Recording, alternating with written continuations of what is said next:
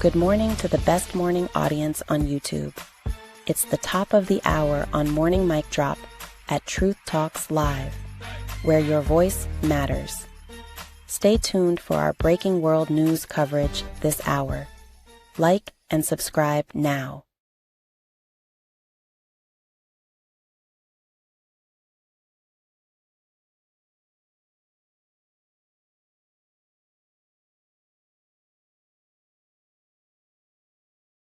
The country's already fragile finances.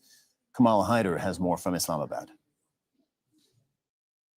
The blowback from the intensifying conflict in the Middle East is already wreaking havoc when it comes to countries like Pakistan struggling with a fragile economy. The Prime Minister made a speech to the nation on the eve of Eid al-Fitr holidays, saying that the government was trying to offer maximum relief to the people. However, he warned that with the escalation Welcome to in the At Middle Truth East, Talks the Live, situation where facts could hit indeed different. This is your mean home that for they will have to innovative, revisit the no-filter plan. TV, where your voice isn't ignored. It drives the conversation. Start your mornings with Morning Mic Drop, 6 a.m. to 12 p.m.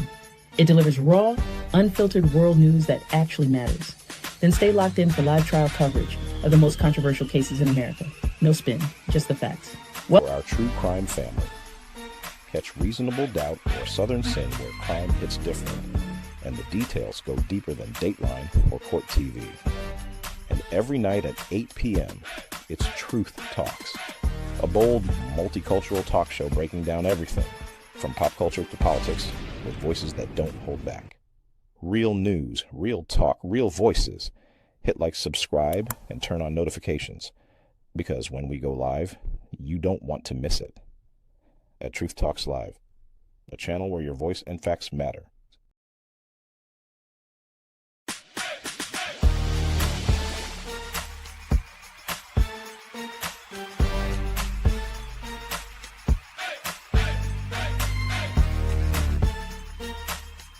Are y'all ready to roll?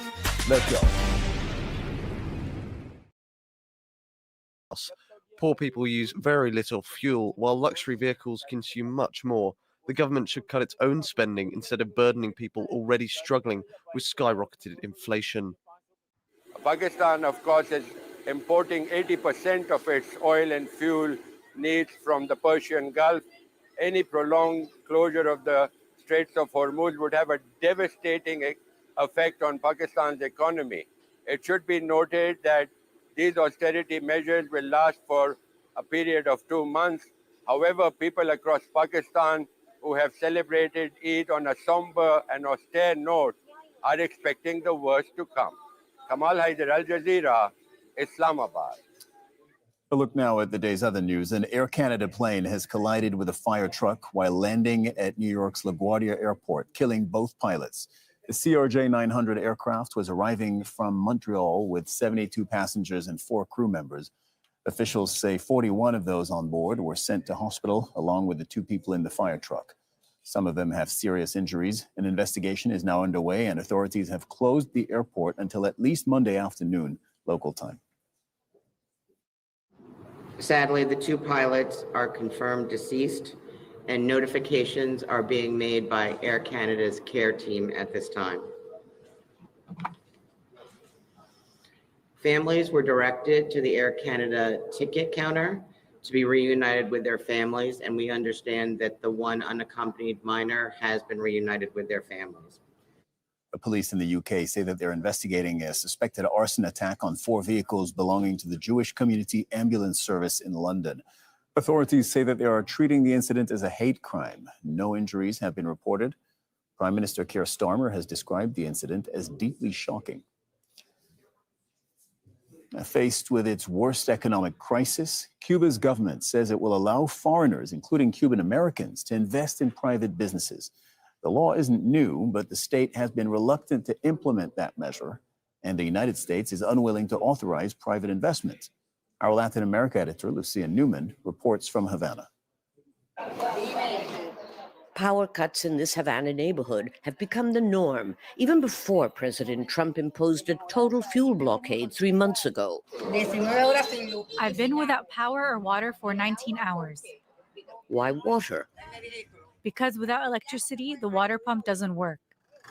Cuba's electoral grid has been progressively collapsing for decades from lack of investment. A recent study calculates it would cost almost $10 billion to modernize it. The opportunities for infrastructure investment are in fact endless. Take housing. It's not just that the houses are falling apart, it's that they are inhabited, absolutely full of people, families living one on top of the other, where once upon a time there was only one or perhaps two. Just take a look at this. It's dark in here, it's humid, and there are these pipes here that bring in the water because there is no proper running water at all. Look at this door. This is the entrance to one living quarter. I don't know how many people live here. And then just above, there are other people. Everything, absolutely everything has to be rebuilt. The same goes for streets and highways. Or water pipes that in parts of Havana haven't been replaced since the 1930s. Transportation and communication infrastructure is outdated.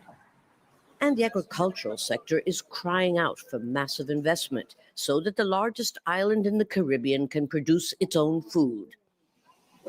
And then there's recreation, like golf, for example, which for many people, including the US president, is an absolute necessity. 4 years ago, the government said it would allow foreign and Cuban investors to run private companies. But so far, a legal and financial framework that guarantees investments is absent. Economist Omar Avelleni says that a while back, the government sent him to Vietnam to see how the private sector worked. But his findings were ignored. I don't care if it's this one or not, but we need a state that thinks differently, that is decentralized. For example, China and Vietnam are centralized politically. They have a communist party, but very different from ours, which wants total control of the economy. Many, including the US Secretary of State, argue that the only way to revive Cuba's economy is to replace its political system.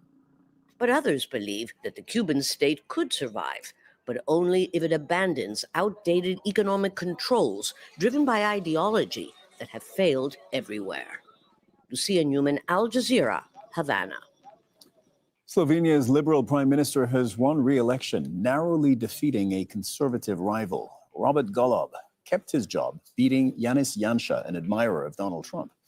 Janša had been prime minister until Golob replaced him in 2022, but Golob could face a challenge going forward, trying to form an alliance with minority parties in parliament. To France now, where leftist candidates have performed well in Sunday's municipal elections. Socialist Party candidate Emmanuel Grégoire won the race for Paris mayor. Exit polls also indicate Marseille's left-wing mayor Benoît Payan defeated his far-right rival Franck Alicio. The vote is seen as a test ahead of next year's presidential elections. Today, Paris has chosen to remain true to its history. A huge thank you to the women and men of Paris who, wherever they may come from, chose to unite the left and the Greens in the second round. Tonight, this victory represents a promise, a demanding one. It is the triumph of a certain vision of Paris, a vibrant, progressive Paris, for the people, a Paris for everyone. Our correspondent Natasha Butler reports from Paris. Well, Paris has a new mayor, the socialist politician Emmanuel Grégoire. He was the deputy of the outgoing socialist mayor Anne Hidalgo. Now, in his victory speech, Grégoire said that he wanted to unite all Parisians, even those, of course, who didn't vote for him. This victory represents a promise. It is the triumph of a certain vision of Paris, a vibrant, progressive Paris for the people, a Paris for everyone. Grégoire comfortably defeated his nearest rival, the conservative politician Rachida Dati. I did not manage to convince enough people that change was not only possible, but above all, that it was necessary. Now, the far-right National Rally Party of Marine Le Pen had hoped to win the city of Marseille in the south. It had been a very tight race with the incumbent socialist mayor, but in the end, it was the socialist mayor that took the city. Disappointing for the far right, but they did win a number of other smaller towns in France, as did the hard left. They also won towns including Roubaix and Saint-Denis. The Conservative Party also took a number of major towns across France. Well, this was a local election, so of course people were voting mainly on local issues like housing, crime and security. Nevertheless, this vote was certainly being seen as an opportunity to test the waters for many political parties ahead of next year's critical presidential election, because of course Emmanuel Macron cannot run again in 2027. Natasha Butler, Al Jazeera, Paris. Thousands of Chileans have taken to the streets in Santiago to protest against changes to environmental laws. Police deployed water cannons to disperse demonstrators, leading to scuffles near the presidential palace. Far-right President Jose Antonio Cast has halted approval of environmental decrees issued by his predecessor. Protesters say his government is prioritizing business interests over environmental welfare. Immigration agents will be deployed to U.S. airports on Monday as Democrats hold up funding for the Department of Homeland Security. Absences among transportation security workers this weekend reached their highest since a partial government shutdown began 5 weeks ago. At airports in Houston, New York, and Atlanta, more than one-third of security staff were reported absent. Tens of thousands of transportation security officers have been working without pay. The Democrats want the Trump administration to curb its immigration policies and refuse to resume DHS funding without some reforms. North Korea's parliament has re-elected Kim Jong-un to another of his leadership positions, and that is President of State Affairs. This comes after Kim was confirmed again as General Secretary of the ruling Workers' Party of Korea in February. That's according to state media. Kim is the third-generation ruler of North Korea. He took power in 2011. Stay with Al Jazeera. Our continuing coverage of the Iran war continues in just a moment. We will be live across the region.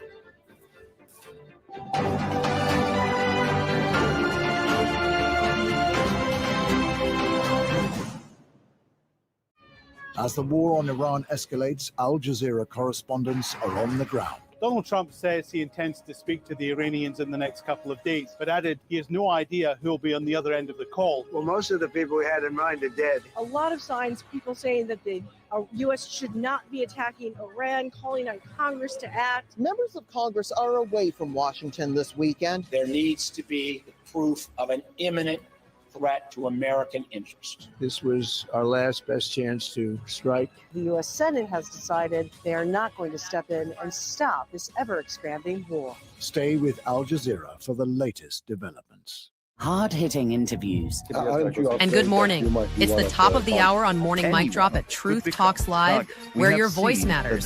Stay tuned for our breaking world news coverage this hour. Like and subscribe now. Does Qatar still trust Iran enough to mediate? Let's say that this aggression brings a benefit for no one. Thought-provoking answers. How many have been displaced inside Iran? I've heard 3 million. It could be more. It's the top of the hour, and you are watching Morning Mic Drop on Truth Talks Alive. We're FACT at it. And now, breaking news.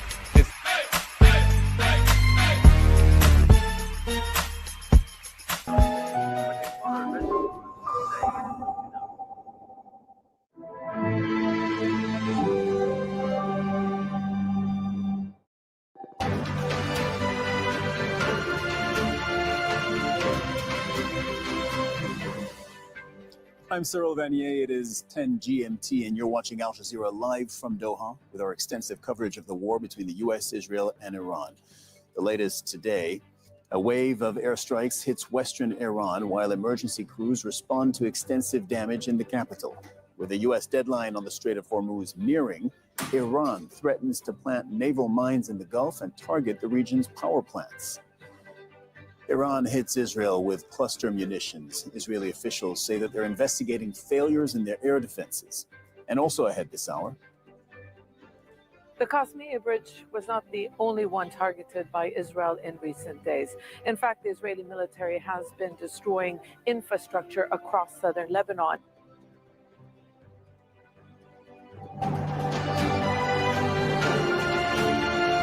It's the top of the hour, and you are watching Morning Mic Drop on Truth Talks Alive. We're FACT at it. And now, breaking news. The attacks are targeting several cities, while the capital, Tehran, continues to face heavy bombardment. Iran's Red Crescent says more than 81,000 civilian buildings have been hit since the war began, and at least 1,400 people have been killed. A child died in the western city of Hormuz after a residential building was hit. Attacks on that city caused a partial electricity outage. Israel also faced another night of attacks coming from Iran. Iran's Revolutionary Guard says that it is targeting Israeli military outposts, but civilian areas across southern and central Israel have been hit by shrapnel. The Israeli military says that its offensive against Hezbollah in southern Lebanon will be a, quote, prolonged operation. It has destroyed bridges that cross the Litani River that it says were being used by Hezbollah. The Lebanese president has called this a dangerous escalation and a prelude to a ground invasion. More than 1,000 people have been killed in Lebanon since the war with Iran began. Well, we are live from Tehran, from Dubai, Ramallah, Baghdad, and southern Lebanon. Let's start with Tawhid Asadi, who is in the Iranian capital. Tawhid, what are you learning about the latest Israeli and U.S. attacks on Iran? Well, since the midnight, we have been hearing sounds related to the activation of the air defense system in the Iranian capital, Tehran, and specifically in the central parts of the capital. And of course, we've got reports from the eastern and western parts of the capital about sounds of explosion being heard, which means basically the continuation of the campaign of airstrikes by the Americans and Israelis. But we know that it is beyond the capital. We know that in different cities such as Isfahan, Karaj, and Bandar Abbas, explosions are reported. Also, we know that in Khorramabad, at least according to the mayor of the city, 9 people have been killed. We know that in Urumia, a residential area has been targeted, and of course in Ahvaz. Furthermore, we know that a hospital has been impacted, and according to the Red Crescent, at least in 275 hospitals since the beginning of these airstrikes, we have witnessed the damage impact of the attacks targeting the healthcare facilities of the country. But this is not only limited to hospitals. We know that according to the Red Crescent, in more than 81,000 civilian units, including houses and apartments, including schools and other facilities, and even buildings belonging to the Red Crescent itself, attacks have been reported to cause damage and in some cases full destruction to these facilities. And of course, it goes without saying that in respect to these recent threats directed by the US president about the infrastructural attacks on the power plants of the country, there is now another layer of frustration for ordinary citizens who are living in an already deteriorated situation. But still, from the Iranian side, we hear tough responses, that of resilience and defiance. They're saying that in case of such an attack, there's going to be a retaliation, and that now the Defense Council of the country talking about a broader escalation in case islands or coasts of the country are targeted.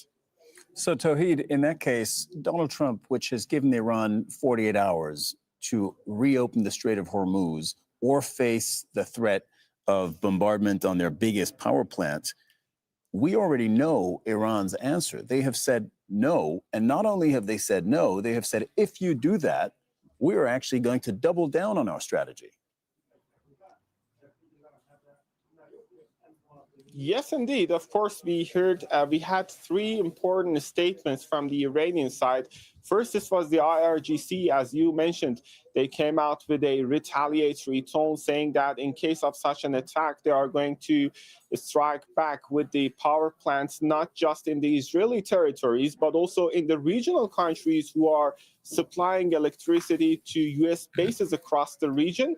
Of course, it was the spokesperson for the joint military headquarters of Khatam al-Anbiya coming out to say that in case of such an attack to target the actually power plants of the country, they are going to keep Strait of Hormuz fully closed, and they're going to remain it closed as long as they can make sure that the rebuilding of the potentially targeted power plants are fully completed. And of course, added to that, we've got this Defense Council statement, which is in a sense very much important. They're talking about a possibility of attack by the Americans or Israelis to the important islands or coasts of the country. And they're saying that if that happens, their response is going to be crushing. They're going to lay mines not to close not just the Strait of Hormuz, which is by itself controversial, but the entire actually Persian Gulf. And just let me read this statement that came from the Defense Council. They said in such a scenario, the entire Persian Gulf would effectively experience a situation similar to that of the Strait of Hormuz for an extended period. And that is obviously going to be a geopolitically, geostrategically important development if that happens. Tawhid Asadi reporting from the Iranian capital, Tehran. Thank you very much. Air raid sirens were activated in Bahrain and Kuwait a short while ago. Both countries have come under Iranian attacks nearly every day since the war began. Saudi Arabia and the United Arab Emirates also reported that they had intercepted drones and missiles on Monday. At least one person was injured by shrapnel in the UAE. Al Jazeera's Zain Basravi is covering the region from Dubai. Zain, the U.S. military says that Iran can no longer launch many missiles and drones at its Gulf neighbors. Now, you've been monitoring the attacks on the region since the very beginning. What are you seeing? Well, Cyril, the U.S. messaging is definitely designed to send a very specific signal to say that they are having success in this campaign against Iran. But if you broaden out and you look at the regional security, one thing comes through no matter what CENTCOM, no matter what the White House, no matter what the United States says, is that this region, because of U.S. actions, because of Israeli actions, this region is now more insecure for the foreseeable future than it was before the war started. Iran represents a threat now, whereas it did not represent a threat in the same way before the war started. And to the point where Donald Trump's top counterterrorism official, Joe Kent, resigned over this disagreement. So what will that look like going forward in the future? Looking at what CENTCOM is saying, yes, Iran is degraded. Their missile launching capabilities, their manufacturing capabilities. The United States has taken a tremendous amount of Iran's war material off the table. But Iran still remains dangerous because this is a conflict that Iranian officials themselves have said they have been preparing for since the U.S. invaded Iraq. So what we are seeing here is now what Iran had planned all along, which was to have initial salvos and then switch to a war of attrition as the situation demanded it. Now, in terms of what's gone, a great deal of their capacity to carry out shock and awe style salvos of multiple drones and missiles, which they did in the early days, by the accounting of military strategists, to take out defensive capabilities of countries in the GCC, of the U.S. Patriot systems, of THAAD missile systems, deplete expensive defensive weapons using cheap, relatively cheap drones and missiles, and that continues to be the case. Now, they may not be able to launch attacks with more frequency at the same volume. We've observably seen that here in the UAE, across the GCC in the last few days. The amount of weapons being sent this way, that has gone down. But the consistency remains. That's because you do not need a great deal of volume to create the same level of disruption. And no matter what weapons Iran does or doesn't have, their main strategy is to disrupt the naval passages and the waterways around their coastline and around the coasts of GCC countries, disrupt airspace, economic disruption. All of that is still happening, and all it takes is one drone a day, one missile a day. And we're seeing that consistently still happening in GCC cities. And what's most important right now to maintain or to understand in terms of GCC securities is that you do not need to make a great deal of, you don't need to use a lot of technology to make a high impact. What's rife on social media now, on pro-Iranian sites and pro-Iranian social media accounts, is the damage caused to an F-35 recently in the airspace over Tehran. We've seen cartoonish memes going out mocking what is one of the most advanced aerial killing machines in the world, hit, allegedly, well, we're still waiting for all of the details to come out officially, but what is on social media now is that it was apparently hit by what is essentially a relatively low-tech heat-seeking system on the back of a pickup truck, mounted on the back of a pickup truck. So it's this low-tech taking on high-tech, and this is what a war of attrition is likely to look like going forward. But the longer this conflict goes on, the more risk of serious damage being done, and even low-tech things like drones and missiles penetrating and hitting high-value targets. And that is really the problem going forward. But again, this is something that Iran has prepared for. It said that if it was going to be attacked, it would turn the whole region into a conflict zone, and it will according to what the Iranian government continues to say, make sure that it comes at a high cost. And a high cost will likely be a conflict that lasts for a great deal of time. Zain Bisravi reporting from Dubai. Zain, thank you very much.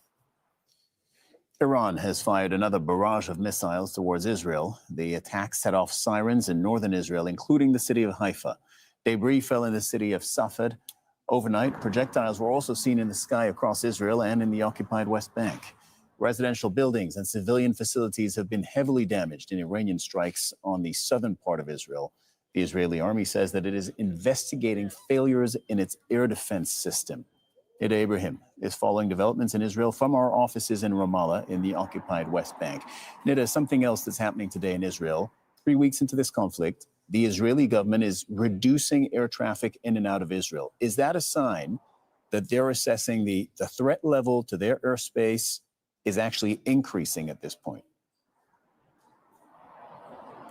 Well, several events have happened that led the Israeli government to revise its decision to resume or to bring some normalcy to their flights. Now, the inbound flights were not going to be affected in terms of the number of passengers, but the outbound will have a maximum of 80 passengers, one flight allowed per hour.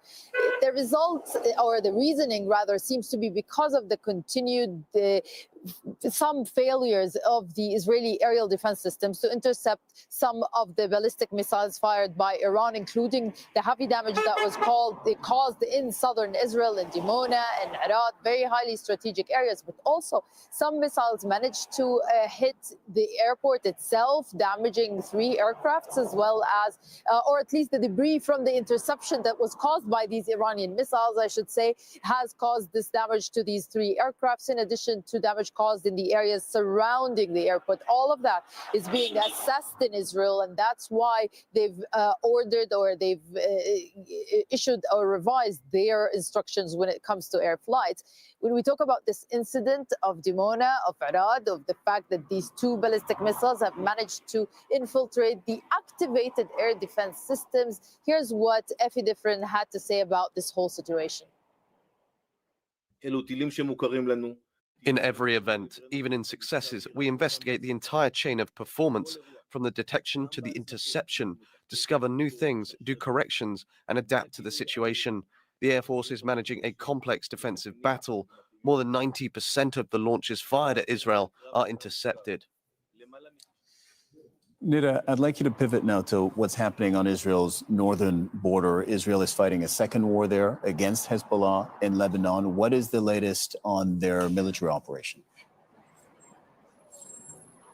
Well, the latest is the Israeli military officials talking about expanding their operation inside southern Lebanon by deploying more troops inside there, and saying that they will continue to create what they call a defense line. Well, in the beginning of the attack that started on Lebanon following the 3 projectiles that were fired by Hezbollah into Israel, responding to the killing of the Iranian supreme leader, the Israeli military has responded fast and said that they are intending to create a security buffer zone. Then they started saying, no, it's not going to be a full-on security buffer zone until the Litani River, although they continued these displacement and evacuation threats to the residents there. But then we heard the Israeli defense minister saying it's just going to be a defense strip that will allow Hezbollah to be diminished, to be disarmed, though most of the officials you talk to, either military officials or political senior leaders, say that in order to stop Hezbollah from firing rockets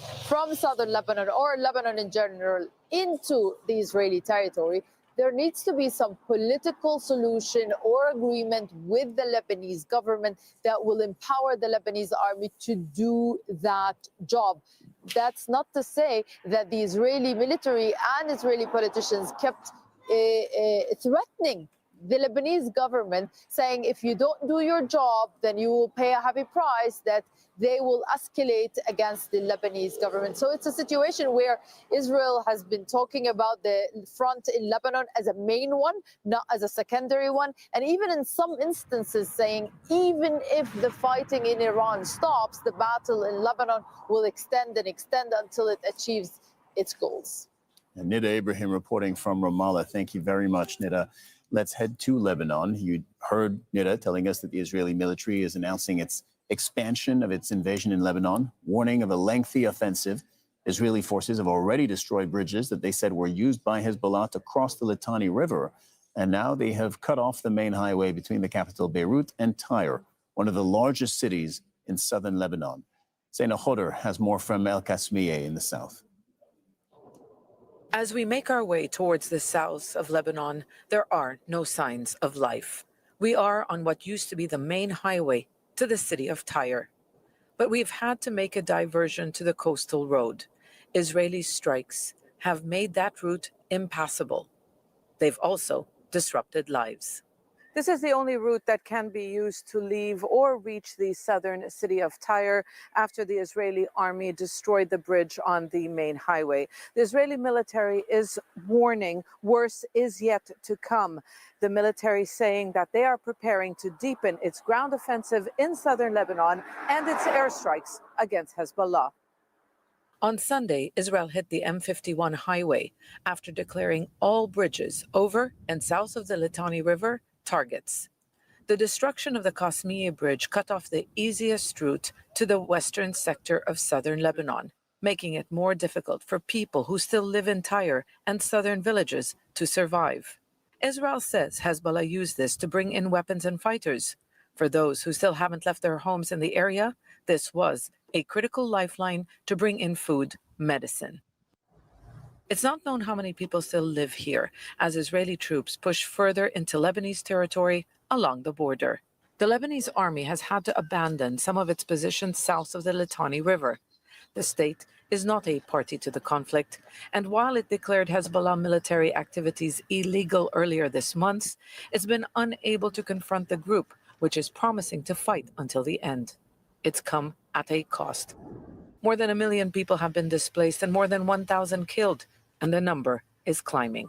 The Qasmieh Bridge was not the only one targeted by Israel in recent days. In fact, the Israeli military has been destroying infrastructure across southern Lebanon, whether it's fuel stations, bridges, even paramedics and health centers have come under fire. It seems to be part of a strategy to depopulate the whole southern region. The area is under Israeli evacuation orders. Those who stay know the risks, but say they have little choice. I am still here because this is my land. This is my home. I don't want to leave it. And there are no places to go. So much has already been lost, while Israel says fighting with Hezbollah is only just beginning as it gradually isolates the south of Lebanon from the rest of the country. Zaina Khodr, Al Jazeera, Southern Lebanon. Heidi Pett is in Tyre in southern Lebanon. Heidi, I understand that there have been more Israeli attacks just a short while ago in the south of the country. What are you finding out? Yes, in the last 10 or 15 minutes, that location where my colleague Zaina was just reporting from, the Qasmieh Bridge on the main highway connecting the city of Tyre, where I am now, to the rest of the country, it looks like another Israeli airstrike has come in, targeting not the bridge itself, but something just a couple of 100 meters away. We understand there's a number of other smaller local roads with small crossings.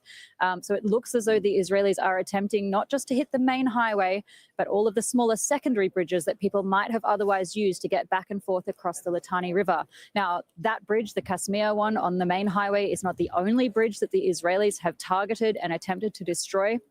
In the last 24 hours, in fact, in the last week, there have been a number of attacks on bridges across the Litani River, including one further to the east, the Qasmieh Bridge, which was hit by another Israeli airstrike at dawn this morning. That's after they hit that one last week. And so what we are seeing is a comprehensive and continuing campaign against these bridges across the Litani River. Now, Israel says that they're doing that to stop Hezbollah from moving men and weapons across that river. But of course, as we were hearing from Zaina just then, the impact on the civilian population is enormous.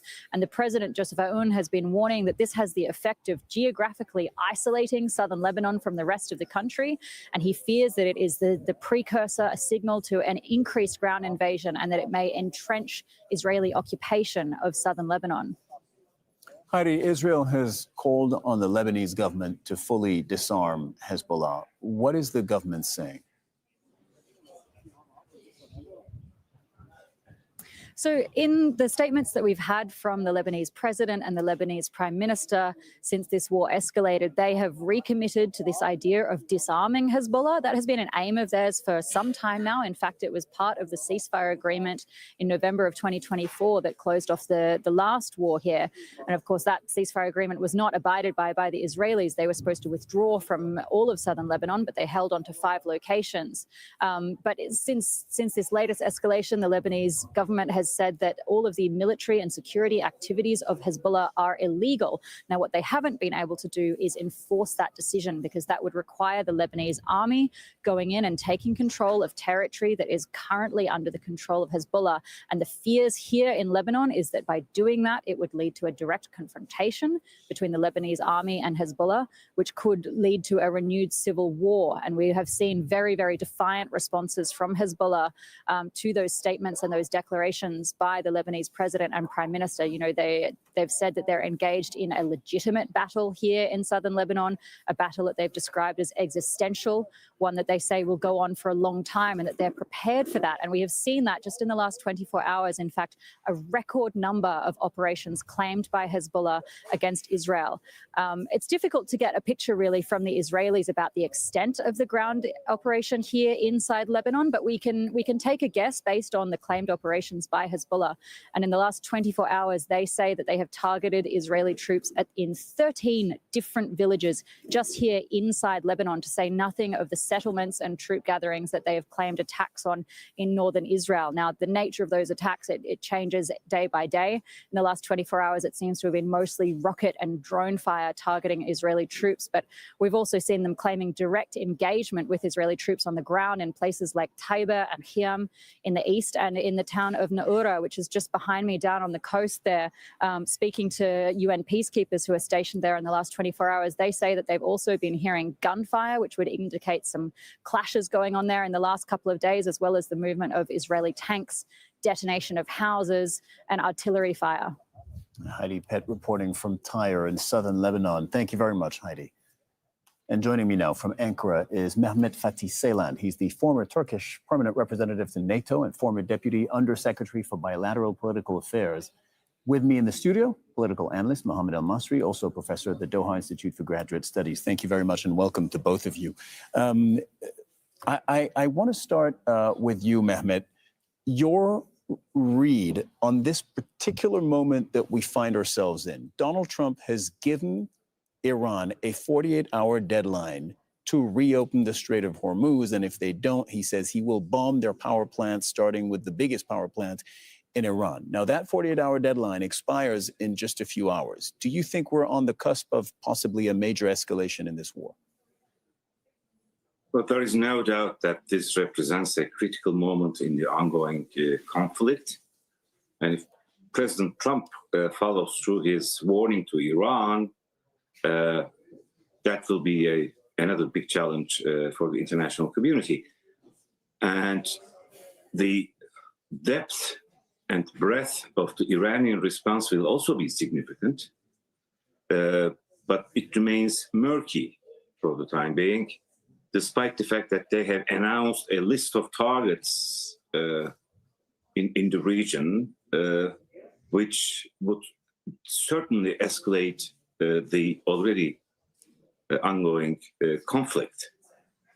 Why do you say their answer is murky, if you don't mind me jumping in? Because they've said, look, if our power plants are attacked, we will attack power plants, energy facilities, and other critical facilities in Israel and across Gulf countries. So they've said that pretty clearly. And they've also said we are ready, if our islands or our coastline is attacked, to lay mines in the Strait of Hormuz, which apparently they haven't done yet. So I would say it's fairly specific as I read it. Correct. But nevertheless, since there is this challenge now, I believe that the United States, in cooperation with the Gulf countries, will presumably take all the necessary measures to prevent the attacks coming from Iran. So again, we will see what will happen tonight, given the President Trump's warning to Iran. and the Iranian reaction to it.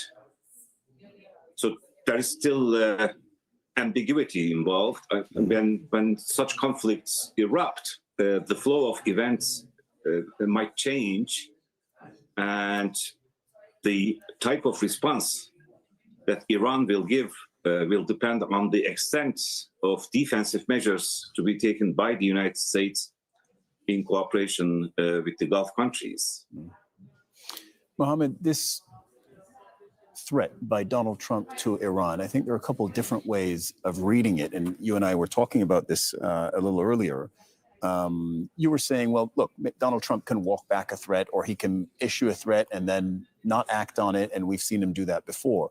And I wanted to put another theory to you, that in this particular instance, if you assume, it's an assumption, but if you assume that Donald Trump won't want to lose face after issuing a threat like that, which is so precise, he said 48 hours from the minute that I send this Truth Social post. So again, assuming Donald Trump doesn't want to lose face and has painted himself into a corner that he has to make good on his threat if Iran doesn't reopen the Strait of Hormuz, which it has said it won't do, then maybe the logical conclusion from the start is that Donald Trump actually has resolved to bomb Iran's power plants, and he has just created a situation where he will have to do that. Well, you might have a point. You might have a point. Maybe it's wishful thinking on my part. I mentioned in my previous response that my hope is that there are advisors in his ear telling him or advising him not to do this, because it would have such dramatic, catastrophic consequences for so many people. But you could very well be right, and I thought your phrase was interesting. You said he may have trapped himself into a corner, and that reminds me of what scholars talk about when they talk about the escalation trap. We are climbing the escalation ladder. We get to this sort of point of no return, and each side then has to kind of out-escalate the other. Donald Trump does not have an easy off-ramp here. There's no way for him right now to walk away from this war and declare victory in a way that will be convincing to his base. At the same time, from the Iranian perspective, I think in many ways they want to prolong the war. They are, as Professor Vali Nasr said last week, an Iranian-American academic and an expert on Iran, he said Iran is playing the long game.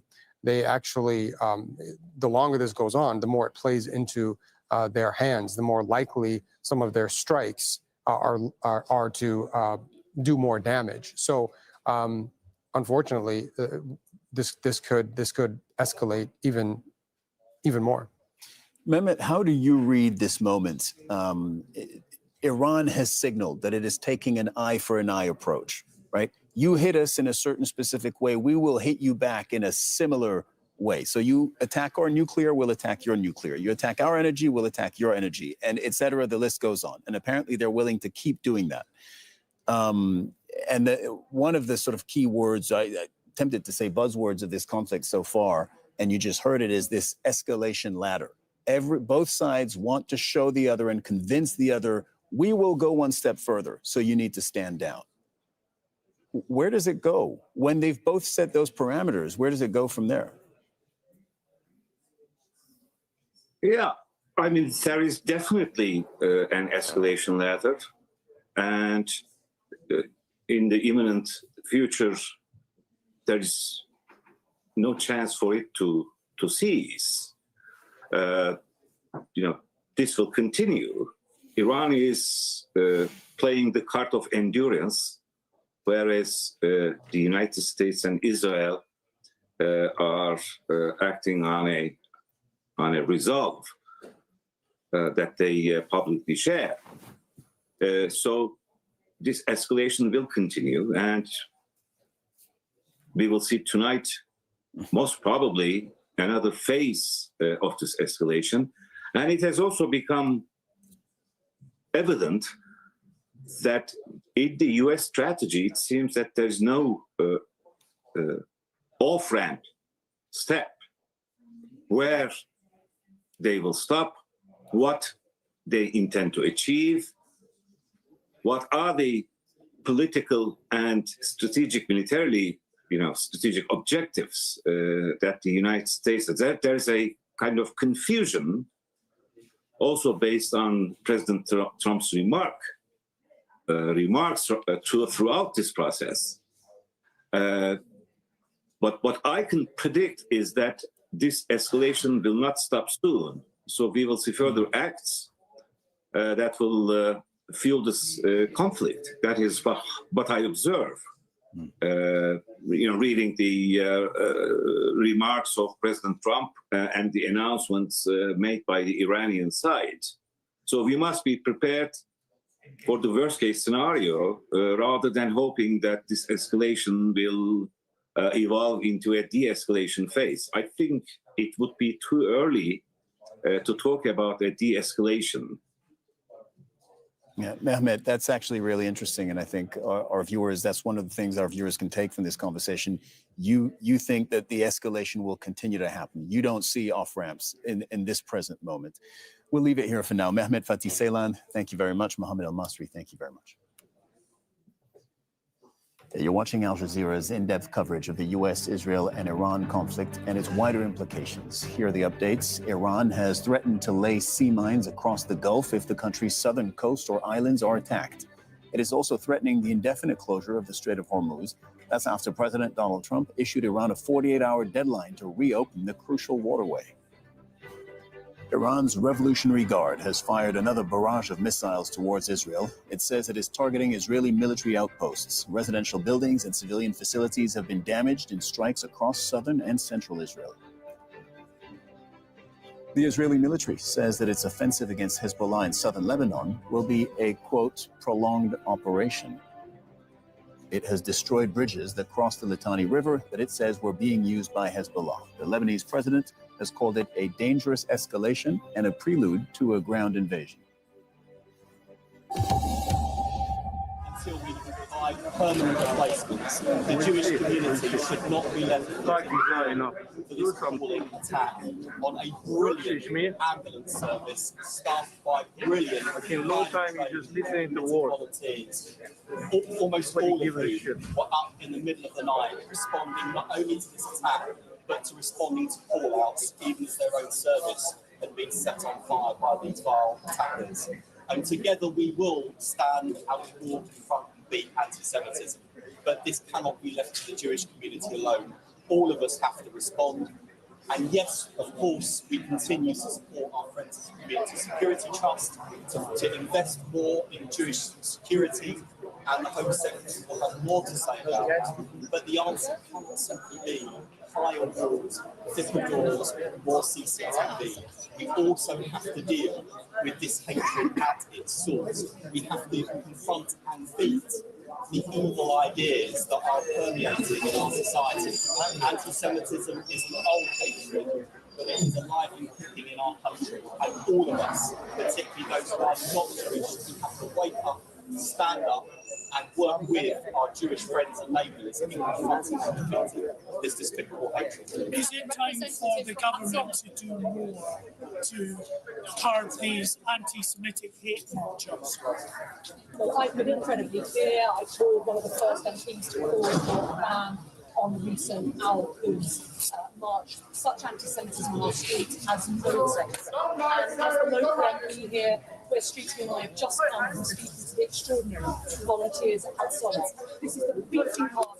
You've just been listening to the UK Health Minister. That was the live feed from London. So why did we show you this? Last night, London time, 4 ambulances were attacked. That incident being treated and investigated as an anti-Semitic attack. It happened in Golders Green, which is an area of London that has a strong Jewish community. Again, you heard from the UK Health Ministry. We will go back to that after 4 ambulances were set on fire in London.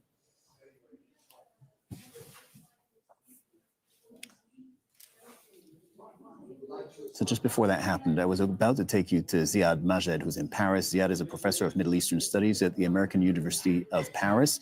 And Ziad, we were going to talk about what's happening in southern Lebanon, specifically Israel's aims in southern Lebanon, because they have now, for a couple of weeks already, started a ground offensive. It is very hard to gauge how it is going. There are essentially no cameras in southern Lebanon. We're doing our best to report from there, and we see that there's action, there's kinetic military movement. Bridges are being blown up. We know that Israeli soldiers have been injured, which suggests that they're facing resistance from Hezbollah. Is there any good way to know really how that offensive is going at this point in time? No, it's very difficult to know the details and to follow on the map all what's happening.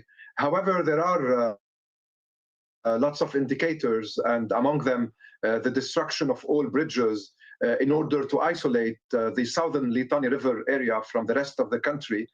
Plus, there are lots of targeting as well of bridges and roads that might connect southern Lebanon to the Bekaa Valley, which is the eastern part of the country.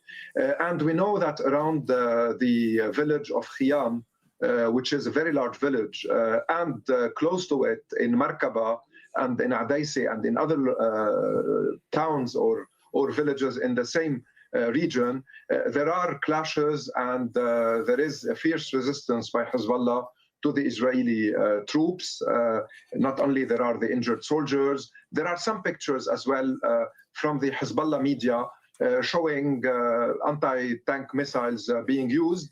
This area is very strategic because it is very close to the Litani River, much closer than in southern part of the country, meaning that when you get there into the river, you can also disconnect the Bekaa from the south.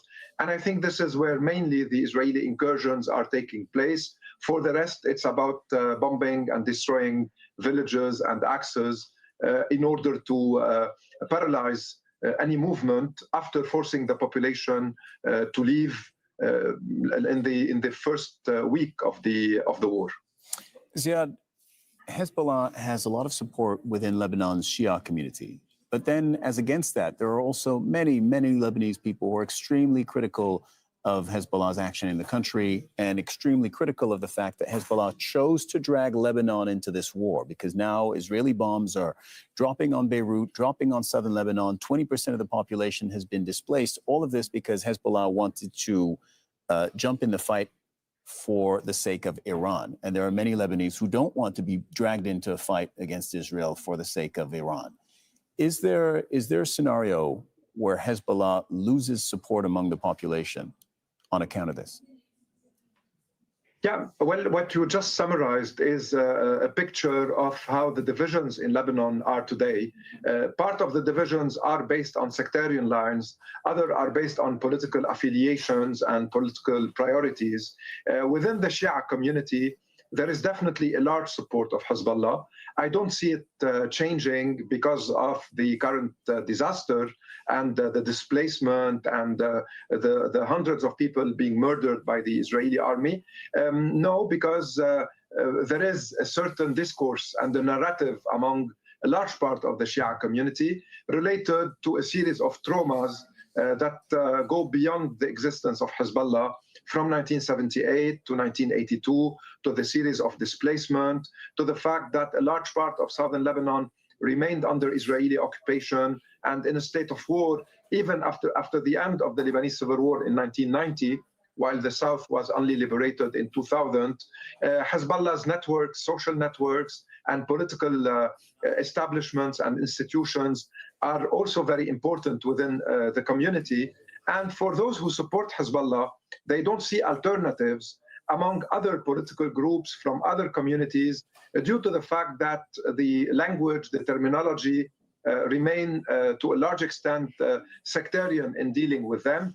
So maybe this will modify the balance of power between Hezbollah and other political factions in Lebanon, but I don't see it on the short run, at least, modifying the configuration within the Shia community.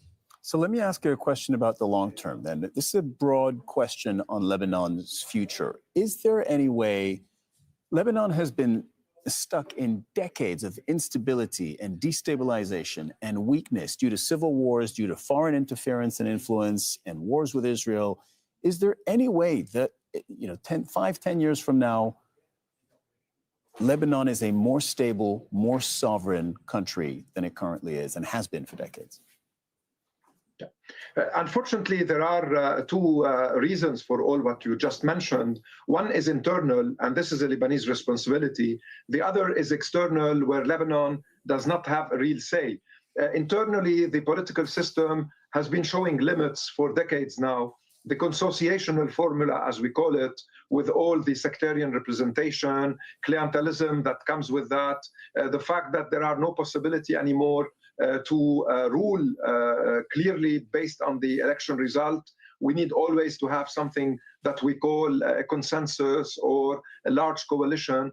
All of that is reaching limits, and the Lebanese formula should be revisited in order to create something more stable and more representative of the different political categories in the country, not only the different communities. However, the second factor that is external is related to the fact that Lebanon is hostage of most Middle Eastern crises, either because of its geographic location, being on the border of Israel, but also on the border of Syria that under Assad regime invaded Lebanon in 1976. Also because of the relations between some Lebanese groups and external actors. We're talking now about Hezbollah, of course, and its relation with Iran. And with the current rise of the far right in Israel and its ideological expansionist policy, it's difficult to imagine Lebanon stable for at least some time. After that, if there is a solution in the region based on some aspects of justice, on international law, on a Palestinian state, and if in Lebanon there are serious reforms, then we might think of another experience in a country that has a huge potential, at least on the human level, and where lots of possibilities can be built and constructed. Ziad Majed coming to us from Paris. Thank you very much. Thank you very much. Iraqi authorities say that they are striking an Iranian-aligned armed group in its stronghold near Baghdad. Some of the attacks targeted the Popular Mobilization Forces headquarters in Salah al-Din province. Now, it's unclear if anyone has been injured. Those strikes came after an attack targeted a U.S. military complex near Baghdad International Airport. Al Jazeera's Asad Beg is in Baghdad. Asad, can you tell us, and more importantly, can you explain for us the latest that is happening in Iraq? Yes, the Popular Mobilization Forces, these armed factions, this umbrella organization that comes technically under the Iraqi military, as is funded by them, has come under attack, we believe, by the Americans. So there's been two strikes, and just to bring you up to speed on that, the 15th Brigade of the Popular Mobilization Forces in the area of Salah al-Din, just north of Baghdad, has come under attack. There's smoke seen rising from that location. But no reports of casualties. And again, the 27th Brigade in the Anbar province, which borders Syria, again, the headquarters there, attacked, we understand, by two drones from reports. Again, no reports of casualties, but smoke seen rising from those locations. And again, this is a pattern that we're seeing, that these armed factions, some of them aligned to Iran, attack U.S. bases, U.S. interests, locations where U.S. forces are possibly based at. And then in return, we've seen the Americans strike the Popular Mobilization Forces headquarters, different factions. And it's increasingly becoming a two-way battle here between those factions and the United States. I said that armed groups that are aligned with Iran are very powerful in Iraq. You just referred to them, the PMF, the Popular Mobilization Forces, and they play a major role in the country's politics as well.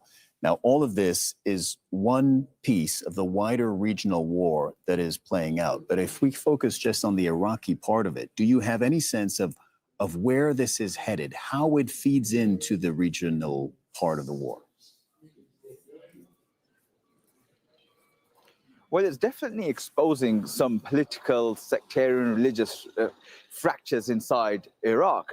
The Popular Mobilization Forces were formed in 2014 to battle ISIS. They were incorporated into the Iraqi military. They come under that umbrella. They have funding. But some of these factions are very powerful politically, militarily, and some of them are aligned to Iran. So the best way to explain this, I think, is the latest statement from one of the largest and best armed factions, Kataib Hezbollah. Now, part of that faction is a part of the PMF. Others, the rest of it is not. Now, they issued a statement. One is to extend the truce of not targeting the US embassy with conditions. They want American troops to leave the country. But also, they've sent warnings out to the political leaders of this country saying that no government can be formed without them, without the so-called Islamic resistance. Now, there was an attack on the Iraqi National Intelligence Service just a few days ago. Now, no one has claimed responsibility, but what this particular faction has said is very telling. It exposes some of the fractures. Remember, Iraq is a majority Shia country. Now, what this faction has said is that the Kurdish officers, intelligence officers in the Iraqi National Intelligence Service have contacts with the Israeli intelligence, Mossad, and Americans. Then they said that 70% of the other sects, Sunnis and others, have contacts with the American, Jordanian, and Emirati intelligence. And they sent a warning out saying that they don't want the intelligence service to work with these other foreign intelligence services, and the attacks on the PMF would not have happened without information from within the country. And this is exposing some of the religious and sectarian tensions. And remember that these factions also have support within the wider public here in Iraq. You can drive around Baghdad and other parts of the country and you see posters of the Iran Supreme Leader, former Supreme Leader Ayatollah Khamenei. You see posters of factional leaders. So this is putting pressure on Baghdad, trying to balance the relationship with the United States, with Iran, and these very, very powerful armed factions within its own borders. Asad Beg reporting from the Iraqi capital. Thank you very much. The head of the International Energy Agency has warned that the effective closure of the Strait of Hormuz is costing the world 11 million barrels of oil per day. The agency has announced a record release of 400 million barrels from its strategic stockpiles to ease surging crude prices. This marked the sixth coordinated release since the IEA's establishment in the 1970s and the largest in the agency's history. But the release will only offset about 20 days of supply losses and could take weeks or even months to reach global markets. IEA member states hold more than 1.2 billion barrels in emergency oil stocks, alongside an additional 600 million barrels in industry reserves. More U.S. and Iranian threats to attack energy sites have caused Asian markets to plummet. Asian equities opened lower with sharp declines in South Korea, in Japan, and in Hong Kong. Oil prices have been volatile, swinging sharply as investors react to those escalating threats and uncertainty over the Strait of Hormuz. The International Energy Agency has said that the conflict has triggered the largest supply disruption in history. Patrick Falk has been following the Asian markets for us from Hong Kong, and he says the cost of living is going to rise for people throughout the region. For all these markets that are reliant on importing fuel, South Korea, Japan, Taiwan, it's really going to hit households. So it's going to hit people in the pocket, whether it comes to spending on food, on utilities, on petrol. All those things are going to be impacted. That's a concern that the governments are going to have to grapple with as well. So the inflationary effects are there. And there's also concerns about the impact on businesses for these export-oriented economies, because their operating costs are going to go up, but they're going to be hit by a double whammy from slower global demand as well. So that's going to impact ordinary people as well in these markets. Governments are trying to smooth out the situation. They're introducing all caps and control mechanisms for all as well. But that's reliant on the situation alleviating soon. And, you know, the longer this crisis lasts, that's potentially going to exacerbate the situation, and it's going to mean elevated oil prices for longer periods of time.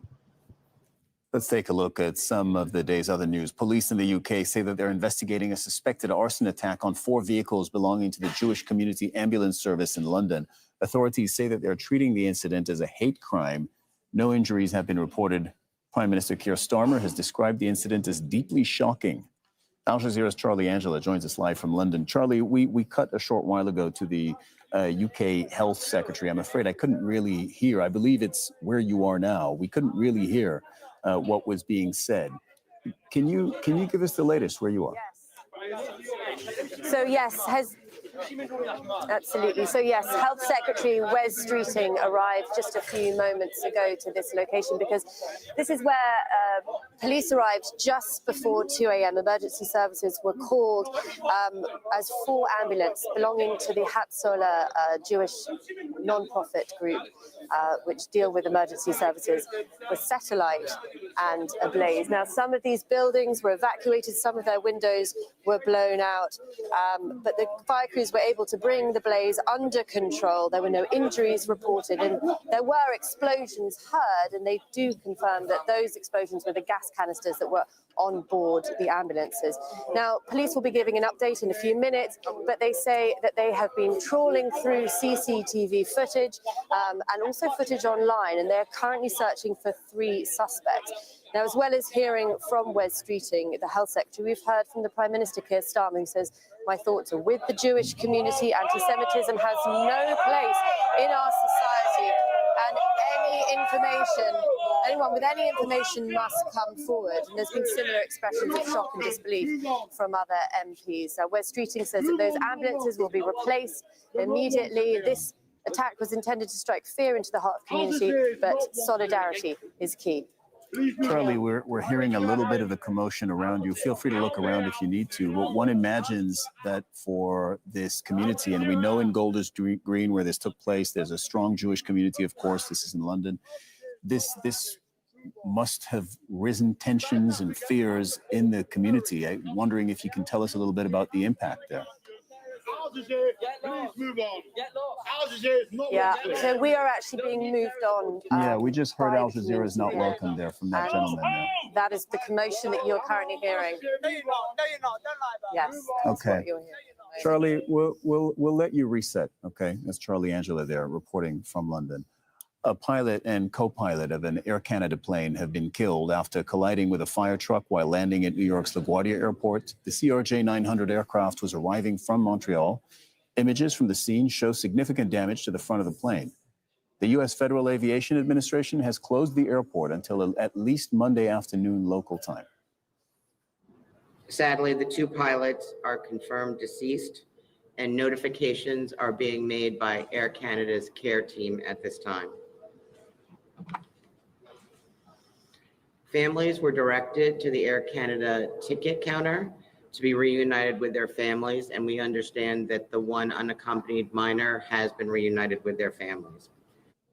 At the France now, where leftist candidates have performed well in Sunday's municipal elections. Socialist Party candidate Emmanuel Grégoire won the race for Paris mayor. Exit polls also indicate that Marseille's left-wing mayor Benoît Payan defeated his far-right rival, Franck Alizio. The vote is seen as a test ahead of next year's presidential elections. Today, Paris has chosen to remain true to its history. A huge thank you to the women and men of Paris who, wherever they may come from, chose to unite the left and the Greens in the second round. Tonight, this victory represents a promise, a demanding one.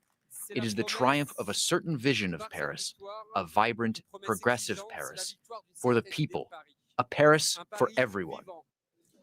Slovenia's Liberal Prime Minister has won re-election, narrowly defeating a conservative rival. Prime Minister Robert Golob retained the position over Janez Janša, an admirer of Donald Trump. Janša had been Prime Minister until Golob replaced him in 2022, but Golob could face a challenge going forward, trying to form an alliance with minority parties in parliament. Thousands of Chileans have taken to the streets in Santiago to protest against changes to environmental laws. Police deployed water cannons to disperse demonstrators, leading to scuffles near the presidential palace. Far-right President Jose Antonio Cast has halted approval of environmental decrees issued by his predecessor. Protesters say that his government is prioritizing business interests over environmental welfare. And faced with its worst economic crisis, Cuba's government says that it will allow foreigners, including Cuban Americans, to invest in private businesses. The law isn't new, but the state has been reluctant to implement that measure, and the United States is unwilling to authorize private investment. Our Latin America editor, Lucia Newman, reports from Havana. Power cuts in this Havana neighborhood have become the norm, even before President Trump imposed a total fuel blockade 3 months ago. I've been without power or water for 19 hours. Why water? Because without electricity, the water pump doesn't work. Cuba's electoral grid has been progressively collapsing for decades from lack of investment. A recent study calculates it would cost almost $10 billion to modernize it. The opportunities for infrastructure investment are in fact endless. Take housing. It's not just that the houses are falling apart, it's that they are inhabited, absolutely full of people, families living one on top of the other, where once upon a time there was only one or perhaps two. Just take a look at this.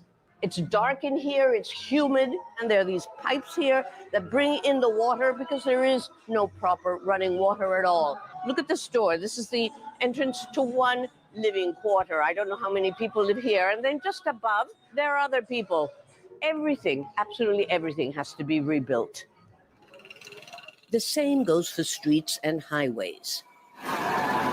Or water pipes that in parts of Havana haven't been replaced since the 1930s. Transportation and communication infrastructure is outdated. And the agricultural sector is crying out for massive investment so that the largest island in the Caribbean can produce its own food. And then there's recreation, like golf, for example, which for many people, including the US president, is an absolute necessity. 4 years ago, the government said it would allow foreign and Cuban investors to run private companies. But so far, a legal and financial framework that guarantees investments is absent. Economist Omar Evelleni says that a while back, the government sent him to Vietnam to see how the private sector worked. But his findings were ignored. I don't care if it's this one or not, but we need a state that thinks differently, that is decentralized. For example, China and Vietnam are centralized politically. They have a communist party, but very different from ours, which wants total control of the economy. Many, including the US Secretary of State, argue that the only way to revive Cuba's economy is to replace its political system. But others believe that the Cuban state could survive, but only if it abandons outdated economic controls driven by ideology that have failed everywhere. Lucia Newman, Al Jazeera, Havana. Stay with Al Jazeera. Our comprehensive coverage of the U.S. and Israel war against Iran continues in just a moment.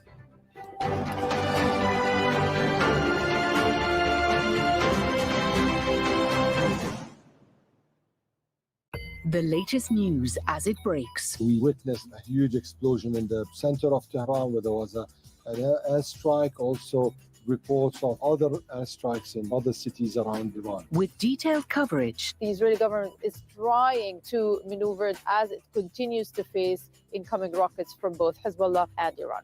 From the heart of the story. Nearly 1 million people have so far been displaced in the latest confrontation between Israel and Hezbollah. In-depth analysis of the day's headlines. Diplomacy, yet again, was used as a ruse for war. Critical debate. Who betrayed the table? Who attacked the negotiations for the second time? For the third time during the talks we should be attacked? Who is talking about a greater country for itself? Israel, not Iran. Iran has been a huge supporter of terrorism over the years. I really have to take exception to the idea that Iran is innocent in this. And good morning. It's the top of the hour on Morning Mic Drop at Truth Talks Live, where your voice matters. Stories. Stay tuned for our breaking world news coverage this hour. Like and subscribe now.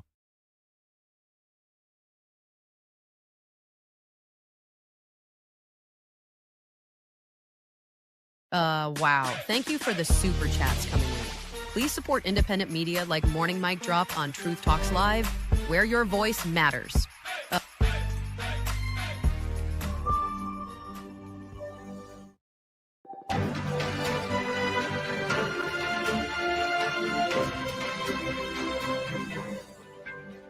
I'm Cyril Vanier. It's 1100 GMT, and you're watching Al Jazeera live from Doha with our extensive coverage of the war between the U.S., Israel, and Iran. Coming up this hour, Israel steps up its air raids on cities across Iran. Emergency crews in Tehran work to find survivors under rubble after residential buildings are attacked. Iran issues another warning on the Strait of Hormuz, threatening to plant naval mines across the Gulf if there is any attack on its coast or islands. Iran hits Israel with cluster munitions. Israeli officials say that they are investigating failures in their air defenses. And Lebanon's president warns Israel is preparing for a lengthy ground invasion after the bombing of a bridge in the south.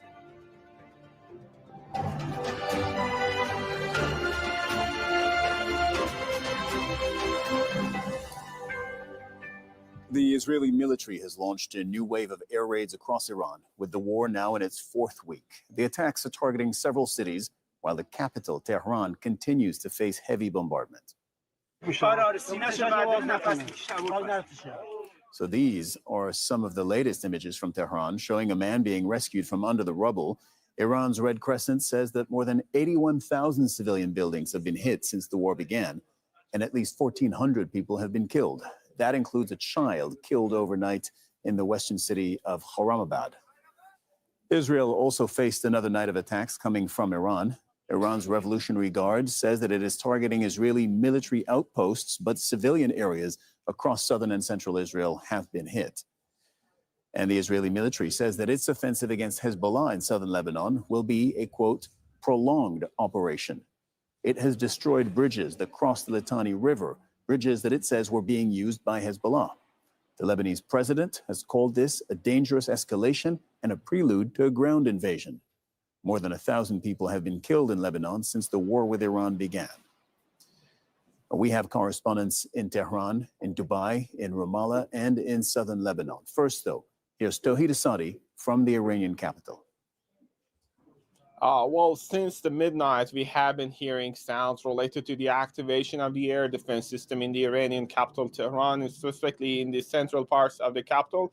And of course, we've got reports from the eastern and western parts of the capital about sounds of explosion being heard, which means basically the continuation of the campaign of airstrikes by the Americans and Israelis. But we know that it is beyond the capital. We know that in different cities such as Isfahan, Karaj, and Bandar Abbas, explosions are reported. Also, we know that in Khorramabad, at least according to the mayor of the city, 9 people have been killed. We know that in Urumia, a residential area has been targeted, and of course in Ahvaz.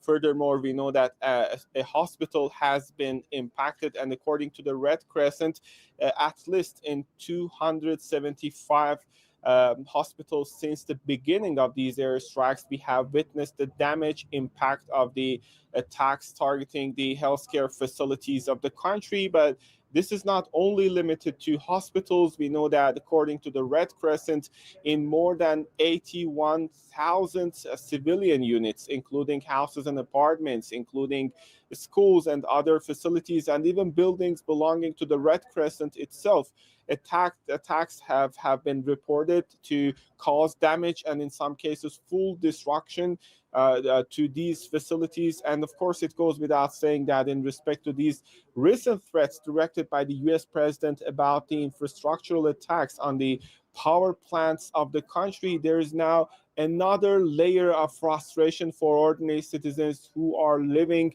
in an already deteriorated situation. But still, from the Iranian side, we hear tough responses, that of resilience and defiance. They're saying that in case of such an attack, there's going to be a retaliation, and that now the Defense Council of the country talking about a broader escalation in case islands or coasts of the country are targeted.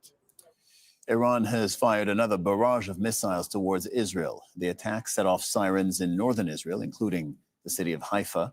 Debris fell in the city of Safed, that's what it looks like. Overnight projectiles were also seen in the sky across Israel and in the occupied West Bank. Residential buildings and civilian facilities have been heavily damaged in Iranian strikes in the south of the country. The Israeli army says that it is investigating failures in its air defense system. In every event, even in successes, we investigate the entire chain of performance, from the detection to the interception, discover new things, do corrections, and adapt to the situation. The Air Force is managing a complex defensive battle. More than 90% of the launches fired at Israel are intercepted. Nida Ibrahim is following all these developments from Ramallah and the occupied West Bank. And Nida, I see that the Israeli government has just decided to limit air traffic to or from Israel. What is that an indicator of? Well, it indicates that the Israeli authorities are revising plans to return to some normalcy in Israel after the continued rockets and missiles being fired from Iran and Hezbollah into Israel. Now we're talking about travel by air. It is something that Israel wanted to increase. Now they resorted back to limitations, 1 plane per hour. Those who are outbound, the flights that are leaving from Tel Aviv's airport will be only having 50 to 80 passengers maximum. This has happened following 2 ballistic missiles that have infiltrated the Israeli aerial defense systems and caused major damage in 2 southern cities, Dimona and Arad, known to be very strategic to Israel, specifically Dimona as it has the nuclear facility. But when we also talk about the airport itself, it has been a target. We've been seeing some debris from intercepting missiles falling into the airport, damaging 3 private aircrafts. We're also seeing how many airlines have decided not to fly or extend their bans to Israel and from Israel. Some airlines, especially the Israeli ones, are suggesting to fly people from Amman, from Egypt, and they are requesting the government to open the airport in the southern part of the city to allow them to do so. Now, for security reasons, the government did not say that it would. This gives us an idea about the situation. The government is trying to keep the population supportive of this war by trying to limit its effects on them. But it soon realizes that it can't do that. We've seen this backlash by certain municipalities against the government's decisions to resort to gradual learning. That has been later revised and cancelled because of the missiles that fell on empty daycares that did not have students or children. But this is all can be seen in the pretext of the government's trying to lobby and keep the domestic factor playing and keeping it pro this war, but also trying to limit the damage that has been caused by the continued Israeli missiles. There is an investigation now ongoing in Israel into how 2 large Iranian ballistic missiles have infiltrated these activated Israeli defense systems, and the Israeli public definitely would want answers. And Nida Ibrahim reporting from Ramallah in the occupied West Bank. Thank you very much. And Israel has confirmed that a man killed on Sunday near the border with Lebanon was a victim of so-called friendly fire. Ofer Moskowitz was found in a burning car. The army had initially said that he was struck by a Hezbollah rocket. It now appears the 61-year-old had been killed by Israeli artillery.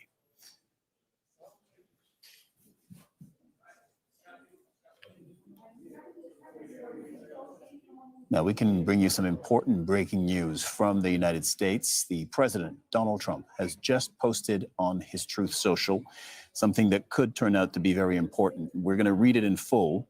It's just come through. Let's read it together. I am pleased to report that the United States of America and the country of Iran have had over the last 2 days very good and productive conversations regarding a complete and total resolution of our hostilities in the Middle East.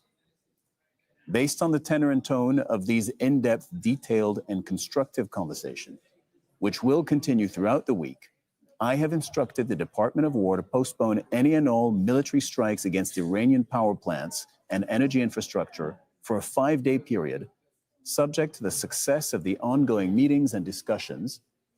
Thank you for your attention to this matter, President Donald J. Trump.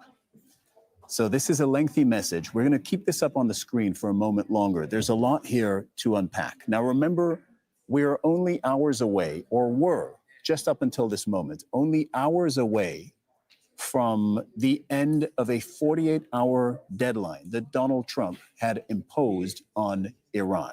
That deadline was very specific and very simple. Donald Trump had told Iran to reopen the Strait of Hormuz within 48 hours of me sending, of the very minute when Donald Trump had sent his last Truth Social message, reopen it within 48 hours, or the U.S. would bomb Iran's power plants, which could have been a major escalation in this conflict. And Iran had already responded by saying no, by saying that it wasn't going to abide by this deadline. It wasn't going to reopen the Strait of Hormuz.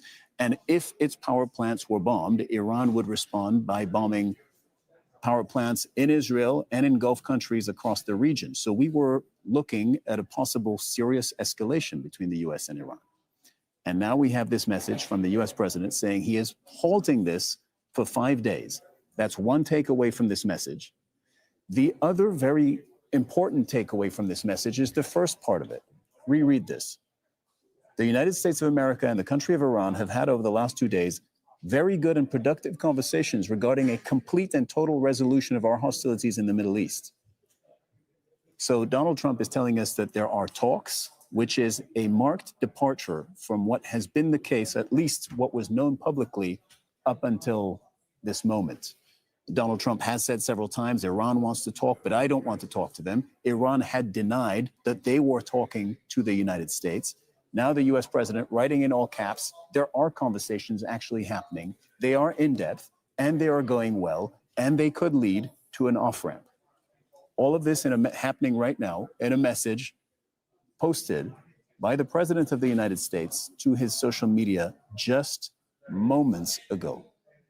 Al Jazeera's Zain Basravi is in Dubai. Zain, we were going to have a different conversation than the one we now need to have. The entire region was under the threat of this 48-hour deadline by the US president.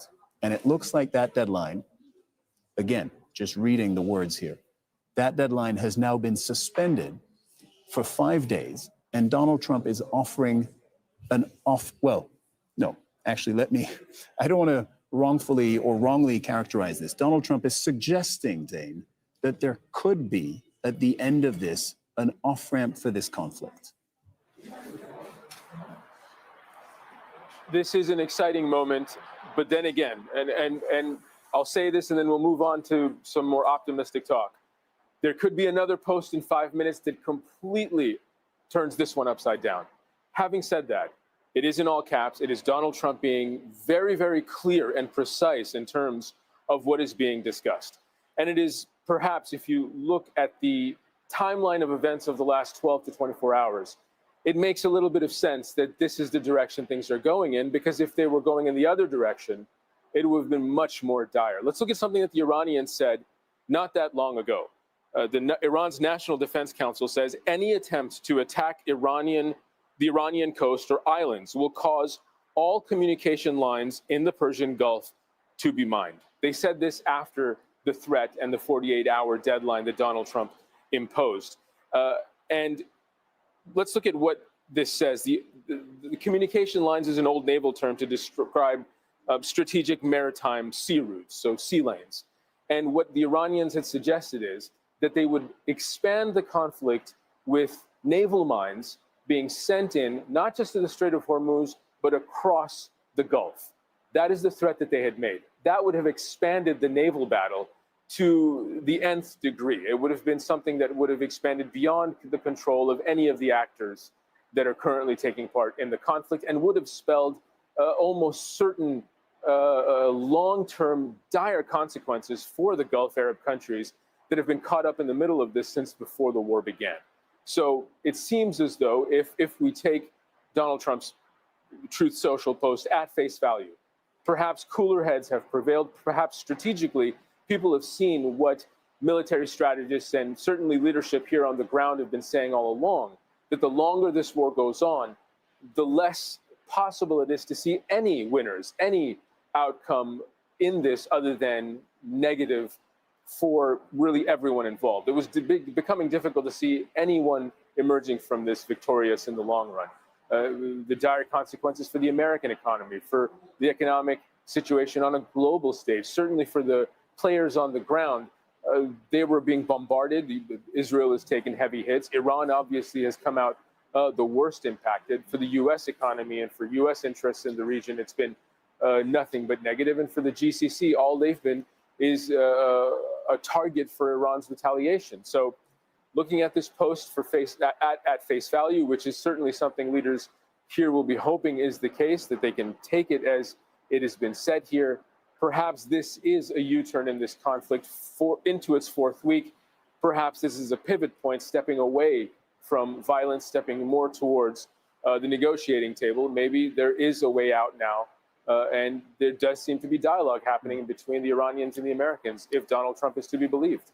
Zain Basravi in Dubai, thank you very much for the instant reporting and reaction on this latest message, Truth Social message by the U.S. president. Now, we're going to read it again. A word of context. I was sitting in this seat in June of last year when the president posted a comparable message that ended up ending what is now known as the 12-day war between the U.S., Israel, and Iran. We are again in a new war, which has now lasted 3 weeks between the U.S., Israel, and Iran, similar protagonists. And here's the message. I am pleased to report that the United States of America and the country of Iran have had, over the last 2 days, very good and productive conversations based on the tenor and tone of these in-depth, detailed, and constructive conversations, which will continue throughout the week. I have instructed the Department of War to postpone any and all military strikes against the Iranian power plants and energy infrastructure for a 5-day period, subject to the success of the ongoing meetings and discussions. Well, Al Jazeera's Osama bin Javed joins us now on set to discuss this. Mohammed El-Masri is also with us in the studio as well. Mohammed, first of all, credit to you. Less than an hour ago, you were telling me I was making the case Donald Trump has painted himself into a corner. Maybe he now has to attack Iran. And you were saying we've seen Donald Trump walk away from direct and specific threats before. This is, if not a total walk back, at least a partial and momentary walk back at the very least. Yeah, I think there are a lot of people in the region and beyond that are breathing huge sighs of relief right now. I mentioned when we were speaking about an hour ago that it was my hope that there would be advisors in Donald Trump's ear, perhaps Gulf leaders in his ear, suggesting to him that this would be catastrophic. Not just a war crime, collective punishment, but that it would lead to disastrous consequences for so many people. So, I read that message with some hope, not only for the here and now regarding the power plants, but also that perhaps there is a light at the end of the tunnel and that we could get an end to the war, because he says there that they are in ongoing discussions. So that's if we want to be more optimistic. On the other hand, he doesn't announce in that message an end to the war, and there are other variables at play. Israel and the Iranians. There's certainly no guarantee that even if the Americans and the Israelis, for that matter, stop attacking Iran, that the Iranians will stop. Yeah, you raise a very important point there, because the Iranians have said in recent days, it is not in the U.S.'s power to unilaterally end this war. They may declare victory on social media. The Iranians actually said this, right, at multiple levels of the state and the IRGC and the military. They've said the U.S. president may tweet at any point in time that the war is over. That won't mean that the war will necessarily be over, because we have our say in this. Osama, Donald Trump is signaling that there are, if not negotiations, I'll use his word, very good and productive conversations between, we don't know exactly who, we don't know if it's direct or indirect, but somehow the U.S. and Iran are communicating. You had followed their negotiations and reported on them before the war, the indirect talks that they were having in Geneva. And now, after 3 weeks of war, they're communicating again. Well, what I can tell you is, based on conversations with various diplomats, ever since this 48-hour deadline was issued by Trump, the phones have not stopped ringing. Remember, this was Eid holiday in the Gulf when this deadline was issued. And despite this being a holiday, multiple countries on multiple levels, whether it is their embassies and consulates in Europe or in Washington, D.C., or direct conversations between the White House and various leaders of the Gulf have been had. People have been telling us that they've been trying to tell the Trump administration that this process of annihilation does not bode well, either for Iran, the region, or for Israel. Now, there are multiple factors that you have to take into account. One is the threat that Donald Trump issued. Second, the missile hitting their power plants. Of hitting the power plants and energy infrastructure across Iran. Look at how Iran has been responding in a tit-for-tat attack on the way the attacks have followed in Iran. In the last 48 hours, it has changed patterns of its strikes, the locations it's been hitting in Israel, the impact that it has been having. It is 180 people injured some 36 hours ago. Unheard of in previous conflicts, right? And you see this 3 weeks after declarations that Iran's been destroyed 90%, missile launches destroyed 80%, production capacity is destroyed by that percent.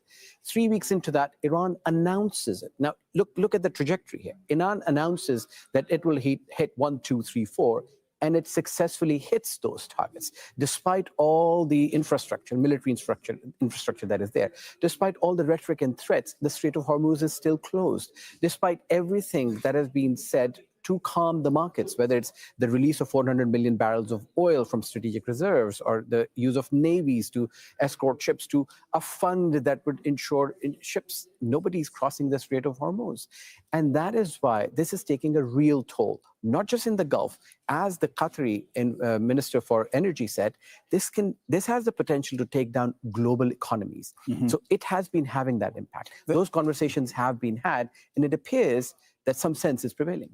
You make such a key point, I think, which is that both sides, when they issue threats now, given their track record, those threats are instantly credible. I mean, when the U.S. threatens to destroy infrastructure in Iran, they've been doing that for 3 weeks. They have the ability to do it, they have the will to do it, and they've been doing it. And when the Iranians say, we'll hit your energy, we'll hit your nuclear sites, they've also have the ability to do it, and they have been doing it. Let's bring in Al Jazeera's Alan Fisher, our chief U.S. correspondent. Alan, it's only moments ago that this message was written and posted by the U.S. president, so I'm not going to ask you to speculate about what is in the mind of this president, but I would like you to help us maybe read this and what this is and what this isn't. This isn't an end to the war, but it does feel, at least in the moment, significant. Well, a couple of things to point out here. One, that feeling you've got at the moment is whiplash from Donald Trump, who 72 hours ago was saying there would absolutely be no deal, who less than 48 hours ago was promising complete and utter annihilation, is now saying that there'll be an end to the war for 5 days while they allow talks to continue. So clearly something has happened in private over the last 48 hours, as you've been hearing. There's obviously been pressure on Donald Trump. And one of the things might be, as someone pointed out to me on Saturday evening when we were talking about this on air, threatening to attack civilian infrastructure such as power plants is a war crime. And Donald Trump announced that he was going to do this in the full blaze of his own social media platform. Here's the other thing. Donald Trump has been looking for an off-ramp. He doesn't quite see how he gets out of this. He understands that it's impacting the economy very badly. And of course, he was the president that promised that prices would come down, life would be cheaper, everyone's life would be better. And also he knows that MAGA were deeply concerned. His own part of the Republican Party deeply worried about the idea of a war that seems to go on and on and on in the Middle East, something he campaigned against. And the talk of putting troops on the ground, well, Donald Trump said, oh, I would never balk at the idea of that. MAGA did. They were concerned about it. They were deeply worried about the idea of American troops fighting on foreign soil, particularly where the Iranians didn't seem to have any sense that they were going to give up, that they were fighting for their own survival.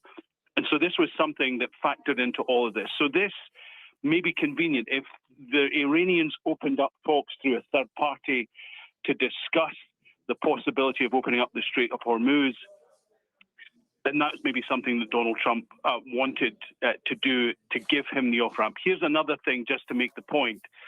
Donald Trump, Iran oil has been sanctioned since 1996. Such was the concern about the oil prices, Donald Trump lifted the sanctions on Iranian oil. Someone who he essentially given them a chance to fund the war. And so there needed to be an off-ramp. This might be the convenient off-ramp for Donald Trump. He might now be able to say, we won. And to a degree he has. He's destroyed the Navy, the Air Force, his aerial superiority in Iran. He's done a great deal of damage to their missile program. He can claim he's won and walk away and let the rebuilding process begin. But clearly there has to be progress in the next 5 days. That is something that satisfies him so that the war doesn't restart. Alan, I think you're raising something that is key. you're saying Donald Trump could walk away at this point and claim a victory. And it is true that the military objectives that have been set out, especially by Pete Hegseth, the U.S. Defense Secretary, and by Marco Rubio, the Secretary of State and National Security Advisor, those objectives have been fairly narrow, and they've been go after the missiles, go after the drones, go after the Navy, the Air Force. All those things have been done and cripple Iran's ability to resume its nuclear activity. If Donald Trump were to somehow end this conflict and say, I've checked all those boxes, that would be accurate at this point, wouldn't it? Well, he's got a win in that he has degraded the weapons program, no doubt about that. He's destroyed the Navy, but he didn't remove the threat in the Strait of Hormuz the way that he thought he might or hoped he could. He destroyed, by and large, the Iranian Air Force. They have aerial dominance. But of course, one of the things he talked about on that Saturday morning when he announced that the war had started was the change in regime. He wanted the people of Iran to rise up and overthrow the mullahs. That hasn't happened. It didn't occur the way that he thought it would occur. There weren't millions of people on the street suddenly demanding change. There was no room, no area for them to protest and overthrow the government. And so people will point to that and say, this is not, you haven't achieved what you wanted to do, which was to change the direction of Iran as a country. There is no change in leadership. And of course, one of the things that people kept bringing up was that, remember, the US spent more than, $200 billion and spent 20 years in Afghanistan and replaced the Taliban with the Taliban. And that hung over Donald Trump. That was a concern for him. He didn't want to be one of those weak presidents who didn't deliver, that he had railed about during his 3 election campaigns. And so it's a convenient off for him. So he's achieved some of the goals, and they can paint it as a big victory. And it is a military victory. There's no doubt about that. But it didn't deliver everything that he wanted. And one of the key points that he talked about immediately after launching the war, a change of regime in Iran. Chief U.S. Correspondent for Al Jazeera, Alan Fisher, thank you very much. Alan, I suspect we're going to want to get you in front of a camera as soon as you can. We'll speak to you shortly. Thank you very much, Alan. Something Alan pointed out that I hadn't even realized, because we're all finding this out in real time. I had misread the original message and thought Donald Trump was saying, I'm suspending the threat of attacking Iran's power plants. But no, what Donald Trump is postponing is any and all military strikes. Osama, this is essentially a unilateral 5-day ceasefire. Well, the beauty of a unilateral one-man organized war is that it can be ended by that one man. The beauty of a war which does not have a legal grounding or legal footing is that you can scale down as quickly as you can scale up. And I think that is what the entire region and everybody was hoping for, that Donald Trump went into it on bad intelligence. There was essentially the sequence of events was going to be something similar to Venezuela. There's going to be a removal of leadership. People are going to come in the streets and the state's going to fold, which has not happened. Now, as you've been hearing this build up with more U.S. troops on the ground, U.S. facilities being hit, U.S. Interests being hit, the people in the U.S. pumps ahead of the midterm feeling that pinch. International allies that America for decades has counted on are essentially ghosting Donald Trump on the requests. So this is all have to be taken into account. Now, having said that, remember that there is also Israel in this equation.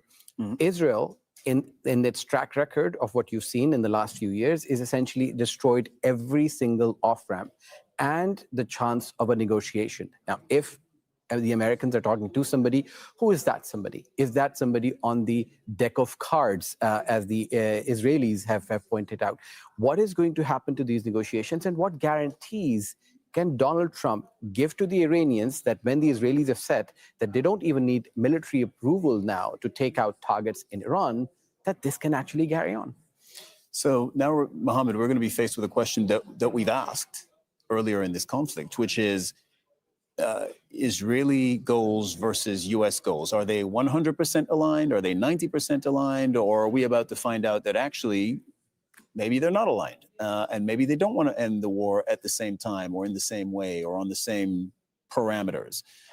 So if this holds, and that's a massive if at this point, I realize that, but if the U.S. decides that there's a way for them to end this war, we're still left with the question, does Israel continue fighting? Right. So, well, first of all, there's no question that Israel does not want to end the war. They would very much like to prolong this. They have bigger aspirations. They definitely want to remove the regime. They definitely want to become the hegemon of the region, and they definitely want to pursue their greater Israel expansion plans, right? So they will be working on Donald Trump and the United States, I think, in much the same way that they worked on him a few weeks ago to convince him to go to war. And I very much do believe that that's what happened. On the other hand, we have to recognize that Israel is probably not in any position to fight Iran on its own. The mere fact that Israel was forced to lobby the United States, and by the way, it's not the first time. Netanyahu is on record saying that he had spent decades lobbying U.S. presidents, trying to convince them to go to war with Iran. He said they're finally doing what I've been advocating for 40 years. Exactly. And so that suggests that Netanyahu recognizes, that the Israeli leadership recognizes that they cannot fight Iran on their own, right? Iran is a very significant country. It's a powerful country. There are 90 million Iranians. The fighting force, depending on how we want to count the besieged forces, the paramilitary forces, we could be talking about 1 to 2 million fighters. And this is not 2003 Iraq. This is not a demoralized group. This is not a group that is untrained, that doesn't have experience. This is a group that is very ideologically committed, that is well trained. And if anything, they might feel emboldened, sorry to jump in, but they might feel emboldened by what has just happened, because they took 3 weeks of pounding and hammering by the US and Israel. So the largest military in the world and another formidable military apparatus in Israel. They've taken 3 weeks, and now the US of pounding, and now the US president is opening a door for a way out.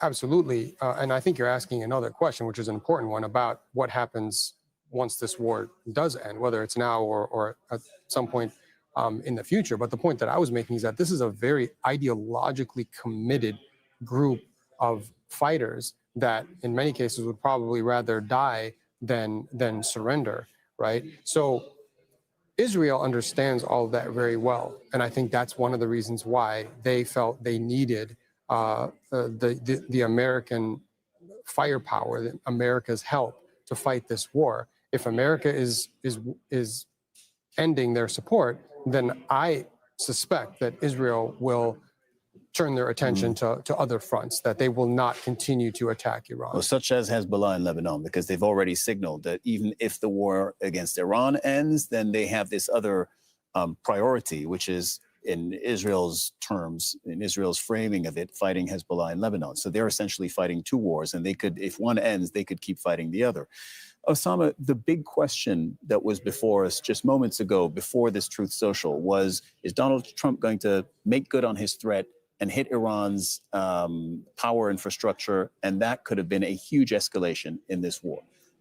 Now, we've completely pivoted, and the big question before us is, what can actually happen in terms of diplomacy and negotiations in the next 5 days? Because we said the U.S. president is calling essentially for a unilateral ceasefire for 5 days for discussions with Iran to continue. You've covered those discussions. Donald Trump has tried this before, of pressuring them, giving short deadlines. It hasn't worked.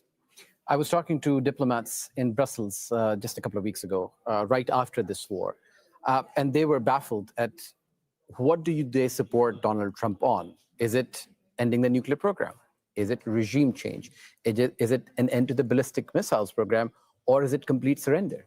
And that is why Trump has created so many of these goalposts that he can fold any single one of them and declare victory. Now, if you were a Trump proponent, you can say that Donald Trump has completely taken out Iran's nuclear facilities. You see the attacks that have been targeted at them. Air power, The question mark on the 400 plus kilos of highly enriched uranium. We don't know where they are, who has But he never control of said them. he's going to get it. He said he's going to fold the nuclear program. So look at the trajectory of where is it that Trump can declare victory. And throughout these 3 weeks, what analysts, and I'll refer to Muhammad on this as well, have pointed out is that there are off-ramps for Donald Trump whenever he wants to take one. But he has refrained from going after that. And he has been stuck in this escalation cycle of whether it was sending troops, more aircraft carriers, whether it was pressuring more allies, and nothing seemed to have been working for him. It has been a really bad week for Donald Trump. But look at it. The spin on Monday morning in the United States is going to be, your S&P is going to be up, your Dow is going to be up, the stocks are going to rally, oil prices are going to jump, and Donald Trump will come out as a victorious president who says, well, look, I have complete control of this. I can start it or I can end it whenever I want. And this bodes well for this country because he's made America great again.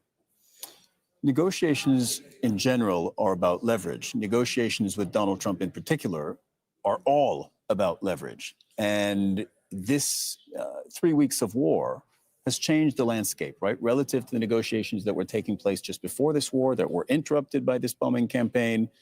But I'm not sure 3 weeks in who has gained or lost leverage. I wonder if you have any thoughts on that. If the US and Iran are indeed talking again, does Donald Trump, to use his words, does he have stronger cards now, or does Iran have stronger cards? As soon as this war started, this was a lose-lose war. The Iranians were going to lose. The region was going to lose. Donald Trump was going to lose. The only winner out of this was Israel because it was going to degrade Iran. Now, if you are a strategist, then essentially there are multiple wins that you can infer out of this. There is going back to the MAGA base as well, that we heard you and we listened to you, and that's why put your trust in us and make us win the midterms again. So it all depends on how you spin it. If you are an Iranian, you will say, look, the mightiest world powers combined together attacked us. We showed them we're resilient. We had continued chain of command, and we made them buckle, and they have to now negotiate with us, which we were saying at the first place. We still have Khamenei at the head of Khamenei Jr., but still Khamenei Absolutely. at the head of the It's Iranian an state. expeditious process now. It took 20 years to replace Taliban with Taliban. It took over 2 weeks to replace Khamenei with Khamenei. But essentially what the United States can do, and what I would expect the US president will do, is declare this as a victory and say that, these 5 days could end in the next 5 hours, or they could be extended for the next 5 years, depending on how Iran behaves. The ones to watch are, who are the Americans talking to? How do the Iranians respond? How does Israel respond to this? And obviously, the moment we're watching this in real time, the moment it hits multiple capitals, you're going to get a chain reaction of world leaders breathing a sigh of relief. Remember, the International Energy Agency today said that this is no world economy is going to be immune from this crisis. And this has far-reaching impact. It is not just about oil and energy. You're looking at fertilizers, urea, global hunger, helium, semiconductors, global shipping. Every single thing is related to this. And that is why everybody is going to breathe their sigh of relief, because this is the breaking news that everybody in the last 3 weeks has been expecting. Osama bin Javed, Mohammed al-Masri, you're staying with us. If you're just joining us, let's recap our breaking news for you. U.S. President Donald Trump has announced that he is postponing, quote, any and all strikes targeting Iranian energy infrastructure for a 5-day period. He's also saying that the U.S. and Iran have had conversations on a complete and total resolution of hostilities. The statement was released on his Truth Social platform, and we're going to read it in full. It's on your screen. He says, I am pleased to report that the United States of America and the country of Iran have had over the last 2 days very good and productive conversations regarding a complete and total resolution of our hostilities in the Middle East.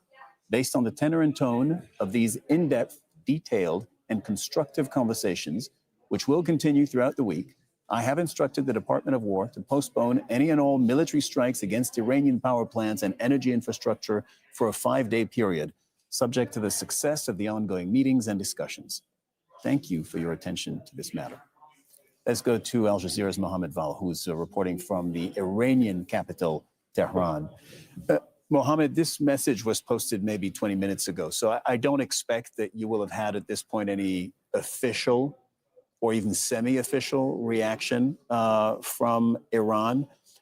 But if you had to guess, what do you think, and based on what the Iranians have been telling us up until this point, what do you think how do you think they will absorb this message from Donald Trump? Yes, Cyril, what I expect from my observation since the beginning of this war is that the Iranians have a very, very clear stance towards this war. They said this war was waged by the United States and Israel. They did not invite it, they did not initiate it, and they have always been saying that if the United States and Israel stop attacking Iran, then that could be a new page turned, and it could be the beginning of something like negotiations. But also they have been always saying that what they need after this experience, and it is the second time they were attacked by Iran and the United States and Israel during negotiations, what they need now is a complete end to this war and guarantees for a non-repetition of the same type of aggression on Iran. So I can imagine that they will welcome this step and consider it a beginning of something positive. It reminds me of what happened between the Americans and the Houthis last year, when suddenly and without coordination with the Israelis, the American struck a deal with the Houthis whereby they stopped the attack in Yemen. So, I mean, I'm sure there is hope here that something like that might happen this time around also, that the Americans are going to part ways with the Israelis and strike a deal with Iran, because this is crucial for the region, crucial for the world, crucial for global supplies of energy. At the same time, when we know that Israelis will not be pleased with this, the Iranians will be very much pleased, and they will consider it the beginning of something, as I said. Mohammed, allow me to jump in for a quick second, because I can bring you some key information here. I came to you saying that there probably wasn't, certainly not official reaction to Trump's message, but there probably wasn't yet semi-official reaction. Well, now we have semi-official reaction, because the Iranian state television has just said that Trump is backing down following Iran's firm warning. So Iran's framing of it to Iranians on Iranian state television is that Donald Trump is backing down. That is how they are presenting this. Well, Cyril, there is a difference between Iranian TV commenting on something ad hoc and the officials, probably those who are at the negotiation table. And also, I think we should wait for an official reaction from the foreign ministry or from the presidency and so on. But there is a lot of rhetoric going on right now. And also consider that the spirits, very high spiritual situation, not spiritual, I'm sorry, very high tension here in the country, a lot of propaganda going on. The Iranians need to hear, the government needs to show the Iranians that it is powerful, that it is in charge. And this is something usually the media, the official media and semi-official media take in charge and do on their own without consulting with the leaders. This is just my analysis. I don't think this is a statement by the foreign minister or by the president. This is something that has probably been just, issued by the state media. But if we wait for the president or the foreign minister, we will hear something slightly different from this, that the Iranians welcome this step. This is my guess, that the Iranians welcome this step, and they are going to build on it, and they are ready for negotiations. They have been saying that they don't want a ceasefire, they don't want to go into negotiations, or at least they don't want mediation, because they were not expecting such a huge move. Well, it's not yet a huge move, but such symbolic but significant gesture from Donald Trump at this particular moment when the tension was at its highest. Everybody here during the last couple of days were expecting some kind of change of course, because if there is no change of course, then the escalation will reach a level that is going to be destructive to both here in Iran and the region. So usually when things get at their worst, they begin to climb down. And that's what is happening now. There have been talk about negotiations over the last few days. Axios quoted some American officials talking about the two sides exchanging ideas about the conditions on each part and so on. And that has now proved to be true. So they have been even talking before that announcement of a 48-hour ultimatum by President Donald Trump. And now we see that situation progressing towards something more positive. So here, in general, I'm going to say again that I don't expect the Iranian leadership at its top level to say something similar to what you have heard on Iranian official TV. Mohammed, you're staying with us. I want to ask everybody who's with us, that's Mohammed in Tehran, Mohammed al-Masri in the studio, Osama bin Javed also with us, Al Jazeera correspondent in the studio. Your just very early thoughts, and at this point I have to be clear with our viewers that these are just intuitions right now at this stage, but your intuitions on where this goes from here. I don't know who wants to go first. Mohammed? Yeah, sure. I don't mind going first. I certainly don't want to rain on parades. I think we're all hopeful, and we've been looking for some sign of hope now for 3 weeks. Everyone who wants peace, who doesn't want war. But there are some complicating factors here, and I think Mohammed spoke to some of them, and I thought Alan Fisher did as well.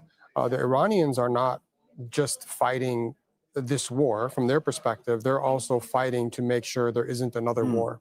So you'll remember, of course, everyone will remember that in June of 2025, the Israelis and the Americans attacked Iran in the middle of negotiations. And I think that's important, in the middle of negotiations. And then just 8 months later, they attacked again, also in the middle of negotiations.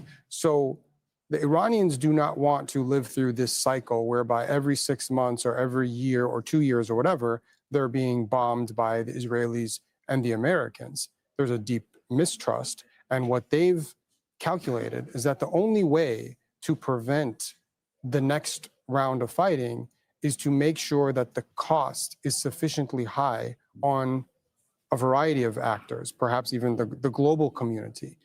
And I don't know that Iran feels as though the cost is sufficiently high yet. And that's a fear, and I think we have to throw that out there. I also But they're also incurring costs. I understand your point. Absolutely. Iran is being devastated. So it's pain versus pain, and it's everybody's pain threshold. Absolutely, and that's why we've been saying for weeks now, there's only one actor that's benefiting from all this, and that is Israel. And if I could just get this in really quickly, because I thought Alan made some important points about Trump. And again, I don't want to rain on parades, and I hope Donald Trump is not watching this. And I say that partly facetiously, but last week, Donald Trump tweeted an AlJazeera.com, or posted to Truth Social, an AlJazeera.com op-ed that was written by one of my colleagues at the Doha Institute. So for all we know, he could be watching. But I don't want to rain on the MAGA parade, but this is going to be a problem for Donald Trump.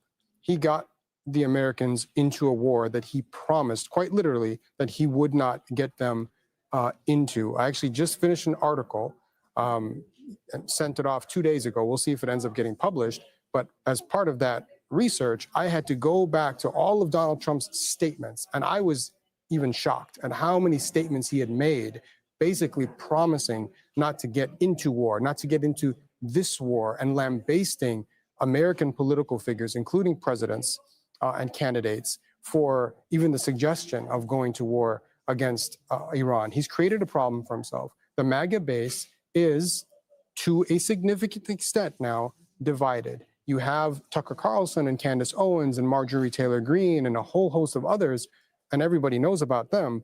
But you have slightly lesser known figures like Nick Fuentes, for example, who is a white supremacist, a controversial figure, but who has millions of supporters. He has been saying for 3 weeks now that Republicans should vote Democrat in the midterm elections. That's a very dangerous message if you're Donald Trump and the Republicans. Mohammed al-Masri, thank you very much for that, for being with us throughout this hour. I know that I have to let you go, but I want to thank you for your contribution. Mohammed Val in Tehran, I'm just hearing that Iran's Fars news agency says and reports this very moment that there is no direct communication between Iran and the United States. So as per Donald Trump's message, there's some form of communication, Iran, US speaking in some fashion. He didn't say how, but he did seem to say it was progressing positively. We're now learning from the Iranians, or at least from Fars, that the communication, if it is happening, is not direct. Well, it makes perfect sense, Cyril, at the moment, even though in his tweet, President Trump talked about some kind of talks with the Iranians over the last couple of days. It's very much understandable that those talks were not direct. He did not make it specific whether they were direct or indirect, but it makes sense that they are still indirect. If there are mediators, Egyptians, Omanis, and Turks, as we have heard, probably they are just communicating between the two sides indirectly, which is not contradictory to what Fars news agency has said. It's too early, I think, for the two sides to sit face to face around the same negotiation table. Until now, they are fighting each other tooth and nail, and escalation was the order of the day. So I think it's too early for them to sit together, which makes perfect sense what the Fars news agency says. Again, this is also related to what you told me before, that the Iranian TV said that America has backed down, Donald Trump backed down. Makes sense that the Iranian TV and the Iranian media talk to their public here for domestic consumption, very strong words about America has given in, has surrendered, and so on. It's something very usual. The rhetoric that is propagated on the national TV here for domestic consumption is always talking about Iran at the top of all of this, having the upper hand, the Americans are surrendering, and so on. But when it comes to officials, I'm sure that there will be a slightly different type of expression regarding what happened, regarding the discussions, because they are hopeful, I'm sure, that something positive might come out from these statements by Donald Trump. We can bring in now Akiva Eldar, who's an Israeli political analyst. And Akiva, you're joining us live from Tel Aviv. Thank you very much for being on the program. So a lot has changed in the last 40 minutes. Donald Trump has essentially declared a 5-day unilateral ceasefire. So no more bombing of Iran over the next 5 days, opening a moment of time, a window and an opportunity for the U.S. and Iran to make progress in their negotiations. Your thoughts? For me, personally, this is great news. Last time we spoke, Cyril, I was talking to you from the safe room, and last night it became kind of routine to wake up from another siren and give up actually all cultural life, all opportunities that we used to have in normal days. So back to normality is good news. But if you ask Netanyahu or any member of the cabinet, for them, anything but escalation and a complete regime change in Iran and the Ayatollahs raising white flag is a catastrophe, because it means that President Trump going back to negotiations, it means for them that Israel will not be able to get rid or to remove the Iranian nuclear threat. And this became Netanyahu's middle name. This is his claim to fame, and this is why the Israeli people had to sacrifice so much in the last 3 weeks. Akiva, if the U.S. stops fighting Iran, if Donald Trump says this war is over, does Israel have to also stop fighting Iran? Absolutely. Israel is actually, during this war and the previous war, since President Trump got back to the White House, Israel is the 51st state of the United States when it comes to any move between Israel and the Arab countries or Israel and Iran. It is the Abraham Accords. It is the first war against Iran last June, and this war. President Trump is actually the Prime Minister of Israel. The Israeli people, and especially the Likud voters, admire him. And Netanyahu will not dare aggravate or challenge President Trump with a separate policy or escalation while the president is looking at de-escalation of the situation. So the other thing is what will happen in the Lebanese border. Israel is busy now with 2 frontiers, and what the message was is that even if, and this is very clear, even if and when, and this was meant, if and when the United States will decide to stop the war with Iran, Israel will focus on the war with Lebanon to remove the Hezbollah. And the political pressure from the constituency of Netanyahu, because Cyril, you know that in 6 months, no later than 6 months, Israel is going back to the balloting stations. We'll have elections. And Netanyahu will have to compensate the Israelis for his failure, both, you remember the total victory, the failure to declare victory both in Gaza, because we know that Hamas is back in town with full-fledged force, and with Iran. So we will have, our young soldiers will still have to fight and to pay with their life in the Lebanese border. Akiva, you're reminding us that both the Israeli prime minister and the U.S. President have elections. They're facing the voters in about 6 to 7 months. Can Benjamin Netanyahu, if this war were to end, and again, it's a massive if at this point, but if this war were to end in relatively short order, could Benjamin Netanyahu sell this to Israeli voters as a win?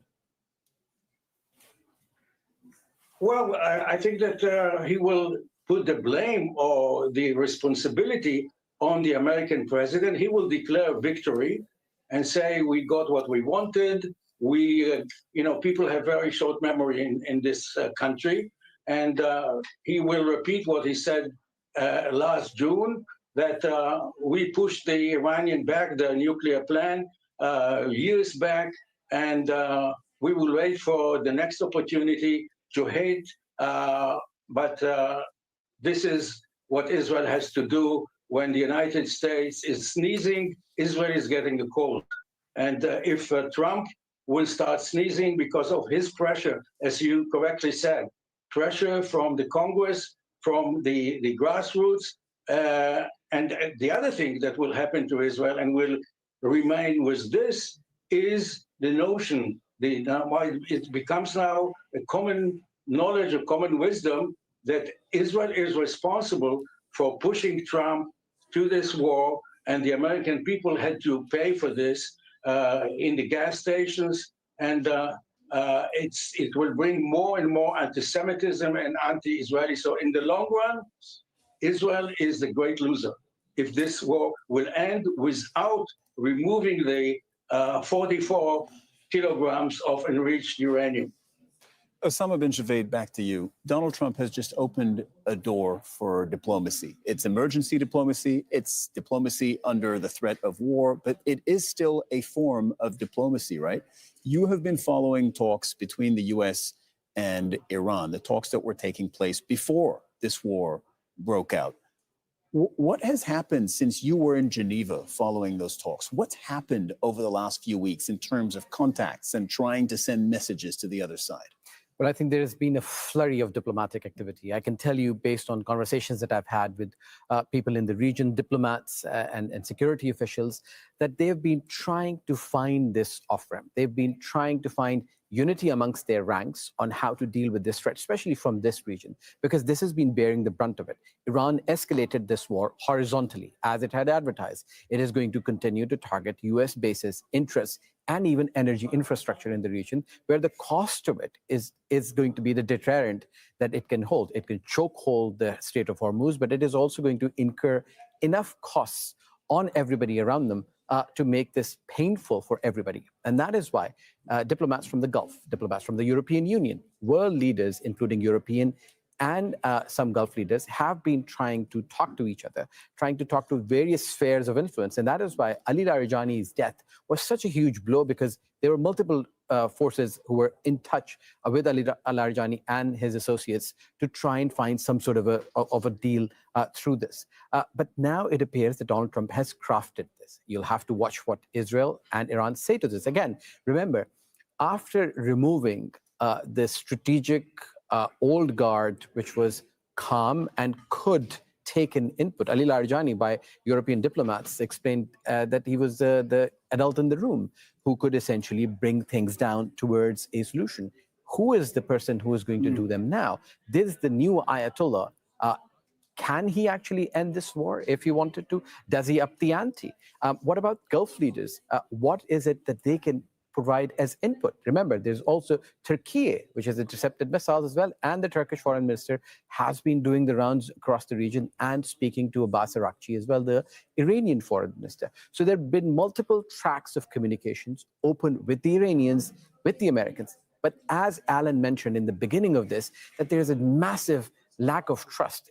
The Israelis and the Americans have attacked Iran twice in the middle of negotiations. Who they put up for negotiations, how they communicate with each other. Remember, in Geneva, they weren't talking face-to-face with each other. It was the Omanis taking the message from the Iranians to the Americans to the Iranians. And that is why you see the frustration from the Omanis as well, that this is a war that went away from America, essentially being led by Israel. So now there is an opportunity. There's a glimmer of hope. Again, this is an all-caps tweet by the US president, a social media message. And again, as in the Trump world, things can very quickly change, escalate or de-escalate in a matter of minutes. Osama bin Shavaid, thank you very much. Mohammed Val, back to you in Tehran. Donald Trump is opening a 5-day window for negotiations with Iran to make some kind of progress. So that means, no doubt, the U.S. president is gambling that the last 3 weeks and the massive military pressure that the U.S. and Israel have both put on Iran, decapitating their supreme leader, taking out so many members of their high-ranking military, intelligence, and defense establishment. Donald Trump must be gambling that all of that will compel Iran to soften its bargaining position. Do you, based on your earlier reporting, do you think that that is, if not likely, possible? I think it's possible. It is still possible for Iranians to climb down, no matter what happened here during the last couple of weeks or 3 weeks, even or more. No matter how many people were killed, the leadership and so on, and the senior government officials, Iranians are not willing and they don't want to continue this war. They think it is imposed. They say it is imposed on them and also on the region, by the way, and even on the Americans. And the likelihood that they will refuse this offer by Donald Trump is very remote, despite all the sacrifices and all the loss that they have incurred or they have been submitted to during these several weeks of fighting. So, I mean, they are saying that it is the Americans and the Israelis who have the initiative to end the war. They have been saying this over the last several days. They have never said that they will not stop the war at any cost or by any means. They have been saying that if there are guarantees, and that's something that will not be clear right now until further negotiations take place. If the guarantees are given that the Americans and the Israelis will not repeat the same type of aggression or any type of aggression against Iran in the future, and if there is willingness on the other side to negotiate a comprehensive and final lasting deal between the two sides, I am sure that the Iranians will not say, no, you have decapitated our supreme leader, you have killed the majority of our government officials. No, we're not going to stop this war until we take a complete revenge. They will not say that, according to my understanding and my observation and what I expect. So I'm sure that they will accept this window for negotiations, but they will have their conditions, as I said, and those conditions are very clear from day one, that this deal should be comprehensive and the aggression should not be repeated. Mohammed Val, thank you so much. Now, it has just gone, 1200 GMT. It is, just gone past 3:30 in the afternoon in Tehran. I'm Rashad Salamat. Let's recap the breaking news that we've been covering this hour. It's the top of the hour on Morning Mic Drop at Truth Talks Live, where your voice matters. Stay tuned for our breaking world news coverage this hour. Like and subscribe now. Period. He says, I'm pleased to report that the United States of America and the country of Iran have had, over the last 2 days, very good and productive conversations regarding a complete and total resolution of our hostilities in the Middle East. Based on the tenor and a tone of these in-depth, detailed and constructive conversations, which will continue throughout the week, I've instructed the Department of War to postpone any and all military strikes against Iranian power plants and energy infrastructure for a 5-day period, subject to the success of the ongoing meetings and discussions. Thank you for your attention in this matter. And in the last few minutes, Iran state-affiliated media, Tasnim has said, pointing to an Iranian source, the Strait of Hormuz will not return to pre-war conditions as long as the, quote, psychological warfare continues. Our correspondent, Mohammed Val, is in the Iranian capital. And Mohammed, well, TV's also responded here, saying the US president backs down following Iran's firm warning. Is that how it's being spun there in Iran? Well, this is the type of discourse that is for domestic consumption, and the state media has a leeway in that regard because the tension is high. The people are expecting only toughness, tough words, tough actions from their government. And it is going to be good for the Iranian spirit at this particular moment to see and spin this development into something that is going to show that Iran has the upper hand, because Iran has shown great resilience in this war, and it has done everything that it promised to do, including closing the Strait of Hormuz, including retaliating in kind against Israel and the United States, punishing the enemy. So the Iranians don't like, particularly the state media and people in charge of it, they don't like to suddenly lower that bar of the narrative of the discourse of war and so on suddenly because President Donald Trump has sent that tweet about de-escalation.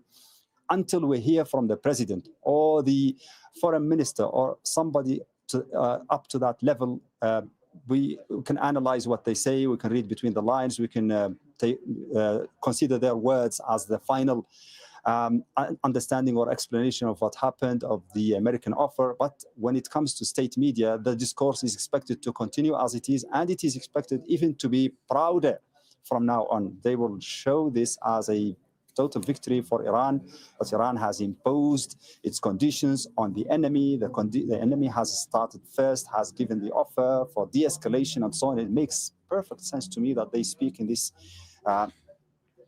type of words, but the officials will say something less incendiary when they talk, when we expect that to be very soon.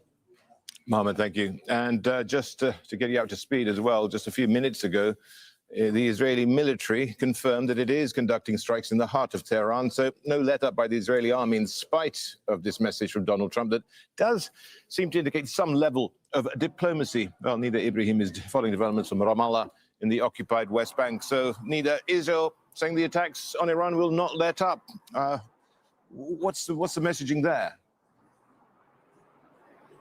Well, Rashad, we were waiting for a response from the political escalon, from someone inside Israel to comment on the statement by Donald Trump. But instead, we've only heard this statement by the Israeli army saying that they've just started another wave of attacks inside Iran.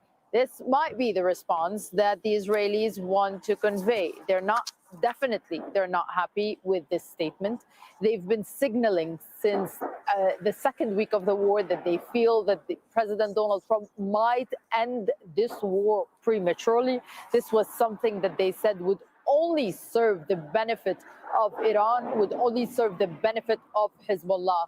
And according to the Israeli media, they've been talking to the Israeli Broadcasting Authority, and some of these unnamed sources saying that it would be a strategic surrender should Donald Trump decide to end hostilities in Iran while the country still controls movement inside Hormuz Strait. So there's, of course, a lot of pushback now that we are expecting from the Israeli side to try and convince Donald Trump to continue with the war. Because according to sources telling the Israeli newspaper Yad'ut Ahronot, that Israel would be really finding it difficult to continue if the U.S. withdraws from the war. It was because of the U.S. blessing that Benjamin Netanyahu was able to make true and do what he's been lobbying to do for the past few decades. And now any potential U.S. withdrawal from the war could remind the Israelis of the last time this happened during the 5-day war in last June, where Trump has ordered the stop of the war. This is not the ideal situation for Israel. And we've been talking, Rashad, about the differences between the Israeli objectives of the war and the American objectives of the war. And there's also the talk in Israeli media that we've been reading this morning about potential feeling of U.S. officials that the Mossad, the Israeli intelligence services, the Israeli estimates have misled the American advisors in signaling that the Mossad, that these internal security and intelligence services in Israel are going to be working to undermine the regime inside Iran, causing it to fall. The estimates in Israel were much more optimistic than reality in terms of what they wanted, which is to topple the Iranian regime. This did not happen, and that's when we saw Israeli officials backtracking on changing the regime as one of the main goals, focusing more on the fact that they've stopped Iran from manufacturing new ballistic missiles, focusing more on diminishing the Iranian nuclear facilities, but then saying maybe the regime will fall after the war ends. So it seems that the Israelis were far more optimistic in what they thought their goals were and what they thought they were going to achieve. And it seems now that the U.S. is seeing that, and that's much to the dismay of Israelis who've been saying for a while now that they still have many goals to do. They still want to continue their military operations and attacks inside Iran, although they've been signaling in the past few days that even if the war on Iran stops, they will not stop the war in Lebanon. They will continue cracking down on Hezbollah until the full and complete disarmament. And on that, a source told another Israeli newspaper that the Israelis were not shocked of that. They were not surprised. They knew they were dealing with Donald Trump, very highly unpredictable personality, but also that they've been sensing some pushback from the Gulf countries wanting to de-escalate. And they are saying that that's why the Israelis were not utterly surprised. But in general, this was something that we highlighted in our reporting time and again, that the Israelis were fearful of this moment, that President Trump backs down or shows that he is ready to talk about a potential end of the war, or that the timeline is, or that we're counting down the days until the end of the war. This is not what the Israelis have been wanting to do, and not what the Israelis were planning on doing. Nida Ibrahim there in Ramallah. Let's get to, well, the studio. Al Jazeera's Osama bin Javed joins us now on set to talk about more on this. Mohammed Al-Masri is also with me. He's a professor of media studies at the Doha Institute of Graduate Studies. Let's kick things off with you, Osama. Is this Donald Trump's off-ramp? Well, it appears that way, doesn't it? Because this is the breaking news that everybody in the region and beyond has been waiting for, that Donald Trump, who declared this war unilaterally without legal backing, can end it unilaterally without any preconditions. And it appears that, I mean, again, we have to see what this actually means. This is essentially, in the last hour, you've seen a social media post by the US president in all caps that after his deals with the Iranians, remember, the Iranians had said there are no direct or indirect negotiations happening with the United States. When the Qataris were asked if they were mediating. They've repeated it just now, saying there've been no negotiations underway. Absolutely. And in the Qataris and others in the region, the Saudis have said there's no negotiation. We are right now defending ourselves because we are under attack by Iran. So it appears there was a back channel open. I've been speaking to diplomats in the region and beyond, and they've been telling me that there have been communications, not directly with the Iranians and Americans, but with intermediaries. Everybody's been trying to use the sphere of influence that they have to try and ratchet things down. And Turkey's been pretty instrumental, hasn't it, with Hakan Fidan acting as a mediator?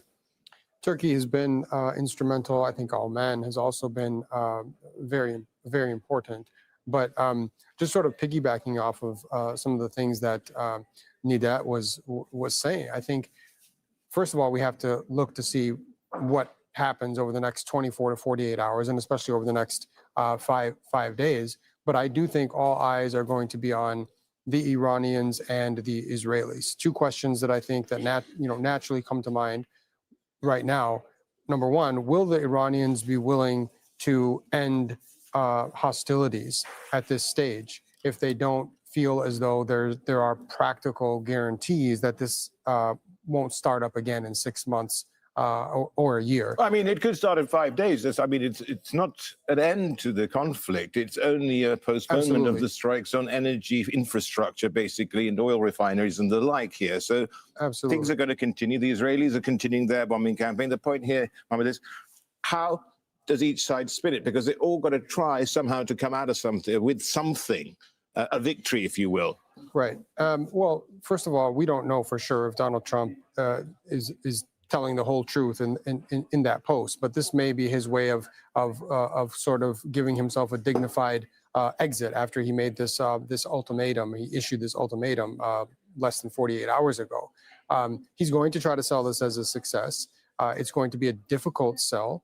The Israelis, as Nidat was saying, are not happy. I've been following some of the Israeli media reporting. They're not happy about this turn of events. And the Iranians are already, if you look at the social media posts, they're already claiming this as a kind of victory, that they forced Donald Trump and the United States to kind of back down. But just to finish my previous point, we were also, and again, I'm making an assumption here that this could be an off-ramp, to the end. The operative word. Right, absolutely. We don't want to get ahead of ourselves. But the question that people need to ask are, what are the Iranians going to do? And then also, what are the Israelis going to do? And to what extent might they be willing to continue the war effort in Iran, against Iran without U.S. backing, if that's what ends up happening here, if the U.S. backs out? That's entirely possible, isn't it, Osama? But going back to the whole spinning of this, and how Donald Trump comes out and says this unilaterally, if you will, and the Israelis carry on bombing, and the Iranians say that there have been no negotiations. Well, it seems like it's total unilateralism here on his part.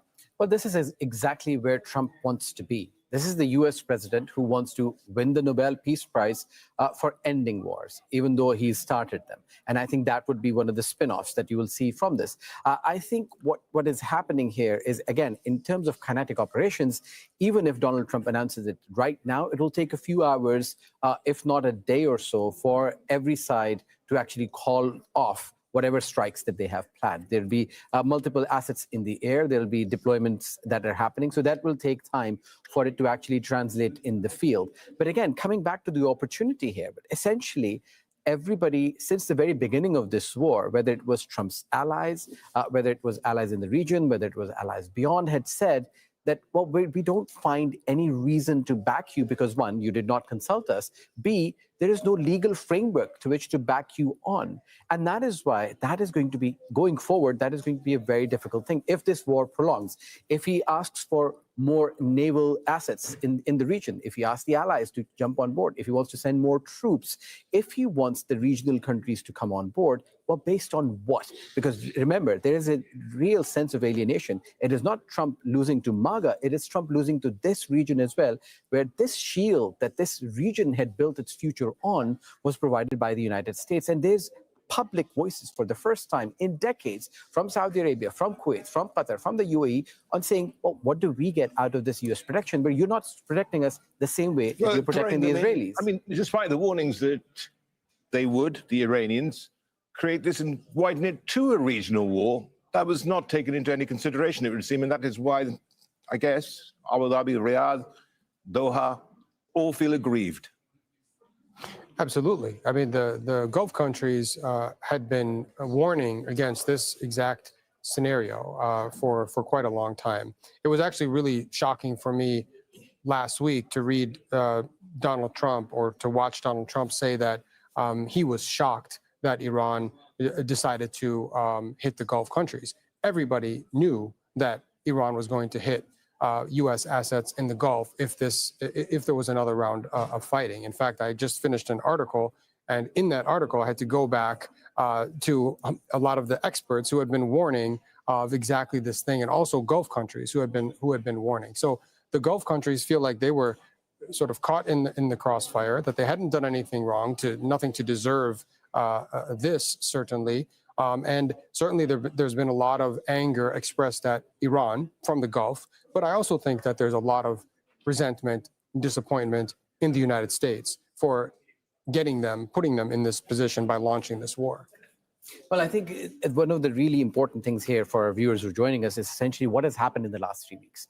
The United States declared with Israel a war on Iran, which, according to many calculations and news statements that you saw from the US president, shifting goalposts where it was about the nuclear program, then it was about regime change, and then it was ballistic missiles, and then it was about unconditional surrender, to which the White House later said that that unconditional surrender will be decided by the president himself. The Iranians don't have to declare it. It appears that is happening now.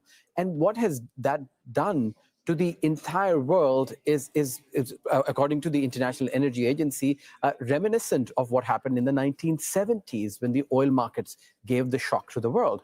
Remember, we're not in the 1970s anymore, and everything is interconnected, from shipping fuel to helium to aluminium to fertilizer. And on top of that, you have oil and gas. You are looking at a region which supplies nearly a fifth of the world's global energy. Qatar Energy, the largest producer of energy, gas, liquefied natural gas, has had to declare force majeure. You're looking at Emiratis, the Bahrainis, the Saudis, all shutting down plants. The Strait of Hormuz, even if they were operating, their oil or gas will not be allowed to pass. Because we came to this point, because it became a cost close to being unbearable for the region, and you're seeing the ripple impact in Europe and the United States, and you're seeing the US president's support base reacting the way it has been doing, you're seeing a reaction by the US president. Now, the opportunity, as Mohammed was saying, is there on the table, but you have to see that it is not just the United States, it's the Iranians and the Israelis who are also very important in this, and we'll have to wait and see on how they respond. Now, we are in one way or the other arguably approaching the end game here, and we've seen the airstrikes on the ground, the ballistic missile attacks this region suffered. But Mohammed, I mean, it's also been a war in social media space, hasn't it? Yeah, and social media, there's always a kind of a media war that accompanies any actual military battle. And we've seen that play out in mainstream media, but also on social media with activists and experts. And it's interesting to follow the discussion, especially as the war extends. Now we're in the fourth week, and you have people inside the United States, for instance, increasingly expressing dissatisfaction with the war, even those who were initially on board with it, for some of the reasons that Osama described. There are huge economic ramifications for the United States, for the region, and for the globe. But there's also, and we shouldn't forget about this, there's also a huge human toll, right? If you look at some of the reporting by rights groups and by the World Health Organization, there have been a lot of civilian sites hit, thousands of residential homes in Iran. It's been tremendously costly for them. There have been tens of hospitals and health facilities hit in Iran. And let's not forget that this war caused the reopening of the Hezbollah Lebanon front. And there has been devastation throughout Lebanon. And I don't know that we're talking about Lebanon enough. Haaretz reported today that 100 health facilities have been attacked by Israel in Lebanon. You have this mass displacement, 1,000 people killed, around 200 children killed in Especially Lebanon. with the double tap strikes as well. Double tap strikes, which we've seen in Lebanon, Lebanon, and, yes. and we've also seen them. We've also seen them in Iran. So, contrary to what some of the American propaganda might suggest, that the Israelis and the Americans are just going after military installations, that's really not true. They're hitting civilian targets inside of Iran, grocery stores, places of business, residential homes, hospitals, Red Crescent facilities, Red Crescent sites have been hit. And obviously we saw the attacks on oil refineries and oil depots. This has been a devastating war, a catastrophic one, and we can only hope that there's some light at the end of the tunnel. Mohammed, thank you so much for joining us. Mohammed El Masri there from the Doha Institute of Graduate Studies. All right, well, let's bring in now our U.S. correspondent, Alan Fisher. He joins us now from the White House. Alan, what's this missive by Donald Trump? How's it being read there? Well, clearly, the feeling you're getting is a bit whiplash, because 72 hours ago, Donald Trump was saying Iran wants a deal, I do not. Less than 48 hours ago, he was saying how he was going to obliterate all the power supplies in Iran, clearly in the last 48 hours. Reading Donald Trump's Truth Social post, there's been a level of discussions ongoing between the Iranians and the US. Whether interlocutors were used or not, it's not entirely clear. But there has been enough movement that Donald Trump has decided that for at least 5 days, they're going to stop what they've been doing for the last 22. Now, the situation is Donald Trump has been looking for an off-ramp. He outlined what he wanted to achieve, and a lot of that has actually come to pass. He's managed to destroy a great deal of Iran's ballistic missile making capability, their drone making capability. He's effectively destroyed their navy. It's sitting at the bottom of the sea. He's effectively destroyed their air defenses and also their air force. The United States and Israel has aerial dominance over Iran, but they haven't stopped the attacks.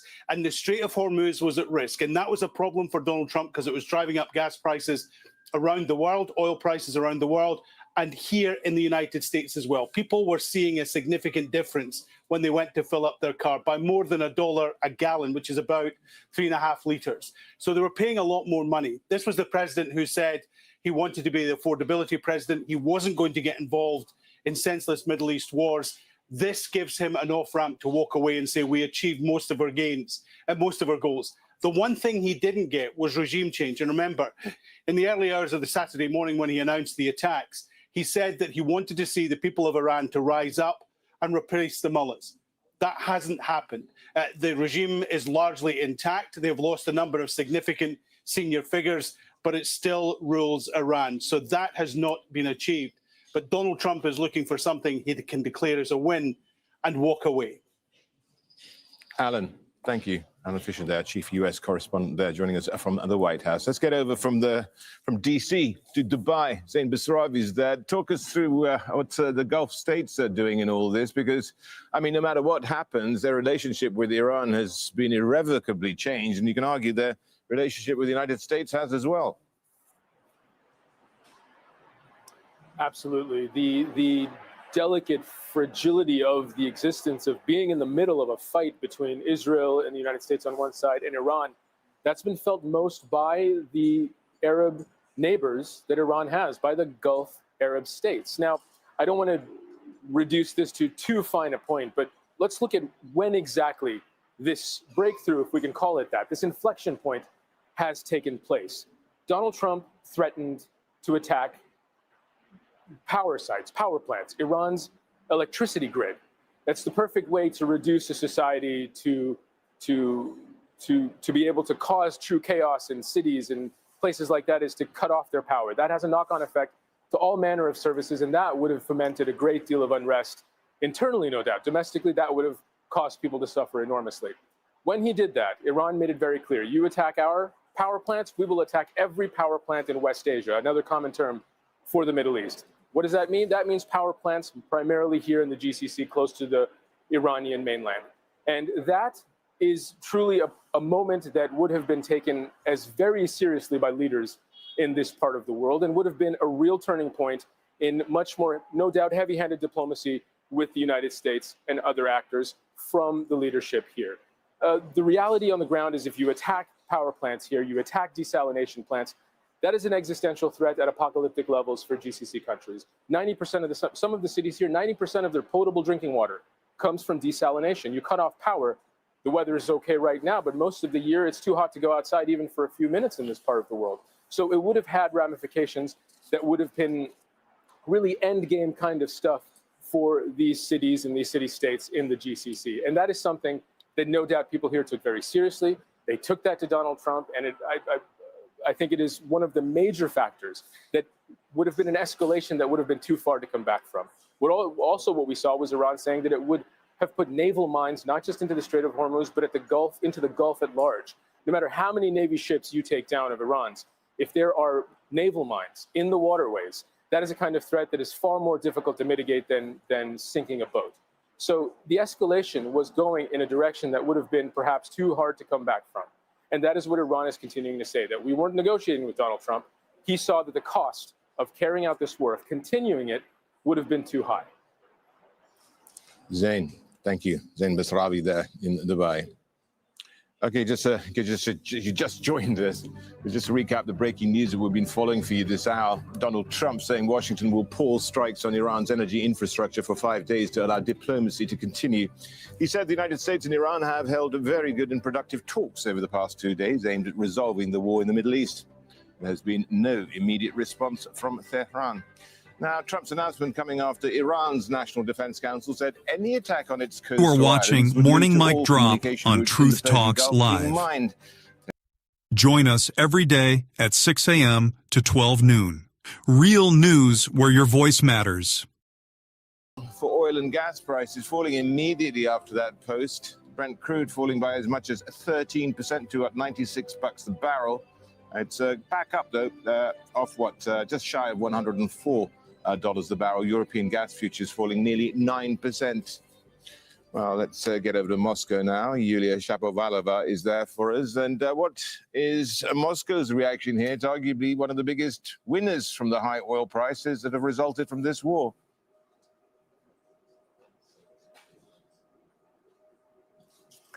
Well, actually, this thought is shared by many that in the long run, of course, Russia could benefit from high oil prices, but in case of protracted conflict, that not be the case, because, of course, Iran is extremely important for Russia. Russia and Iran are obviously strategic partners, and many here say that this conflict does not meet Russia's interest, right? Because, of course, Iran is a very important partner in the field of military and political cooperation. And it's interesting, not so long ago, maybe an hour or so ago, Russian Foreign Minister Sergei Lavrov and the Minister of Foreign Affairs of Iran, Abbas Araghchi, had a telephone conversation, and they were discussing, of course, the situation in the Gulf region, which has deteriorated, of course, as a result of US and Israeli aggression.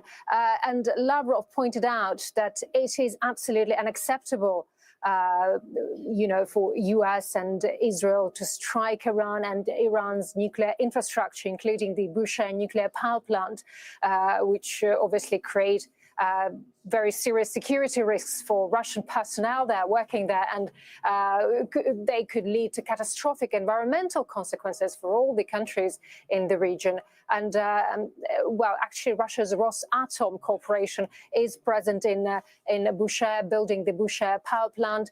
And not so long ago, 150 Rosatom employees arrived in Moscow, and we know that. Still hundreds of other Russian employees still remain there at the Bushehr nuclear power plant, continuing to maintain its work. Also we know that Russia just recently expressed its concern about the dangerous spread of this conflict provoked by Washington and Tel Aviv into the Caspian Sea region, which is also strategically important for Russia.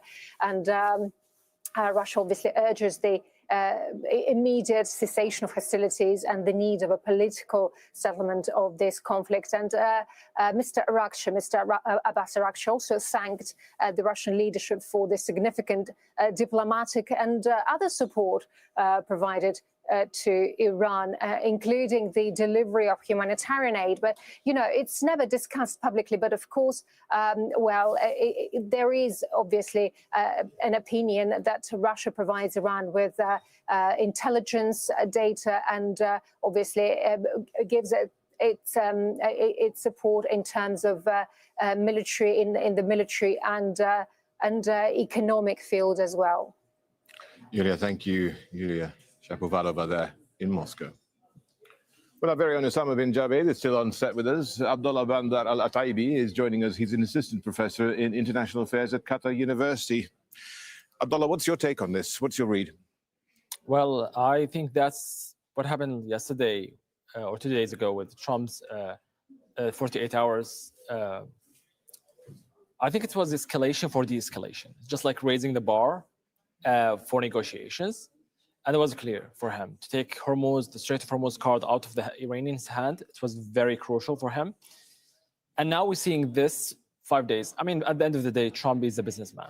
When he initiated the 48 hours, it was during the weekends where the markets are closed. Well, he attacked over the weekend, as he likes to do this at the weekend when markets are closed, preferably. Exactly. And now today we talk about Monday. So the market's open, and now they have a few days to discuss. So what I'm worried about the most, two things. First of all, the behavior of Israel, because Israel is not happy with this at all. Secondly, is the weekend, the Friday. If the Iranians and the Americans don't get a deal till Friday, then we may see like big escalation in this issue. And this is a big thing. So far, there are so many questions. Are we talking about discussions? Because there were reports about Qatari, Turkish, Egyptian, British back channels between both parties. The question is, are we seeing a ceasefire or it's a deal? It's a deal that includes the regional countries. Maybe we should just take it on face value here, shouldn't we? Perhaps we could just, Osama, just say, well, it's a 5-day set of negotiations and it's business as usual, bombing, but not bombing the energy infrastructure. Well, I think what Ateba said is that essentially this is now the art of the deal, where you ratchet it up. We didn't even write the book. Well, you ratchet it up to such an extent that it becomes inconceivable. Remember, just an hour ago, we were discussing what could be the ramifications of strikes by Iran, which have been identified across the region. You're talking about energy infrastructure, not just oil production. You're talking about desalination plants, which millions of people in this region rely on because this is essentially a desert. You were talking about how this could essentially push the region towards a war where there's been murmurs of tactical nukes. This is where we were.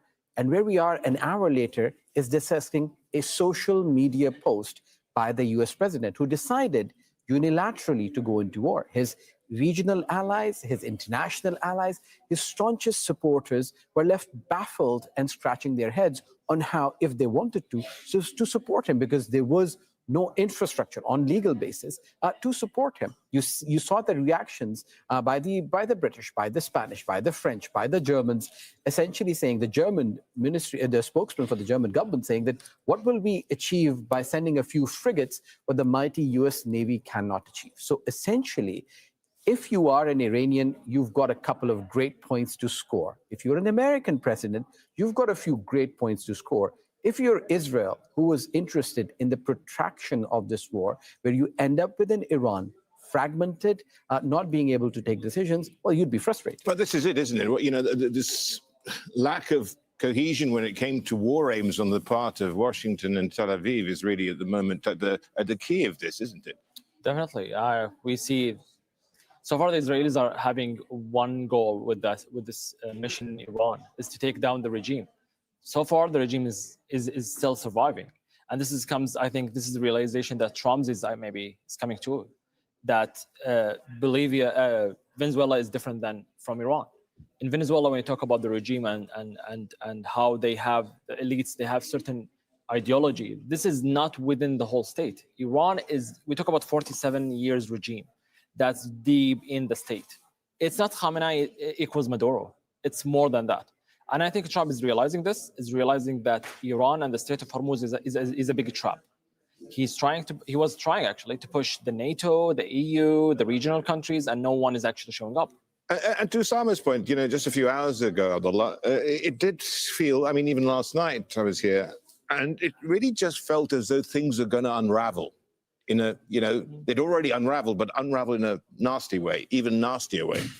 That's total madness. Like when you hear like both parties talking about infrastructure, talk about energy, this is something mad. This is something crazy. This is something unacceptable at all. You're putting the whole region into more chaos and putting the whole world into chaos. This is actually a war on a global interest. This is not a war that could be contained within the region. This is not a regional issue anymore. But it started off as a war, you could argue, in Israel's interest. Well, and that's why, perhaps going back to what you said earlier, they're not happy with this, possibly. Definitely, because like at the end of the day, when you are part of a war, you definitely have interests and goals. Israeli goal is to take down the regime. The American goal is changeable, like it's changing the whole time. We see Trump talking about defeating the Navy. Sometimes he talks about total dominance over the air space of Iran. Like he's changing with the way he's setting the goals. He could leave the war tomorrow or today or even now, and he could announce his victory. He would be like, I took down Khamenei, I destroyed their capabilities to launch attacks, and look at Iran's influence anymore. It's not there anymore. Iranians could actually announce their victory as well. They would be like, oh, we defeated the Americans, they left. Who's not going to be able to announce their victory? Israelis, because they don't have their goal fulfilled. Abdullah and Osama, please stick around with us. All right, well, we saw markets reacting dramatically to Trump's announcement, oil prices dropping by as much as 13% on the news that the US will halt strikes on Iran's energy infrastructure. Brent, it's come up again, trading at around, let's have a quick look here. We are trading, what, at 104 or just nearly $104, $104 per barrel. Let's get to Berlin. Frederick Eriksson is an economist and director of the European Center for International Political Economy. Well, a bit of a sigh of relief for oil markets and gas markets in particular here, Frederick. Give us a sense of what your take is from a political economist's point of view. I mean, if we look at it from a European perspective, I think there is, as you say, I think there is a great relief also in this region, looking at where crude and gas prices have gone in the past couple of days, and looking at the prospect of a drawn-out conflict that was not looking good for Europe. I mean, we had a pretty weak economy as we went into this war. I think the Eurozone, with the big countries like Germany and France, they were growing at 0.2% in the last quarter in 2025. And there was some expectations about growth picking up a bit in 2026. But I think everyone now is just holding their breath and see how big the decline is going to be. Add to that, of course, new inflation pressures, which are coming as well. So I think the extent to which that we can start to look at a couple of weeks, perhaps, with moderation in wars, and that the tankers can start to transport oil and gas again, I think that's very, very good news for Europe. No, but Frederick, I mean, it's not over. I mean, seriously, we've got a 5-day period of negotiations where present hostilities are likely to continue. I mean, Israel is already at the moment bombing central Tehran. Oh, absolutely. No, I mean, it's a sigh of relief more than anything else that we're seeing in Europe right now. We don't know where this is going to go. We don't know how long it's going to take. We don't know the extent to which we can trust the words of basically anyone who is involved in this particular conflict. So it's difficult. And to the extent there is going to be improvements, moderations, pathways that are going to lead us to oil and gas trade starting to come back on stream again, it's going to be absolutely good news for Europe. Frederick, when you look at actually globally, particularly Asia, actually here, I know you're from the European Center for International Political Economy, but will there be a wholesale revision of supply chains here? Energy security, of course, a diversification of where one gets one's energy. I mean, I think that would be sort of the natural fallout, not just from the war that we've seen right now, but from sort of several other developments that we've seen over the last couple of years as well. I mean, if you're sitting in Beijing and you're looking at the import flows that you've had of energy over the past decade or two, of course, you're getting worried about the stability of these supplies. And it's not just what goes on in Iran right now, but also what happened in Venezuela earlier this year, and sort of other developments, including, of course, what goes on in Russia, which impacts on the stability of your energy imports. So, of course, that's going to be one of the consequences for Asia, as much more deeply into, what is an import dependency, what is an acceptable import dependency, in light of the fact that they also need to look for an energy abundance agenda. I mean, this is particularly acute in Europe, where there has been a shortage of energy, which is holding back so much of economic development. But of course, it's true for many parts of Asia as well. I mean, let's not forget, it's not just about energy. It's also about urea, fertilizer, of course, which is a component there. We're talking helium here, crucial when it comes to making semiconductors. We're talking aluminium on top of all this as well. So it's actually a huge component, or should I say, a huge chunk of the commodities complex. Well, you know, this is all stuff which people didn't realize probably would be affected here, Frederick. I mean, what's your gut feeling? Well, I mean, I think it's the normal course of a war, and perhaps even more so now as we are also dealing with an extraordinarily uninformed and unpredictable president in America, which is, I mean, the wars are always going to be a series of unintended consequences and accidents that are going to happen. I think if we look at it from a long-term point of view as well, I think there is some problems here because both for America and for Europe, and to some extent parts of Asia as well, they were looking towards different diversification strategies, especially trying to wean themselves off different raw materials or products coming from Asia. When they were looking towards the Gulf as being the region where they could place investments, they had stability, there was sort of good supply of energy. So in chemicals, in other type of oil derivatives, they were looking for that region to be sort of the new type of China that could help them to avoid a development where they were increasingly dependent on China. And of course, that is now put at risk given how sort of geography is pulling back and how a small strait, just like we saw sort of in the Dardanelles with Gallipoli in the First World War, how you can basically choke so much of global supply and impact how a particular war is going to unfold. Frederick, thank you. Frederick Eriksson from the European Centre for International Political Economy. Right, well, let's get you straight back now to Chief U.S. Correspondent Alan Fisher, who is at the White House. Now, Trump is known for making policy, which is quite often market sensitive. He tends to do this at the weekend. He's doing this on a Monday, and he's already been accused of timing this announcement to boost things, or boost the stock market, not boosted the oil market, has gone down, which is perhaps not to his liking, but in some ways, if he's speculating. But how much does all this come into play here for the administration? Well, clearly, the whole economic argument is something that plays into any decision that Donald Trump makes. He talked about being the president that would lower prices and make things more affordable for Americans, and the war has driven prices up right across the board. And now we saw that in early trading, the price of a barrel of oil was around $110. Since Donald Trump's announcement, that has come down to under $100. So that will make fuel cheaper.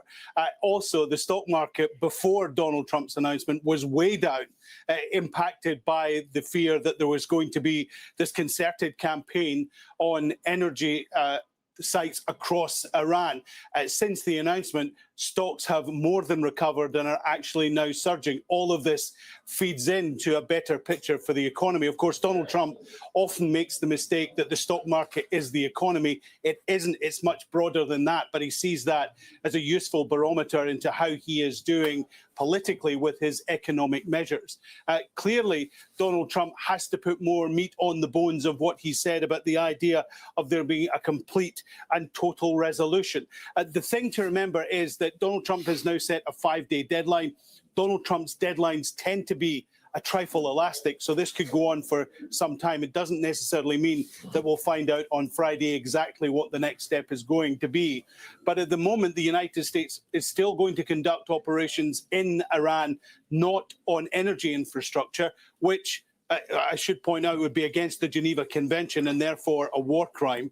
But also, they are going to continue to move troops into the area. And by the end of this week, there'll be around 4,500 Marines. Now, there was talk of using them to try and occupy Karg Island or perhaps occupy the coastline around the Strait of Hormuz to make sure that that was open for international shipping. They are still on their way to the area. So this is not an end to the war. This is Donald Trump saying they're not going to bomb, like he said 48 hours ago, we're not going to bomb energy infrastructure, we're going to obliterate it. This is a pause on that.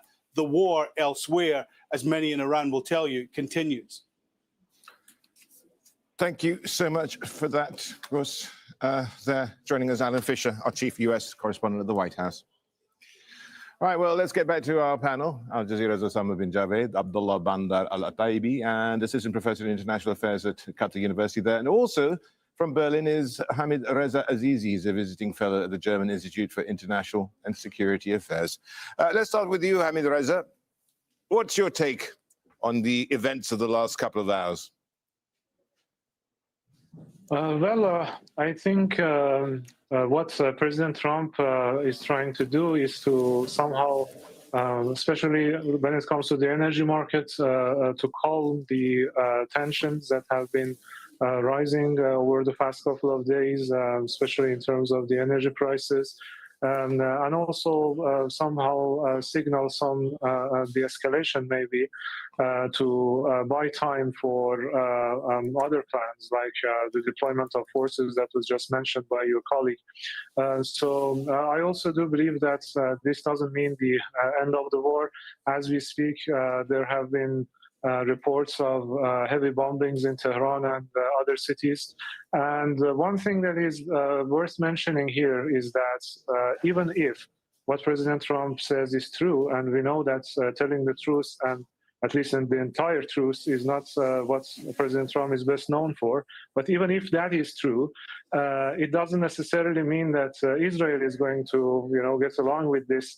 5 days is quite some time when we are speaking in terms of, the war conditions and so on. So if Israel feels that an agreement is within reach, there's a potential for sabotage on that front as well. So the whole situation is quite fragile, I would say.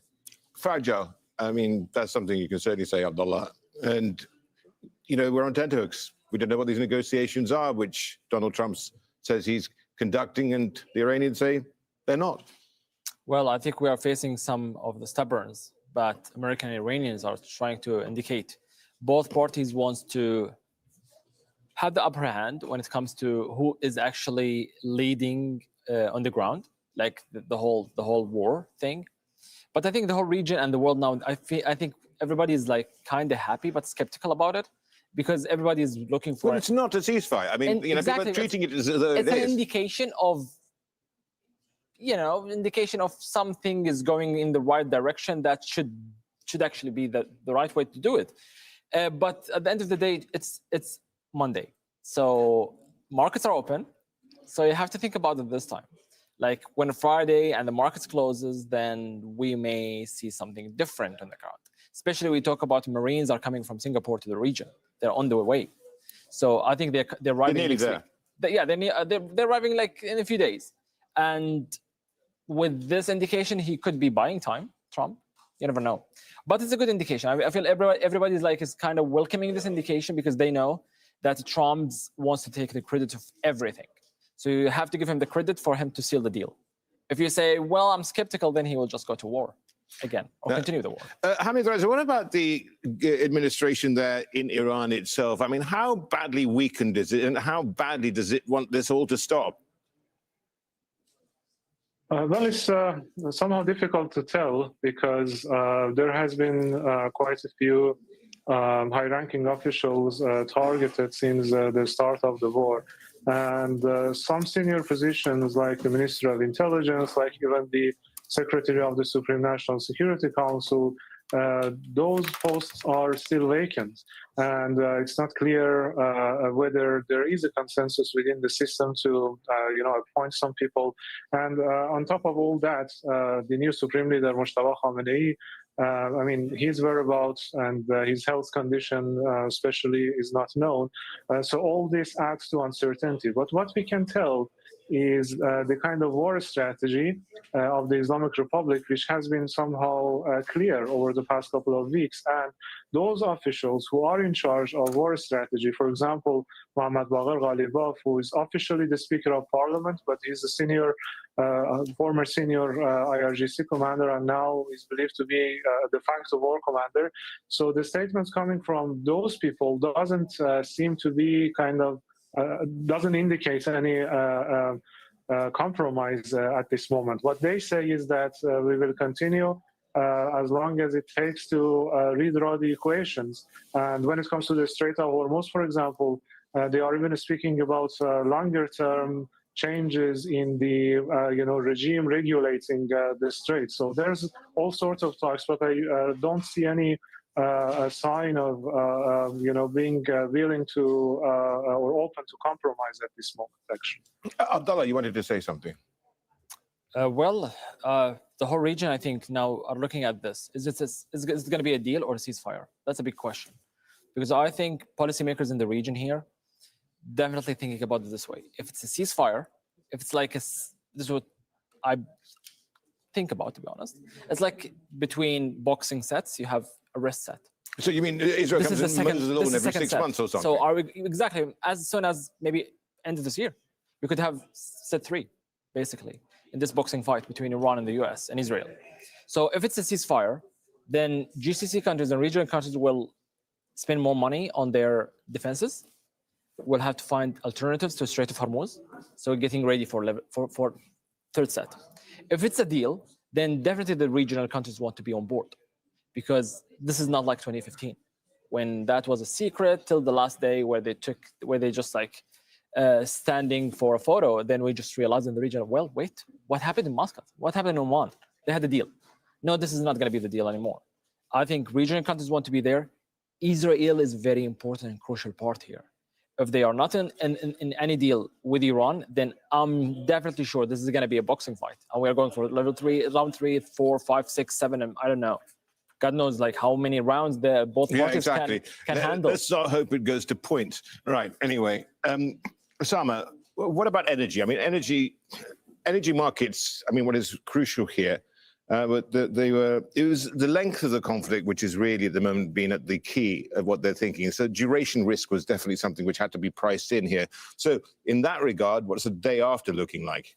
Well, I think what you're seeing now is a declaration. And I'm sorry, because we haven't reached the day. I mean, well, this is declaration of intent by Donald Trump. Yeah. This is you have to take it on what it is. This is a social media post by a unilaterally declared president's war. And this is where we are.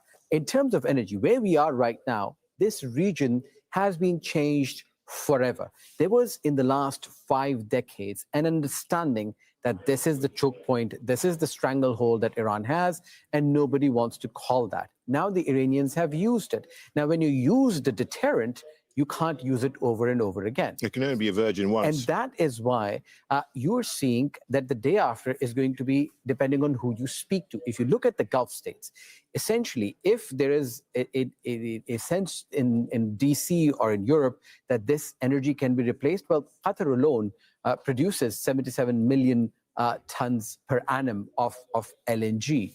It has the largest urea plant. If you combine all of that with Saudi Aramco and the various other companies in the region, with the Omanis and the Emiratis and the Kuwaitis, this is a tremendous amount of hydrocarbons that the world is going to continue to rely on. The day after, we'll have to factor in that this has to be taken out of the equation. There needs to be a deal where Iranian infrastructure, Qatari infrastructure, Saudi infrastructure, Israeli infrastructure has to be completely off the table. If there is a military fight, it has to remain in that realm, because the alternative to that is so horrific that you're already seeing millions of people displaced because of wars. If you add to that energy infrastructure attacks, the issue of the world running out of reliable energy, you're talking about tens of millions of people and consequences that the global economy cannot withstand. Hamid Reza, the Iranian regime has really throughout this been projecting defiance, determination, but really it needs a stop to this war, does it not? I mean, not just for political reasons, but because of the enormous damage within Iran. And let's not forget, the economy was already more than moribund before we started. Well, that's true, but it also has to do with an understanding within the strategic circles of the Islamic Republic, which is quite similar to what your guest was saying, in the sense that they really see how this war ends as consequential to the future, not only of the regime, but actually the future of the country. And they also have quite frequently said that a ceasefire or a halt of hostilities is not something that they are after. They want a decisive end to the conflict and some sort of guarantees, as they say, that this is not going to happen again. So we can speculate about what guarantees can mean, if there can be any guarantee at all. But the way I understand it is for them to use the leverages that they have. And again, your other guest also quite, correctly mentioned that they can use this leverage once. So now that they have already resorted to this, they want to continue using it as long as they can. So that to make sure that the economic cost and the pain that is felt within the United States will make it impossible for any future U.S. administration to even think about repeating this. When it comes to Israel, there is this belief, correctly or incorrectly, I'm just reflecting on the debates within the Islamic Republic, that they can deal with it if the United States is not on board. And on the region, of course, there are already talks about, the need to negotiate and kind of redraw these kinds of lines of tension and basically enmity in the region with neighbors. I mean, Reza Azizi, please hold that thought. It is 1300 GMT. It is, at the moment, 4:30 in the afternoon in Tehran. I'm Rashad Salamat. You're watching Al Jazeera live from Doha with our extensive coverage of the United States-Israel conflict with Iran. This is a look at the latest developments. President Trump says Washington will pause strikes on Iran's power plants for 5 days to allow diplomacy to continue. He said the United States and Iran have held, quote, very good and productive talks over the past 2 days aimed at resolving the war in the Middle East. There's been an immediate official response from Tehran. Trump's announcement coming after Iran's National Defense Council said any attack on its coast or islands would lead to all communication routes in the Gulf being mined. Iran also warned it would hit energy and desalination plants in the region in retaliation. Well, oil and gas prices fell immediately after Trump's announcement. Brent crude falling as much as 13% to $96 a barrel. European gas futures fell nearly 9%. Right, well, Ali Hashem is in Tehran, but first let's get to our chief U.S. correspondent, Alan Fisher, who joins us now from the White House. Alan, what's the messaging behind the scenes on this? Well, it's an interesting whiplash. On Friday, Donald Trump put out a Truth Social message saying that the Iranians had asked for a ceasefire. He was not prepared to do a deal. And then late on Saturday evening, he put out another Truth Social message warning that unless the Iranians opened the Strait of Hormuz within 48 hours with no conditions, then he was going to completely obliterate their power infrastructure, starting with the biggest plant. It's important to point out that that would be a breach of the Geneva Conventions. That would be a breach of international law as well.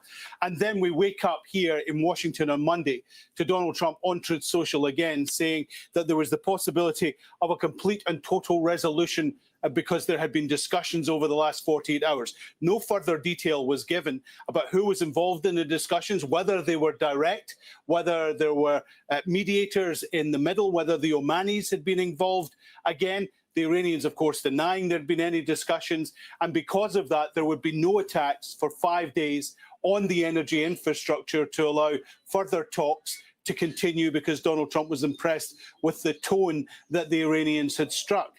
Now, Donald Trump's deadlines tend to be elastic, so Friday would now be the deadline for some sort of movement or momentum in any discussions. That would still allow him to carry out attacks in Iran, as they have been doing, and also move more troops into the region. Remember, there's an expeditionary force of Marines heading to the area, some 4,500 strong. Speculation that they could be used to take over Karg Island, Iran's big energy center, or they could be used on the coast to protect the Strait of Hormuz. All of this is still ongoing, but we need more detail from Donald Trump. Now, we expect to see him in a couple of hours. He's heading to Memphis in Tennessee. He may well speak. He is likely to speak, given Donald Trump, but perhaps we can get some more detail of exactly why we moved from the position on Saturday night of promising total and complete obliteration of Iran's energy facilities to the fact that there could soon be a complete and total resolution to the war that was started 23 days ago. Alan Fisher there in Washington. Let's get to Iran's state-affiliated media. Tasnim, it has been pointing to a senior Iranian source saying that the Strait of Hormuz will not return to pre-war conditions as long as, quote, psychological warfare continues. Well, we can get to Tehran now, and we've got Ali Hashem there. Ali, what do they mean by that exactly? Well, for now, Rashad, all what we are having from Iran are sources, unknown sources, talking to Iranian media. For now, we don't have the foreign ministry issuing a clear statement. We don't have the foreign minister issuing a clear statement. What we have is the American narrative on what's happening, President Trump. We also have the Omani foreign minister saying that Oman is working on, let me just read from his tweet, Oman is working intensively to put in place safe passage arrangements for the Strait of Hormuz. This gives us an indication Oman is one of those countries mediating, or let me say conveying messages between the Americans and the Iranians. We'll be waiting to hear a clear statement from the Iranian Foreign Ministry or from the Iranian Foreign Minister himself. However, what we can say for now is that my understanding, at least from several contacts, is that there is an attempt to reach an understanding with respect to Strait Hormuz and the United States attacks on Iran's sources of energy or Iranian energy plants. So this is for now where the whole thing is. We're not talking about a comprehensive deal because there are a lot of strings attached to this conflict.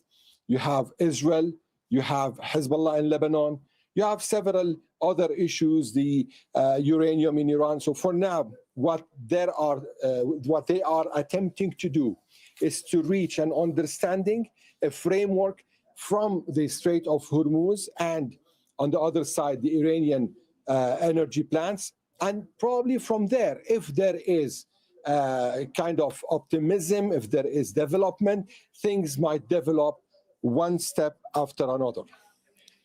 Rasul Sardar is in Riyadh. We can join him there. And Rasul, what we have is the Omanis actually coming into the mix. Let me just quickly read this for you. The foreign minister said a short while ago that Muscat was working to secure safe passage arrangements through the Strait of Hormuz. What are they getting at exactly there? Well, indeed. So now, since yesterday on, particularly, we have seen that a multi-track diplomatic force. So here, the Omani foreign minister, but Absaidi, saying that now they're working relentlessly on finding a solution or reaching an agreement on how to open the Strait of Hormuz. And that could be a good beginning. But today, we also have seen that there have been talks between the European Union foreign policy chief and the Qatari foreign minister and prime minister, Sheikh Mohammed bin Abdulrahman. And then there have been talks between the Turkish foreign minister and the Iranian foreign minister. Indeed, yesterday, the Turkish foreign minister had talks with the Iranian foreign minister and then the American officials and the regional counterparts as well. I was talking to a diplomatic source from Ankara trying to understand the content of this talk. So what you're seeing is that what I have been told that now they're trying to establish the communication channels because since the beginning of the war on, these channels were not working. The diplomacy was blocked. And now we do not know, it's not clear whether there has been messages conveyed indirectly between Tehran and Washington through Ankara or not. However, what we understand is that Hakan Fidan has directly talked to the foreign minister of Iran and Steve Witkoff from the United States. So these are two important figures because just before the war, during the 3 rounds of the talks in Muscat and in Geneva, it was Steve Witkoff and Abbas Araghchi representing their countries. So we can imagine that there is now at least an indirect communication through the regional countries. But while all that is happening, also Hakan Fidan, being in constant talks with his regional counterparts, is bringing the region also in it. And based on my conversation with the Turkish diplomatic source, saying that if there will be any negotiating table. It's not that just going to be between Iran and the United States, but the regional countries are also going to be involved, because we have seen that a war in the region is tremendously affecting the regional countries as well. Yes, there is going to be a change in the status quo, but if there is going to be a peace agreement, ceasefire, and then peace agreement, so the regional countries are going to be involved in it heavily. And he also said that perhaps this is the last chance even for further conflicts. So that is why now the diplomatic efforts are being intensified. And if they cannot reach a ceasefire or a peace settlement at the end of this process, so what is expected, then the things ahead are quite unknown. And that's why the regional countries, Turkey, European Union, Iran, and the United States, so now they're coordinated. However, with one warning. There are quite concerns about Israeli position. So Israel is being seen as a disruptor here. And that diplomatic source said, well, if the clashes, if the disagreements was between the United States and Iran, that could be resolved. However, here, the unpredictable actor is Israel. Ali Hashim in Riyadh. Let's have a look at what's happening with the markets, with oil and gas prices plunging after that Trump announcement. Christian Salumi is live for us in New York, monitoring the markets there. The stock market about open, but if you look on the commodities complex, we're seeing Brent crude now at 101, down 11% so far, with similar falls for natural gas. Also seeing some weakness there when it comes to the urea market too. Yeah, I think we're going to see investors breathing a sigh of relief on Wall Street here in New York today as a result of President Donald Trump saying that he would postpone any more strikes on Iranian power plants for 5 days. As you said, the oil futures have been dropping on that news. They were up over $110 a barrel on Friday. Now they're well below 100. That's the Brent crude international benchmark. The West Texas crude, the U.S.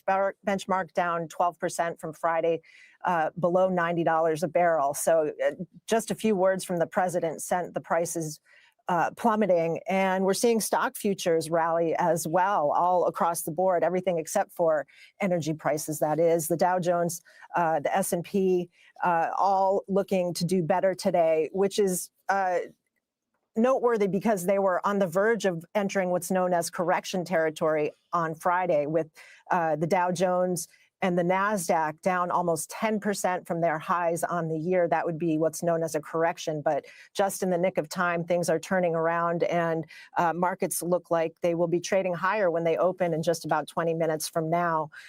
Even airline stocks like Delta and United, despite many issues for air travelers here in the United States, are seeing their stock futures rise as well, because oil prices, as you know, affect many industries and airlines in particular. Yeah, this is it. I mean, it's all about duration risk as well, and there's always a danger that they're getting ahead of themselves, because it's only it's a 5-day suspension of them not bombing the energy infrastructure. It's business as usual, though, in large part. I mean, Israel at the moment is continuing to bomb Tehran as we speak. Yeah, so whether or not this translates to any relief for the average American consumer remains to be seen. It seems like the prices go up much quicker than they come back down when it comes to what we pay to fill up our vehicles at the pump. And those prices are still at I shouldn't say record highs, are at the highest point they've been in several months here in the United States. Diesel prices are over $5 a gallon here, which is fairly considerable, and again, something that has an impact on many businesses as well, from train travel to industrials to anybody that relies on diesel fuel. So we've seen in recent days the markets go up and down, and oil prices go up and down just on anything that the president says. So, I think in terms of long term, what this means, it's still anyone's guess. Christian Salumi there in the New York Stock Exchange. Well, Israel, as I just mentioned, the military has confirmed that it is conducting strikes in the heart of Tehran. So no let-up by the Israeli army, despite that message from Donald Trump, which does indicate some level of diplomacy. Nuro days in Ramallah in the occupied West Bank. And indeed, it seems like it's business as usual for Israel. Well, for now, at least, without really clashing with what the U.S. president announced, Rashad, Israel doesn't see a deal to be in its favor at this point. Let's remember, during this war, up until now, while stock markets elsewhere in the world were struggling, the stock market in Tel Aviv was rallying, the defense stocks, the technology, and so on. The only person whose stocks were not exactly rallying was Benjamin Netanyahu. He needs to convince his base that that he can deliver victory, and he set the bar really high. He said that Israel would be able to topple the regime in Tehran. That definitely has not happened, and if a deal is reached with the U.S., then Netanyahu will have a day of reckoning in October when the elections are held. And that explains why, in a conversation reported by Israeli media between the head of the intelligence subcommittee and Netanyahu, that member of the Knesset told Netanyahu, you saved us from a bad deal between the U.S. and Iran before, reference, of course, to the deal that was within reach a day before the war broke out on the 28th of February. Do it again, that head of the subcommittee said. And what Netanyahu responded is, we're working on it. The strikes from the Israeli Air Force were a mere half an hour or so after that announcement by Donald Trump. So as far as Israel is concerned, nobody's told them to stop firing, and they will not do it unless absolutely necessary. Noor, thank you. Noor Uday there, joining us from Ramallah. Well, joining us on set is Abdullah Banda Al-Ataibi. He's an assistant professor in international affairs at Qatar University. Over there in Berlin, we're joined by Hamdi Reza Azizi. He's a visiting fellow at the German Institute of International Security Affairs. And on set here, of course, is Osama bin Jawed from Al Jazeera, of course. I'm going to start off with you, Osama. Now, it seems that, the Iranians say there's no negotiations. Donald Trump says there have been conversations for the last 2 days, but it does seem to be emerging that there are a number of interlocutors. Absolutely. Well, I've been speaking to right now, I was on the phone because I'm talking to a source of ours in the diplomatic circles, and according to them, the conversations with all key players have been had in the last 3 weeks. There was a single point agenda, and hostilities come back to the table. What these four countries, Egypt, Oman, Turkey, and Pakistan have been doing is essentially taking the message both to the Iranians that this suffering of the Gulf allies need to stop, and telling the Americans that there's tremendous suffering in Iran, there's tremendous suffering according to what their partners in the Gulf are facing, and there's economic hardship that is not just going to be limited to the region, it's coming for you as well. And that seems to have resonated. I asked this source on what convinced Donald Trump, because these are the parameters that were there on the first 48 hours. But it appears that now more and more realization is sinking in the United States because of all of this. Remember, just 48 hours ago, the Turkish foreign minister was doing a round of the region. The Egyptian president has been going around the region, talking to various leaders. The Pakistani foreign minister was in DC, and there's been multiple rounds of negotiations with the Omanis as well, taking the message from both sides. So it appears that diplomacy, while the rhetoric was at its peak, was also functioning, and it is heading towards some sort of results. Again, this is a social media post. We don't know what those results are, but it appears that calmer, cooler heads seem to be prevailing now. Abdullah, what's your view? Well, I want to continue with Osama was saying in the previous hour. He was talking about the economy and the importance of GCC. Obviously, GCC is not only oil. GCC is not only fueling the world, it's actually feeding the world indirectly, if you look at the numbers. Which is what I was saying about how all the different things which are actually produced here. Yeah. Like one of them is the US. US, according to Bloomberg, like they received $5 billion worth of fertilizers from the GCC, 51% of them from Qatar, actually. So indirectly, the farmers in the US will be affected. Not only the US, but we talk about Turkey, we talk about Bangladesh, we talk about Pakistan, we talk about Australia, we talk about Thailand, and the list goes on and on and on. Currently, at the moment, we are not feeling this much pressure in the market. There's a problem with the prices, that's for sure. But in the next few weeks and months, then the farmers will start to realize that the prices will go up. Then we're gonna feel it on the table. Like when we dining with our families, we will start feeling, well, the bill is going up. Like what's wrong? It's actually the war. That's why it's a big thing for not only the region, it's a big thing for the world. It's a war on global interests, that's for sure. This is can't stay actually within the region. That's why I think back channels is very important between two sides to find a way to push for dialogue, because dialogue is the only way to settle down your differences. You're not gonna settle down differences this way. And we talk about the way that both parties are very stubborn when it comes to dealing with each other. So this is a major thing. I mean, Reza, if we have these back channels, who's in charge in Iran? I mean, is it the foreign minister? Because everybody else has really been assassinated. Well, I think more important than who's in charge in Iran is what is the end game? What is the strategy on the side of the US and Israel? Because I think what's become clear so far is that Trump's Iran strategy has been nothing more than a military solution in search of a problem. And now that he's got the problem at the Strait of Hormuz, it's just too big to handle through the limited ways that he had thought about in the beginning. So as long as that problem persists, I think it's a secondary issue whether there is someone on the Iranian side to talk to the United States. And again, when it comes to the Iranian strategic assessments, their thinking is that if they end the war at this moment without any concrete, resolution of the underlying issues, in this case, especially the issue of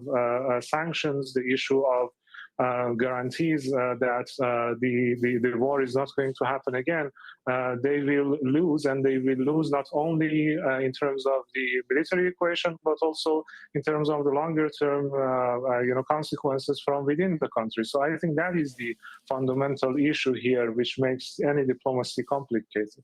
Hamid Reza, conflicts like this are often involved with bluff and double bluff.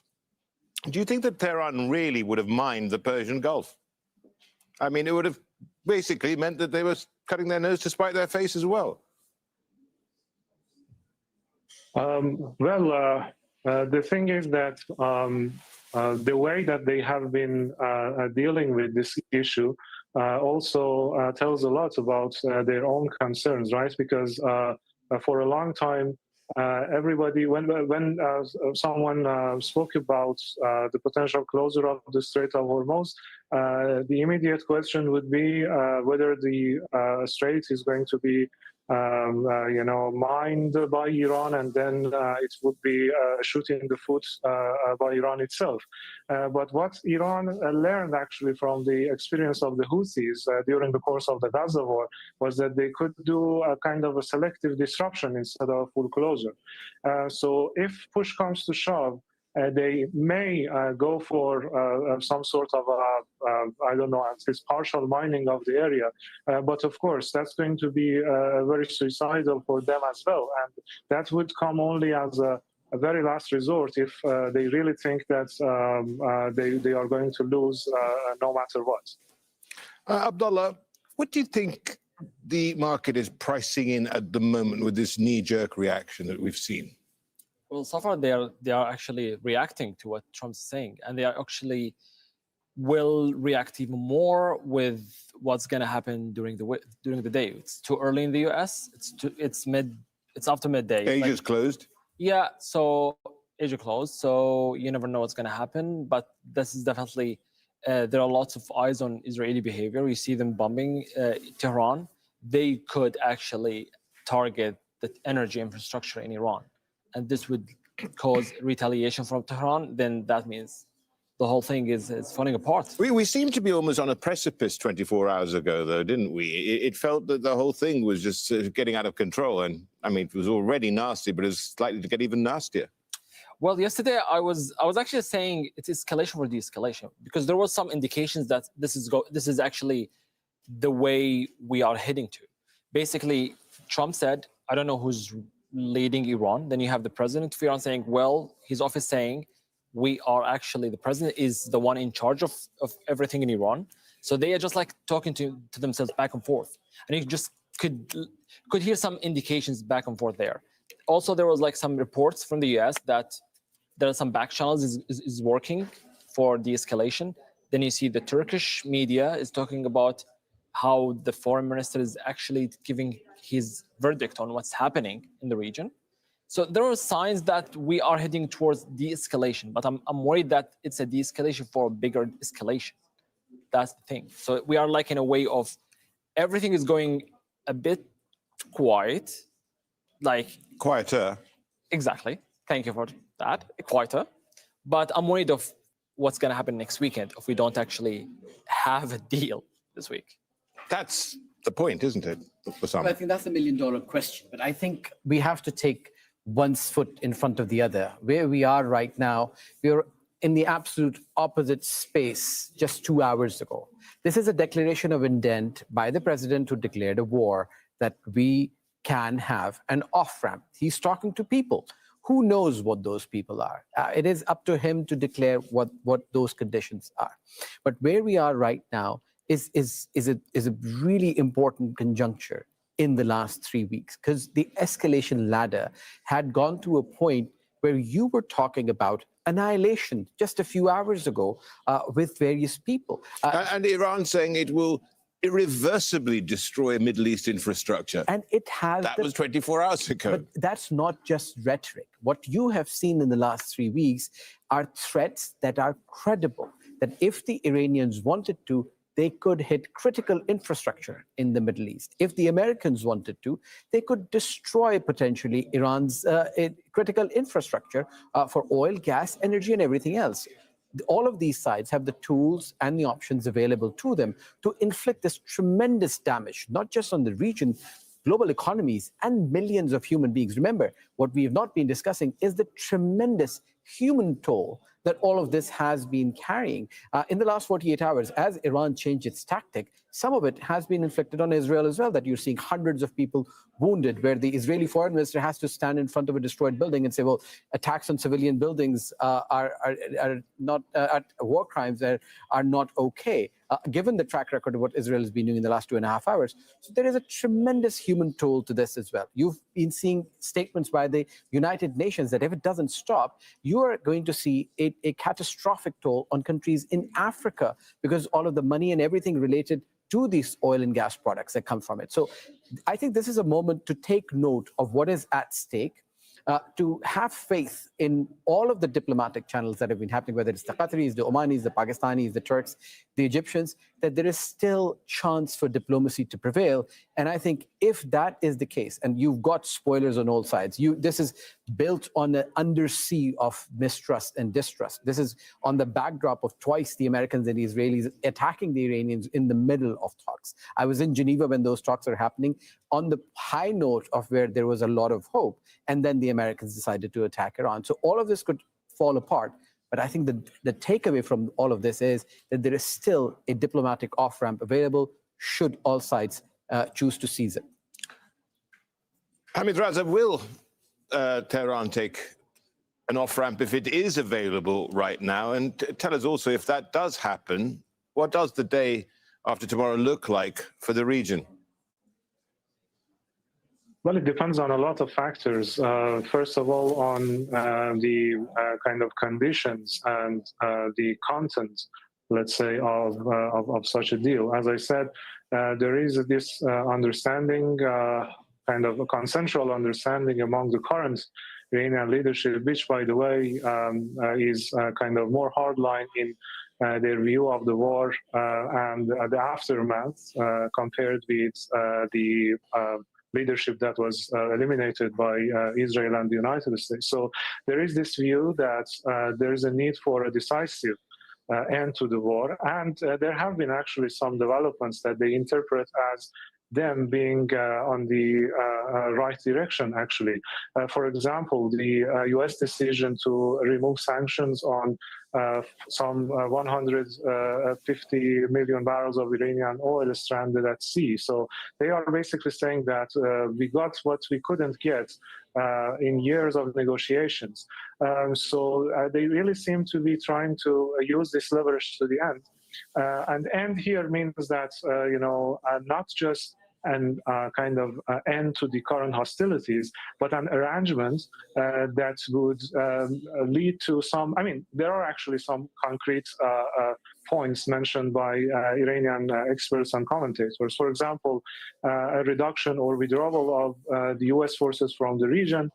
For example, some arrangements between Iran and its neighbors for economic cooperation and other sorts of cooperation, and also the kind of some sanctions removal, for example. To what extent these are possible, especially to what extent these are going to be also seen as acceptable to the United States after initiating such a war, that's the main question here. But the core issue, and I would end here, is that for the Islamic Republic and and increasingly for Iran itself, this is seen as an existential battle, and that's why the prior red lines and the prior thresholds are not really applicable anymore. So the format and framework must be something more concrete, as far as I can tell.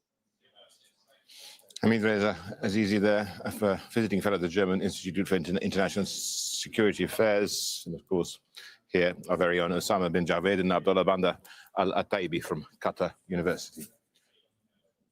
Well, this is Al Jazeera. It is 13:30 hours GMT, and this is a reminder of the latest developments on the US-Israel conflict with Iran. President Donald Trump says Washington will pause strikes on Iran's power plants for 5 days to allow diplomacy to continue, saying that the US and Iran have held a very good and productive set of talks over the past 2 days aimed at resolving the war in the Middle East. There's been no immediate response from Tehran.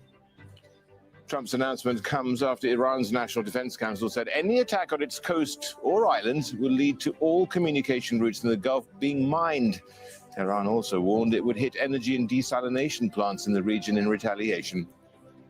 Well, on the markets, oil and gas prices fell immediately after that announcement by Donald Trump. Brent crude falling as much as 13% to $96 a barrel.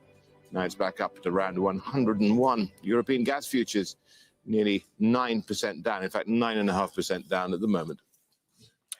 Well, let's get straight to Chief U.S. Correspondent Alan Fisher, who joins us from the White House. We've got Ali Hashem, who's in Tehran, but first let's get over to Lebanon, and Tony Cheng, who's live for us from Beirut.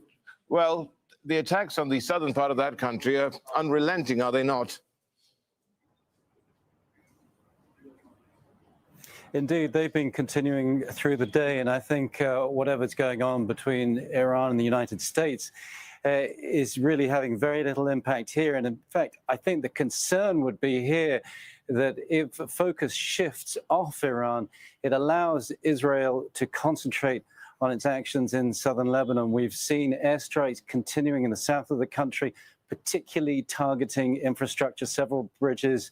They seem to be pursuing that ambition to cut off everything south of the Litani River. And I think there's a real worry here in Lebanon that that will continue. We've heard President Aoun, he was meeting with the Prime Minister today, talking about the damage to the infrastructure, how major cities here in Lebanon like Tyre are now being cut off. They've been cut off from aid. And people in the south who have been ordered to evacuate by the Israelis are finding it increasingly difficult to do so. So that is a real concern, I think, over here in Beirut. Tony, thanks. Let's get to Alan Fisher, who's at the White House. And Alan, what's really being said privately regarding all this, and what's the sense you're getting? Well, Donald Trump has made clear that he is the affordability president, and the problem with the Strait of Hormuz was growing for him. Now, the administration here denies that they hadn't planned for this, that they weren't aware that this was going to happen, that the Strait of Hormuz could effectively become blocked, and that would drive oil prices up. But the reality is that's what it shows. The Strait of Hormuz isn't open. It's not. There's not a flow of oil through there, and it is driving prices up. Donald Trump's expected in Memphis, Tennessee, in the next couple of hours. We expect that he may well mention what he's been putting on his social media platform, we might then get some idea of exactly what these talks were, what happened over the last 24 hours that changed the position of Donald Trump from we will obliterate their entire energy infrastructure to there is the possibility of a complete and total resolution to this war. He has been looking for an off-ramp, so that is perhaps something that he can present as a win because he wants to do that and very much say to the American people, this was worth it. And there are many American people who believe that it was worth it, that Iran, a threat of a nuclear Iran just wasn't something that they could live with, that presidents in the past had ignored this and not done enough to confront it. But Donald Trump was brave enough to do it. And if it's removed the nuclear threat from Iran for the next generation, then they'll think that the 23-day war was worth it. I've been speaking to people over the weekend who have connections to discussions that are ongoing, that there was the possibility of, is there a possibility of a deal? They were very clear when I spoke to them, and they're not completely integrated in the talks, but they say there's some concern at the State Department that Steve Witkoff and Jared Kushner were the two main negotiators, people who don't understand the intricacies of negotiating a nuclear deal. Ernie Moritz, who was the energy secretary under Barack Obama when they did the Iran nuclear deal, has a doctorate in nuclear science, so he understood it to the nth degree. Jared Kushner and Steve Witkoff do not have that level of understanding, and they worry that perhaps because they didn't understand the technicalities and where they were, they eventually went to Donald Trump and made the recommendation that if he wanted to go to war, then that would perhaps be an idea because Iran was a threat. That is a distinct possibility given other things I've heard, but it looks as if this might be Donald Trump looking for an off-ramp. He set this 5-day deadline. We'll see where the talks go in that point. Remember, Donald Trump's deadlines tend to be elastic. They have been in the past. It could well be that come Friday, we don't get a resolution to this question. Let's get to Tehran now. Ali Hashem is there for us. Nothing yet from authorities there in regard to this social media post by Donald Trump? Well, Rashad, yes, there's nothing yet from the official sources here. Actually, I've been trying to reach out to several of them, especially those who are in charge directly. And no one is really answering, and no one is posting, and no one seemed to be ready currently to comment on these reports. Why? Because in the past year, there have been a couple of rounds of negotiations, and they ended with war. So the Iranians are very cautious that this might be a deception, and this could be related to some operational causes on the ground. Now, yes, there are contacts, there are messaging that's going on, and we've seen the foreign minister speaking today to the foreign minister of Turkey, Russia, and several others, alongside with the tweet or the post by the Omani foreign minister saying that Oman is working on a framework for a safe passage from the Strait of Hormuz. Of course, there are clear efforts. Probably several states, several nations in the region are keen to reach a kind of a consensus or a settlement. However, we have to take into consideration that the attempts right now were meant after both sides reached to a point where the off-ramp was very narrow. So it was like a situation if the United States was going to strike Iran's energy plants and Iran retaliating towards the region and towards Israel with the same power, then this would be irreversible. And the war wouldn't be in a situation where there's a possibility to come down the ladder. So this is currently an attempt, probably mediated by all these countries we're hearing of, in order to calm down the situation, keep it. I mean, the war is continuing. We just heard now of an attack in Bandar Abbas. And just a couple of hours ago, there was an airstrike here in Tehran. And this is going to continue. This is not going to stop. But the main issue here is to find a framework to start from. will the Strait of Hormuz be this point of start? Will it be the framework where the Iranians and the Americans can start talking? Because there are a lot of strings attached to this conflict. Put aside Israel, Lebanon, Hezbollah fighting each other. We just heard from Tony. On the other side, we have several issues hanging between Iran and the United States. The nuclear issue, the ballistic issue, Iran's role in the region, the Strait of Hormuz. So this is not something that can be solved in 5 days or even 5 weeks. This needs a lot of time, and we've seen. I'm one of those who covered the Vienna talks. It took a lot of time between 2012 and 2015 till they were able to arrive at a kind of a deal, and the deal actually did not stay. It fell. So what about now with the war already going on? The United States killing the supreme leader of this country and many of this country's politicians. So it's not that simple. It's being simplified.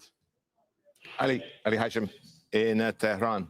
Akiva Eldar is an Israeli political analyst. He joins us now from Tel Aviv. Right here in Doha is Alam Saleh. He's a senior lecturer of Iranian studies at Australian National University.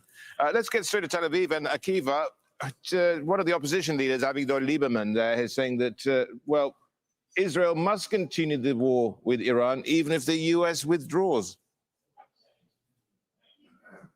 Yeah, because he's not the prime minister, he can afford saying that.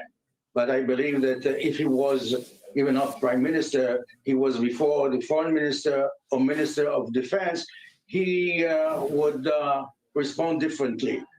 I don't think that Netanyahu can afford, after so many times that he was bragging about his special relationship with my dear close friend Donald Trump, to say no to the United States. Well, he said no to Joe Biden, if you remember, during the war in Gaza, when he demanded a ceasefire. He said no to the Security Council, but actually he is trapped in domestic small politics because Netanyahu is a member of the Republican Party.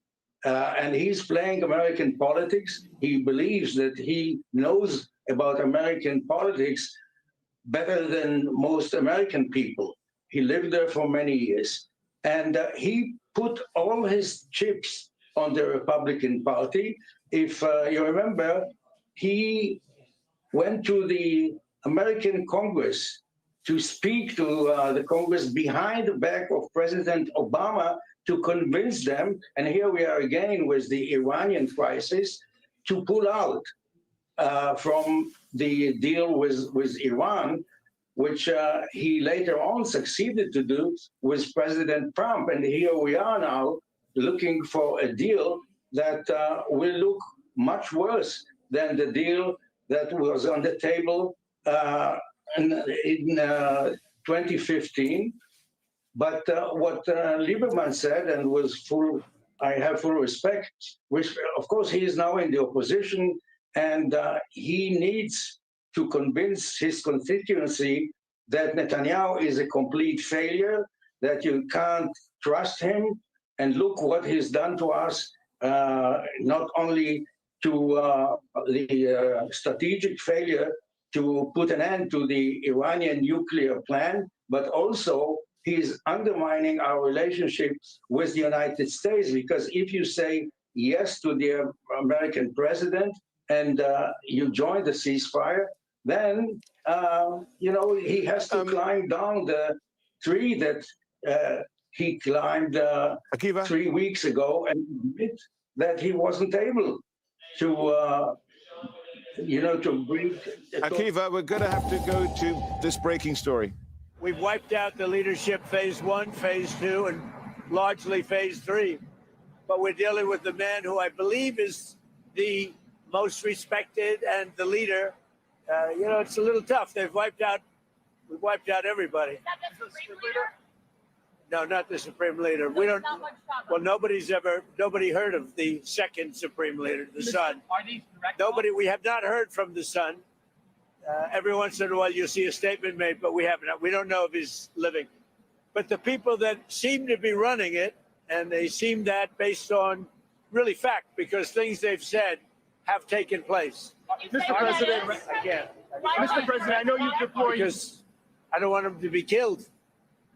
Okay, I don't want them to be killed. Mr. President, you've deployed.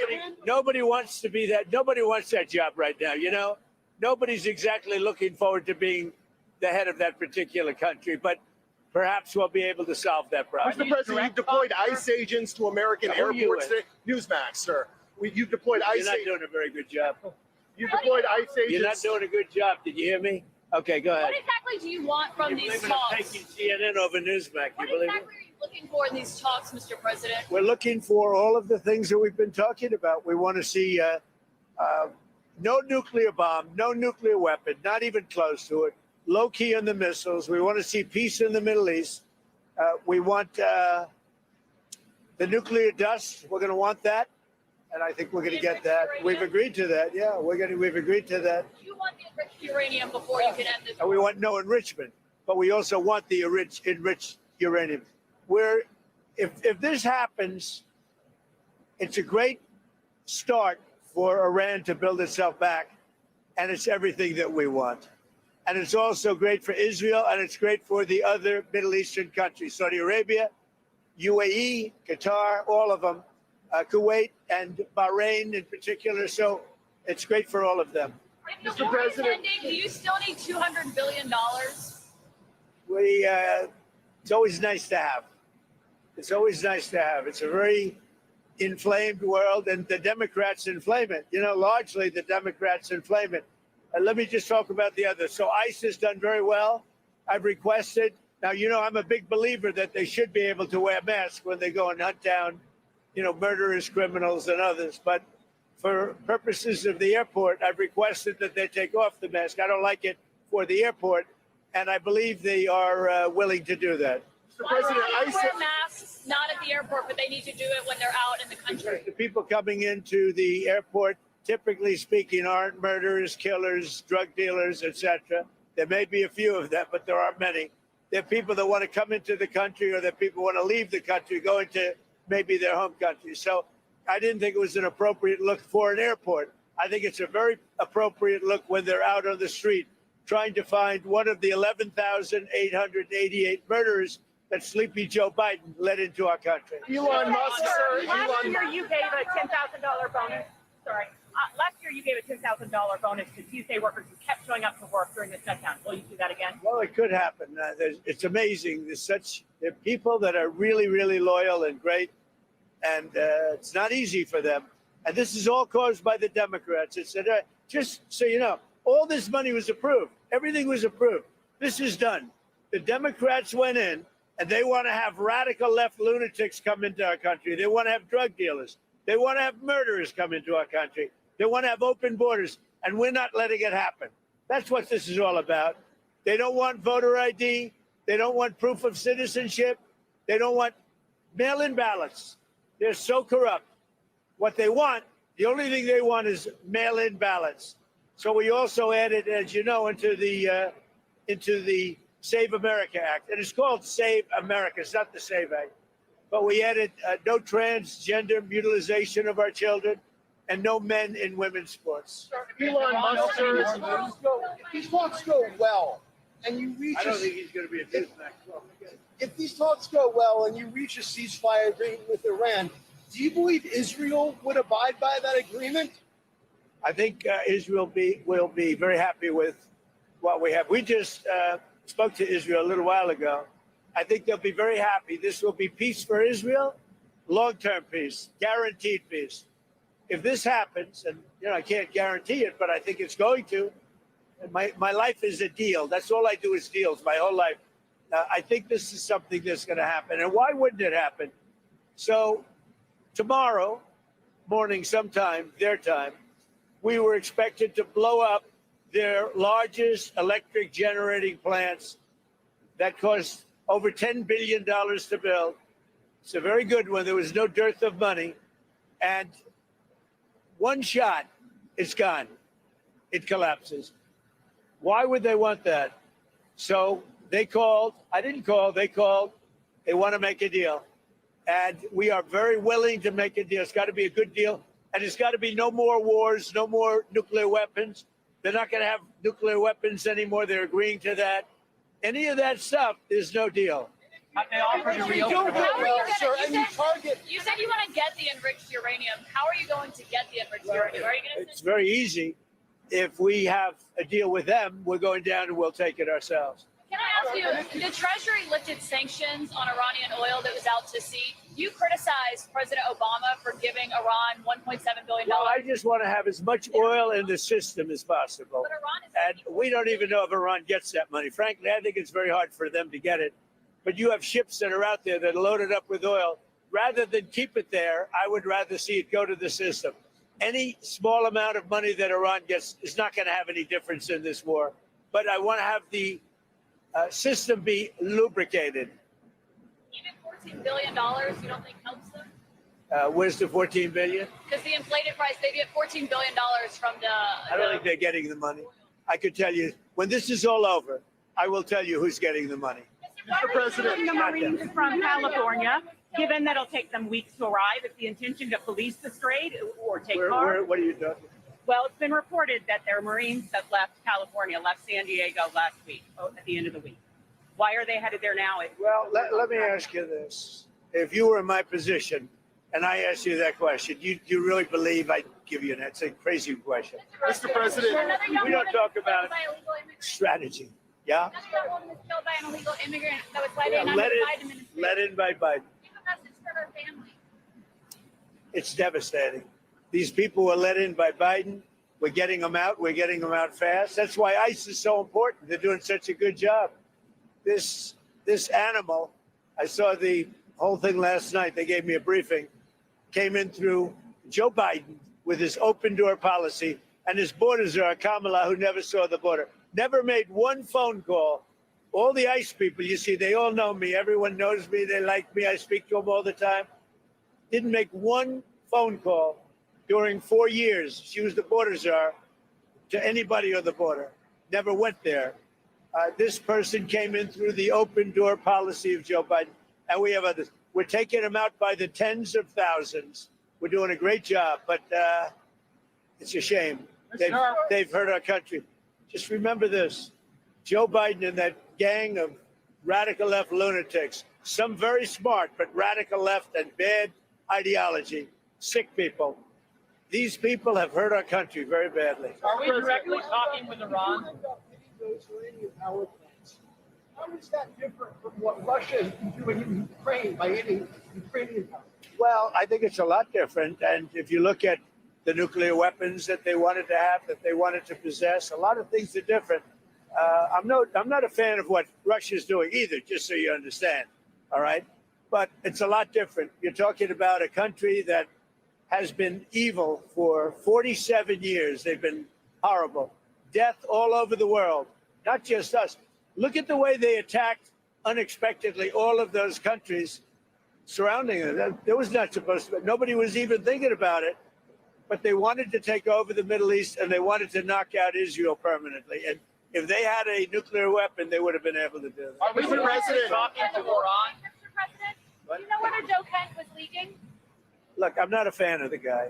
If you look at, and you never cover this, if you look at his truths or whatever he went on, if it's excellent truth, if you look at his truths or his statements, he was all for everything. All of a sudden, he wasn't. He was a man that I met at Dover. He came and his wife was killed. He remarried fairly quickly. His wife was killed, and I felt badly for him. He ran for Congress, he lost. He ran for Congress again, and he lost. I said, you know, he's a guy, nice guy, seemed like a very nice guy. I met him. He was pretty heartbroken, but I said, you know, it's a shame. He ran for Congress twice. Call him up, give him a job in the White House. Smart. They gave him a job in the White House, and this is what he does to me. You know, being a nice guy doesn't pay off too much. Think of it. He loses twice in Congress, ran not very good campaigns, should have won, but he loses twice. How do I get him? I have my people call him because I didn't deal with him for the most part. I saw him a couple of times, but I never dealt with him at all. I had no idea his ideology was left or right, whatever it is. I can say this. He said very strongly that Iran is not a threat. Iran's been a threat for 47 years, and there's not a country in the world that doesn't agree with me on that. So I take this guy, Joe Kent, who lost twice for Congress, pretty badly and tough, and was devastated. And I know that he lost his wife. So instead of letting him live out his life, I brilliantly have my people call him and offer him a job in security, essentially, in the White House. And what does he do? He goes out and he says that Iran is not a threat to get publicity. Now, he probably signed up with CNN or maybe signed up with your division of Newsmax. I don't know, but probably signed up with CNN or somebody. But if you look at his tweets, X's or truths, whatever he uses, I don't know because I don't follow him. What he said is 100% he agrees with me. All of a sudden he leaves. I never knew he had a problem. Now, I hear they're looking at him for leaking. That's possible. But just so you understand, just to put it to rest, he lost twice badly. He also lost his wife. He's remarried since. He lost his wife. I felt badly for him. So I told my people, reach out to him, give him a job at the White House. This is the thanks I get. Any other questions? He said Iran was not an imminent threat, that that's what the intelligence showed. I think it was a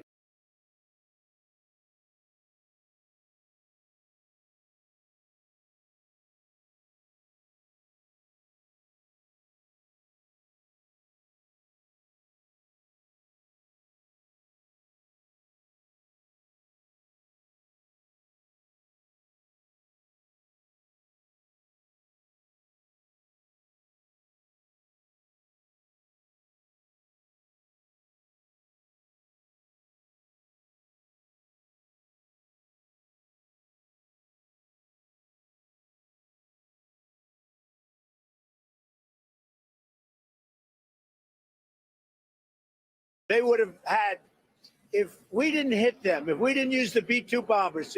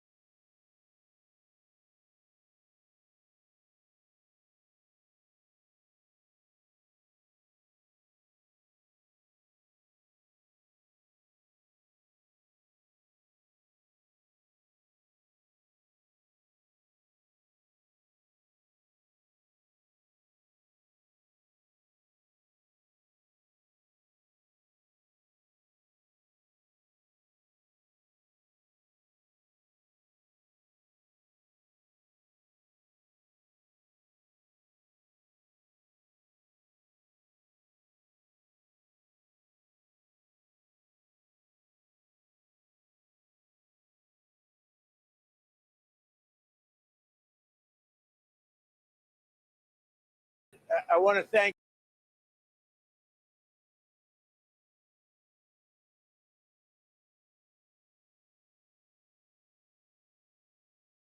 destroy our country. These people are the most destructive, sick people, the Democrats. They want, and they're fighting for this. They're fighting for men and women's sports. They're fighting for transgender for everybody. Everybody go out, get your kid a nice operation. and change the sex of your kid. They're fighting for, no, think of it. They don't want you to do voter ID. You walk into a booth. In California, if a person who's doing voting, an official, asks you for identification, they're subject to being arrested. What's wrong with this country? So we're fighting it hard. And I think they should, because the Democrats are being blamed for the shutdown, and it's their fault, and they're getting killed. That's why when I announced yesterday about ICE, the Democrats called. We want to settle. We want to settle. And I told the people, don't settle. Don't settle. Because we have something bigger. Only settle if you get the Save America Act, voter ID, and so important, proof of citizenship, etc. Thank you very much. Whose idea was that? To put ICE in the airport? We're dealing really. Whose idea was it? Mine. That was mine. Can I ask you? You said That was there like the paperclip. You know the story of the paperclip? 182 years ago, a man discovered the paperclip. It was so simple. And everybody that looked at it say, why didn't I think of that? ICE was my idea. I called, first person I called was Tom Homan. I said, what do you think? He said, I think it's great. Then I saw today there was some masks on. I didn't think the masks were appropriate. I put out a statement and I asked them, would it be possible to take off the mask? Because they should wear a mask when they're dealing with the murderers and the thugs let into our country. You said there's many points of agreement with Iran right now. Many. What, can you give us a number Many, of those? like 15 points. 15 That points. Iran has said yes. Well, they're not going to have a nuclear weapon. That's number one. That's number 1, 2, and 3. They will never have a nuclear weapon. Said yes to that? They've agreed to that. Will we see arrests, illegal migrant arrests at airports, sir? Arrests? Will we see ICE arresting illegal migrants at airports? Yeah, that's. Are we talking That's why the Democrats are going crazy, because they've allowed, by what they did, and hold up, we put ICE, who are a very high level. I mean, they really are a high level group of people. And they love it because they're able to now arrest illegals as they come into the country. That's very fertile territory. But that's not why they're there. They're really there to help. Are we talking to Iran directly? To no enrichment whatsoever, even for medical purposes, civilian purposes? They have. Thank you. What about the Strait of Hormuz? Who's going to be in control of That'll that? be opened very soon if this works. How soon? And who's in Immediate. control of it? Will Immediate. Iran still be able to control the flow of oil? Be jointly controlled. By whom? Maybe me.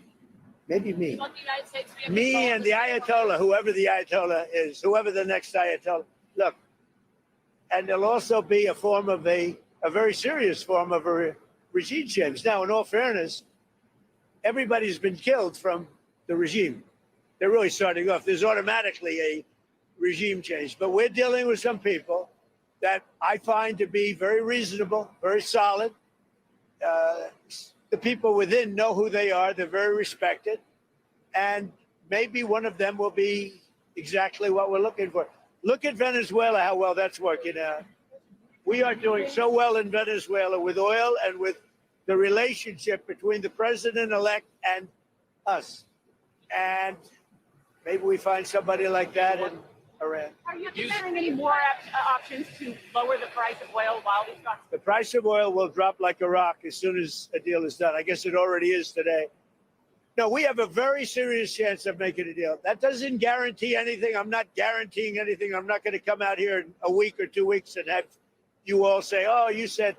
I didn't say anything. All I'm saying is we are in the throes of a real possibility of making a deal. And I think if I were a betting man, I'd bet for it. But again, I'm not guaranteeing anything. They want to make a deal very badly. Thank you. What changes would you like to see in DHS under Mark Wayne Mullen? Well, he's going to be fantastic. He'll make his own change. He's already given me a list of people he wants to bring. He's a fantastic guy. I think he's just the right guy. You all know him. He's a very open, smart guy, very successful actually in business, which people don't know. And he's a friend of mine. I think Mark Wayne is going to be fantastic. Thank you. Are these direct talks on the plane crash that happened there? Terrible. They made a mistake. It's a dangerous business. That's terrible. Thank you. Donald Trump there, just getting on to Air Force One as he heads off to Tennessee, Memphis, Tennessee.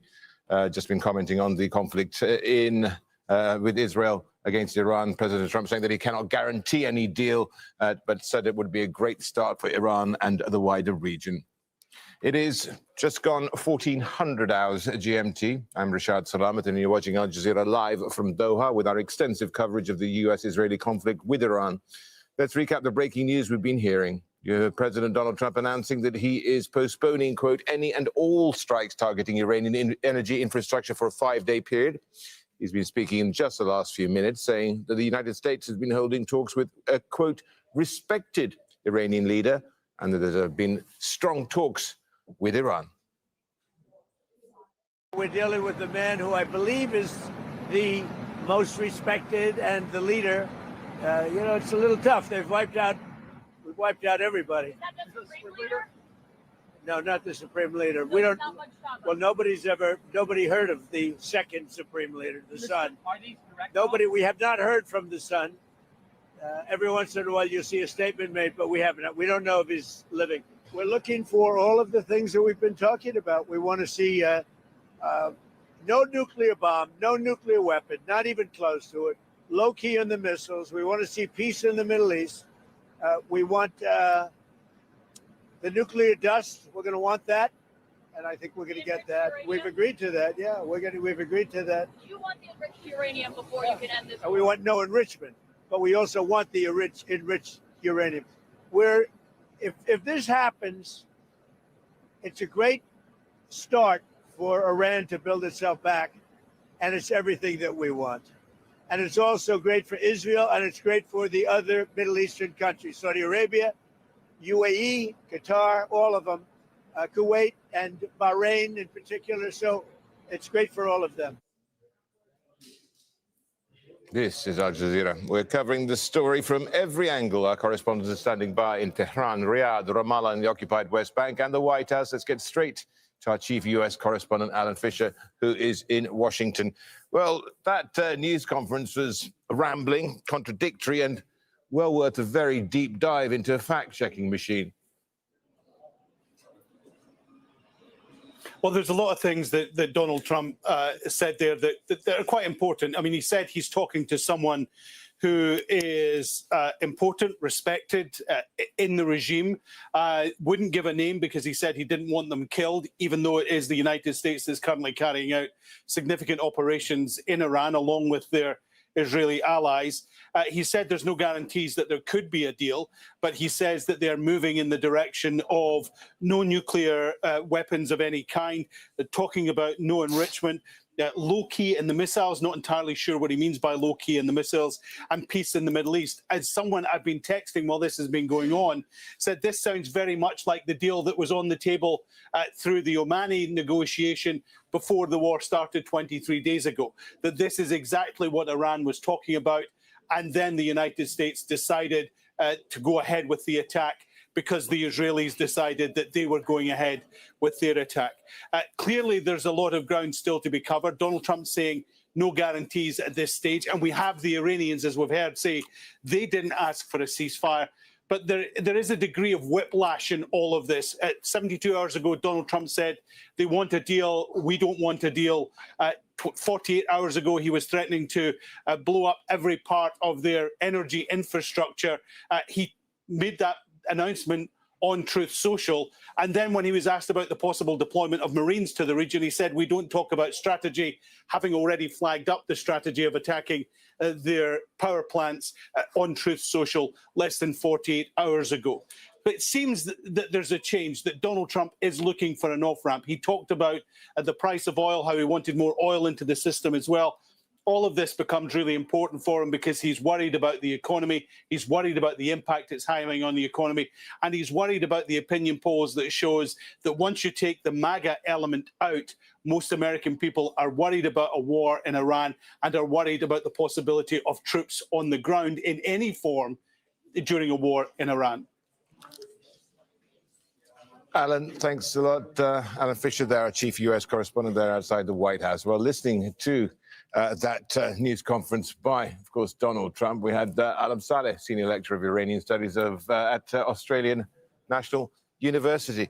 What did you make of it? It almost seemed as though he kept on veering towards as though it was all over, but at the same time, he kept on caveating, saying that, well, you know, we still have to do the deal here. And, you know, the thing is, we still haven't heard from the Iranian side publicly, and we don't know who they're negotiating with. Yeah, well, it's obvious that he's witnessing or he's facing actually the escalation dilemma. He has raised a certain expectations very high. He wasn't able to achieve them. In the beginning, the regime change or the complete surrender, what he called it, absolute surrender, also it didn't happen, weakening this Iranian state and its military capability. He wasn't able to achieve it. Actually, Iran was able to transfer the military confrontation into a symmetrical war using geo-economy of the region, geostrategy of the region, and also prolonging the war, expanding the geography of this confrontation to kind of to exhaust the United States military capability. So in other words, Iran was not able to confront using this what we call it a balance of power, but a balance of threats, and was able to do so. And that actually led into the latest ultimatum that he tried his best in order to somehow to make the regime the Iranian regime to undermine its kind of determination to continue the war. He did say that Iran started at one point. Then he said that, well, they were an imminent threat. He also said that it was them who attacked the region. Yeah. Well, yeah. I mean, of course, they were warned that they would be attacking the region should they come under attack. Yeah, less than 8 months ago, he said that we have destroyed Iran's nuclear. Yeah, exactly. And went on to say totally obliterated. Totally obliterated the Iranians' kind of nuclear capabilities. And recently said that Iran was very close to making a bomb 2 weeks 2 only. weeks, according to that news conference. Yeah, and also during the war, 2-3 weeks ago, actually, he said that we have fully destroyed Iran's missile capabilities. But again, we see that in the last 2 nights, at least, Iran was able to hit different cities in Israel. So what he's actually witnessing is indeed he was in dilemma. He wasn't able also to establish a coalition to open the Strait of Hormuz. He lost control of the Strait of Hormuz. Iran was able to use the Strait of Hormuz not only in its economic war,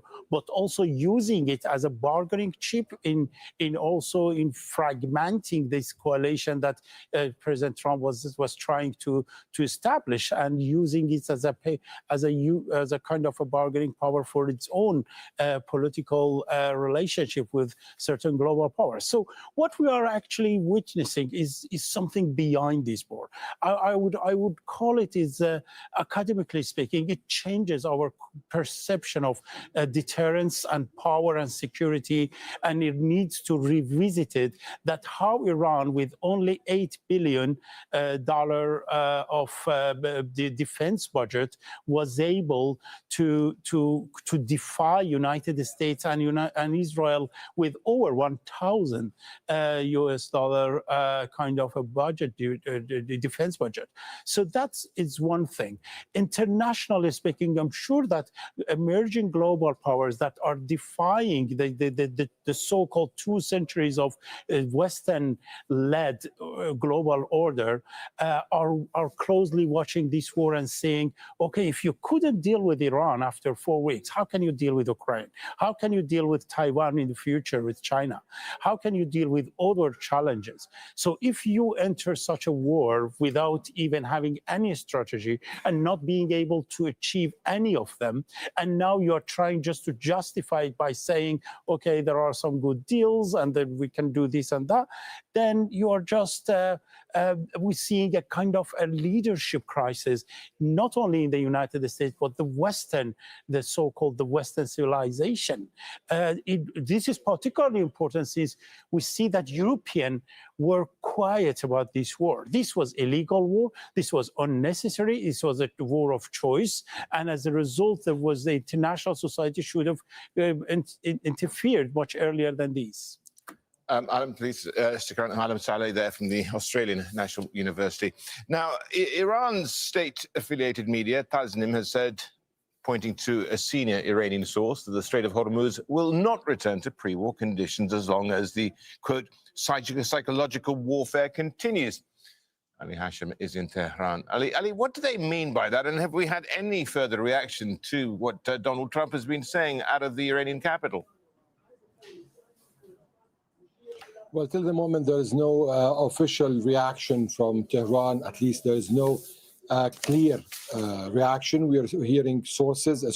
Actually, these sources appeared immediately after Trump's tweet. Then we saw 4 or 5 lines coming out on Mehr news agency quoting the foreign ministry. Then this quote was deleted and we went back to the sources. For now, it's clear that at least the Iranian officials are preparing for a response, a clear response. We're trying to reach out to them. No one is responding for the moment. The way President Trump framed his talks in Iran with someone very respectful within the system, someone he described as very centric in the system. Well, there's a supreme leader. He said he's not talking to the supreme leader. He doesn't know if he's alive or not. There's the president. It doesn't seem that he's speaking to the president. There's the foreign minister. Foreign ministry isn't saying anything. And actually, a few days ago, he said the foreign minister doesn't have agency. So who is he speaking to? This is a big question. Is he speaking to Mohammad Bakr Qalibaf, for example, the Speaker of the Parliament, who is a very strong man right now in Tehran? These are big questions. I mean, we are right now in the middle of speculations. But I can tell you one thing, that the Iranians are quite careful and cautious because they do not want to be deceived once again, given the fact that in at least two occasions in the June 2025 talks and in the latest talks in Geneva, so 2 times, the talks were succeeded by attacks, by wars. So I think for now, the Iranians are taking their time. And as we've been saying, there are a lot of strings attached to this conflict. It's not a simple conflict. Mr. Trump is simplifying the conflict, but it's not a simple conflict. There are several issues. It starts from the uranium and how to extract the uranium from Iran, the ballistic missiles issue, the regional issue, the war between Hezbollah and Israel, Israel's concerns with respect to Iran, Iran's concerns with respect to any future war on Iran, the regional concerns of a similar wave or a similar war being restarted once again, issues related to the Strait of Hormuz. So we were talking about a package that is full of items, and each item would need it on its own separate negotiations. Now, what we know, let's just talk facts right now.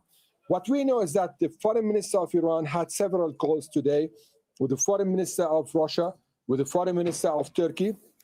There were also exchanges with the foreign ministers of Egypt. The foreign minister of Oman, Mr. Badr al-Busaidi, tweeted and said that his country is working on a framework for safe passage in the Strait of Hormuz. So these are the facts that we have for now. President Trump is saying there are talks with the Iranians, and we are waiting the Iranians to confirm.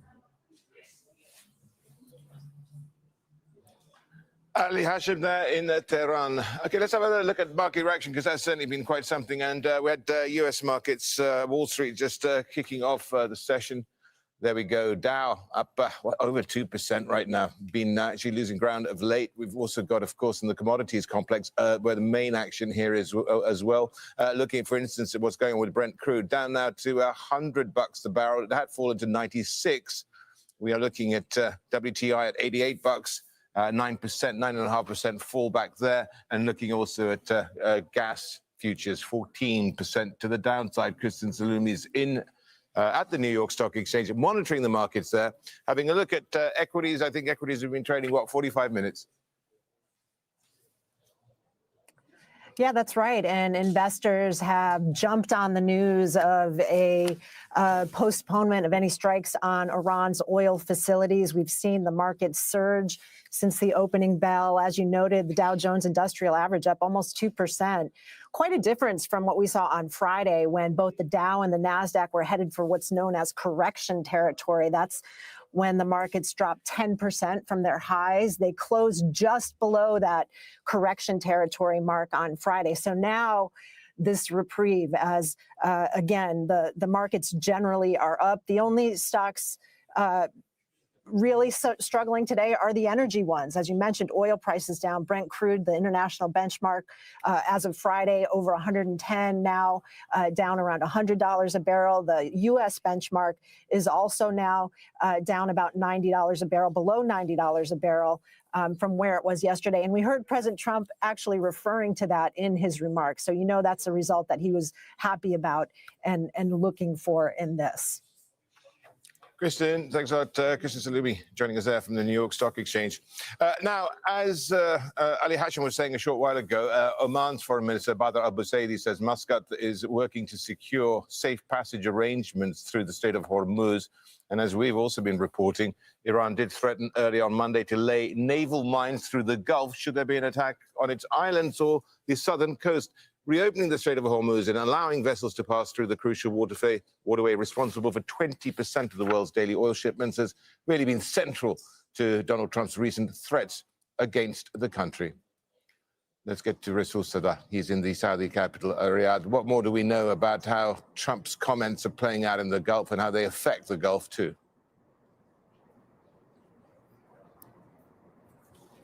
Well, indeed. So the diplomatic efforts have emerged yesterday. So it was not clear whether there are diplomatic engagements, talks between the parties, between warring parties, and also the mediators. But since yesterday, we have seen that these diplomatic efforts intensified.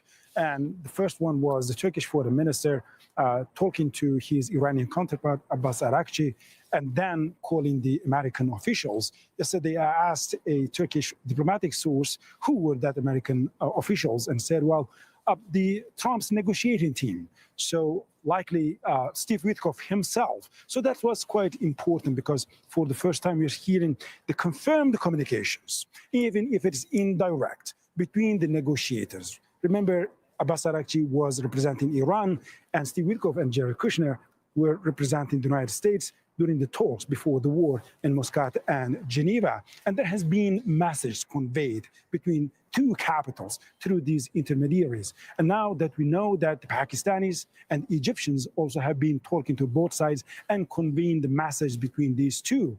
And also it's not only between the Iranians and the Americans, like the indirect message being conveyed, but also the regional countries are also intensifying their talks to each other. And the reason for that is because the war has shown that when there is a conflict between Israel and the United States and Iran, between Iran and the United States, the first victim is the region itself. Indeed, so far, 85% of projectiles that were fired from Iran were targeted toward the GCC countries. And it is quite remarkable. It has disrupted the civil life here. It has disrupted the energy flow to the global market. The airports came under the attack. Civilian infrastructure came under the attack. So the diplomatic sources are saying that these diplomatic efforts could be the last chance before even this conflict getting further and further and eventually taking the whole region into a war. And we're seeing that indeed through the capitals. Just 4 days ago, the Saudi foreign minister, Faisal bin Farhan, releasing a statement saying that there was a little trust between Riyadh and Tehran, and that is shattered now, and clearly referring to the Article 51 of the UN Charter, which is directly about the right of the self-defense, means if a country comes under attack, it has the right to retaliate. And then we have heard the same statement from the GCC Secretary General, and then the UAE's foreign minister. So all these indicators are showing us that if the diplomacy doesn't work, there is no better way and the things could get worse. Rasul Sadeh there, joining us from Riyadh. Well, while Trump is talking of postponing strikes and ramping up diplomacy, the Israeli military says it has launched a new wave of attacks targeting, quote, the heart of Iran.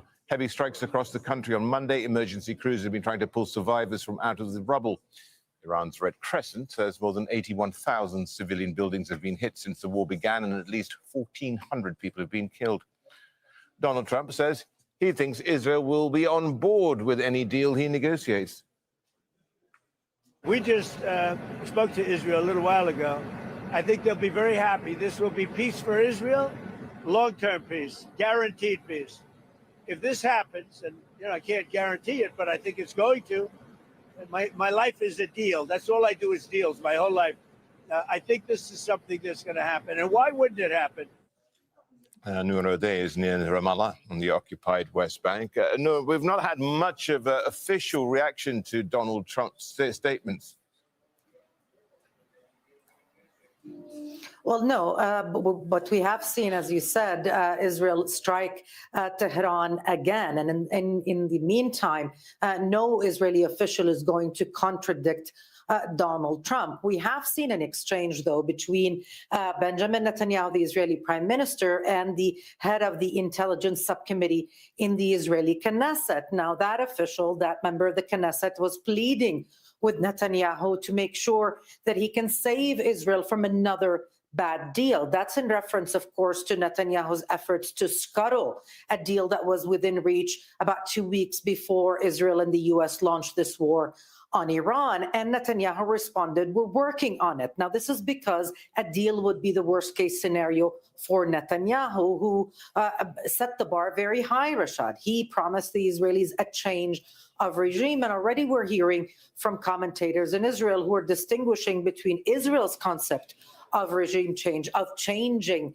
the essence of government in Iran, and what Donald Trump is referring to, which is a change in people after having assassinated all those leaders, including the former supreme leader in Iran. So there are serious differences. The thing is, Netanyahu cannot really cross Donald Trump at this point, not just because it would be political suicide, but because even militarily, Israel depends on the United States for the flow of those arms, of those missiles, and they've been receiving them even as the war proceeded. So for now, Israel will continue to bomb Iran, to exact as much destruction as it can, to achieve some of its tactical goals until Donald Trump says stop or doesn't reach a deal, and then Netanyahu is back in his comfort zone.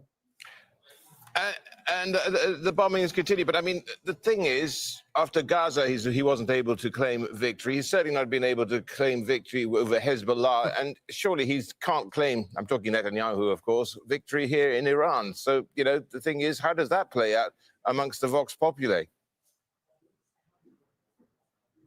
Well, I mean, it doesn't look really good for him. In contrast with everything else that he's been said, that Netanyahu has been saying, Rashad.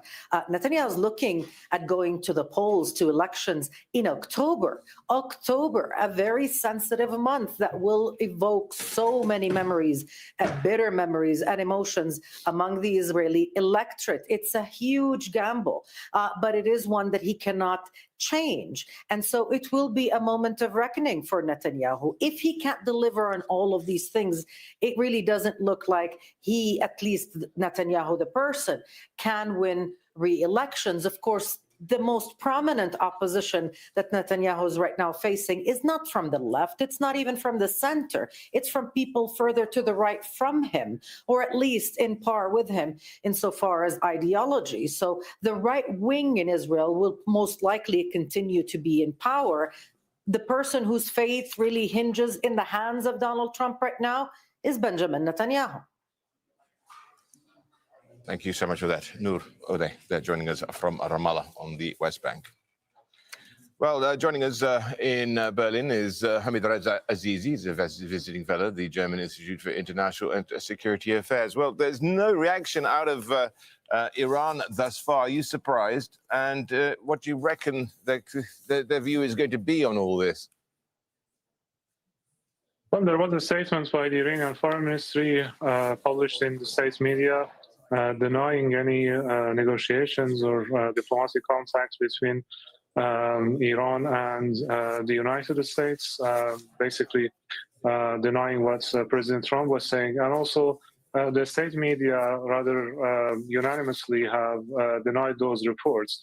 Some of them have said that President Trump is probably interpreting some messages that were kind of transferred between Iran and the United States by countries like Pakistan, Turkey, others, as negotiations taking place. But in any case, I'm not surprised, I must say, because at this stage, it doesn't make sense to me that, the Iranians would have agreed to talks. And at the end of the day, I would believe it when I see it. And by seeing it, I mean something happening in the Strait of Hormuz. They are still basically applying their control over the strait, and there is still no sign of change in that area. I want to bring in Akiva Eldar now, an Israeli political analyst, into the chat, and he's in Tel Aviv.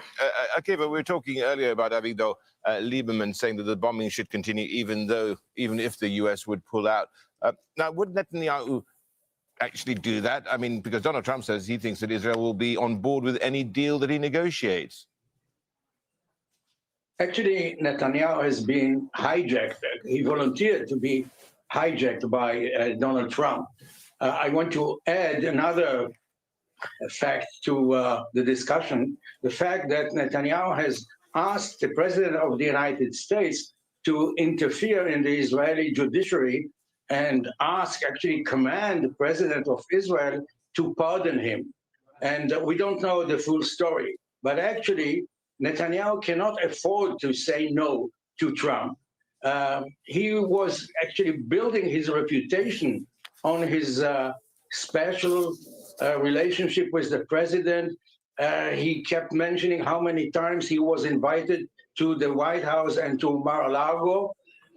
And he cannot just say now, well, I don't like what the president is doing. I will not take his dictate. So for him, it's a lose-lose, because if he follows the orders of the president, there will be other members of Knesset and leaders of the opposition, like Avigdor Lieberman, that will remind him what he said to President Biden when he demanded that Israel will stop the war in Gaza, that he said Israel is a sovereign country, we don't take dictates from other leaders. And now if he will accept the demand, and actually, like President Trump just said it, he tied his arms when he said that it's all coordinated with Netanyahu. So what can Netanyahu say? The president is not telling the truth? Akiva, I also want to get your views on how this conflict is likely to be viewed. I'm not using the past tense just yet, but by the Israeli electorate, given what's happened in Gaza with Hezbollah, where Netanyahu has not really been able to fulfill his objectives and actually declare victory. And you've got the election in October. Yeah, for Netanyahu, actually, this war, as well as the war in Gaza, was the best deal he could have. You know, President Trump was talking about the deal. The best deal that Netanyahu could have is a war that will take him off the hook, and now he will have to go back to the real life and go back to the courtroom and testify. And he knows that he is not in a very good position there. As long as there is a war and tension, the Israeli public does not demand that Netanyahu will pay the price for corruption. Now, ending the war with Iran means for Netanyahu going back to campaign. There will be elections no later than October, and the opposition will not be able also to aggravate or to say anything that will get President Trump angry. And, you know, it's all about his ego, because if they win the elections, they will have to live with him for at least another 2 years. So Israel is, was bragging about the fact that It's a sovereign state, independent states, the only democracy in the Middle East. And what kind of democracy is it when Israel has to take into consideration, strategic consideration, the ego of the American president? Hamid Reza, what about the egos in Tehran? How do people there respond to Donald Trump here? And he says he's got an important and trustworthy interlocutor without mentioning him, because that may mean that he'll be killed. Now, the thing is, surely no deal is possible there from a regime which has really lost a lot of its top dogs, as it were, without the IRGC being on board and their hard line. Yeah, absolutely, and that's at the core of the issue. I'm also not sure who President Trump is talking about. There have been some speculations in social media. I'm not sure to what extent, if at all, they can be taken at face value. But the problem is here is that there's zero trust, I can say, towards the United States overall, and especially President Trump, because so far, twice, and not just once, at the middle of the negotiations, the United States decided to first greenlight Israeli invasion of Iran, and the second time to initiate an invasion. And so I see a lot of skepticism in these past couple of hours regarding any kind of prospects for diplomacy at this stage. What I can say for sure, based on me following the strategic debate in Tehran, and actually this was something I was reading right before joining you from a well-known pro-government expert. He was talking about an equation of normalization for normalization, like normalizing Iran's economic interactions in exchange for Iran normalizing the passage of ships in the Strait of Hormuz. So they have clear demands, what they want from any deal. But what President Trump has been saying has been rather vague and general. So I'm not sure if he's telling the truth here or just buying time for, especially, given the recent deployments of troops toward the Middle East, that is buying time for another phase of escalation, actually. Yeah, and Akif Eldar, what input perhaps Netanyahu's had in all this, if any? I mean, as he surprised everybody by perhaps leaning on Donald Trump to launch this war, and he did it unilaterally, do you think that Donald Trump is paying him back? Well, it looks like the tail is wagging the dog, and this is not the first time. People remind us now. I remember when Netanyahu went to the Congress in 2002. He was, at that time, he didn't have any official position, but he went there and he tried to convince the Congress that the United States has to strike Iraq in order to get their nuclear weapons out. And he got the United States and many people in the administration and in the Congress remember that he played a role in getting the United States into the Iraqi mud.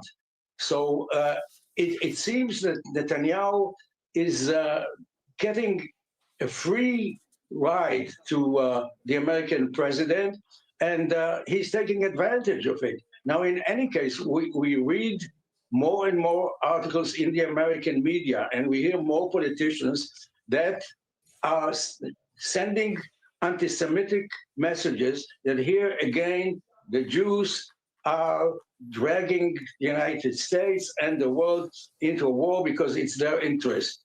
And Netanyahu, I think, went a little bit too far with that, with his taking credit for convincing the American president to join Israel. So we still don't know the full story. But once it will turn out that Netanyahu is the one who dragged the president of the United States to a war that cost the American people so much. And since we know that this American president really doesn't have clear strategy, as he said, he is Mr. Deal, making a deal. And Netanyahu was also a salesman. He started as a salesman of furnitures, and he's very good at marketing. And he marketed to the president of the United States. Nobody else could say that if the United States will not attack Iran, Iran will attack the United States. And it's not about Israel. It's about the strategic interest of the United States of America. And what happened is the president of the United States was left alone. No other leader from the West has agreed to join. And another thing is that the Abraham Accords that were seen as an asset to the Gulf countries, and Saudis were considering joining them, became a nuisance. It was a good pretext, reason for Iran to strike them. Akiva Eldar, thank you so much. Israeli political analyst joining us from Tel Aviv. Become a channel member today to receive a gift from Morning Mic Drop on Truth Talks Live. Tap in for real news where your voice matters. Right, this is Al Jazeera, a reminder of our top stories.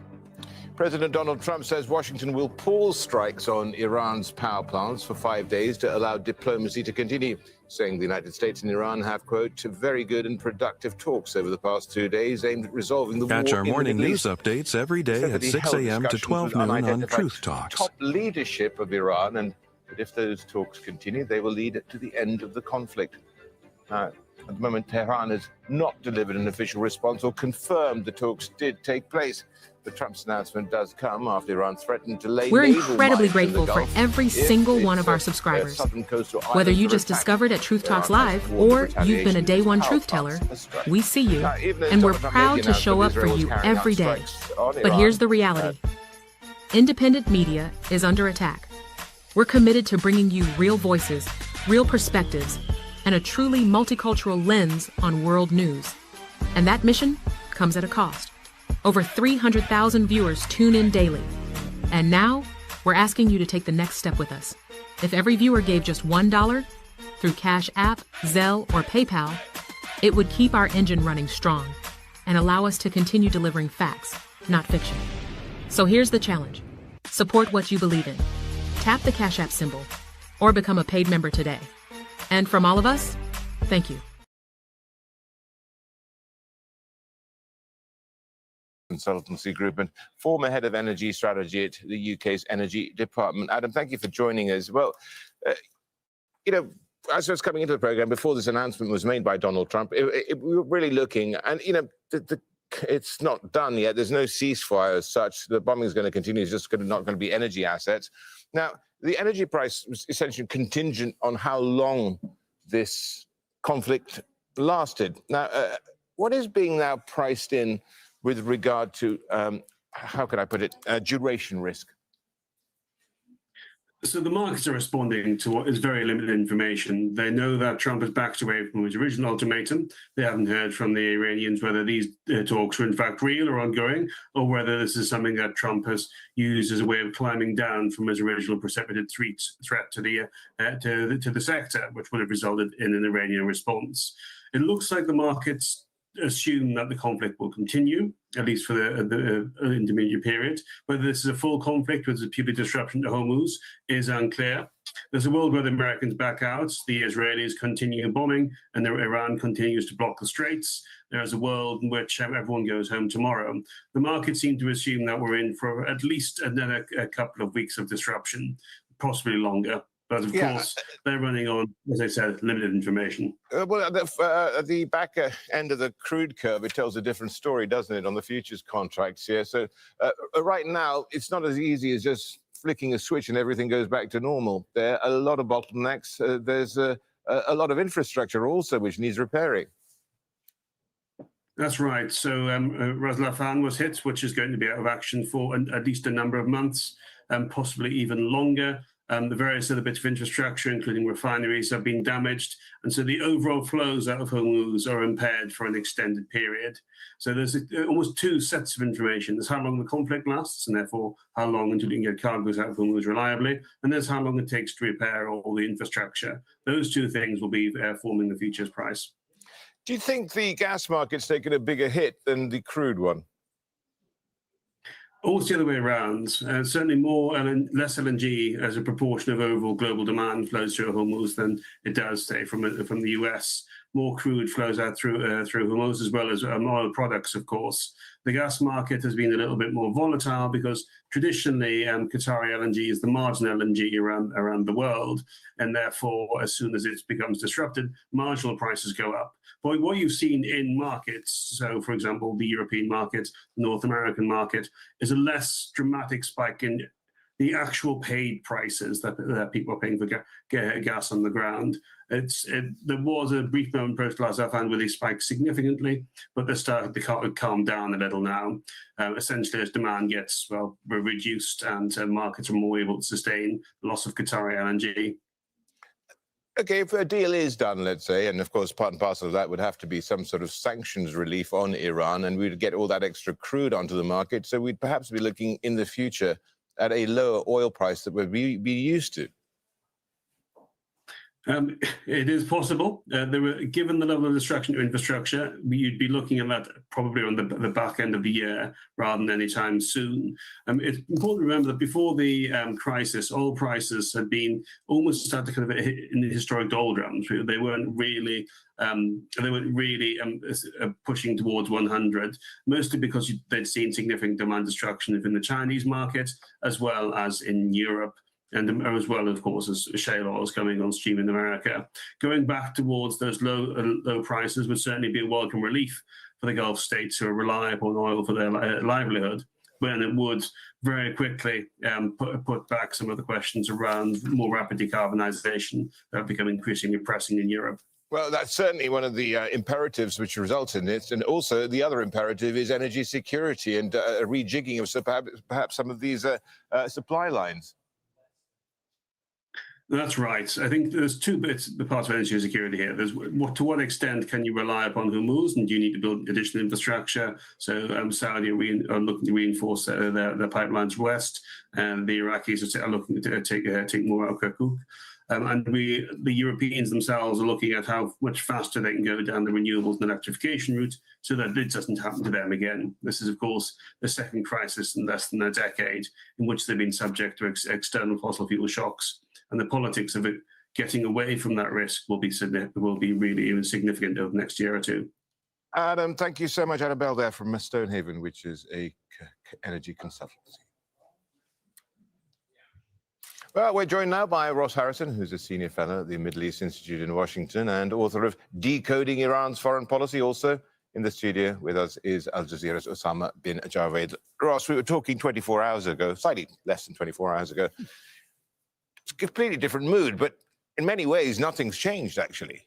Right. Nothing. We don't really know. I think one of the things that I need to say, Richard, is that we really have to be very cautious because we're working with scant information and scant visibility. And we know this president can be volatile and say one thing one moment, and the reality can be something different the next moment. He could say one thing one moment in a news conference we just had, where he once said that Iran attacked first, and then that they were an imminent threat, and that he never thought they'd ever attack the Middle East. You know, for somebody that grew up during the Cold War, was trained during the Cold War, and post-World War II environment with international norms and so forth, I find that shedding many of those assumptions is a really healthy thing right now, and thinking about Shakespeare and King Lear and the lack of rationality is very helpful in terms of some of the things that we're trained to think about. I think it's important to understand that this could be, I mean, there's probably something going on, either some kind of distance between Washington and Jerusalem. It's possible that you're signaling an off-ramp at some point in time, but it also could be that this could be a diversionary tactic. And you know, we do have other forces in the region, so we really just don't know at this moment. Osama, you know, we've been talking all afternoon, and you know, if you listen to that news conference, I'm assuming, and you know, what did you get from that? What did you get? What was the feeling that you got from it? And you know, I guess there's always caveat emptor when it comes to, of course, reading into Donald Trump's feelings or what he says. I think in one word, it was extraordinary, is how I would describe it. Because listening to Donald Trump talk about agreeing on 15 points with a leader who we do not know who that is. And then can I saying just that interject that? It's very 3 of those sensitive. He points wouldn't name were- it because he might get bombed, but just shows that Israel doesn't tell them who they're bombing. Well, again, and then 3 of those top points being Iran is not going to develop a nuclear program where there has already been a fatwa against for the last 2 decades. So again, you are in a theater where essentially this is being written by Donald Trump, and we are all witnesses to it, because nobody can make sense of what happened, why, and what's to come next. Essentially, the mood shift that you're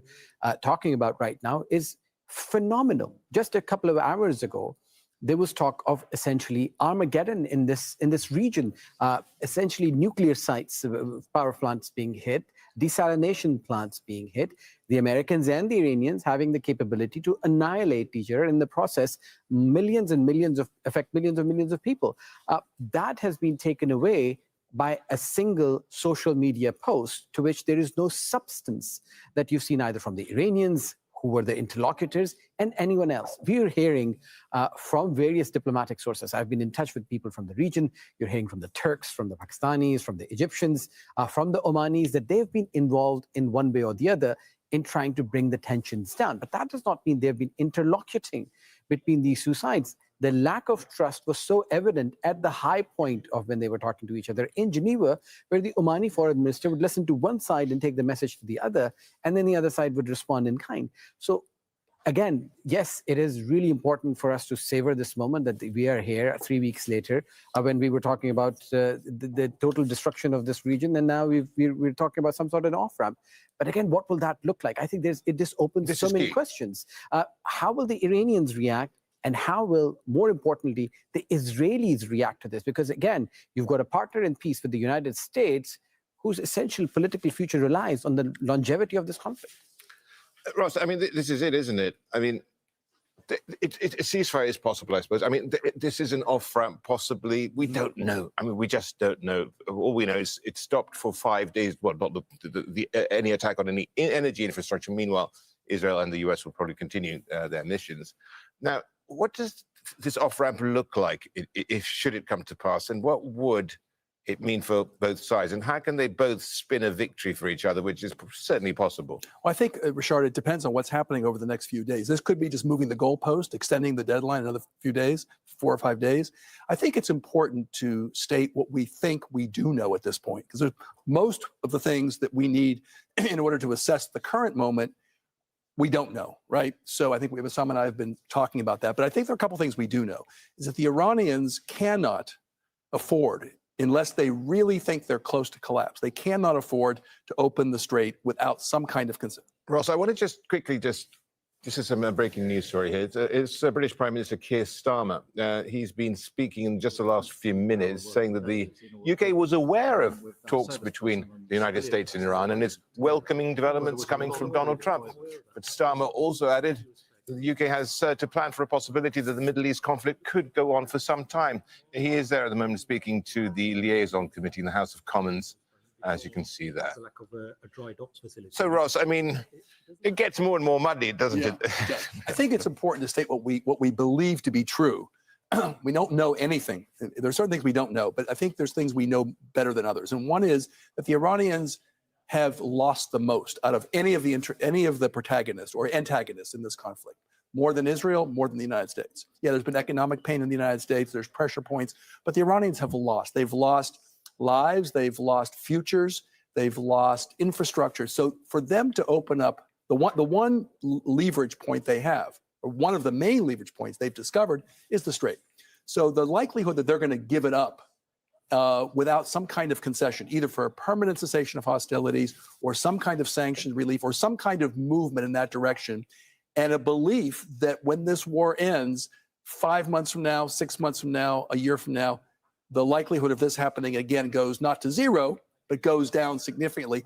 That I think we do know. We also know that Israel, to some degree, cannot prosecute the war that they're prosecuting without the United States. Sure, they can remain in a battle with Iran, but they're fighting a multi-front war, and they cannot do this without the added firepower of the United States, or at the very least, the replenishment from the United States. So I think that piece we also know, and we know that Donald Trump is under pressure politically.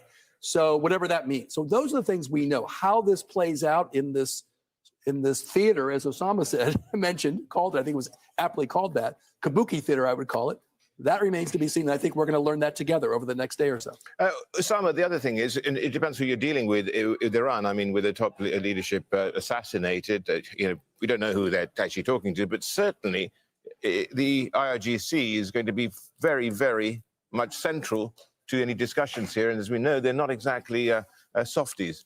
Well, I think we're at the Donald Rumsfeld moment of known knowns and unknown unknowns.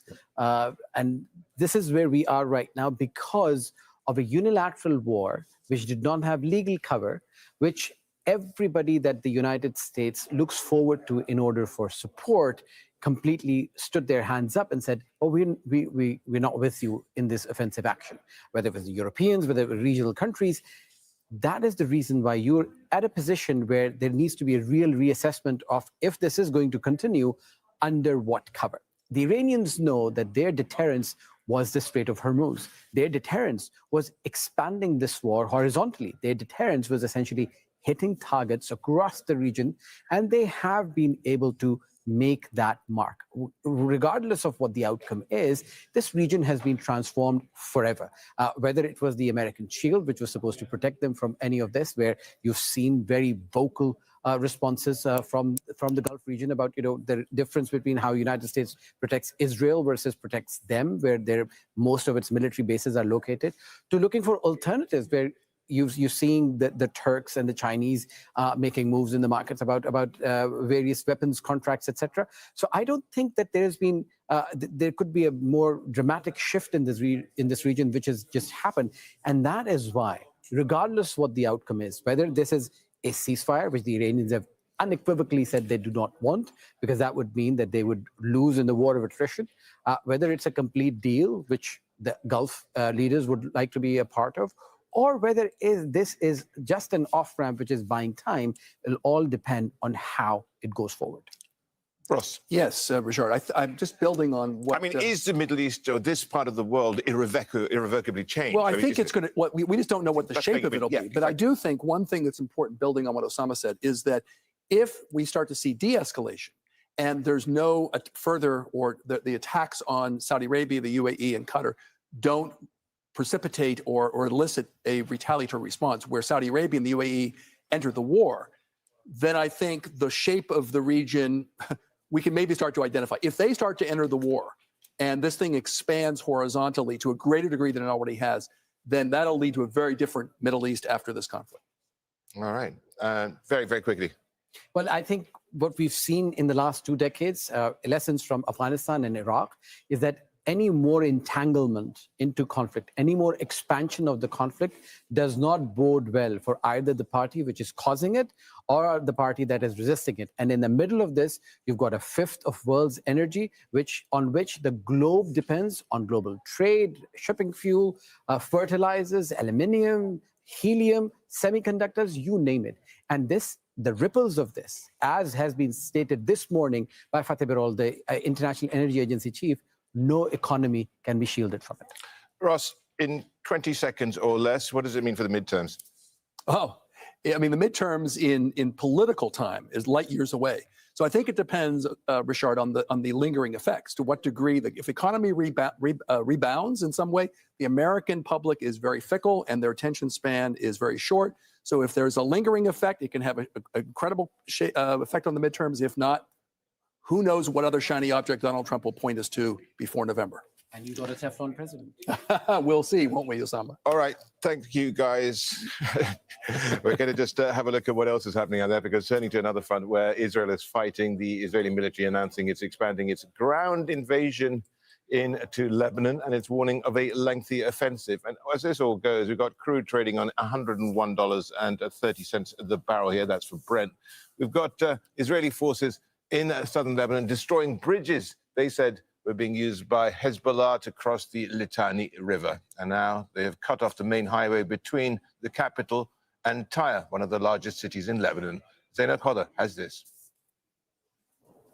As we make our way towards the south of Lebanon, there are no signs of life. We are on what used to be the main highway to the city of Tyre. But we've had to make a diversion to the coastal road. Israeli strikes have made that route impassable. They've also disrupted lives. This is the only route that can be used to leave or reach the southern city of Tyre after the Israeli army destroyed the bridge on the main highway. The Israeli military is warning worse is yet to come. The military saying that they are preparing to deepen its ground offensive in southern Lebanon and its airstrikes against Hezbollah.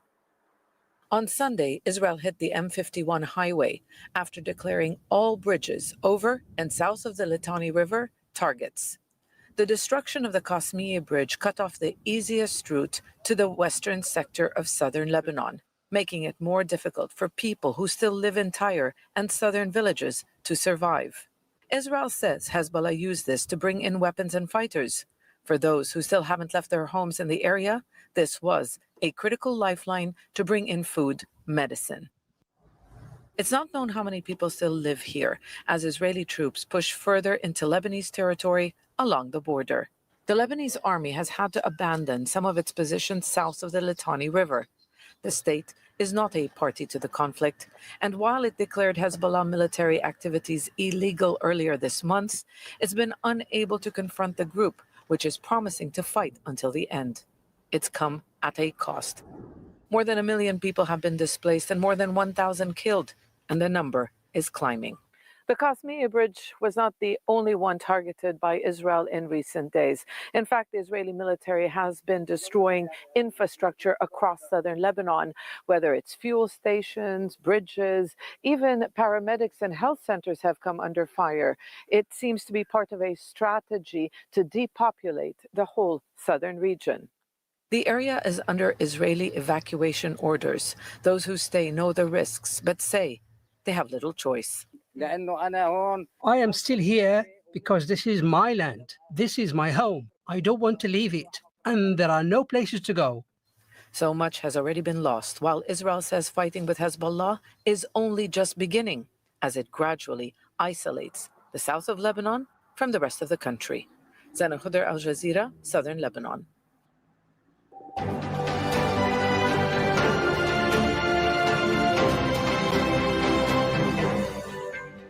Wow. Thank you for the super chats coming in.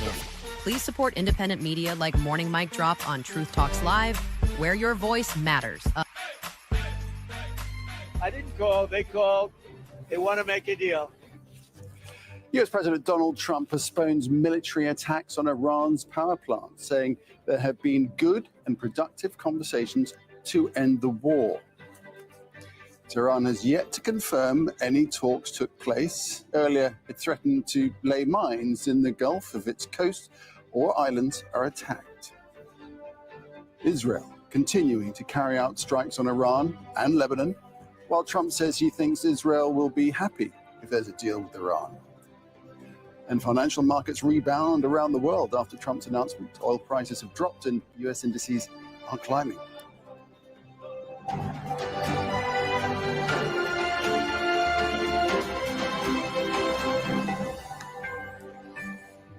So then, US President Donald Trump says talks have been held between Washington and Iran and that a deal could follow to end the war. Trump's comments come soon after he extended a deadline for Tehran to reopen the crucial Strait of Hormuz or face attacks on its power plants. Tomorrow morning, sometime, their time, we were expected to blow up their largest electric generating plants that cost over $10 billion to build. It's a very good one. There was no dearth of money. And one shot, it's gone. It collapses. Why would they want that? So they called. I didn't call. They called. They want to make a deal. And we are very willing to make a deal. It's got to be a good deal. And it's got to be no more wars, no more nuclear weapons. They're not going to have nuclear weapons anymore. They're agreeing to that. Any of that stuff, there's no deal. There has been no direct response from Tehran to Trump's announcement, but market reaction has been swift. Oil prices have fallen sharply, while stocks, they've rallied. We have correspondents live in Beirut, in Ramallah, in Riyadh, in New York, and in Tehran. But first, let's speak to our chief US correspondent, Alan Fisher, who's standing by for us at the White House. So, Alan, plenty to unpick from what Trump had to say, not least the fact that he says the US has been speaking to a top respected leader in Iran. Meanwhile, we've heard nothing from the Iranians themselves. So do we take it at face value? That would be a call that everyone would have to make, given Donald Trump's previous experiences. Certainly what we've heard from Donald Trump, there's an element of whiplash to this. On Friday evening, he was talking about how the Iranians wanted a deal. There is no deal. He was continuing to prosecute the war. Then Saturday night, here in Washington, we got the Truth Social message saying that if the Iranians threatened the Strait of Hormuz, if they didn't reopen it within 48 hours, then the United States was going to attack their power plants, including the biggest one, and that was going to get underway at some point late on Monday. And then on Monday morning, we get a complete change of tone and a complete different approach from Donald Trump, who said there's a possibility we could end the war, that there is the reality that we could come to an end here, and no guarantees, but we're talking to the Iranians. And that completely came out of the blue. Now, we're not quite clear who's been talking with whom, whether there is someone who's acting as a mediator. We do know that countries in the Middle East have been talking to the White House over the weekend. We know that the Israelis apparently tried to veto any idea of any sort of deal with the Iranians at this point. But Donald Trump says they're now in discussions. He wouldn't say with whom. He said that there wasn't going to identify him because there was a possibility he could get killed, even though it's the United States that's carrying out operations in Iran. But he was well respected, and things he said had come true over the last few days. So they believe that he is credible. Quite how this plays out in the timescale that Donald Trump has given by saying that there'll be no attacks on the power infrastructure for 5 days isn't entirely clear. But they're continuing to attack targets in Iran. They're continuing to move troops towards the area there. And if we get to Friday, which is the deadline, and we know Donald Trump's deadlines tend to be a bit elastic, that if we get to Friday, then there is the possibility that the war could continue, or if the discussions go well, that the war is over. But someone I've been speaking to over the last hour or so says what Donald Trump is talking about, in public at least, seems to be largely what was on the table when the Omanis were speaking to both sides 23 days ago, which is no nuclear weapons, an end to nuclear enrichment for a period of time, no missile program or a restricted missile program, and other issues would be considered at that point. But they seem to think that this is what was on the table, and Donald Trump may well be agreeing to a deal that was already, the Omanis said, there, all but the signatures 23 days ago. Yeah, that's a very valid point. Something we'll unpick in the rest of this show and in the coming hours. But perhaps just as a recognition that we're not by any means in the realms of a ceasefire at this moment, something else to bear in mind is that there is a US expeditionary force just days away from the region now. And there's speculation about what that means. There's some 4,500 Marines, Marine Expeditionary Force, on its way to the region. Certainly the suggestion is that the intention is that they'll take over Karg Island, which of course is a key infrastructure point for the Iranians. It's where a lot of the oil is processed and dealt with. There is also the talk that perhaps 4,500 troops might be deployed along the coast to protect the Strait of Hormuz. That is a huge undertaking for such a relatively small force in what would be hostile terrain and a country that is effectively fighting for its survival at the moment. So that may not be where they're headed, the Strait of Hormuz, but certainly Karg Island. And it would give Donald Trump the chance to pull them back. Remember, and we've said this so many times over the last 23 days, Donald Trump was the president who said that he wasn't going to get involved in stupid foreign wars, that there was no need to be involved in regime change in other parts of the world. But he's also said that he wouldn't have any qualms, any concerns about putting troops on the ground. He said other presidents won't say that. I'm not going to put myself in the position where I say no troops on the ground. I'm not ruling that out. He said he wasn't going to talk about strategy, which is kind of interesting because Saturday night, of course, he created a great deal of panic by on Truth Social talking about strategy and how he was going to attack those power plants across Iran. That anyone would tell you is a strategic move, and that is talking publicly about strategy. So what happens to the Marines?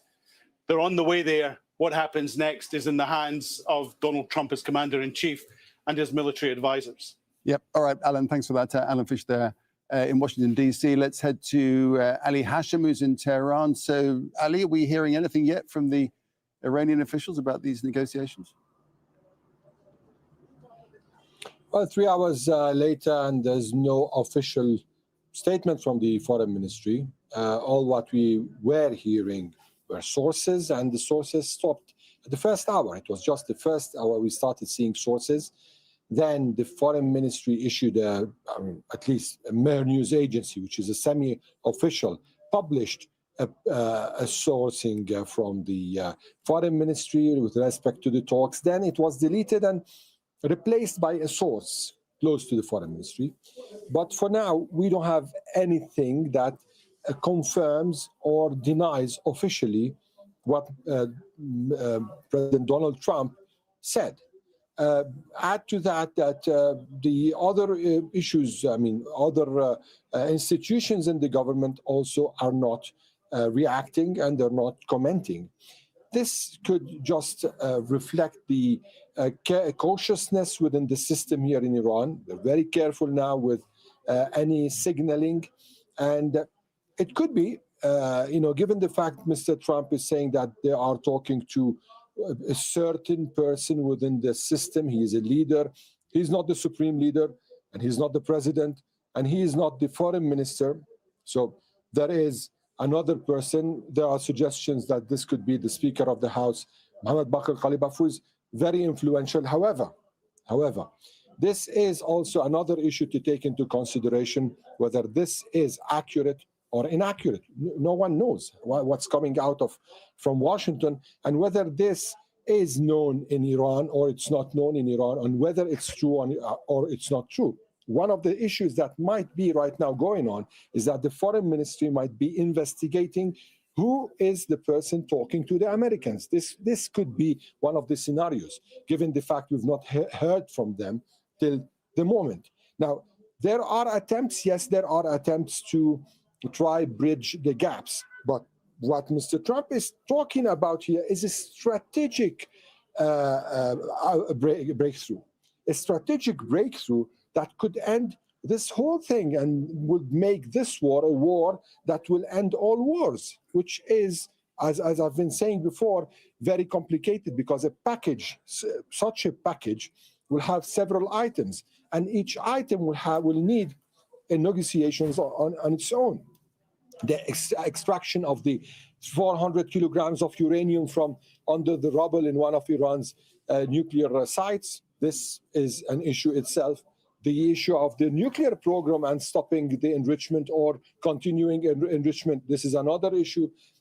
Guarantees that there be no other war against Iran, and Israel's concerns towards Iran, the Strait of Hormuz, the war in Lebanon. These are all issues that will need months and months to be finalized. And one person, given the fact, my understanding of the Iranian system, it doesn't really make sense that one person can give answers to all these questions. Yeah, raises a great many questions, doesn't it, Ali? Thanks for that, Ali Hashem there in Tehran.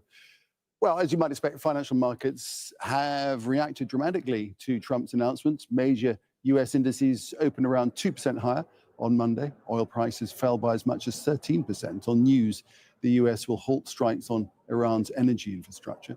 Brent crude was trading at nearly $110 a barrel before Trump's announcement, and the price immediately fell to $96 before climbing back up to around 100. European natural gas dropped by more than 9% after the announcement. The price had risen sharply since the start of the war. Kristen Sloomy is at the New York Stock Exchange. So, Kristen, already seeing, as I say, a significant market shift in early trading. Yeah, absolutely. Investors jumped on this news and are spending this morning. We're seeing all of the major indices up now over 2%, actually. It's pretty dramatic, almost 2.5% for the Dow Jones. This after steep declines on Friday that nearly brought the markets into what's known as correction territory. Correction is a 10% decline from market highs, and we were nearly there on Friday, nearly there. So this is definitely good news for investors, and we're seeing all sectors of the market pretty much doing better except for energy. Financials are higher, tech stocks are higher, Google, Apple, also airlines that rely on jet fuel to make a profit to get around the world. Their stocks are doing better today as well. Oil prices, as you mentioned, down much lower. And Brent crude, I'm seeing right now actually at $97 a barrel, whereas just on Friday it was over 110, and over the weekend it was surging. So clearly investors are seeing this as good news and taking advantage of it, but we've seen a lot of swings in recent weeks as well. So, but for now, things are looking positive. Yeah, Kristen, I guess it's pretty hard to say what this means for the average consumer because, well, especially in terms of petrol prices, but it could all be so temporary. On the other hand, it might not be. Right, and prices seem to go up a lot more quickly than they come down, don't they? Right now, the average price at the pump across the United States is still elevated. It's about $3.90 a gallon. That's about $1.05 a liter. Diesel fuel, which is used in bigger industrial vehicles for industrial purposes, that's even higher, over $5.77 a gallon. These prices vary from state to state in the United States, but generally what we're seeing is areas have risen as much as 30% in prices just over the last month. So consumers are still feeling this. It could take longer for them to get some relief, but the markets are happy, and that's making the president happy. But the longer this persists, of course, the longer it'll take to get oil back online, the longer the damage will be. And with midterms coming, we know that consumer concerns are also big for the president. Right, who knows how long it will persist. Kristen, thanks for the latest update, though. Kristen Suleiman there in New York.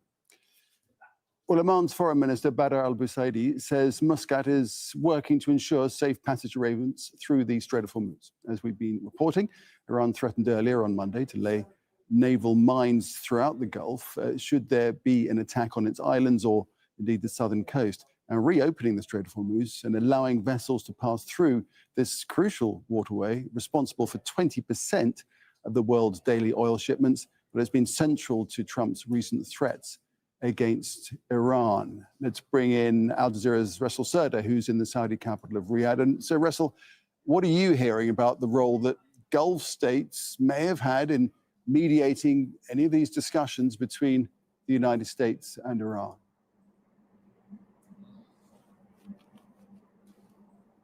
This is a war between Iran on one side and Israel and the US on the other side. However, here, the region, particularly GCC countries, have been caught in between. And remember, in 2023, there was a landmark agreement between Riyadh and Tehran that was signed in Beijing, in China. And the whole aim of that agreement was, in case of any conflict between Iran and Israel, that Saudi Arabia is going to remain neutral and none of the sides are going to attack this country. But that has not been the case. So in this recent escalation, recent conflict, so not only Saudi Arabia, but the whole region have paid a huge price. So far, 85% of the projectiles that were fired from Iran have been targeted toward the GCC countries. And that's why the regional countries are saying that in any kind of settlement, whether it's going to be ceasefire or the peace settlement, then the region needs to be at the table. So we are seeing that through the last 3 weeks, there hasn't been that much of movements on the diplomatic front.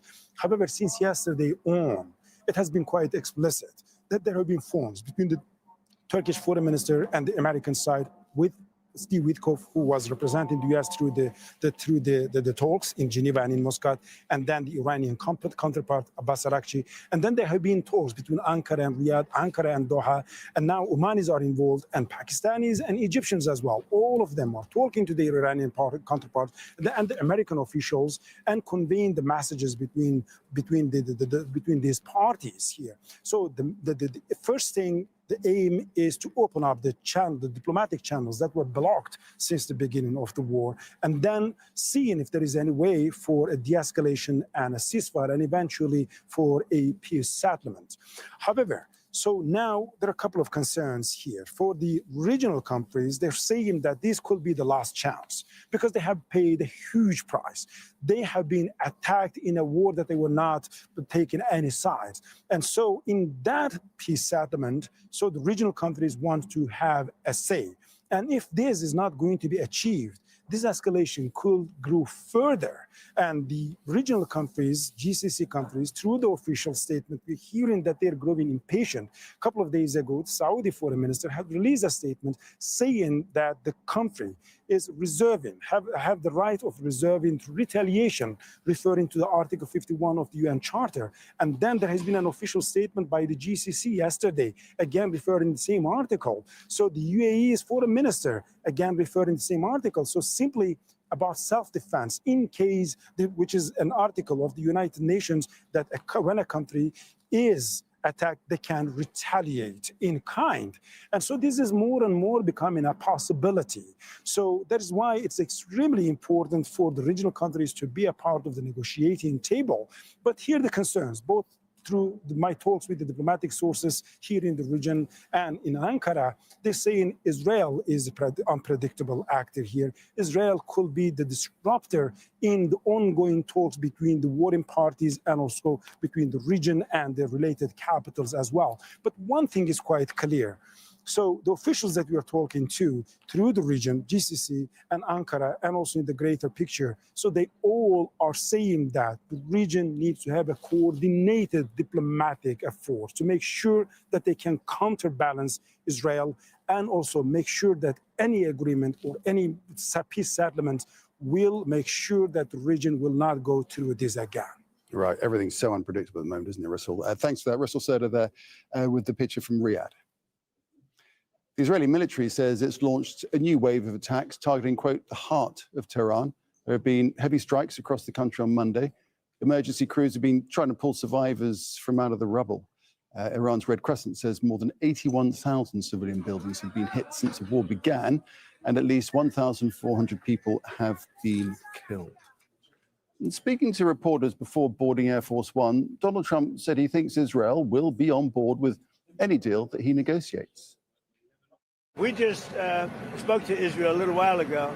I think they'll be very happy. This will be peace for Israel, long-term peace, guaranteed peace. If this happens, and I can't guarantee it, but I think it's going to. My life is a deal. That's all I do is deals my whole life. I think this is something that's going to happen. And why wouldn't it happen?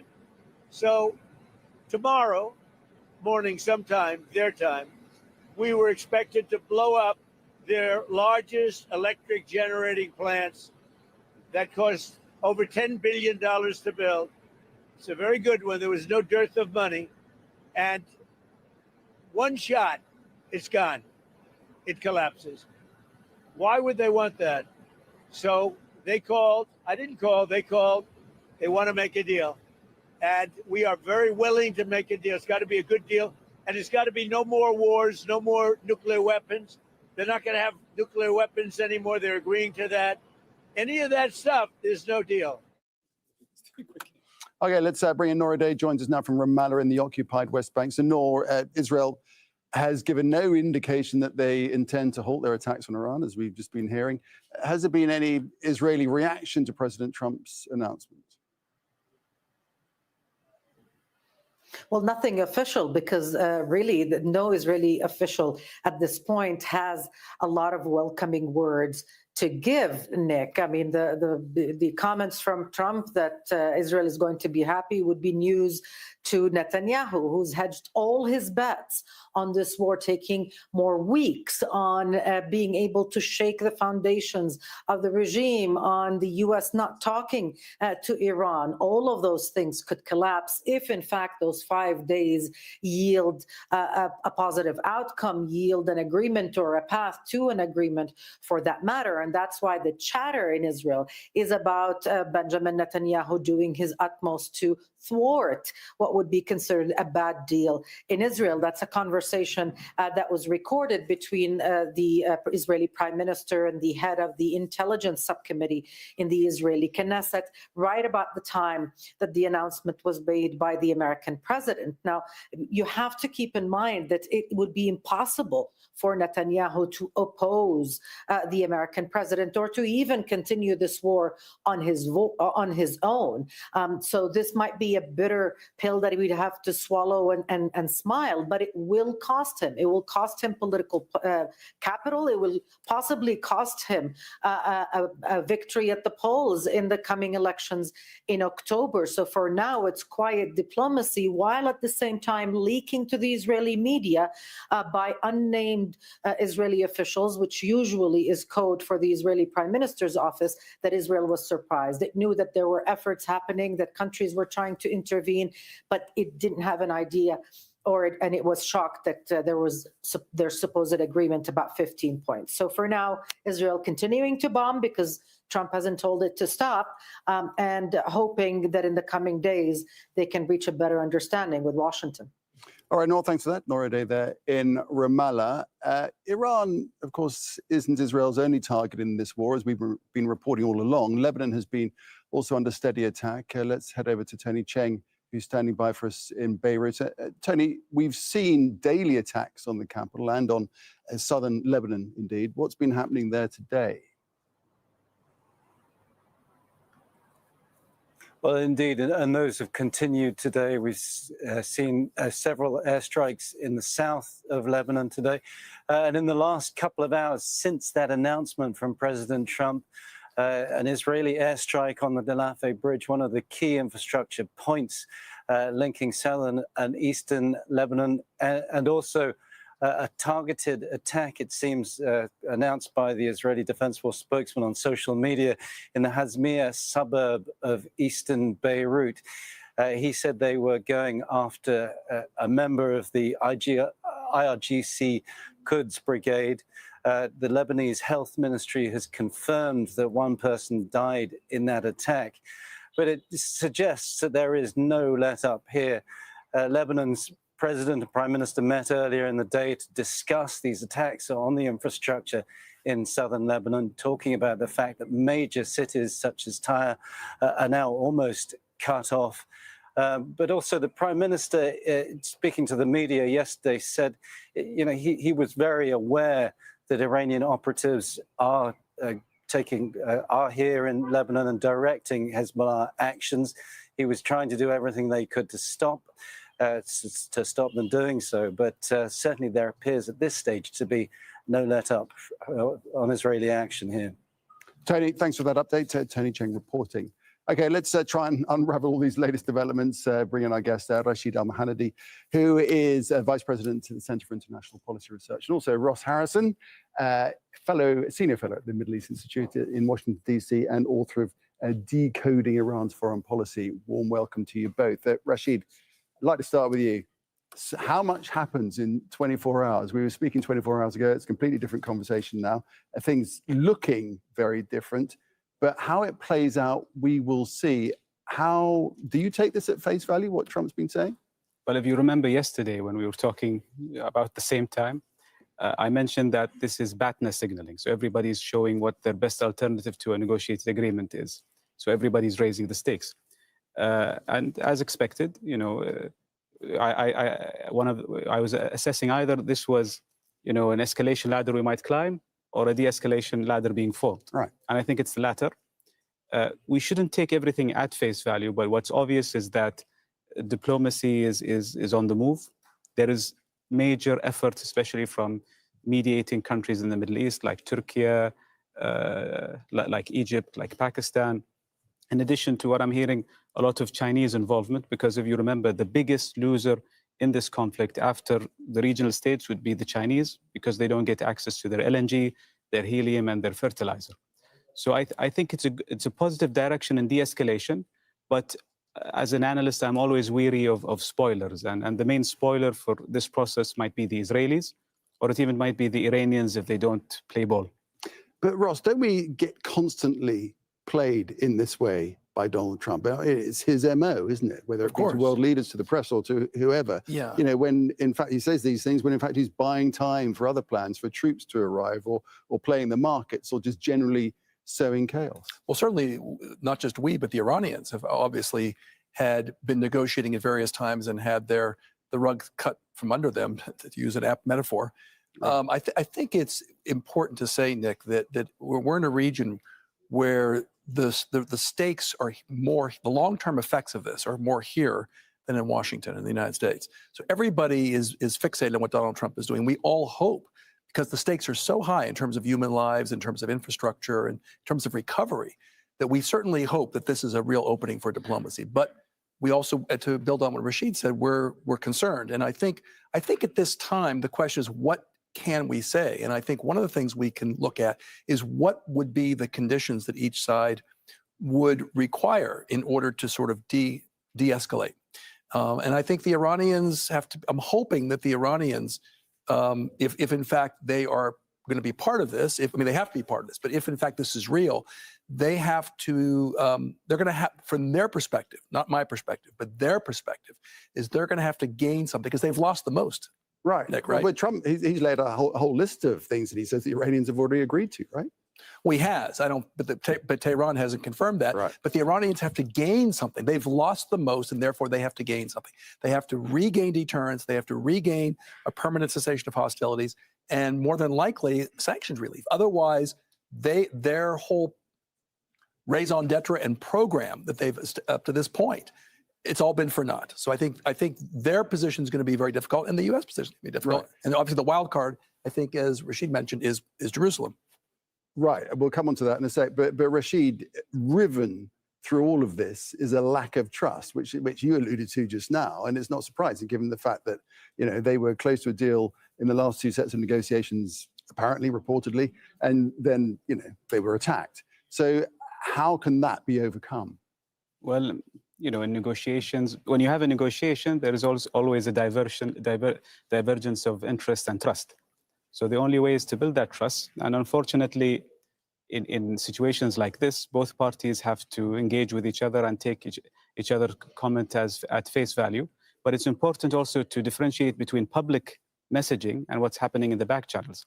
So if you see, as soon as Trump issued the Truth Social post, the Iranian Foreign Ministry denied that. And I would associate that to public messaging, mostly directed towards the domestic audience in Iran, because it's important to project that there are no direct negotiations. And even during the previous sets of negotiations, they always mentioned it was indirect. So there's a lot of domestic messaging.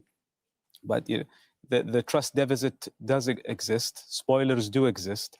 But I think just like Ross was mentioning, the amount of interest being affected by the conflict now is just so big that something has to happen. And I think President Trump and his team realize that, because there is no direct effect on Washington, but later on, people's cost of living will be affected due to fuel prices. The effect will be huge. Yeah. You both mentioned Jerusalem. You both mentioned Israel. Ross, what is your sense about the importance of their role in this? Can they just carry on with their war against Iran independently without U.S. sanctions? Well, I mean, they certainly have a store of weaponry, but I think they really cannot carry the war that they've been fighting, a multi-front war.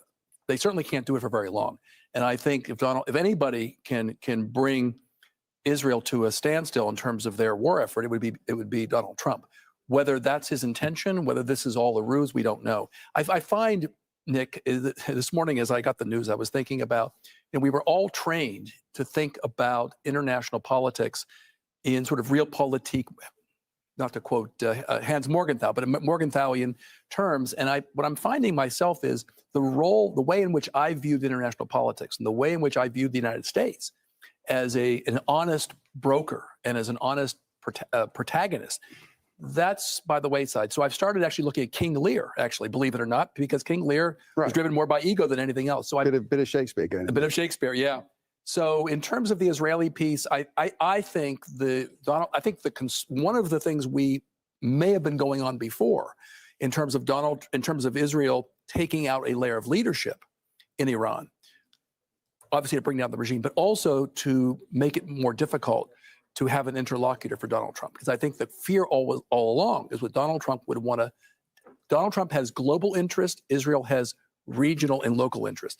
And the longer the war goes on, the bigger the divergence between those interests. Right, it's not just interest, it's grand plans, isn't it? It's big designs.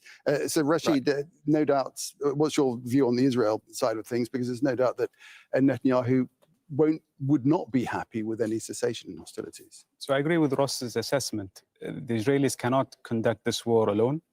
And if the US decides to pull out, the Israelis would have to either just focus on the Lebanese front or totally pull out from both fronts, because they don't have the capacity to conduct such a high-intensity war.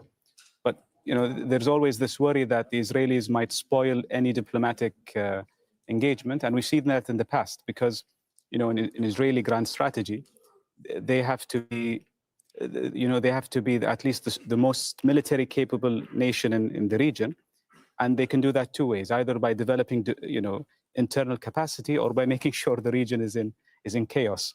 And I think with this Iran war, it's more of the latter. Right. Ross, at the heart of all of this is the very epicenter of it all is the Strait of Hormuz. What can be done that is agreeable to both sides that can actually resolve that situation and get the traffic flowing through there again?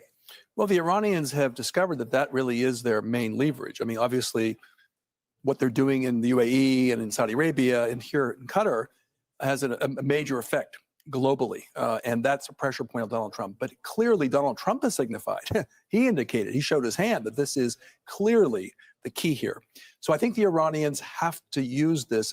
Again, I hope I'm being careful. I'm not advocating this for the Iranians. I'm saying from the Iranian perspective, but speaking from the Iranian perspective, that they have to extract the two main. They have 6 points that they put out there that they need in order to free up the Strait of Hormuz.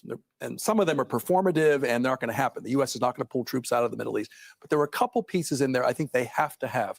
One is a permanent cessation of hostilities and sanction relief, because otherwise they will end up with this war, either economically completely devastated and with no ability to recover, because they really have no major allies that are probably going to kick in in terms of reconstruction. And they have to believe that they have survived and have recreated deterrence. All right, gents, we'll leave it there for now. Speak more later, no doubt. Ross Harrison, Rashid Al-Mohammadi, thank you. Thank you, Nick. For having us. All right, you're watching Al Jazeera. Reminder of our top stories this hour. And US President Donald Trump says talks have been held between Washington and Iran and that a deal could follow to end the war. Trump's comments came soon after he extended a deadline for Tehran to reopen the Strait of Hormuz or face attacks on its energy infrastructure. Israeli attacks on Iran and Lebanon continue despite Trump's remarks. In Tehran, emergency crews have been trying to pull survivors from out of the rubble after strikes on Monday. Iran's Red Crescent says at least 1,400 people have been killed since the war began. Financial markets are reacting dramatically to Trump's announcement. Major US indices opened around 2% higher on Monday. Oil prices, they fell by as much as 13% on news the US will halt strikes on Iran's energy infrastructure. Well, the Kremlin says it hopes the situation regarding Iran will soon return to a peaceful course. Russia also says it's seeing contradictory statements about talks with Iran and is continuing to monitor developments closely. Let's cross to Yulia Shapovalova, who's joining us from Moscow. So, Yulia, take us through what we've heard from Moscow.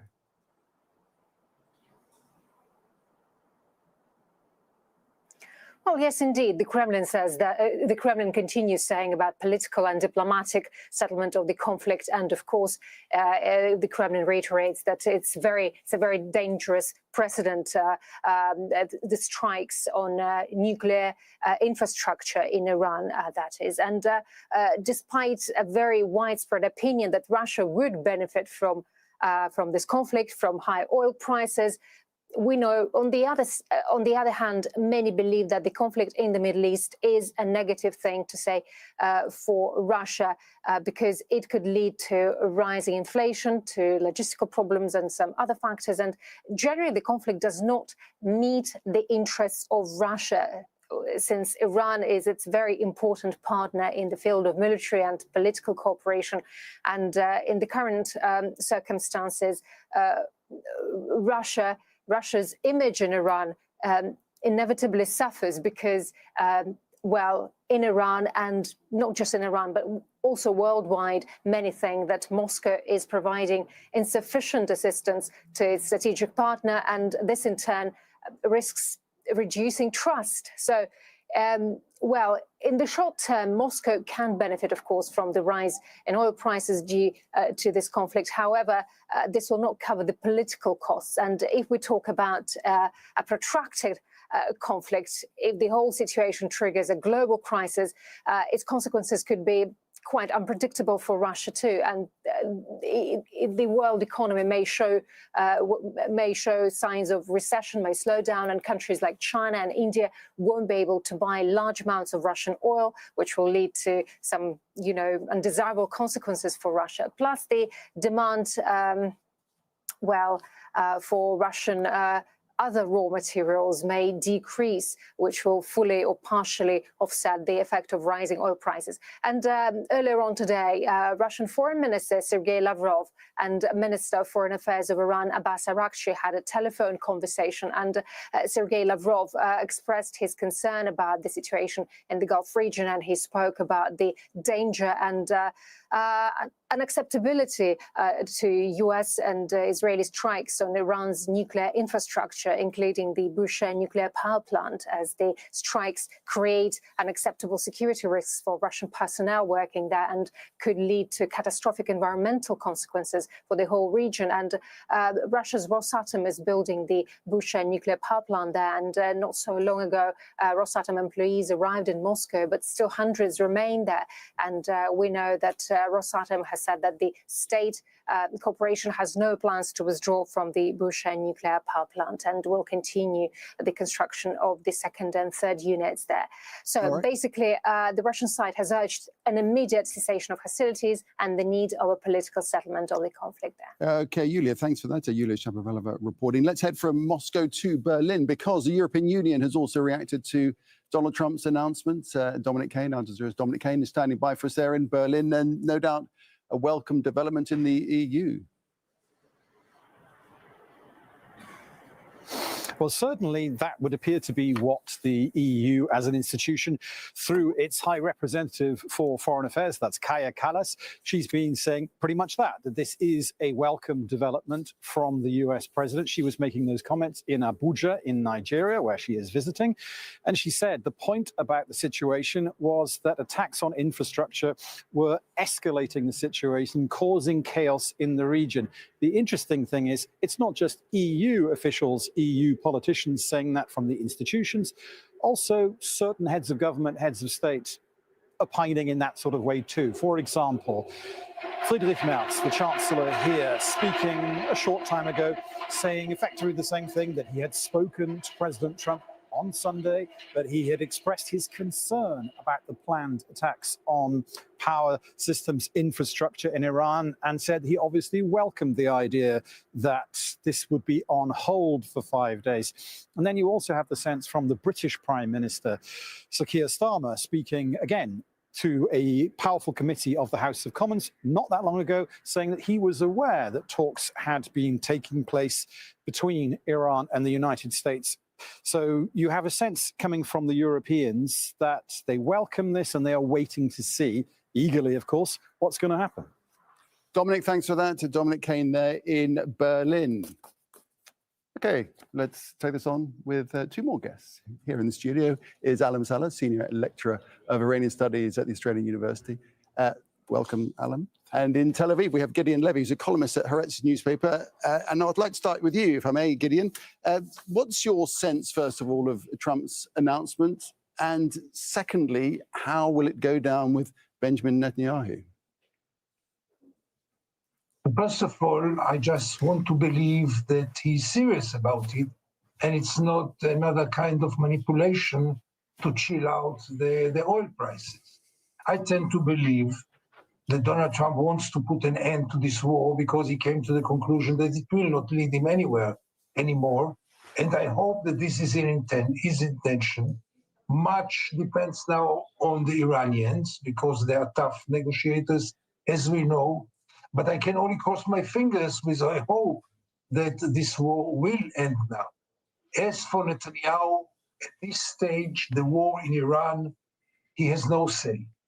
Because the moment that the American president decides to put an end to it, it will be also the end of the Israeli fighting in Iran. Israel cannot conduct a war against Iran without the support, the backing, the arming, the fueling of the United States.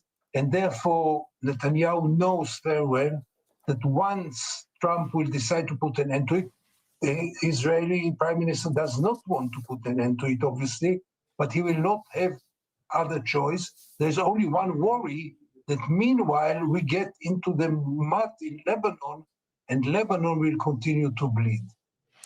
Alam, what are your thoughts about this? And who, if anybody, do you think has been conducting these talks? And who is this respected leader that Donald Trump is referring to? Well, so Trump actually blinked first. That's very important in this war, particularly since we don't know exactly what his intention is behind this announcement. It might be kind of dishonest and to buy time to reinforce his military establishment. He wants time to be able to get some supplies and logistics because he didn't expect it to be that long. It might have been economically kind of informed to reduce the oil price. And also it could be just to gain some legitimacy, something that this war lacks badly. Right. And also the troops that are en route and nearly there. Yeah, so therefore it might be. This is the negative part of this kind of announcement. But positively speaking, it could be just that he tries to find a kind of the exit strategy, something that he lacks, especially since he didn't achieve any of its goals. Okay, but do you think that the Iranian officials were in back channels talking to the US administration through various whatever route? Yes, from the very beginning, of course, and even before this war. And we know that, and now we hear from the kind of British also diplomats and also the Arab diplomats that there was a very good deal and achievable before the war. But again, and he called it a very good deal. But again, we see that Iranians have been attacked right in the middle of these kind of negotiations. And that's a thing, because the various agreements that Trump claimed that Iran had agreed to on the tarmac in Florida a little bit earlier, a couple of hours ago, were not really any different from what we heard, pretty much all identical, apart. And we heard lots of contradiction and discrepancies in his speech. He said 8 months ago that we have fully destroyed Iran's nuclear kind of program. And then a few weeks ago, he just said that Iran was only 2 weeks away from making a bomb. And this is something that need to be really studied very well. So I think that he has reached an escalation dilemma. He wasn't able to escalate further and to attack Iran's kind of power plants. This first, it could be considered as a war crime. Secondly, it would be retaliated by Iranian and to kind of destroy the power plants and and affecting the global market so badly. Iran was at least in the past 2-3 weeks was controlling the Strait of Hormuz. President Trump was not able to establish a coalition to help him. Actually, he asked help from South Korea. Even South Korean and Japanese were not kind of willing to help him in opening this thing. So that's all together shows that he was in a very bad position, and he's trying to find a way to end this war. And I think Iranians are helping him. I think it's the regional powers such as Qatar, Turkey, Egypt are trying to help him to get rid of this mess. Sure. Okay, so Gideon, from the point of view of Israel, we clearly have to watch very closely what they do next and what part they may play if there is any agreement between Iran and the United States. Like I said before, Nick, I think that Netanyahu behind the scenes will try to convince Donald Trump to postpone his decision and to let the Israeli Air Force continue. And maybe, I have no clue, there is somewhere an adventurous plan about the 430 kilo of uranium. Israelis showed in the past that they are capable to do all kinds of James Bond operations. Maybe, even though the experts say that it's impossible, but maybe they have a plan, and maybe Netanyahu will convince Donald Trump that just let us some more time and we'll do it. But in any case, the final word, the very clear word, will be Donald Trump's one.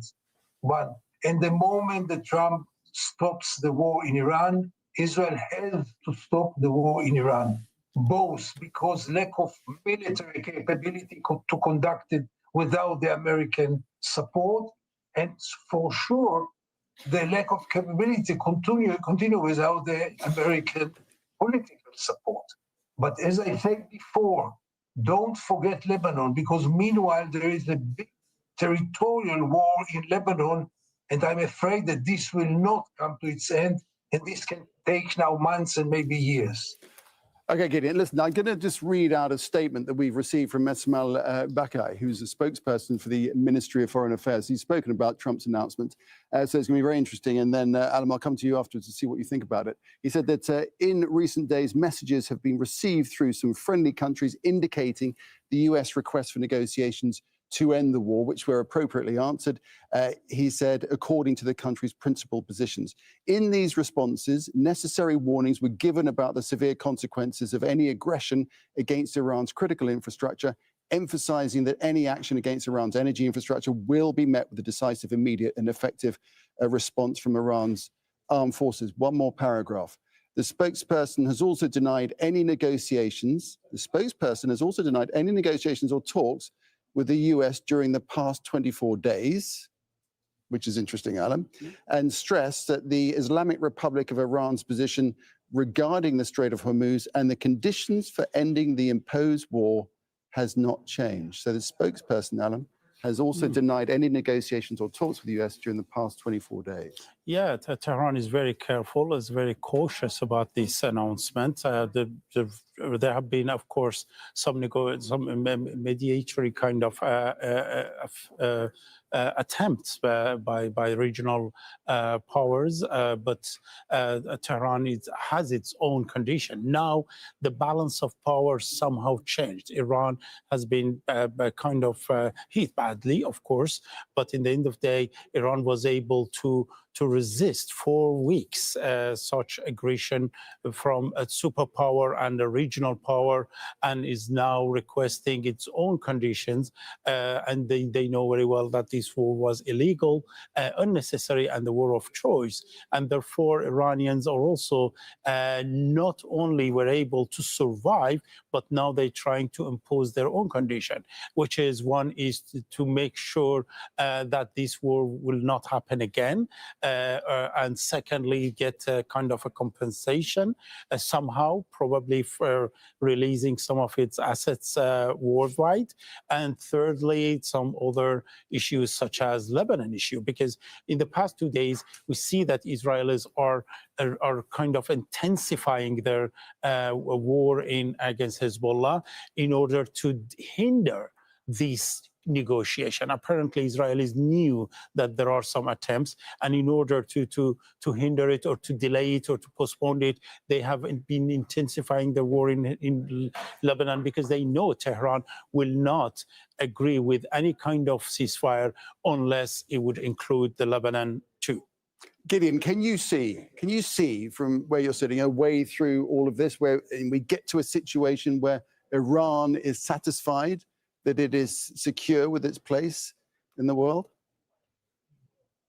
Yes, I can see when Iran comes out with its national dignity quite high, with, as my partner just mentioned, with resisting a very strong army, the strongest army in the world, and maybe the second strongest army in the world.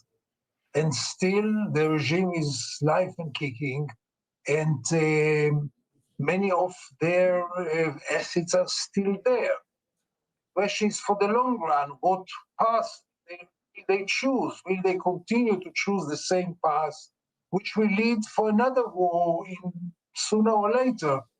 Or there will be a strategic decision in Iran to change direction and to go for different tactics and to leave more place for development, for peace, for dialogue. Because between Iran and Israel, there's very little in dispute, no border. I'm not sure the Iranian cares so much about the Palestinian question.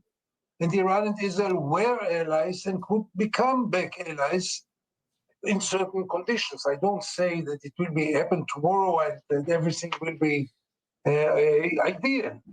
But this is a new road. Same with the United States, they can have different relationship. It's all to be seen. My only fear right now is that Iranians may be a little bit too happy about their achievements in this war, will be too tough and will play along with getting an agreement. And then, knowing Donald Trump, he might really lose his temper and get back to war. And this is something that nobody wants now. Yeah, seems like there's a long way to go yet to any resolution. Gideon Levy and Alam Sart here in the studio. Thanks very much. Thank you.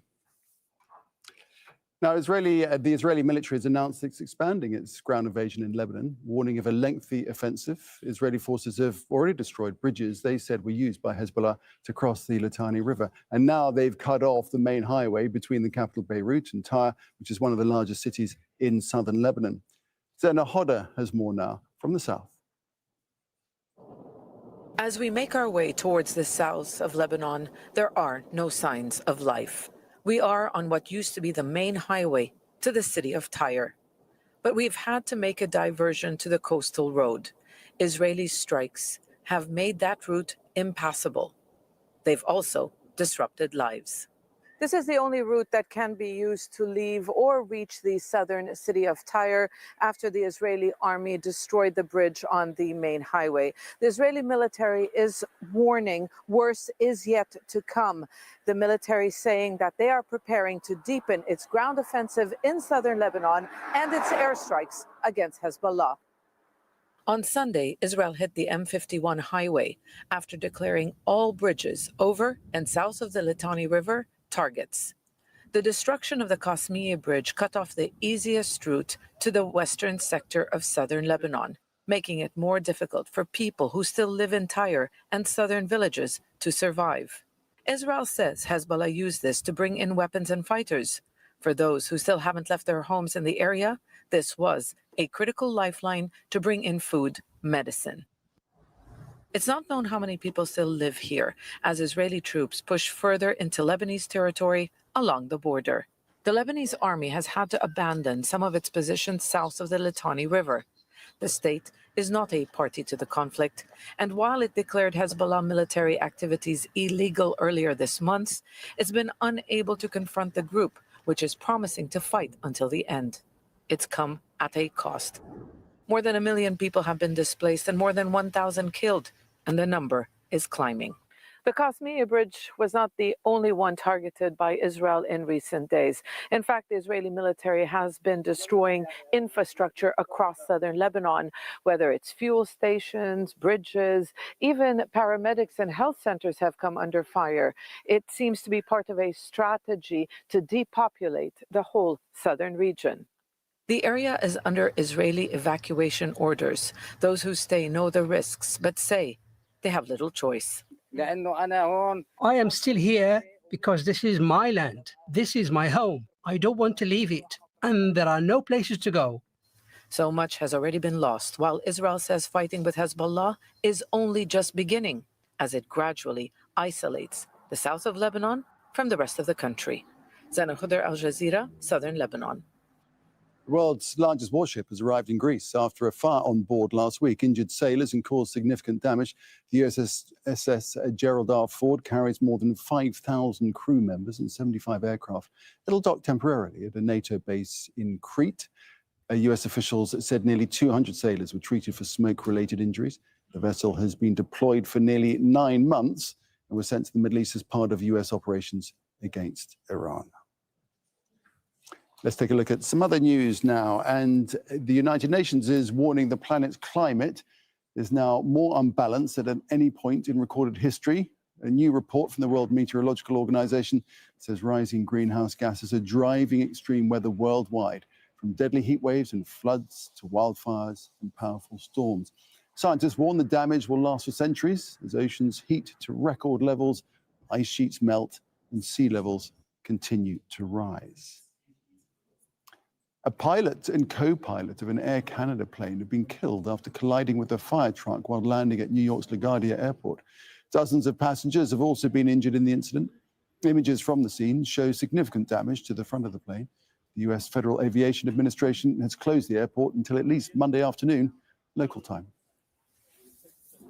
Sadly, the two pilots are confirmed deceased, and notifications are being made by Air Canada's care team at this time. Families were directed to the Air Canada ticket counter to be reunited with their families, and we understand that the one unaccompanied minor has been reunited with their families. US immigration agents have begun deploying to several major airports to help ease delays at security checkpoints. Hundreds of ICE officers are being sent to 14 airports, including Atlanta and New York's JFK. The move comes as many airport security staff stay off work due to a government funding standoff. Officials say the agents will support operations but not carry out passenger screening. And in France, leftist candidates have won in major cities in Sunday's municipal elections. Socialist Party candidates Emmanuel Grégoire won the race for Paris mayor. Marseille's left-wing mayor Benoît Payan was re-elected, defeating his far-right rival Franck Alisio. The votes are seen as a test ahead of next year's presidential elections. Time for a short break. Stay with us. Got more news coming up right at the top of the hour. See you in a moment. Bye for now.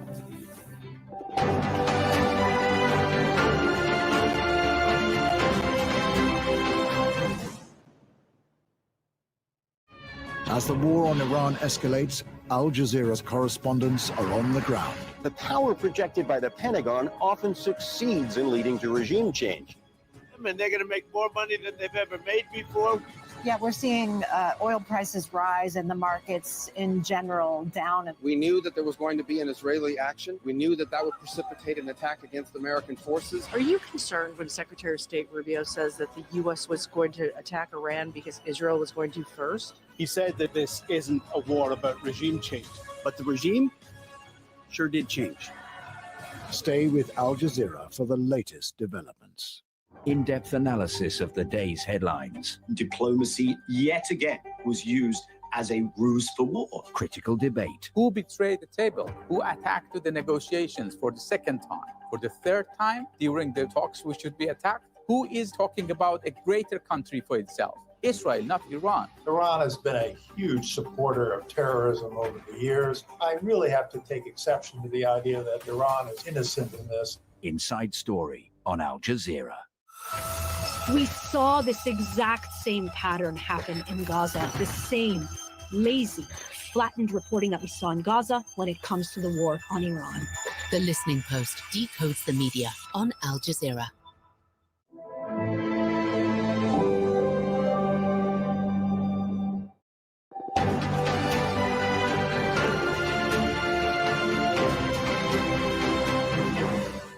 It is 1600 hours GMT. I'm Nick Clark. You're watching Al Jazeera live from Doha with our extensive coverage of the US-Israel conflict with Iran. Let's have the latest developments. They called. I didn't call. They called. They want to make a deal. US President Donald Trump postpones military attacks on Iran's power plant, saying there have been good and productive conversations to end the war. Tehran denies any talks took place. The Speaker of Iran's parliament calls Trump's claim fake news. Israel is continuing to carry out strikes on Iran and Lebanon, while Trump says he thinks Israel will be happy if there's a deal with Iran.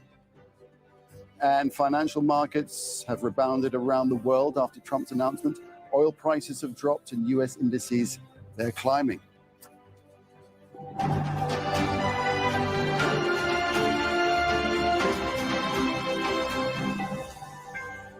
So now US President Donald Trump says talks have been held between Washington and Iran and that a deal could follow to end the war. Trump's comments came soon after he extended a deadline for Tehran to reopen the crucial Strait of Hormuz or face attacks on its power plants. Tomorrow morning, sometime, their time, we were expected to blow up their largest electric generating plants that cost over $10 billion to build. It's a very good one. There was no dearth of money. And one shot, it's gone. It collapses. Why would they want that? So They called. I didn't call. They called. They want to make a deal. And we are very willing to make a deal. It's got to be a good deal. And it's got to be no more wars, no more nuclear weapons. They're not going to have nuclear weapons anymore. They're agreeing to that. Any of that stuff, there's no deal. Well, Tehran has denied any talks took place to stop the fighting. The foreign ministry spokesman also said that Iran's position on the Strait of Hormuz, well, it's not changed. The Speaker of the Iranian Parliament, Mohammad Bakr Ghalibaf, has called Trump's claim fake news to manipulate the markets, he said. Market reaction has indeed been swift. Oil prices have fallen sharply while US stocks have rallied. Okay, we've got correspondents live in Tehran, in Ramallah, in Beirut, in Riyadh, and in London, covering all the different angles. Let's start in Tehran with Ali Hashim, who's standing by for us there. So, Alam, what's the latest we're hearing from Iranian officials about these so-called negotiations with the United States?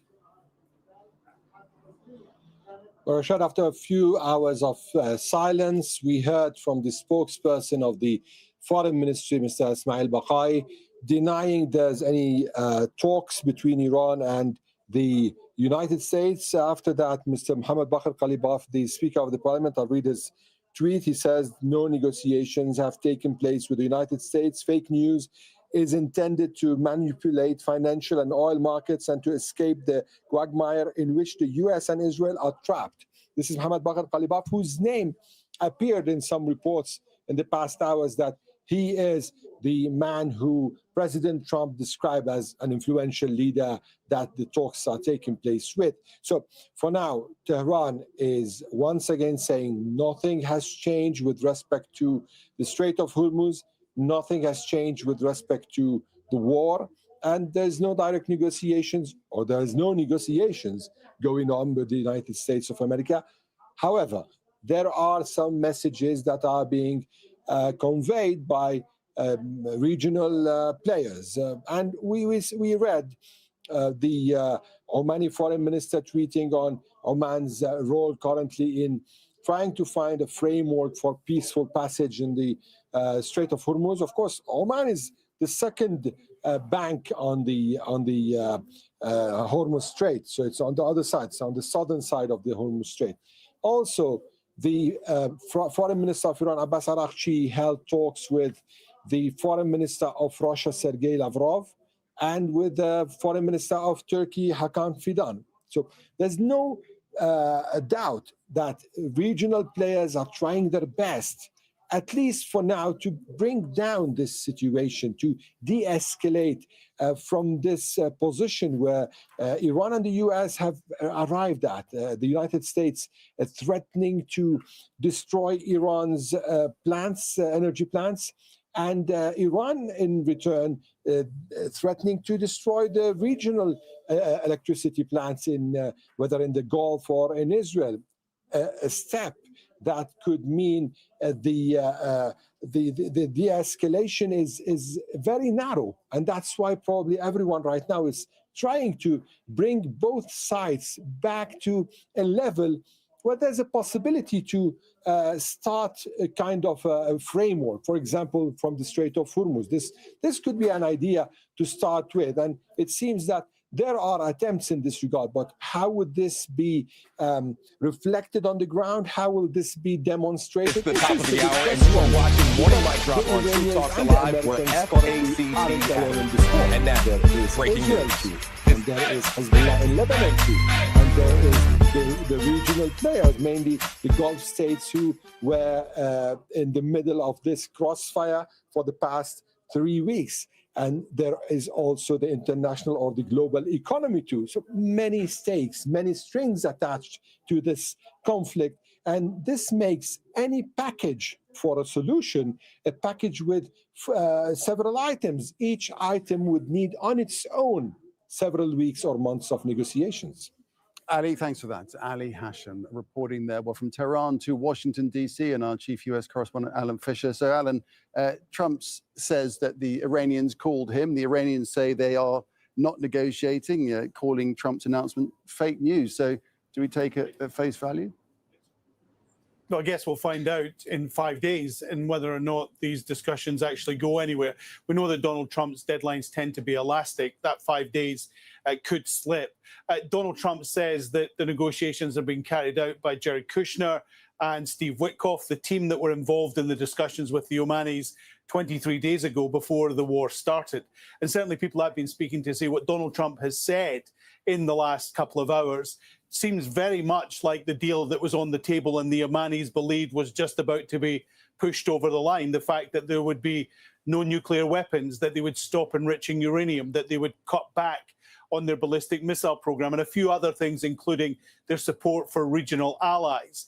But it seems as if the deal that was on the table is back up and it's running. But there's whiplash here in Washington, D.C. 72 hours ago, Donald Trump, Iran wants a deal, I don't, we're going to continue with the war. 48 hours ago, if they don't open the Strait of Hormuz within 48 hours and they stop all interference of ships going there, we will bomb their power plants and we'll start with the biggest one within 48 hours.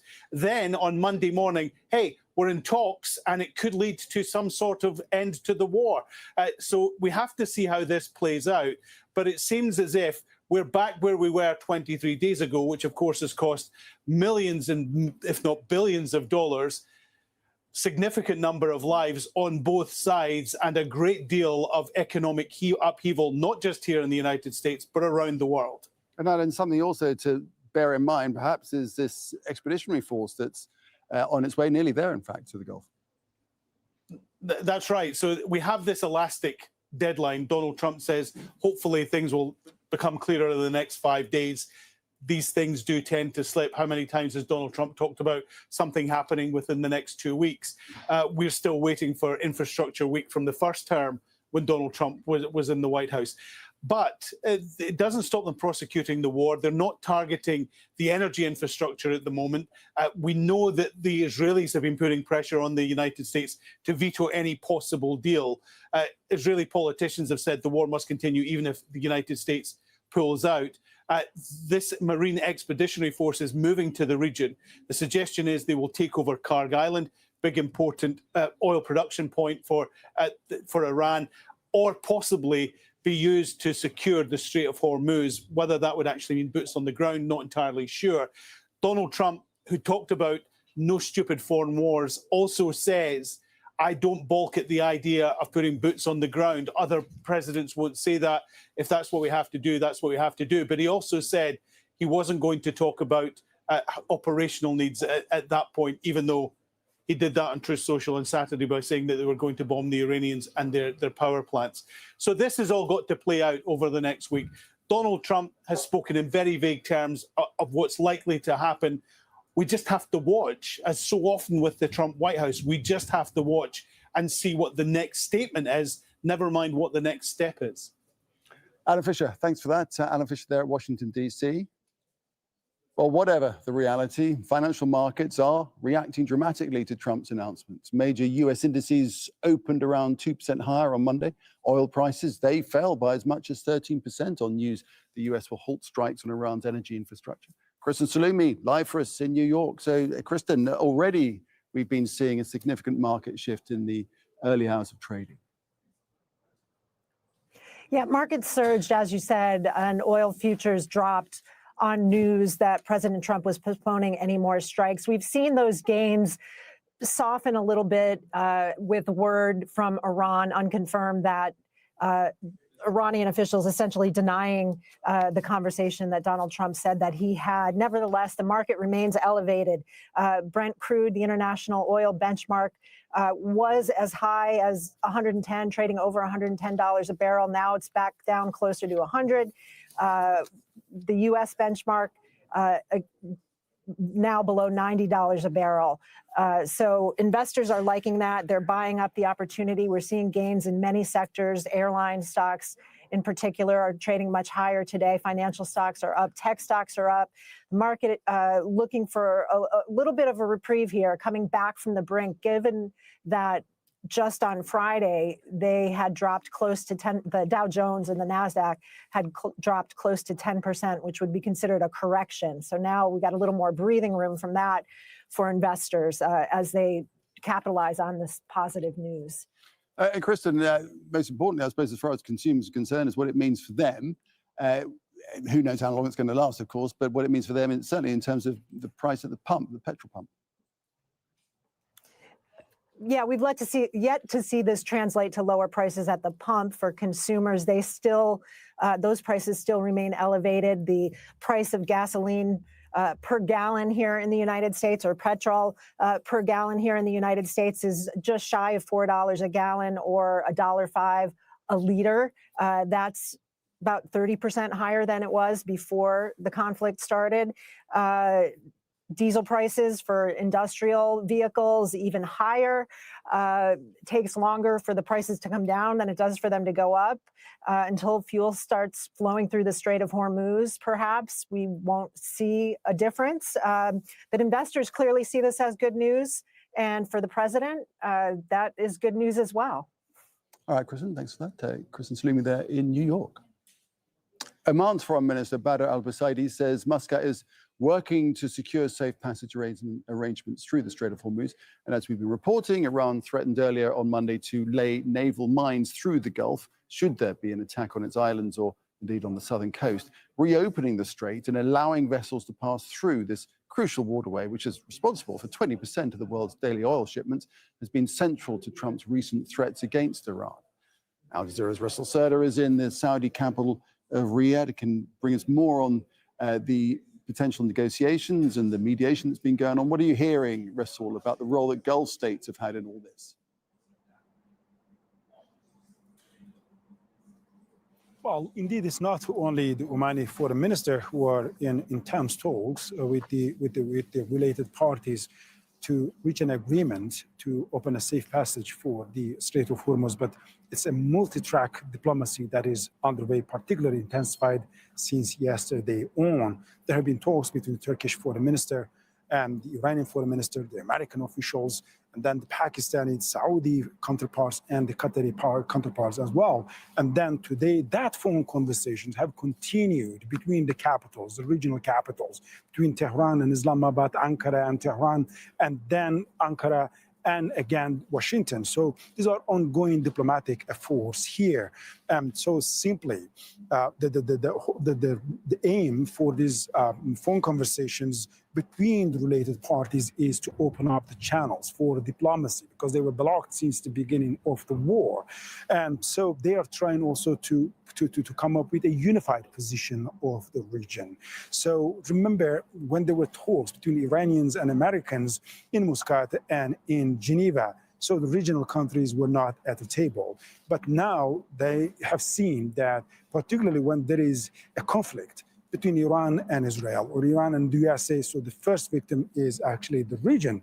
Indeed, so far, 85% of the projectiles that were fired from Iran have landed or have been violating the airspace of the regional countries, particularly GCC. That's why now they're quite clear. The motive of the diplomatic efforts, of course, is to stop the war, but overall to make sure that if there is going to be any peace settlement, that the region is going to be a part of that.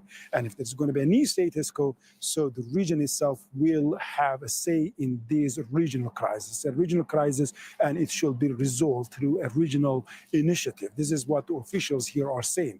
And also they are saying, well, this could be the last chance if the diplomacy doesn't achieve any peace settlement or de-escalate the situation. So the danger of a wider war is imminent, is quite real.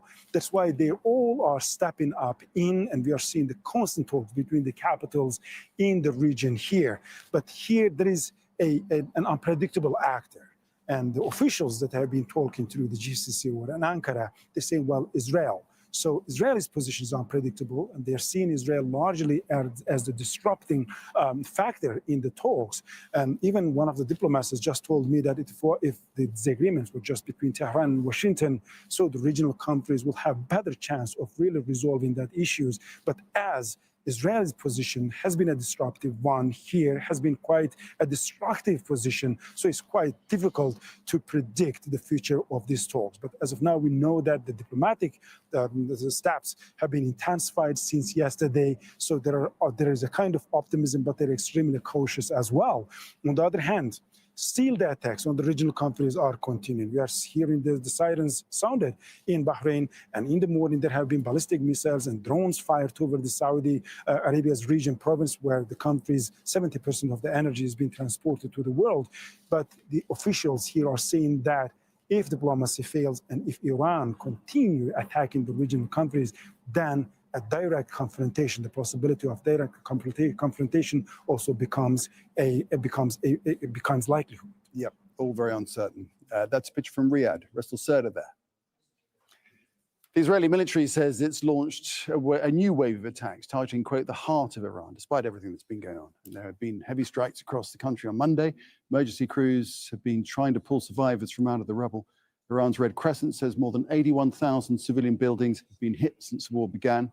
At least 1,400 people have been killed. President Trump, meanwhile, says he thinks Israel will be on board with any deal he negotiates. We just spoke to Israel a little while ago. I think they'll be very happy. This will be peace for Israel, long-term peace, guaranteed peace. If this happens, and I can't guarantee it, but I think it's going to.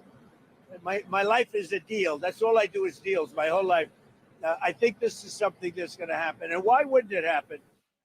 Well, Nora Day joins us now from near Ramallah in the occupied West Bank. And Nora, Israel has given no indication that they intend to halt their attacks on Iran. In fact, we've seen quite the opposite. So has there been any Israeli reaction to President Trump's announcement?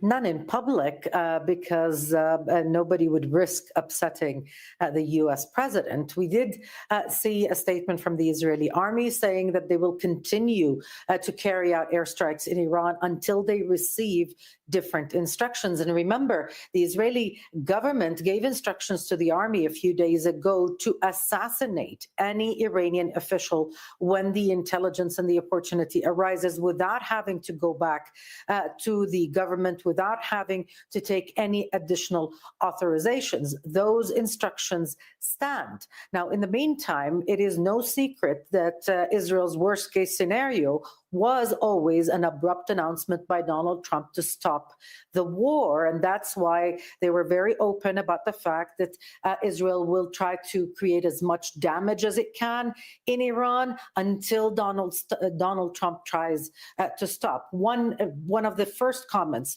that we saw in Israel when the announcement by the U.S. president was made was that it was conveniently during the business week from Monday to Friday, and that was very good for the stock market, which everybody knows the U.S. president monitors very closely. But as far as Israel is concerned, a deal, regardless what it is not exactly what Benjamin Netanyahu was hoping for, and that's why he told a senior member of the Knesset, the head of the intelligence subcommittee, when the latter asked him to work on thwarting a bad deal for Israel, that Benjamin Netanyahu told them, we're working on it. That's basically what the efforts now behind the scenes are focused on, making sure no deal, at least for now, is reached, because Israel's goal was set far higher than anything related to Iran's nuclear capacity or even ballistic missile capacity. Benjamin Netanyahu was talking about a whole different Iran,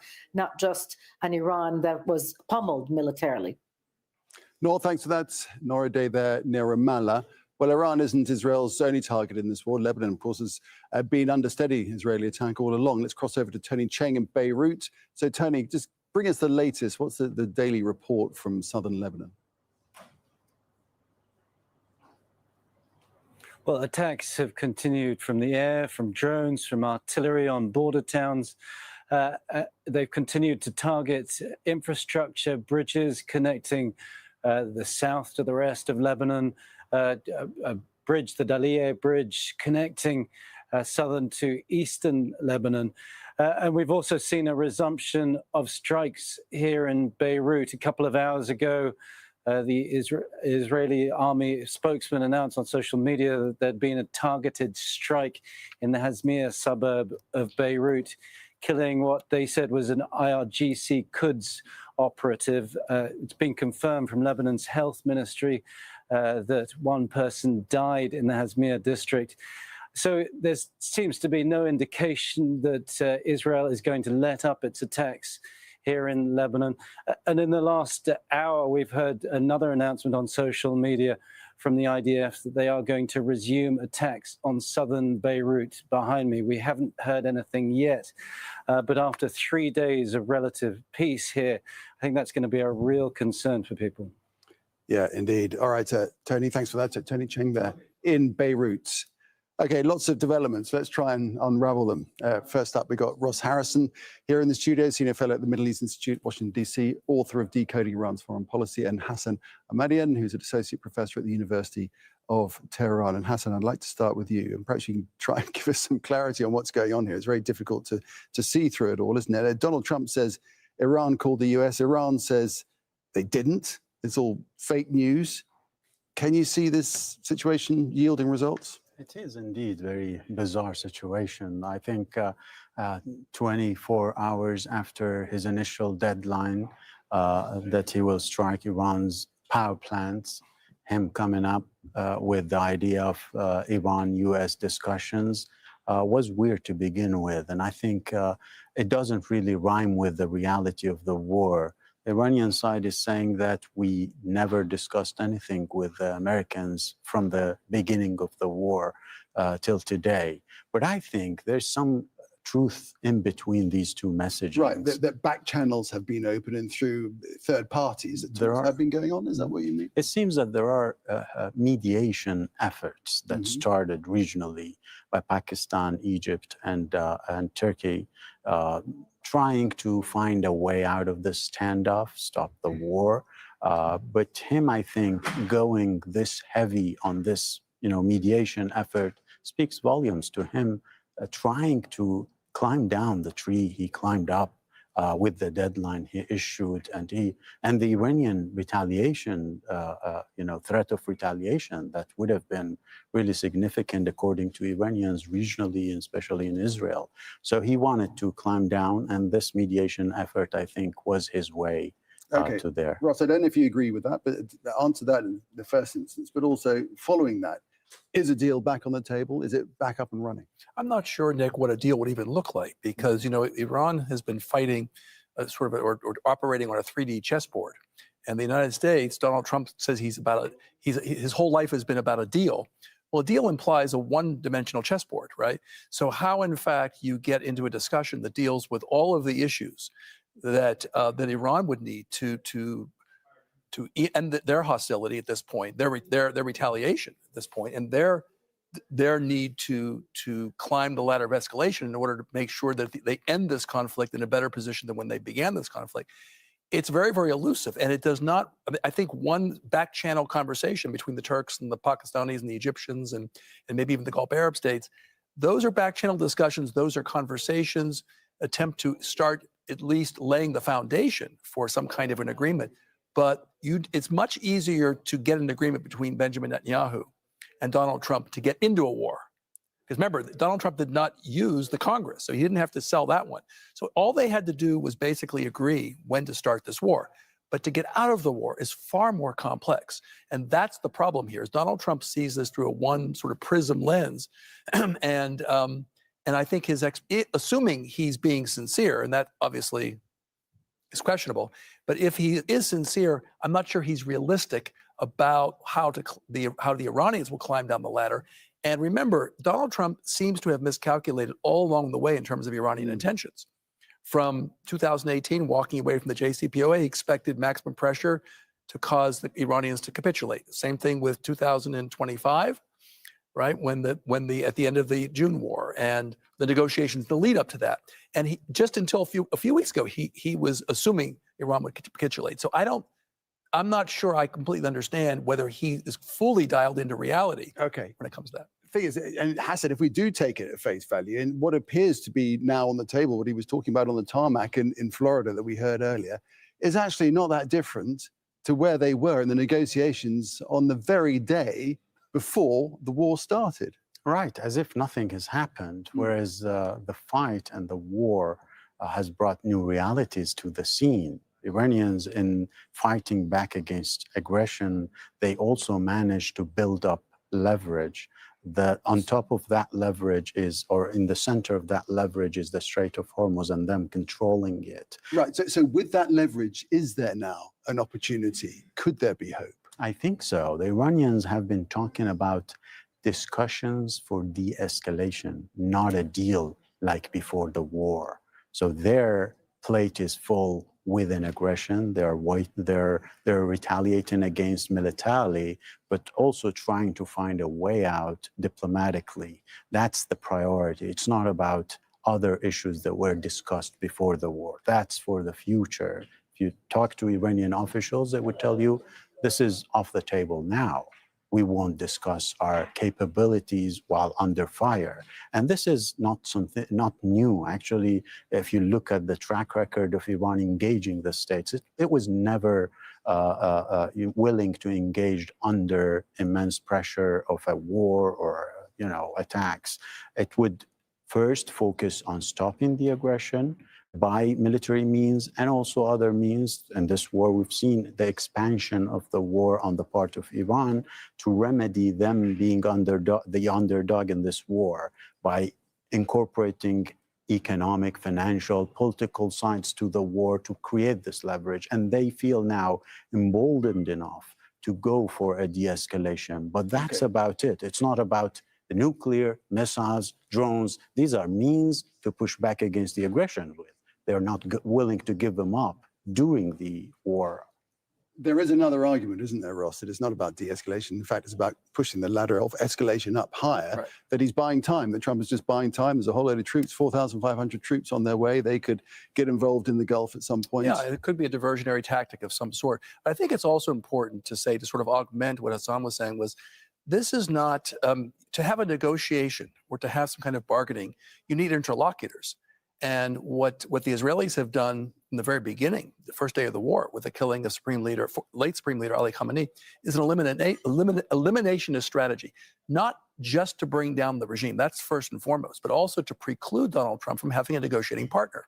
So I think it's important to understand that this is a regime that probably has gone under internal shifts. I mean, Iran, my view, was moving towards becoming a much more securitized state with the IRGC over the last couple of years. But now, at the end, when this war is over, and if the regime survives, and if they can have a deal, my hunch is that you're going to see a much more of a, there'll still be a supreme leader, but much more of a securitized, secularized kind of nationalistic state. And I'm not sure that's a state that Donald Trump understands at this point, because if he assumes that that kind of a state is going to capitulate, now, hopefully, from the Iranian perspective, they don't overplay their hand. There are possibilities they could overplay their hand. But yeah, so that is the question. If Donald Trump wants to move down the escalation ladder and the Iranians believe they have not achieved what they need to have achieved, because they've paid the Iranians have paid the highest price. I mean, this region has paid a huge price. Here, economically, Iran in terms of lives, Israel in terms of lives, Lebanon in terms of lives. So there's a lot at stake. And I think each of the players needs to believe that at the end of the war, they can look at their populations and say, we gained something. And it's interesting when you talk about leadership, Hassan, because Trump at the beginning of the war was talking about regime change, and that sort of swiftly disappeared with various other targets and goals. But he was once again talking about it on the tarmac at Florida earlier, and seemed pretty sort of confident about how easy it was going to be to get the regime that he liked on board. But how do you see it? What is the potential for? I think he went down from regime change to electing a supreme leader after assassinating the previous one, to eliminating Iran's capabilities, missiles and drone capabilities, and now to opening up the Strait of Hormuz. The Strait of Hormuz was open before the war. This situation came as a result of the war. And I think him talking about Iran's leadership is not realistic. He wants to portray that he's getting to a desired outcome in Iran, but I'm not sure that he really means that, because institutions have shown in Iran that they are robust. They brought in their weight behind the system and elected a new supreme leader and elected other officials that were assassinated. Who do you think that the point of contact that there is? I mean, Trump talked about, well, there's a respected leader that they've been dealing with. It seems as if that's not true, because Iran has said that they haven't been negotiating at all. But who would be spearheading any attempt towards resolution within the country? Well, the Israelis talked about Mohammad Bagher Ghalibaf, the Speaker of the Parliament, but there's the President and his inner circle. There's also the judicial.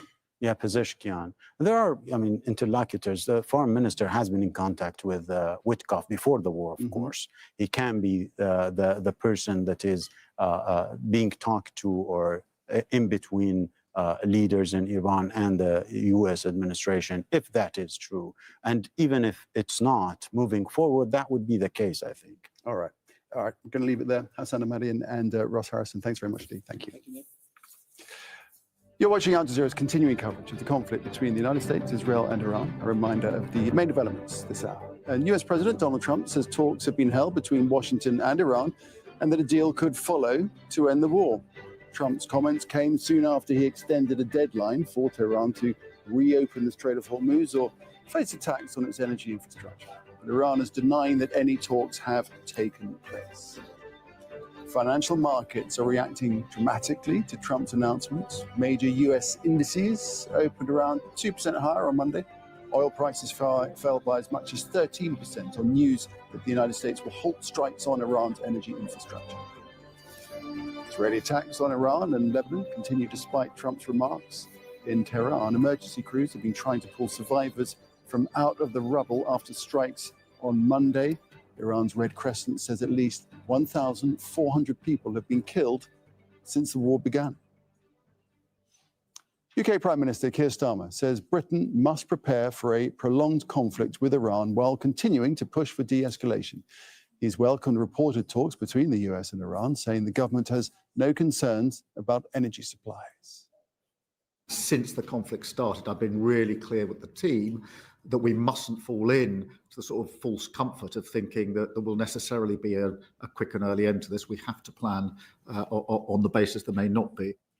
Let's cross now to Milena Veselinovic, who joins us from London. So, Milena, first of all, we understand the UK government has summoned the Iranian ambassador. Just give us more details about that, if you would, first. That's right, Nick. This news just breaking that the ambassador of the Islamic Republic of Iran has been summoned to the Foreign and Commonwealth Office here in London. A very little detail about it so far, just a statement from the government saying that Sayed Ali Musavi has been summoned by the Foreign Office over his country's reckless and destabilizing actions in Britain and overseas. Another part of the statement saying also this comes in the wake of two people being charged over spying for Iran, one British national, one dual British Iranian national.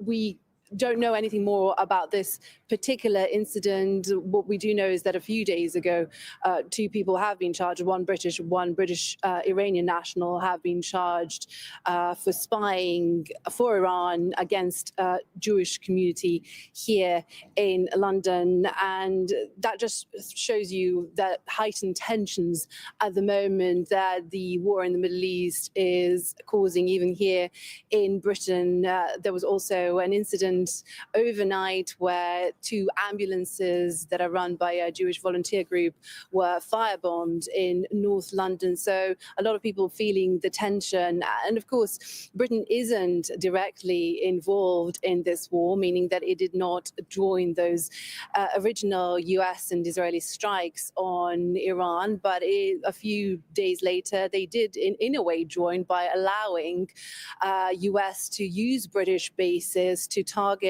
Iranian, for example, missile launchers that were threatening British interests in the Gulf and British lives. And that list of targets was then expanded to include also Iranian military infrastructure that was threatening the commercial shipping in the Strait of Hormuz. And Keir Starmer, the UK Prime Minister, was actually answering a number of questions regarding the Iran war today in Parliament on Monday.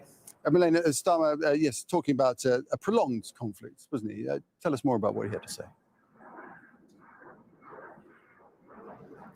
Yeah, I think he also was trying to say that Britain is prepared for this running for a long time, even though there is some quiet optimism perhaps that these talks between the US and Iran might yield some results. Starmer saying that he was aware of those talks taking place, even though of course, Iran has denied that. Starmer did not address that, but he was pretty clear that Britain doesn't want to get dragged further into this war, saying in his own words, this is not our war. And then that is why UK didn't join those initial strikes, because Starmer said when the UK does take action, it has to be rooted in international law and there needs to be a thought through plan. He also said that he's aware of, obviously, the pressure that the US President Donald Trump has been putting on him. Because of that, Trump has been incredibly critical of Starmer, mocking him, saying he's no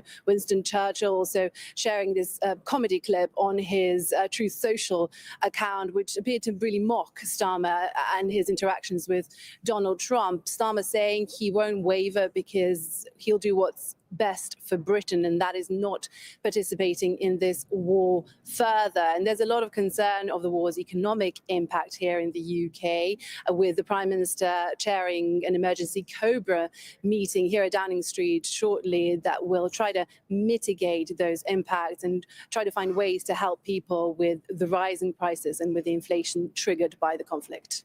Milena, thanks for that. Milena Veselinovic in London. Thank you. But as we've been reporting, Israeli attacks on Iran and Lebanon, they continue despite Donald Trump's remarks about talks with Iran. Let's get the view from Israel now, and Gideon Levy is with us. He's a columnist at Haaretz newspaper, joins us from Tel Aviv. Gideon, great to see you again. So Lebanon has been a constant throughout the 3 weeks of this war. How does it now tie into any prospective deal between the United States and Iran? This is maybe the issue that worries me right now most, because I'm afraid that the Lebanese question will be put aside. And I hope that any deal will include also a solution for the relationship between Lebanon and Israel and Hezbollah and Israel. In any case, Israel will continue the fighting in Lebanon. And I guess that Donald Trump will be more easy about continuing the war in Lebanon rather than Iran, because the Lebanese war doesn't bother him too much. It doesn't affect American interest, not in a dramatic way, for sure, not oil prices. But another war will mean another lack of stability in the area. So I really hope that it will be one package. It depends much how devoted will be the Iranian to include Lebanon in a deal, and obviously how devoted will be Donald Trump. When Donald Trump was talking about this apparent negotiations between the United States and Iran, he said that whatever deal there was, Israel would be on board with it. How do you read that? Does Israel have any other choice but to be on board? I mean, the choices of Israel right now are very limited. Israel was never so depending on an American president, even not on the American administration. On the American president, Israel was never maybe so condemned in the world and lonely. And therefore, Israel has to be happy, because Israel does not have an alternative to the American support right now. And Israel will try to persuade and try to put some pressure. But by the end of the day, Israel will have to follow anything that Donald Trump will tell Israel to do. Israel does not have much choices. So explain for us, if you would, why such a move, Trump seeking a deal with Iran and hoping for some kind of resolution, why such a move does not mesh with Benjamin Netanyahu's objectives? Let's say that Netanyahu went to this war with only ideological and international motivations. Nothing to do with his personal politics, nothing to do with the elections, nothing to do with his trial. Let's put this aside. None of the goals of this war were achieved. And above all, nobody speaks anymore about regime change in Iran, or even weaker in the regime. If there is a deal, it's a big victory of the regime in Iran. That's very clear. And for Israel, it's very disappointing, obviously. As for the nuclear capability, it depends really on the details. But Israel never believed in agreements with Iran. Israel was always in favor of war with Iran to neutralize its capabilities. And I must remind you that the last deal which was signed, Israel put the pressure on the United States to step out of this deal, and maybe we are regretting it until today. Gideon, we might just leave in a second because Donald Trump is going to start speaking shortly in Memphis and Tennessee, but I'll just ask you this in the meantime while we wait for him to start.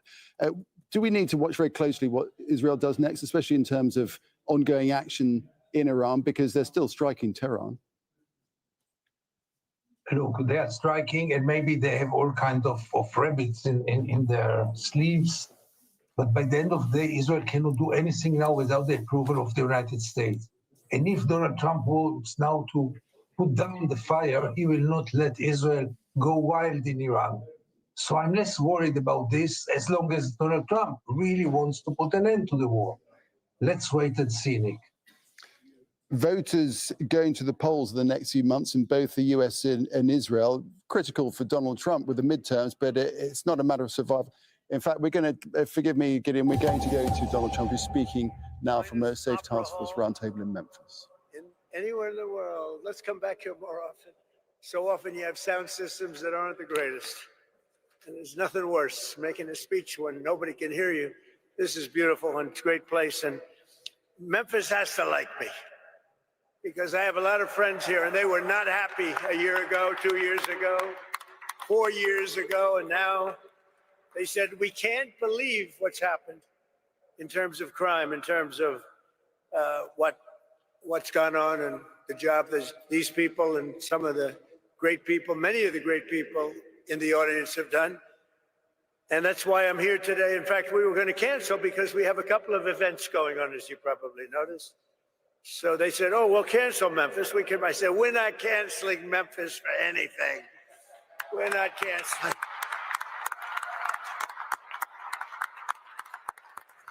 We're not going to cancel Memphis, but we do have some big things happening, and very positive, I have to say. So before getting to our important discussion this morning, let me provide a brief update on Operation Epic Fury, which is a very good name, as it turns out. That was the name. They showed me 20 names. Sir, what name would you like? I didn't like any of them.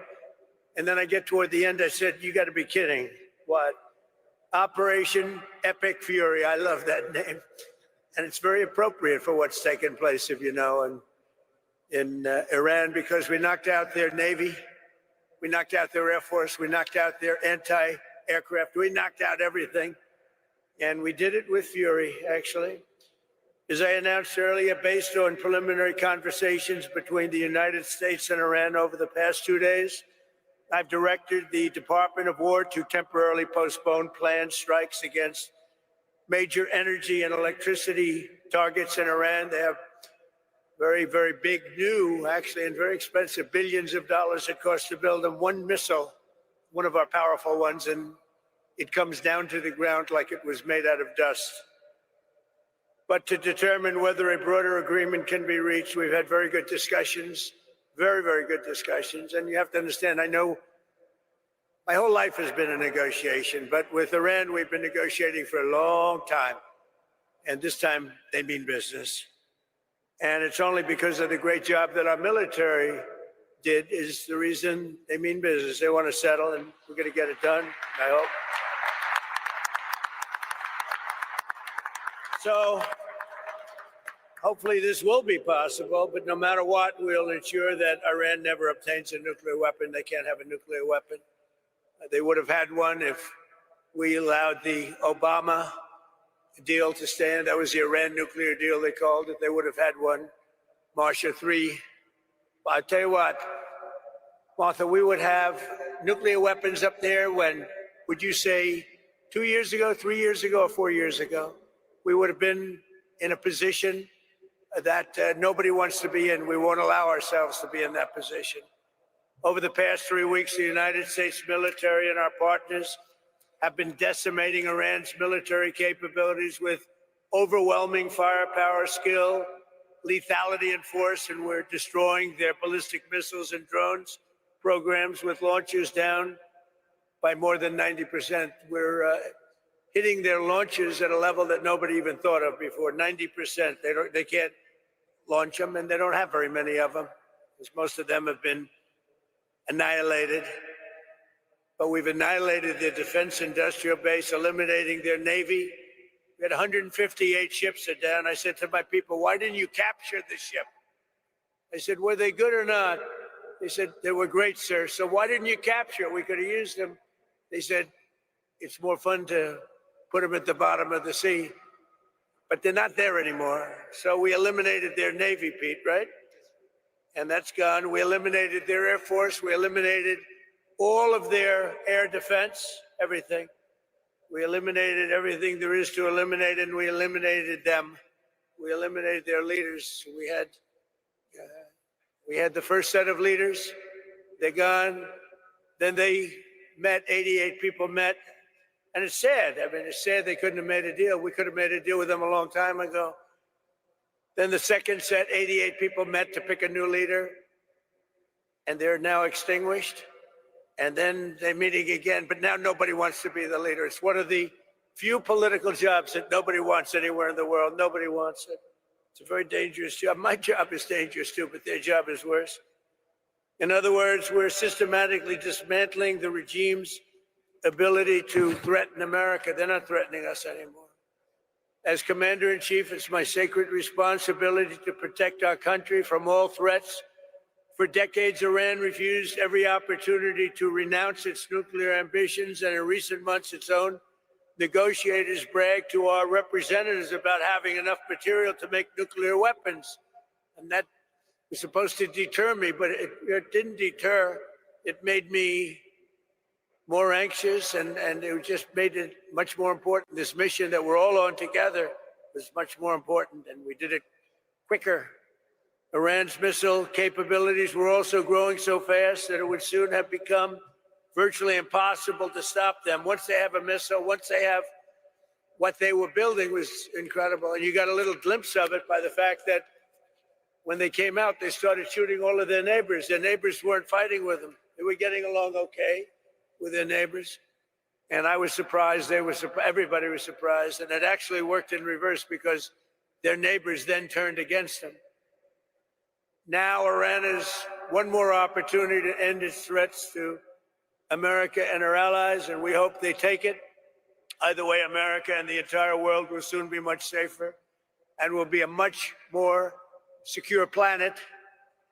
In addition to all of this, we're working on so many different things. You know, our economy was fantastic. We had a Dow at 50,000. They say it couldn't happen in 4 years. It wouldn't happen during my term. But if I got anywhere close, it would be a great success. Well, in my first year, we hit 50,000. And with the S&P, they said, even more difficult. They said it would be impossible to hit 7,000 on the S&P. And we hit that in our first term. And then, unfortunately, I called Pete, I called General Kane, I called a lot of our great people. We have great people. And I said, let's talk.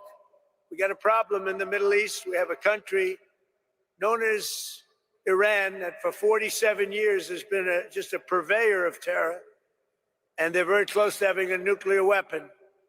We can keep going and get that 50,000 up to 55 and 60. There's no end. Or we can take a stop and make a little journey into the Middle East and eliminate a big problem. And Pete, I think you were the first one to speak up.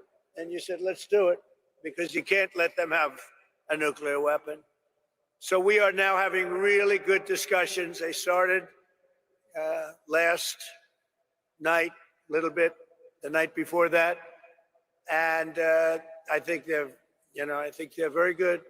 They want peace. They've agreed they will not have a nuclear weapon, et cetera, et cetera.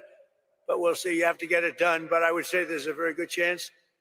And it began when I said that we were planning tomorrow on shooting down some of their power plants, and we're going to hold that up. Hopefully we won't have to do it. And hopefully we can make a deal that's good for all of us, including the Middle Eastern allies that have been very good to us, including Israel, that's been a great partner in this fight. They've really been a good partner in the fight. They fought hard. But we'll see what happens. I think there's a very good chance we're going to end up in a deal. And so we're giving it 5 days, and then we're going to see where that takes us. And I would say at the end of this period, I think it could very well end up being a very good deal for everybody, as good as if we went all the way and just literally annihilated the place, which if we don't have to do that, that would be a good thing, not a bad thing. In addition, after the appalling lines and massive disruptions at major airports nationwide last weekend, I am again demanding that Democrats in Congress immediately end their disgraceful shutdown of the Department of Homeland Security and restore the full funding for airport security and the TSA. They are holding it up because they want to take care of illegal immigrants coming into our country. They want to take care of criminals that are in sanctuary cities. They want to take care of transgender for everybody, literally the mutilization of our children, men in women's sports. But what they don't want to do is give us anything to do with citizenship for voting or voter ID. Can you imagine? We're the only country that doesn't do voter ID. Every country does voter ID. You know, brought to my attention today that we're the only country that does mail-in voting. Mail-in voting means mail-in cheating. I call it mail-in cheating. And we got to do something about it all. And it's part of Homeland Security. And I'm suggesting strongly to the Republican Party, don't make any deal on anything. The most important thing we can have is what's called the Save America Act. Don't make any deal on anything unless you include voter ID, and you have to be a citizen to vote. You have to show citizenship to vote. Very easy to do. It's very insulting when they say people can't do it because they don't know how to do it. Anybody that can't do it, I think it's a very insulting thing to say.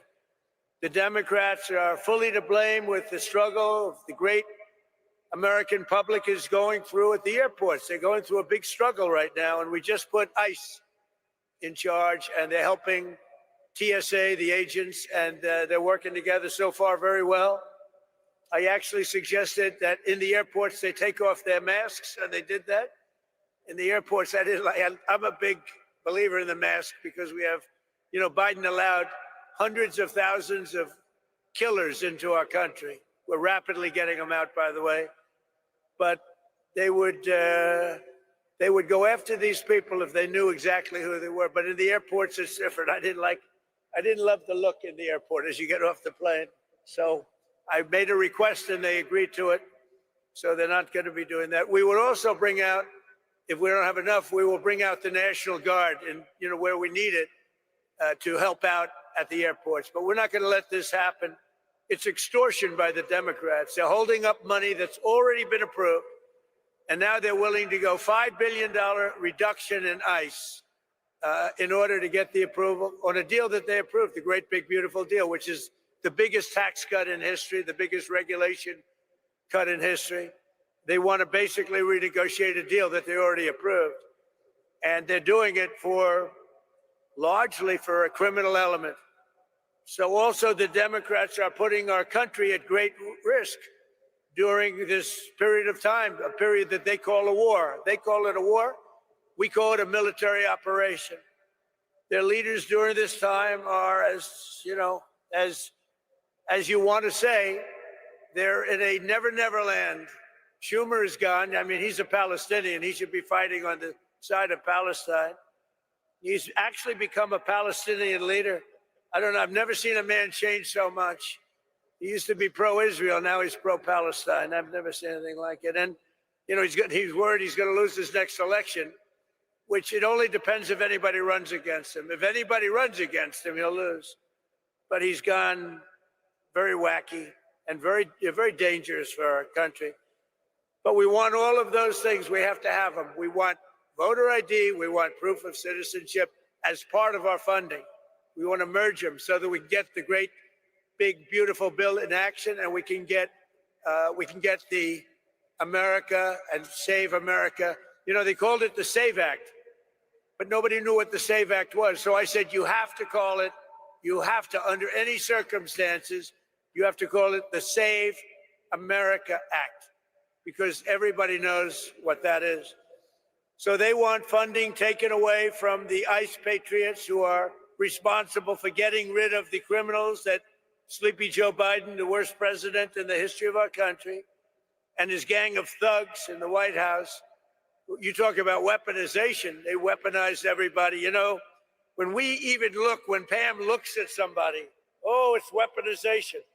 They've indicted me, what they've done to me and everybody else, it's a disgrace. They're the weaponizers, and what they've done to people, we can never let that happen again. We can never let them get away with it again. They are the greatest weaponizers. Fortunately, it didn't work, because here I am with you. So it didn't work out too well. Didn't work out too well. But they want to have people come into our country. And so many of these people are murderers. They're drug dealers. They're the worst criminals anywhere in the world. They want them in our country. They don't want them to come out. They make it almost impossible, but we get them out anyway. They should have never been allowed to enter our sacred ground. These people should have never, they came from all over the world. They came from all over. They came from the Congo in Africa. They came from all over South America, Asia, everywhere. And they were from jails and mental institutions. They were drug dealers. They were murderers. 11,888 murderers.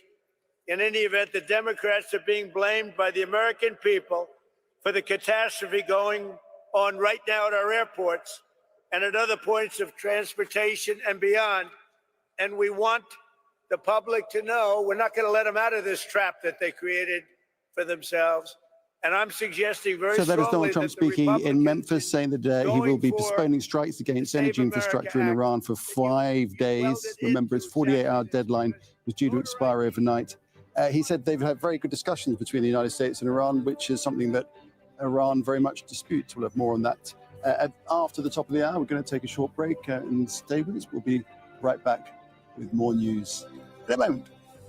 I'm at a fuel station in Belgium where motorists from the Netherlands are queuing to save money on gas. Scenes like these can be found across Europe, where fuel tourism has spiked since the war on Iran. Prices have increased up to 20% since the Strait of Hormuz has been practically closed for oil shipments. The Netherlands has among the highest excise tax on fuel in Europe, and the price of petrol has now hit around $2.50 per liter.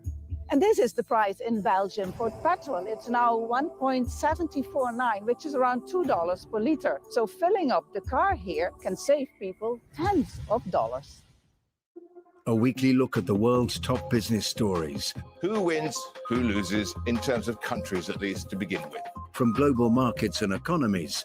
A number of rate cuts were priced in for the year. Now we are potentially looking at rate hikes. To understand how it affects our daily lives. 95% of their offensive capabilities have been destroyed. So want to minimize. You're saying that you've won the war already. You clearly haven't. Counting the cost on Al Jazeera. Undercover reporting. My question is, what's next for me? Exclusive stories, explosive results. Al Jazeera investigations.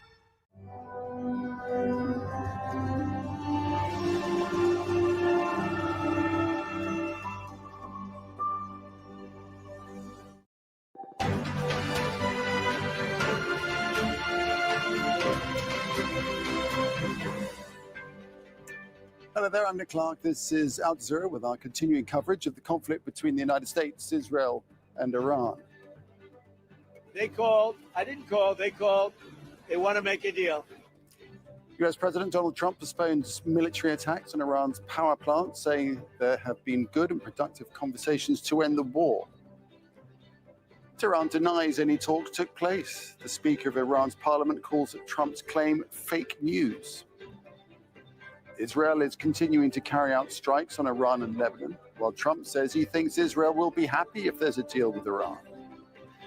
And financial markets, they rebound around the world after Trump's announcements. Oil prices have dropped and US indices they're climbing.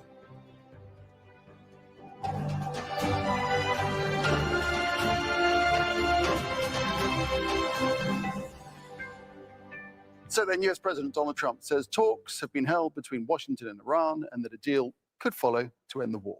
Trump's comments came soon after he extended a 48-hour deadline for Tehran to reopen the crucial Strait of Hormuz or face attacks on its power plants. We are now having really good discussions. They started last night, a little bit, the night before that, and I think they're very good. They want peace. They've agreed they will not have a nuclear weapon, et cetera, et cetera. But we'll see. You have to get it done. But I would say there's a very good chance. And it began when I said that I won't be. We were planning tomorrow on shooting down some of their power plants, and we're going to hold that up. Hopefully, we won't have to do it. And hopefully we can make a deal that's good for all of us, including the Middle Eastern allies that have been very good to us, including Israel, that's been a great partner in this fight. They've really been a good partner in the fight. They fought hard. But we'll see what happens. I think there's a very good chance we're going to end up in a deal. And so we're giving it 5 days, and then we're going to see where that takes us. And I would say at the end of this period, I think it could very well end up being a very good deal for everybody, as good as if we went all the way and just literally annihilated the place, which if we don't have to do that, that would be a good thing, not a bad thing. That's Donald Trump. Iran, for its part, says no talks have taken place. The Speaker of Parliament, Mohammed Bakir Ghalibaf, called Trump's claim fake news aimed at manipulating the markets. And the Foreign Ministry says Iran's position on the Strait of Hormuz hasn't changed. Market reaction, though, to Trump's comments has been positive. Oil prices, they fell sharply, and US stocks rallied. Okay, we've got correspondents live in Tehran, in Ramallah, in Riyadh, and in New York and the White House, covering all the different angles. But let's start in Tehran with Ali Hashim. So, Ali, what's the latest we're hearing from Iranian officials about just how they're negotiating with the United States? Well, what we understood now from several sources, also officials talking on the record, such as the spokesperson for the Foreign Ministry and the Speaker of the Parliament, that there is no direct negotiations that took place. However, Iran is open to exchanging messages. There's a website that is affiliated with the Foreign Ministry. Iran once reported that there was an idea that was conveyed to Iran through the Pakistanis, to the Pakistani government, to have a meeting between an Iranian official and an American official, and the Iranians are still studying this. So this is the bottom line here in Tehran. Yes, there is exchanging of messages between the two sides. However, there have been no direct negotiations. There have been no direct talks. There have been no direct exchange, rather through mediators. So what we are dealing with right now is a situation that takes us once again to the table of talks. However, the big question here is what is going to be discussed on that table, and will this table have the same papers and cards just like the one before the war, especially that things have changed in Iran and in the United States of America. There are a lot of new things on the table right now, such as the security of the Strait Hormuz, and absolutely for Iran, after the killing of the supreme leader, there's a new leadership and there's a new approach. Alan Fisher at the White House, plenty to unpick, Alan, from what Donald Trump had to say, not least the fact that he says the US has been speaking to a top respected leader in Iran. Meanwhile, the Iranians say that hasn't happened, calling Trump's announcement fake news. Well, we'll see how things pan out over the next few days. And in fact, you look for the next statement rather than what happens the next day. Donald Trump says that Jared Kushner and Steve Witkoff, who have been his main negotiators in the Middle East, have been involved in these discussions. What the understanding is that what's on the table now seems to be very close to what was on the table 23 days ago when the Omanis had both sides and they were discussing what could possibly happen. No nuclear weapons, no uranium enrichment, a cut to the ballistic missile program and other issues that the United States want discussed. The Omanis thought they were on the verge of a breakthrough with the deal, and then the war started. And of course, we heard that the war was started because it was the Israelis who decided to attack, and the United States then felt they had to join in case the Iranians started attacking US targets. So it seems as if the deal that Donald Trump is talking about is close to what was available before the war. Now, he says these negotiations are ongoing. That is why he's decided not to attack the power plants. But this is a whiplash in 72 hours. On Friday, Donald Trump was saying the Iranians want a deal. We're not giving them one. Saturday night, it was, if they don't open the Strait of Hormuz within 48 hours, we're going to bomb and obliterate their power plants. And then we wake up on Monday to say, hey, we're in talks. This could lead with a deal. He says there's no guarantees, but he's given this 5-day deadline. We'll see how this plays out over the next 5 days. And Ali, the Iranian foreign minister spokesman, has also been maintaining its position on the Strait of Hormuz. What does that mean? Does it mean that nothing's changed? Well, with respect to what the spokesperson, Mr. Ismail Baghai, said, it's the Iranian position. So there is nothing that has changed for now. However, what we understand is that things are open to change. No, this is, I think, the space that the Iranians are maneuvering within. So if there is an acceptance here from the Supreme National Security Council and the leadership for the meeting that's offered to be in Pakistan, then this is going to be the breakthrough. But what is the news here, the takeaway from everything is that there are efforts already going on. It seems there is a point where both sides were able to exchange point of views with respect to certain issues. Probably the Strait of Hormuz is the fundamental issue here and the framework from where they are moving in order to de-escalate. However, this doesn't mean yet that this war has come to an end. All right, thanks, Ali. Alan, back at the White House, also something perhaps to bear in mind that there's this expeditionary force, isn't there, with, what, 4,500 troops on board, just a matter of days, very close to the region now, I think.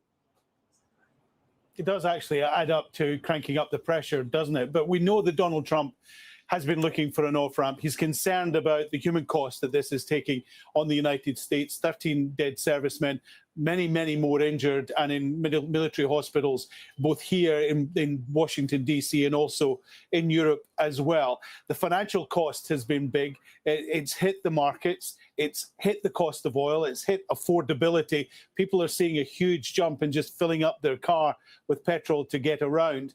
But he continues with the idea that there may be the need to put troops on the ground. While he has talked about stupid foreign wars and how he didn't want to get involved in them, he's also said that he doesn't balk at the idea of troops on the ground the way that other US presidents have. So this expeditionary force is making its way to the region. Everyone thinks it's probably going to target Karg Island, big oil production port for Iran. There's talk possibly as well that they may do something to keep the Strait of Hormuz open.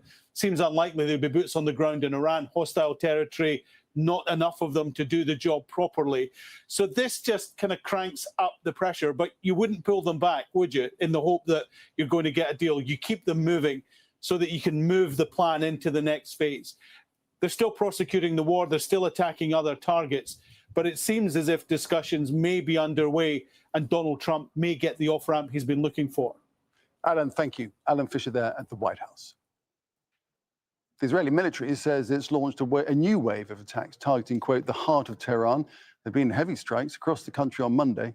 Emergency crews have been trying to pull survivors from out of the rubble, and Iran's Red Crescent says at least 1,400 people have been killed. Nora Day joins us now from near Ramallah in the occupied West Bank. So, Nor, Israel has given no indication that they intend at all to halt their attacks on Iran. Yeah, that would be the worst case scenario at the moment, especially for this coalition government. The Israeli military issued a statement or spoke to the media rather and said that they will continue to conduct strikes in Iran until they receive instructions to the contrary. Remember, Nick, the Israeli government has empowered the army to carry out assassinations of any senior figures in Iran without getting any additional approvals. So all these assassinations would now be considered operational,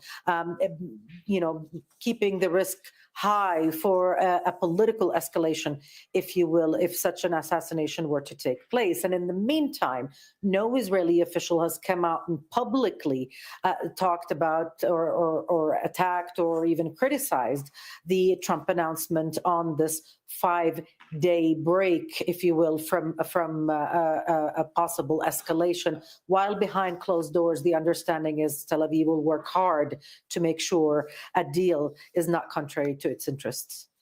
Okay, Noel, thanks for that. Nora Day there from near Ramallah. Thanks very much indeed. Okay, let's take this on with Hassan Ahmadian. He's an associate professor at the University of Tehran. Great to have you back with us, Hassan. What's your sense of this? Is this Donald Trump buying time, or are we genuinely now on the path to some kind of potential resolution?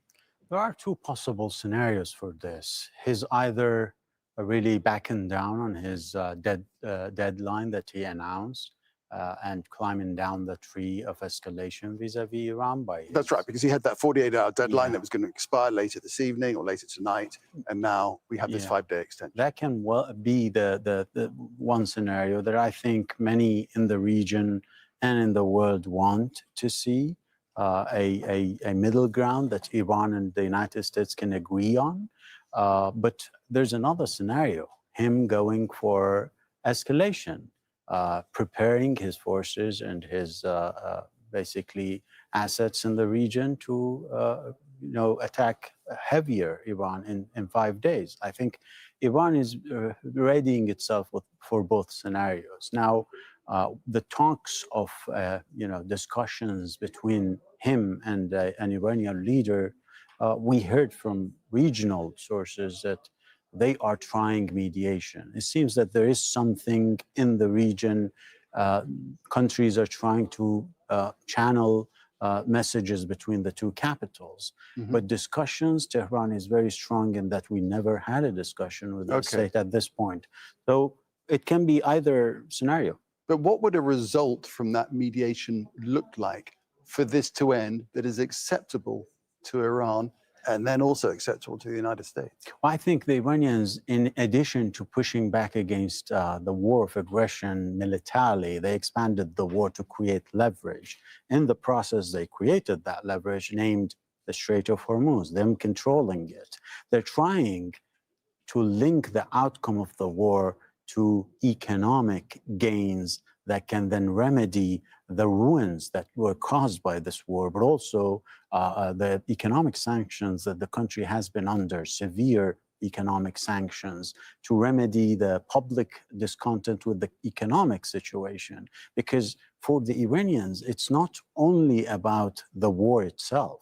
The war will continue in different shapes and forms. That is economic, security, and ways that we won't see bombs dropped, but instigating and stirring up the population against the political system, as we saw in the previous years. So that's the situation that they don't want to see themselves in. And for that not to be seen in Tehran and elsewhere around the country, they want to link the outcome of this, the leverage that they build, to economic gains. All right. So much at stake here, Hassan. Appreciate your time for now. Thank you very much. Thank you. Now, financial markets are reacting dramatically to Trump's announcement. Major U.S. indices opened around 2% higher on Monday. Oil prices fell by as much as 13% on news that the U.S. will halt strikes on Iran's energy infrastructure. Kristen Salimi is live for us in New York. So, Kristen, are we still on, down for oil and up for the rest? We are, but the extremes have fallen back a little bit. So oil prices, as you said, fell after President Trump said he was postponing strikes, and the market surged up around 2%. Now it's fallen back below 1.5%, but it's still in the green. So that's a good news for investors. And oil prices are still lower. These swings are very reminiscent of what we saw after Liberation Day, when President Trump was set to impose all those global tariffs. Actually, the swings we're seeing aren't as extreme as what we saw then, but the volatility is very similar. And the fear, of course, with oil is that prolonged disruptions will have a huge impact on the overall global economy. The news today was a relief for investors, and we're just seeing many of them take advantage of that now and jumping on this good news. To say anything can happen at this point in time is an understatement, isn't it? But as it stands, what does all this mean for the average consumer, especially in terms of petrol prices? Well, so far, we're not seeing the prices at the pump come down just yet. Theoretically, they should if this trend continues. But, American consumers right now are paying as much as 30% more than they were a month ago. So that pinch for the average consumer is still there. But again, this should bode well if fuel were to start flowing again through the Strait of Hormuz. Once we know what the extent of damage is to production facilities, that will have a more lasting impact on oil prices. But right now, the signs are good, and investors are willing to go with that. Kristen, thanks for that. Kristen Slumi there in New York. Oman's Foreign Minister Badr al-Busaidi says Muscat is working to secure safe passage arrangements through the Strait of Hormuz. And as we've been reporting, Iran has threatened to lay naval mines through the Gulf should there be an attack on its islands or the southern coast. Reopening the strait and allowing vessels to pass through the crucial waterway has been central to Trump's recent threats against Iran. Al Jazeera's Russell Serder is in the Saudi capital of Riyadh. So, Russell, what more are you hearing about this?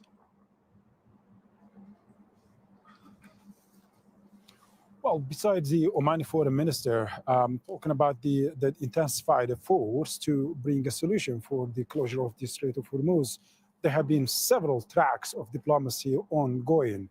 So the Turkish foreign minister was in talks with his Iranian counterparts, and then the American officials, highly likely stay with himself and some others as well, conveying the messages. But it was not only Turkish foreign minister, the Egyptian and the Pakistanis are also stepping up their diplomatic efforts to somehow find a solution and to de-escalate the situation, to reach a ceasefire, and eventually for a peace settlement. And as a part of that today, that phone calls between the regional foreign ministers and the officials have continued today. Just a little ago, the Turkish foreign minister, Hakan Fidan, has received the ambassadors of the GCC countries. And all of the efforts are simply focused on how to develop a unified regional response to these regional crises. So we have seen that when the war is just breaking between Iran and Israel, Iran and USA, it's not being limited between them. So the region, the GCC, and the greater region itself is being the first victim. And that's why now the regional countries, throughout my talks with some of the diplomatic sources, are saying that if there is going to be any negotiating table, which has to be, the regional countries are going to be a part of that. They are not going to be sidelined, because any crisis in the region is particularly affecting them. All right, that's a picture from Riyadh. Russell Serder there. Thank you. Before Donald Trump's announcement, an Israeli strike demolished an apartment building in the capital of Tehran. Tahir Desadi has visited the scene now. This is day 24 since the commencement of a campaign of airstrikes by the Americans and Israelis. And here we are at one of the residential areas targeted earlier in the morning. And as you can see, the scope of damage and destruction is quite visible. Bodies were taken out and rescue teams are still working. The Red Crescent says more than 81,000 civilian units have been hit, most of them residential buildings. But the damage is not limited to homes. It also includes more than 270 hospitals and other healthcare facilities, more than 490 schools, and even 17 buildings belonging to the Red Crescent itself. The total death toll after weeks of airstrikes remains deeply concerning. Official figures put it at more than 1,400, but the real number is feared to be even higher. At around 4:30 in the morning, we woke up for prayers. Suddenly, we heard a massive explosion. All the windows shattered and the doors were blown out of their frames. We rushed outside and saw that a missile had hit the area. An entire residential building had collapsed. Meanwhile, in the capital, parts of the oil infrastructures, including fuel depots, were targeted, which caused serious concern about air pollution and the long-term risk of water and soil contamination. And speaking of infrastructure, US President Donald Trump recently threatened to target Iran's power plants, although he later said the strikes would be delayed. Iran says it will retaliate if that happens. But still, in case of such an attack, it will be ordinary citizens once again to bear the burden. Toida Sadi, Al Jazeera, Tehran. Okay, let's tackle this, everything that's happened today. Gideon Levy is joining us, a columnist at Haaretz newspaper, and here in the studio, Ross Harrison, a senior fellow at the Middle East Institute in Washington, D.C., and author of that book. We keep mentioning Decoding Iran's Foreign Policy. Ross, great to have you with us. Gideon, I'm going to start with you, if I may, first of all. Well, let's talk about Trump's announcement and the fact that Iran has said, well, you know, it's never happened, it's all fake news. Do you see that there's any potential for this to yield results? Definitely, definitely. I would take his words this time very seriously, and I think so do the decision makers in Israel. They take it very seriously. Something is being cooked behind the scenes, and hopefully, I mean, he spoke tonight with such devotion and such a commitment that I can't imagine myself that it's all fake and he's inventing all this. No way, even though the Iranians keep up denying everything. But I think it is very serious, and I think we are closer than ever to end this war. But Gideon, what do you think about the alternative theory that actually he's just buying time for troops to arrive? We've got those ground troops on their way, not very far away now, that could end up being in the Gulf in the next couple of days. First of all, I don't know. But if he does so, it's really low and cheap. He's the president of the United States. You don't play games. We are dealing here with human lives, with soldiers, with army, with destiny of millions of people.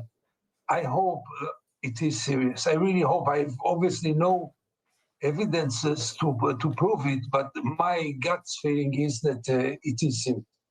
Ross, what are your thoughts? Trump has said that, okay, well, we're not going to attack energy infrastructure, and it's going to be a delay for 5 days. But actually, we have to remember that is illegal under international law, isn't it? Yeah, of course it is. You know, I think it's important to say, Nick, that you know, we were talking about the fact that this is a U.S. president, and that there's a certain kind of dignity of the office and certain trust that goes with that office. I think it's important to understand that those norms were established after World War II. International institutions, international norms, the International Court of Justice.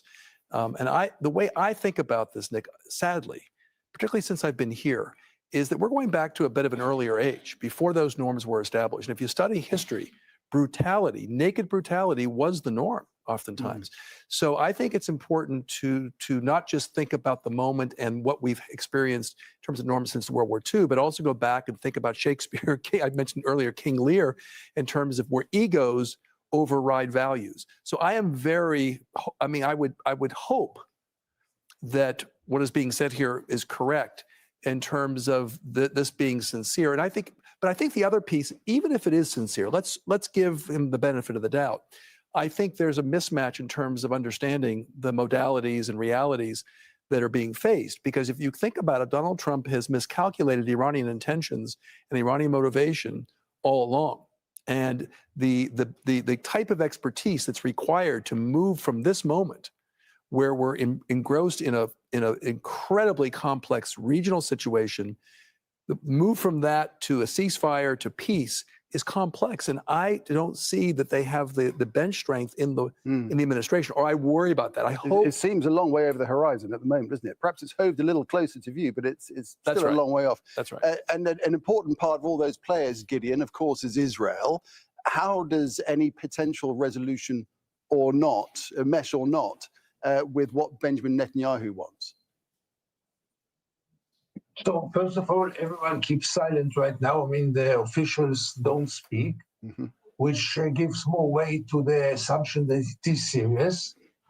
It's very well known that Netanyahu would like this war to continue, the same like he wanted the war in Gaza to continue, as much as he wants the war in Lebanon to continue. I remind you and your viewers that the war in Gaza, I mean, the ceasefire was reached against Netanyahu's position, but he had to follow the American line. In Iran, it will be much, much more obvious.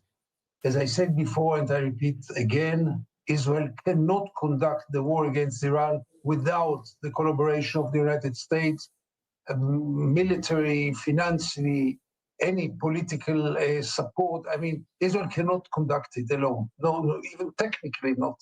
If it's only for the fueling of the endless airplanes who go back and forth to Iran to bomb there. So Israel will have to, bite its lips and, as we say in Hebrew, and agree and follow everything that Donald Trump will tell Israel. All right, Ross, riven throughout this whole problem is the issue of trust and how much Iran can trust the United States in any forthcoming talks, should they happen, because the United States have walked away twice from talks and launched strikes on Iran in the middle of talks, purportedly in the last one, when they're on the brink of success. Not only that, Nick, but a number of years ago, about 11 years ago, there was a thing called the JCPOA, the Joint Comprehensive Plan of Action, the Iran nuclear deal. And that was established, signed by all the members of the permanent members of the Security Council, plus Germany and Iran. And a few years later, Donald Trump walked away from that nuclear deal. So there was a trust issue. Then in 2020, as you indicated, 2025, during the war, there was negotiations, this one too. But I think the other piece of it that's even more profound is the elimination strategy that's taken place. The desire to eliminate any layer of leadership that could be trustworthy. And let's face it, I mean, the fact that these leaders are under siege, and I think it's important to say also, Nick, that what's happening now, I believe, is a trend was in existence over the last number of years, which is moving Iran to a securitized state. That trend, that's nothing new. That's been happening. But now this is being forged under fire. And I think at the end of this, whether it's Ghalibaf, apparently the senior leader is Ghalibaf, the Speaker of the Parliament at Majlis. But the next generation of leaders is going to be very nationalistic and very seared by the lessons of this war, not by the lessons of previous war. And so trust is going to be a factor. But I think it's also trust in their own, they're going to have to trust, they have to trust their own deterrence capability rather than trust the motivations of other actors, I think is the way I'd like to leave it. All right, gentlemen, run out of time. We're going to have to leave it there for now. Gideon Levy there in Tel Aviv, very much appreciate it. And Ross Harrison here in the studio. More to come from you both at some point in time. Thanks very much. Okay, that's it for now. Inside Stories coming right up, and it'll examine if Israel, the United States, and Iran have broken international law, as we've been discussing, with this war by attacking residential buildings.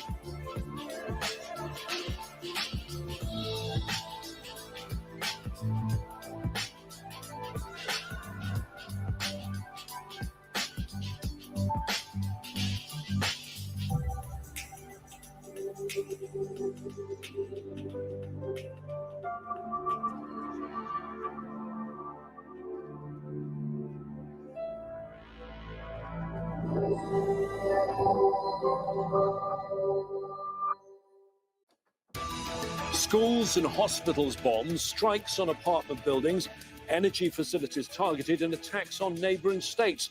Have Israel, the US, and Iran broken international law with their war? Or will they be able to justify their actions? This is Inside Story.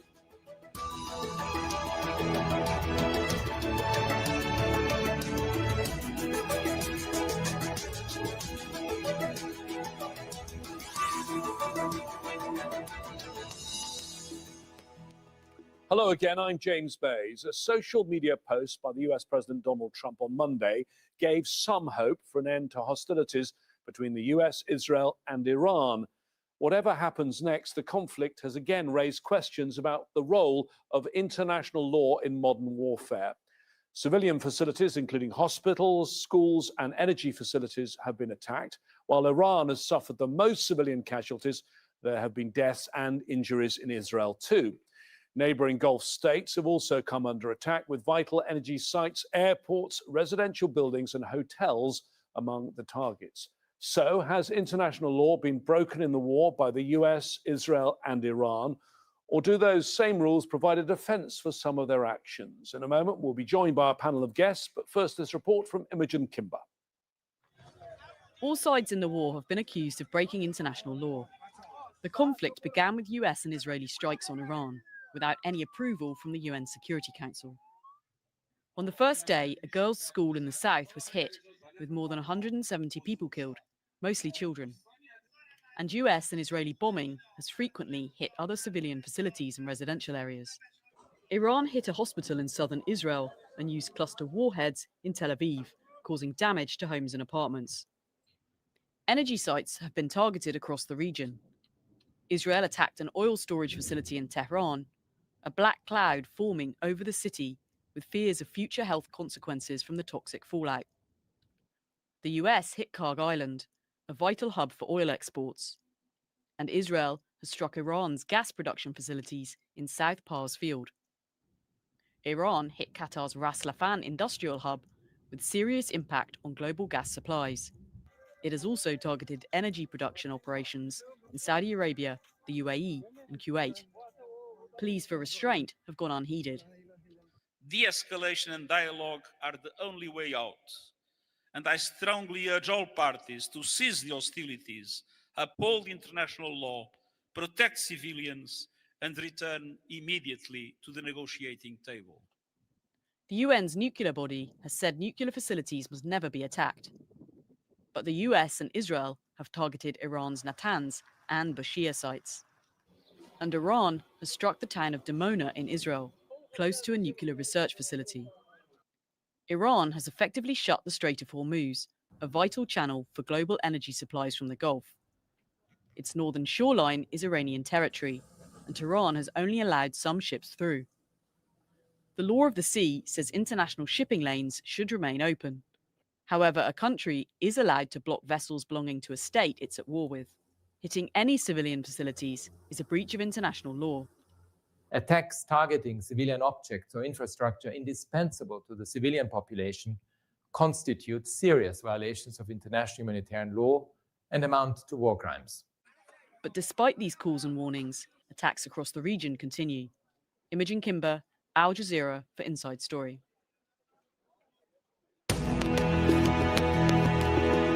Well, let's discuss all of this further with our guests today, all prominent legal experts joining us on Inside Story. From Canterbury in the UK, Geoffrey Nice, barrister and human rights lawyer. In Washington, DC, Brian Finucane, senior advisor with the US program at the International Crisis Group. And also in the UK, in Sheffield, is Nicholas Sigorius, Professor of International Law at the University of Sheffield. Thank you, all three of you, for joining us. Perhaps today we have a little bit of hope with comments from Donald Trump about fresh diplomacy, but the questions about accountability in this war are going to remain, Geoffrey. Let me take you back to the first day of the war, the last day of last month when this started. It was started by Israel, then the US, firing at Iran. Was that legal? The only basis for its being legal was that there was an imminent threat to which they were entitled to act in defense. No evidence has been provided of the alleged imminent threat, despite being raised and requested on several occasions. Therefore, at present and prima facie, the attack was not lawful. It may be helpful as one additional observation at this early stage of our discussion to say, however much people may dislike the present regime in Iran, The way to approach the question of legality is simply to consider first a conflict between two states and one state in the form of a war launched by the two states against another state, and to assess whether that can be legal. And for that simple question, the question is, was there an imminent threat? Evidence there so far has been none. Brian, the law we are talking about here is 81 years old, is it not? I've got it here. This is the UN Charter, the founding of the UN. Just to give a little bit of context for our viewers, the key parts of this, as I understand it, are Article 2, which says that one country cannot attack another country, and Article 51. Give us a little bit more on that. That's correct. So it's important to recognize that the UN Charter and its prohibition on the use of force contained in Article 2.4 comes out of the bitter experience of 2 world wars and the horrors of the Holocaust.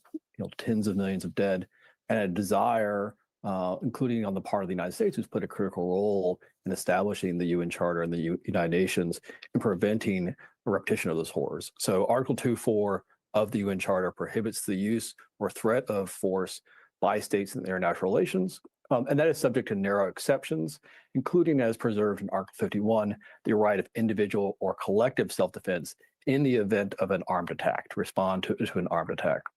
And just to follow on from something that Sir Jeffrey said, the Trump administration has been asked repeatedly over the course of the last week to substantiate this claim about an imminent threat. The Director of National Intelligence was grilled on Capitol Hill last week about this, and she was unable to factually substantiate these claims about there having been an imminent threat.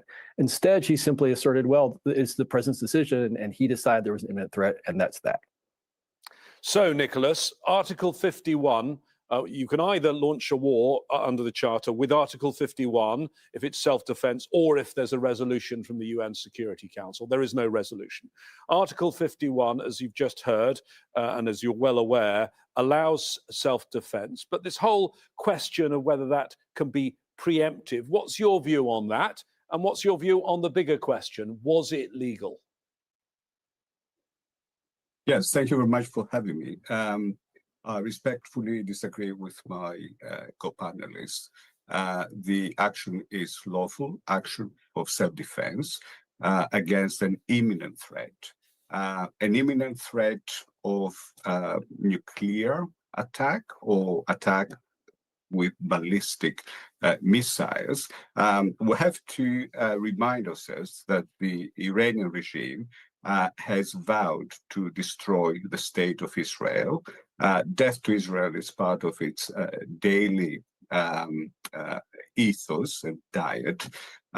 It is ideologically, military, and politically attached to the destruction of the state of Israel.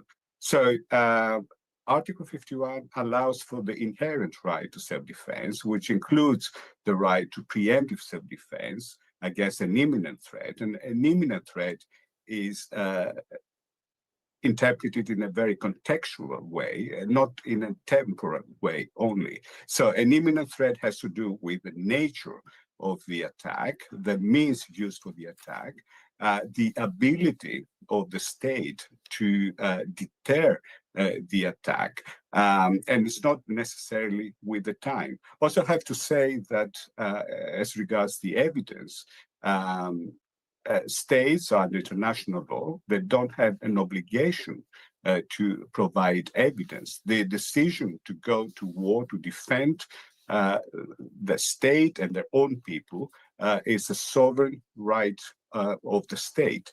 And in response to what was said about the UN Charter, that it is 80 years old, yes, it is.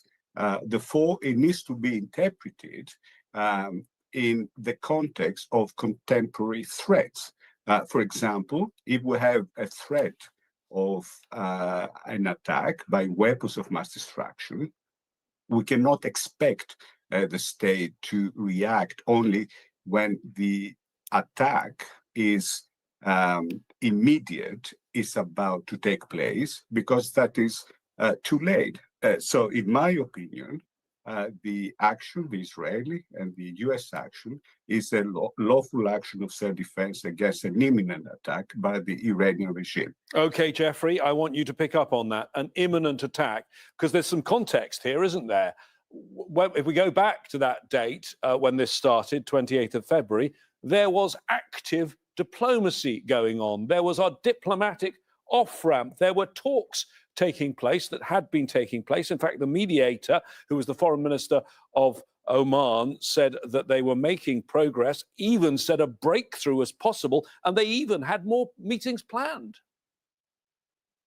The last contribution would suggest that at any time over the last months and years, this attack could have been mounted, because at any time it could have been interpreted as imminent.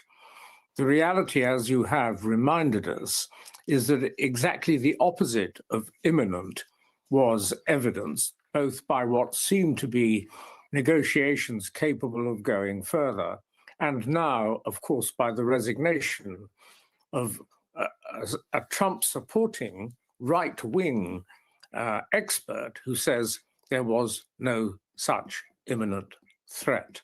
So I regret I can't accept that the overall proposition that there's no evidence shown for the legality is established.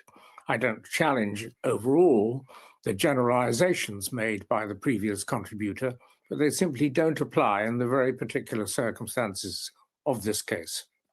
Within hours of the war starting, Brian, there was a meeting of the UN Security Council, which clearly is a legal but also a political body in this regard. The UN Secretary General made it quite clear he thought that international law had been broken by Israel and the US, but then by the Iranian response as well, because they hit the Gulf countries. Do you agree with that? It could well be possible that multiple parties to this conflict are violating international law, both the prohibition on the use of force and with respect to the conduct hostilities, violations of the law of war. I would simply also add, in terms of the context here, the U.S. attack on Iran and the U.S. greenlighting Israel's renewed attack on Iran would not have happened but for the tactical success of the U.S. intervention in Venezuela. President Trump was running a sugar high after that military spectacle, and you heard in the days following threats from the president against Cuba, Mexico, renewed threats of annexation against Greenland, and of course against Iran. The specific timing of the attack, the Israeli-American attack on the 28th of February, was reportedly driven by a target of opportunity to attack the Iranian supreme leader. Okay, so there's no indication in the public record that this was motivated by an actual imminent threat.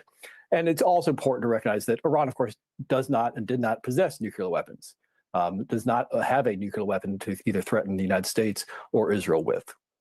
What do you make of those points, Nicholas? Your fellow panelists are saying there was nothing imminent and that Iran did not possess a nuclear weapon. Yes, they had a nuclear program, but they've always said they don't have a nuclear weapon. And those that have examined this say they didn't have a nuclear weapon. And of course, diplomacy was underway. Well, there is a permanent threat, a source of threat, which is the regime in Iran. As I said, it is determined to destroy the state of Israel. So the source of the threat is there. And unless the regime is removed, the source will remain. But if they don't have a weapon, where is the threat? The threat is the program to develop nuclear weapons, because to allow to develop weapons will be too late to act in self-defense. And of course, they have a program to develop long-range ballistic missiles that they are using. And of course, they can go covert. So international inspections may not work. And it all depends on the cooperation of Iran. And the cooperation is not forthcoming. Also, with regard to the negotiations, I think both parties said that they were in bad faith. Of course, negotiations cannot go in eternity. Negotiations, there can be a point where reasonable people can make a decision that the negotiations are not productive. And in this case, you had the negotiations that at some point they stopped, and then you had the action. So negotiations are not the only means of dealing with the issue or the threat that Iran presents, which is an existential threat to the state of Israel. It's worth noting that there was a nuclear deal that was in place with the international community in Iran until President Trump tore it up, the 2015 nuclear deal. Jeffrey, I mean, what do you make of the views of many Western politicians of the legal situation? Because when you're dealing with the UN Security Council and UN resolutions and the UN Charter, all of this is legal, but it's also political. And EU leaders were so hot on international law with regard to Russia's invasion of Ukraine. When it came to this, you heard them talk about international law, but then condemn very much Iran without any blame to Israel and the US for starting it. We need to accept that accountability for breaches of international humanitarian law, the law of war, by large countries such as Russia, America, China, and those they favor, such as Israel, are now unrealistic and things of the past. As has been made quite clear by the Secretary of War, Hegseth, there is no respect for the law because politics takes over, and politics does not have to regard the law. But Jeffrey, this has been your entire career, I know, but does it mean that international law and these standards that have been built up over the years since World War II are not really worth the paper they're written on anymore? I hadn't said that, and I'm not going to say that. What I'm saying is accountability, so far as large countries are concerned, is unrealistic as something for us to expect or hope for. The period of time since the beginning of the ad hoc tribunals for Rwanda and so on, leading up to the creation of the Criminal Court and the International Criminal Court and since, has seen an identification, a clarification, and possibly an expansion of the international humanitarian law. And that law can and does still apply. Sometimes it can apply in big conflicts, such as when South Africa was able to bring a case against Israel in respect of Gaza at the International Court of Justice. With what effectiveness, we don't know, but to some extent, there has been an accountability process of a kind started. But also the international law, humanitarian law, as developed, can be applied in many other ways. First, because it can be properly applied by countries such as the United Kingdom in deciding what its response should be, because it may say, well, there may be no accountability for the countries that are committing this war in due course, but we are going to act in a way that we say, and it's for Parliament and others to decide whether they're right in this, that we say is legal within the law. And the law can also be applied constructively in other ways. In civil actions, stopping companies, for example, helping countries that may be committing unlawful acts. The countries may not be brought to book, but the companies, commercial companies that support them and can be attacked through their pockets can be. So the law is not dead and gone, but we have to accept that we are now living in an age when big countries do not regard the law of war as constraining their actions. Brian, you used to be a lawyer for the US State Department. You just heard about, he calls himself the Secretary of War, the Secretary of Defense, Pete Hegseth. There was a quote from him in one of his briefings.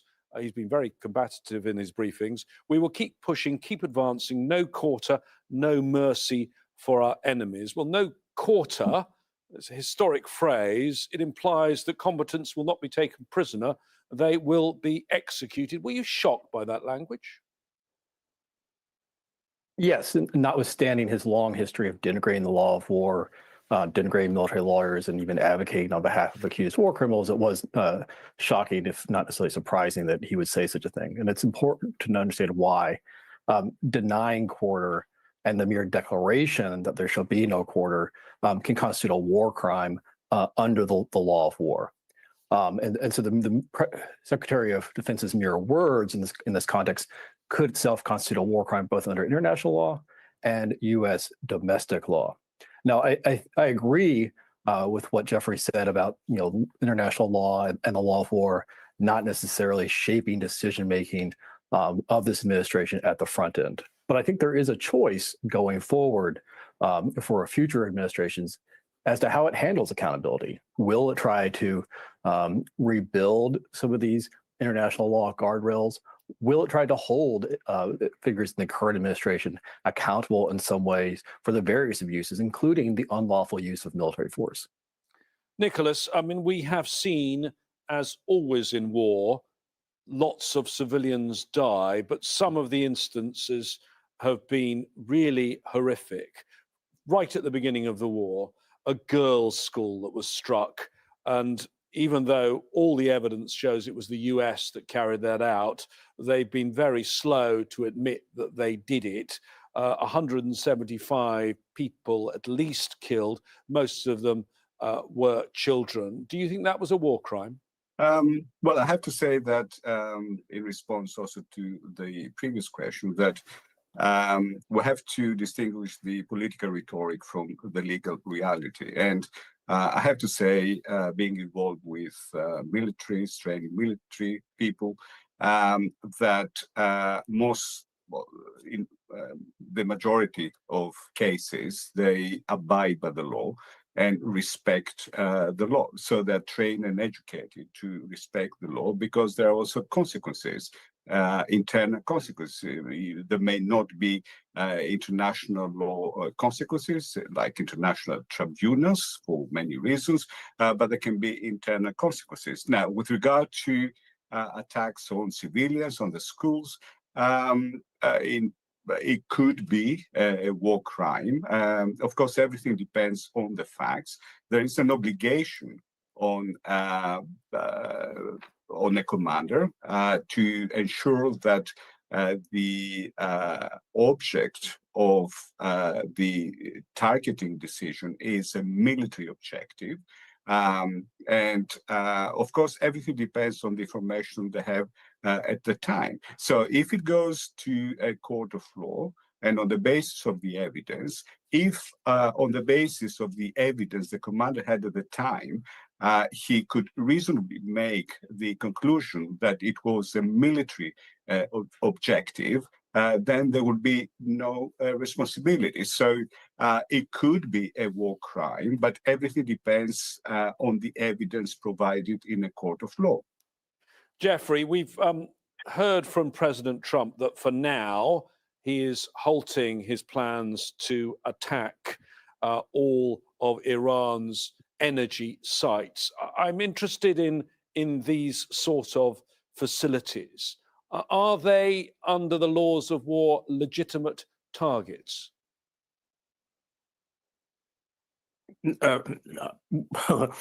Hardly. Remember, and it was omitted by the last contribution, that any act of aggression in war has to be proportionate. And that doesn't just mean, well, this might have been a military objective, so therefore we attacked it. It means if you attack something, and in this case, I think it's been said that America likely aimed not at the school, but at the building next door, or the premises next door, which may have been military. Making the decision to do that and knowing about the presence of the school with school children in it next door, then a decision has to be made with legal advice about whether the collateral risk to the children concerned is sufficient to justify taking the risk, given whatever the military objective would be of seeking to attack a different target. And you've got to bear that similar approach of proportionality in mind throughout attack and also those acting in self-defense. And so if you attack something that affects in a substantial way the essential means of life of the people in the area in which you are attacking, you have to be able to justify that in all ways as proportionate to the military objective that you are achieving or hoping to achieve. And the sort of attacks of which you describe feel so indiscriminate and so potentially wide-ranging in consequence that it's very difficult, I think, unless we see documented advice and decision-making by those who make these attacks, it's going to be very difficult to prove that they're proportionate. Brian, we've had a fascinating conversation about the legality. Perhaps we could end with me asking you, what do you think what are the chances of any actual accountability of any of this ever turning up in a court of law? Well, I think it's important to recognize that there are various forms of accountability. Criminal prosecution in a court is just one of those. But there's also, political accountability. There's accountability in terms of damage to people's careers going forward. And so there will be choices in the United States for Congress, for future administration, and for the American public, including at the ballot box. Are they willing to hold political leaders accountable for launching an unnecessary and illegal war that has had disastrous consequences, certainly for the people of the region, for millions of people who have been displaced, thousands who have been killed, U.S. service members killed, but also for the global economy and for the U.S. economy? Will they hold these people accountable? Brian Finucane, Jeffrey Nice, and Nicholas Sagurius, thank you very much for joining us. Remember to check out our website for more context and analysis. Go to aljazeera.com. We'd like to know your views too. If you have comments, post them on our Facebook page.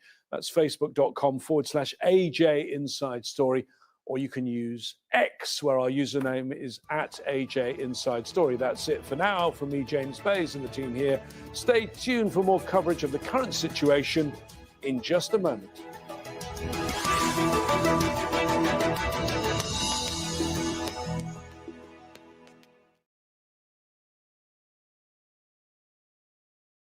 The latest news as it breaks. Solar panels are being damaged or destroyed.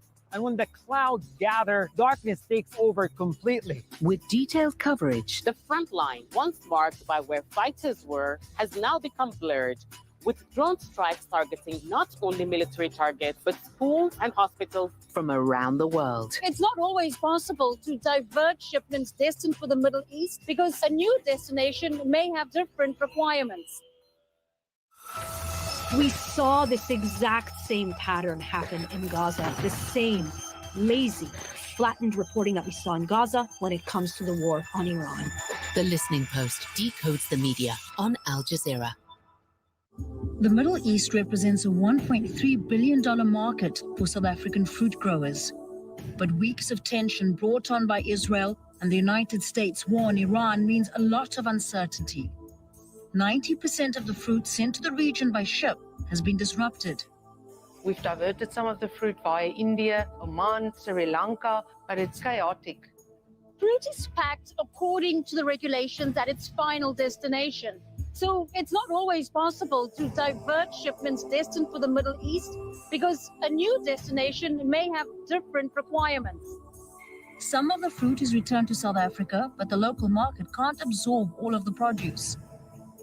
While the citrus industry is preparing to harvest and ship tons of fruit that is meant for the Middle East, there is worry about escalating costs and what comes next for a region that accounts for about 20% of South Africa's agricultural exports.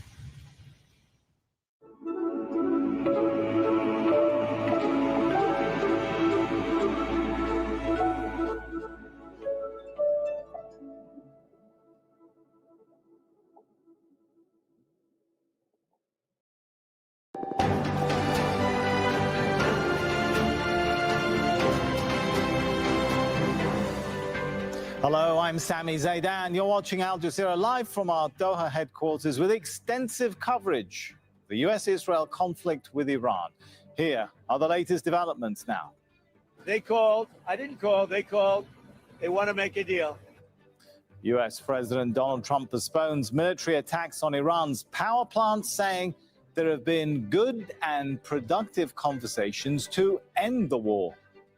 Tehran denies any talks ever took place. The Speaker of Iran's parliament calls Trump's claim fake news. Financial markets rebound around the world after Trump's announcement. Oil prices dropped and US indices are climbing. Another war without congressional approval. Donald Trump says he's in charge of how the conflict with Iran started and how it'll end. On This Is America, we'll look at which branch of government should hold the balance of power.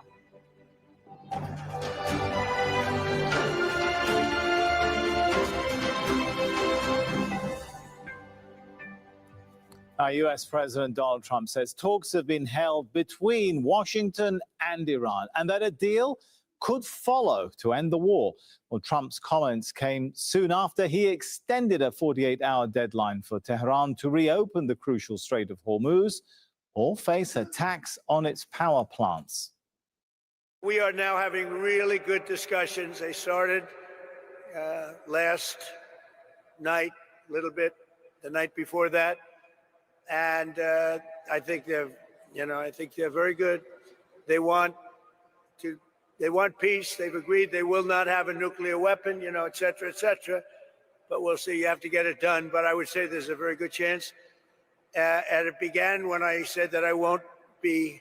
We were planning tomorrow on shooting down some of their power plants, and we're going to hold that up. Hopefully, we won't have to do it.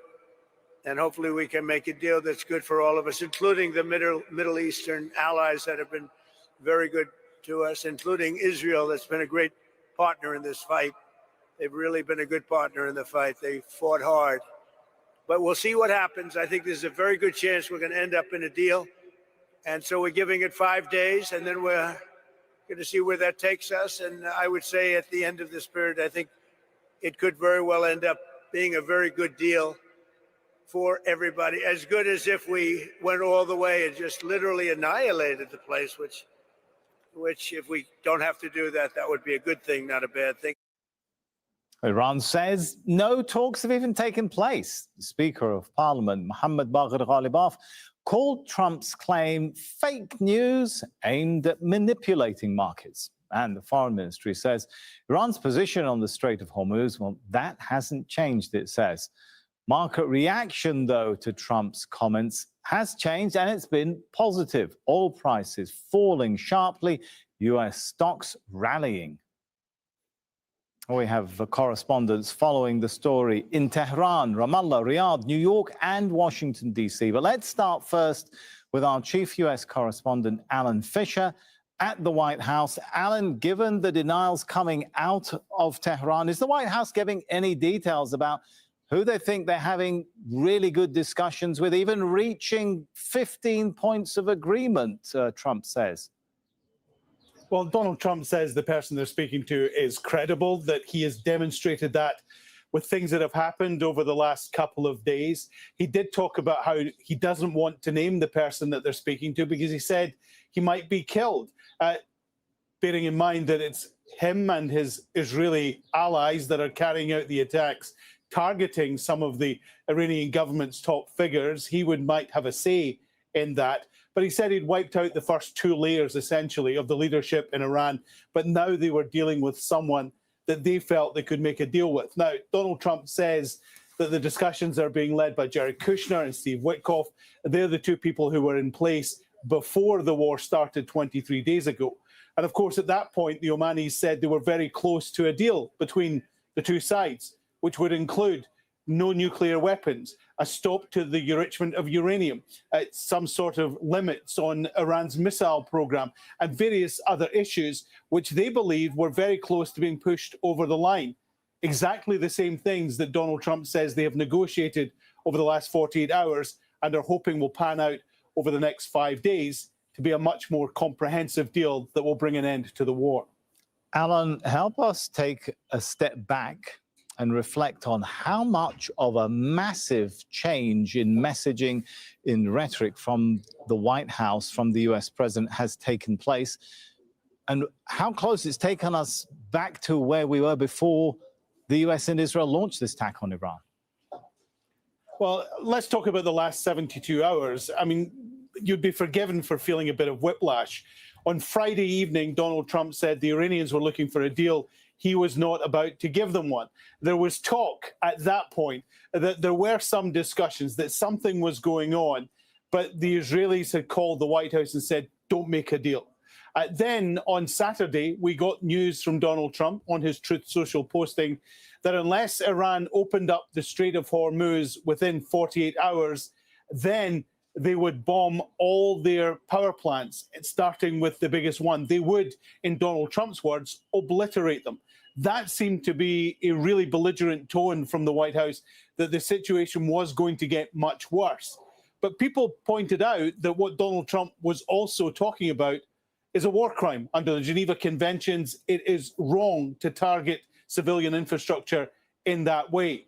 And then we wake up on Monday to Donald Trump announcing that he thinks he has perhaps the basis of a deal. Now, he's saying he's not 100% confident, he's not guaranteeing it, but he thinks there is a very good chance that there could be a deal. Now, he's talking about a delay of 5 days to let this play out. That will allow him to get the Marines who are on their way to the region in place. But also, we know that Donald Trump's deadlines tend to be a bit elastic, a bit movable. So what we're looking at is maybe not what happens in the next 2 or 3 days, but the next statement or the next two statements that we get from Donald Trump and the White House. Alan Fisher there at the White House. Let's take it over now to Ali Hashim in Tehran. And Ali, given what we've been hearing in terms of denials from Tehran, are there any indications from any of the Iranian leadership there that there's been progress, even indirectly, in indirect talks? Well, Sami, at the beginning, there were at least 3 hours of silence here in Tehran, whereas we didn't hear anything from the Ministry of Foreign Affairs or any of the officials. Later on, we started hearing from the Foreign Affairs spokesperson, Foreign Ministry spokesperson, Ismail Baqai, who denied that there are any direct negotiations or any meetings, and said that there are some states in the region who are conveying messages. The same applied to Mohammad Baqir Ghalibaf, the Speaker of the Parliament and one of the strong men right now in the new political elite in Tehran. Actually, he was, and now he's taking more presence. Ghalibaf linked these reports to the prices of oil. However, there is a website linked to the Foreign Ministry. It's called Iran Nuances, that mentioned there were some messaging going on, and there was an idea of bringing together J.D. Vance, U.S. Vice President, and Mohammad Baqir Ghalibaf, Iran's Speaker, together in Pakistan. Now, we've seen some communication going on between the Prime Minister of Pakistan and the President of Iran, Mr. Pezeshkian, also the foreign ministers of both countries.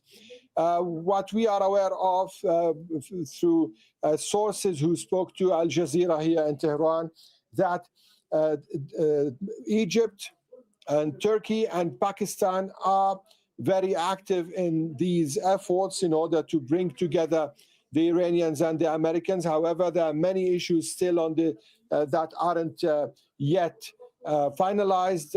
Actually, most of the issues are not finalized, but the main issues is including the United States acknowledgement that this was an aggression against Iran. This war was an aggression against Iran, and also the payment of money for whatever was destroyed in Iran.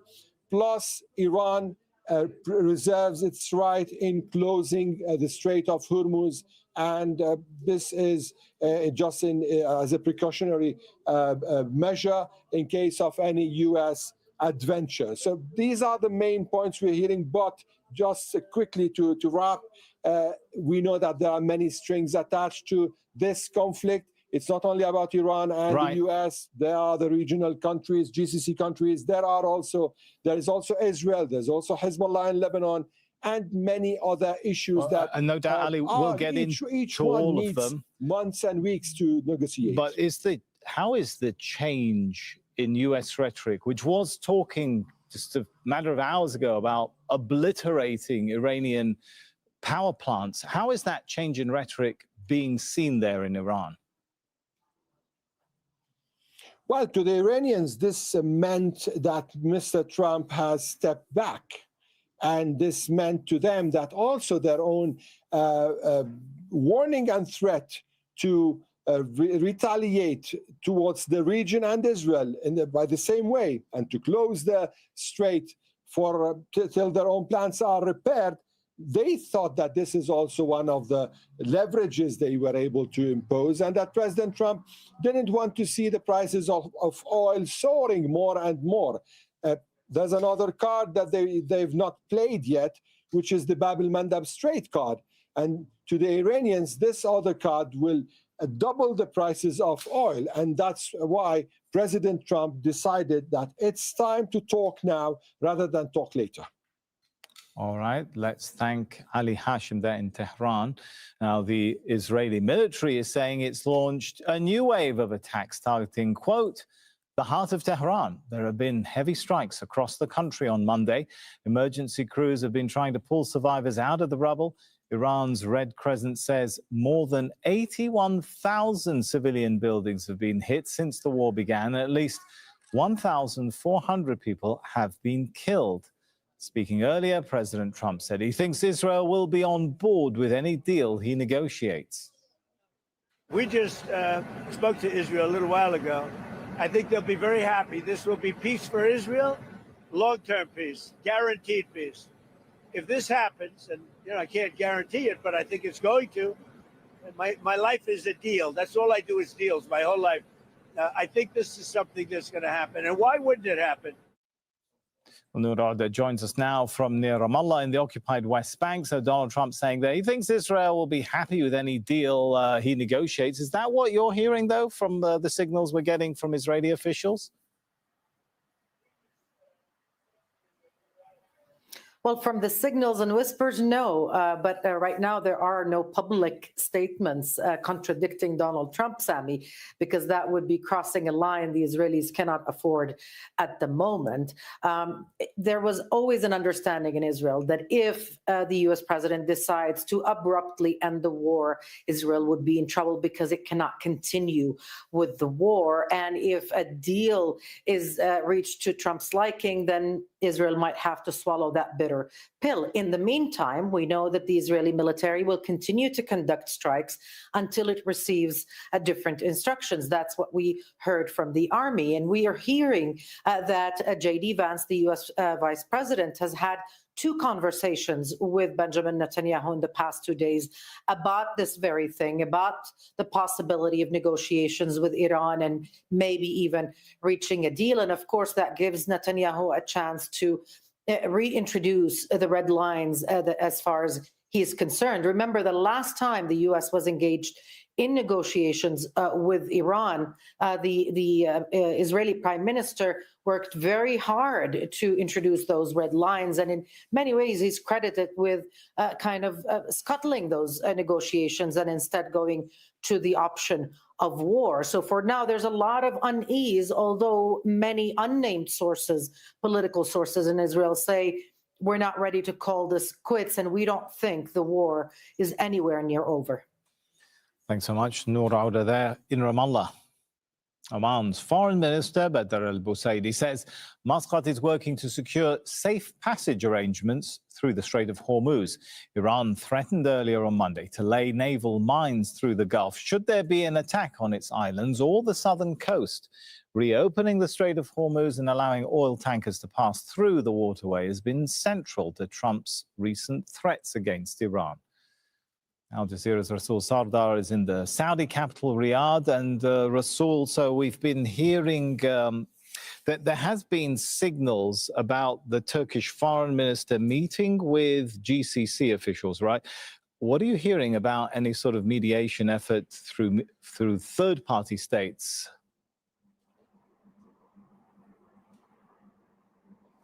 Indeed, Sami. So it's a multi-track diplomacy that is on the way now.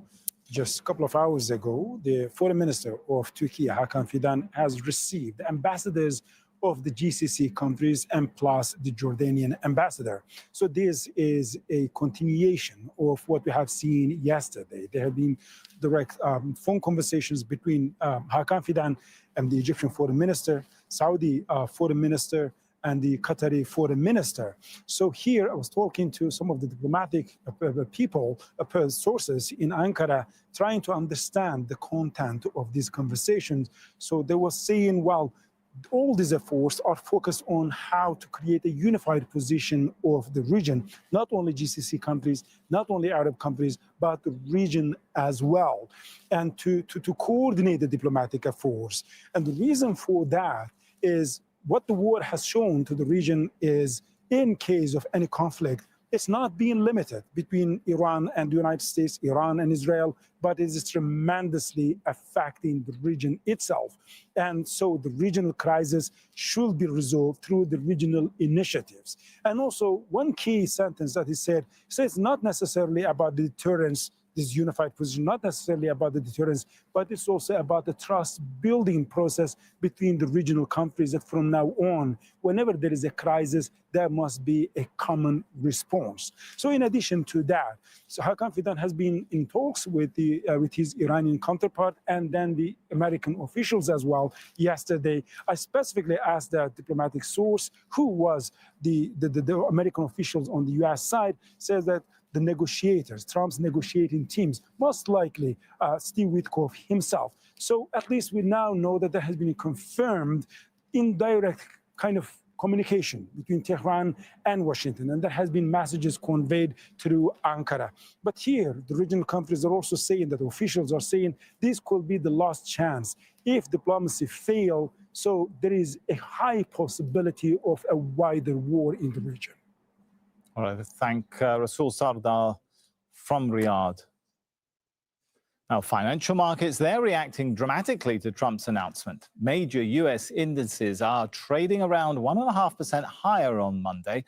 Oil prices, they fell by as much as 13% on the news. The US will pause its strikes on Iran's energy infrastructure for a few days. Well, Kristen Salumi is live for us in New York. So how are the markets now digesting what's been a roller coaster of different statements and signals?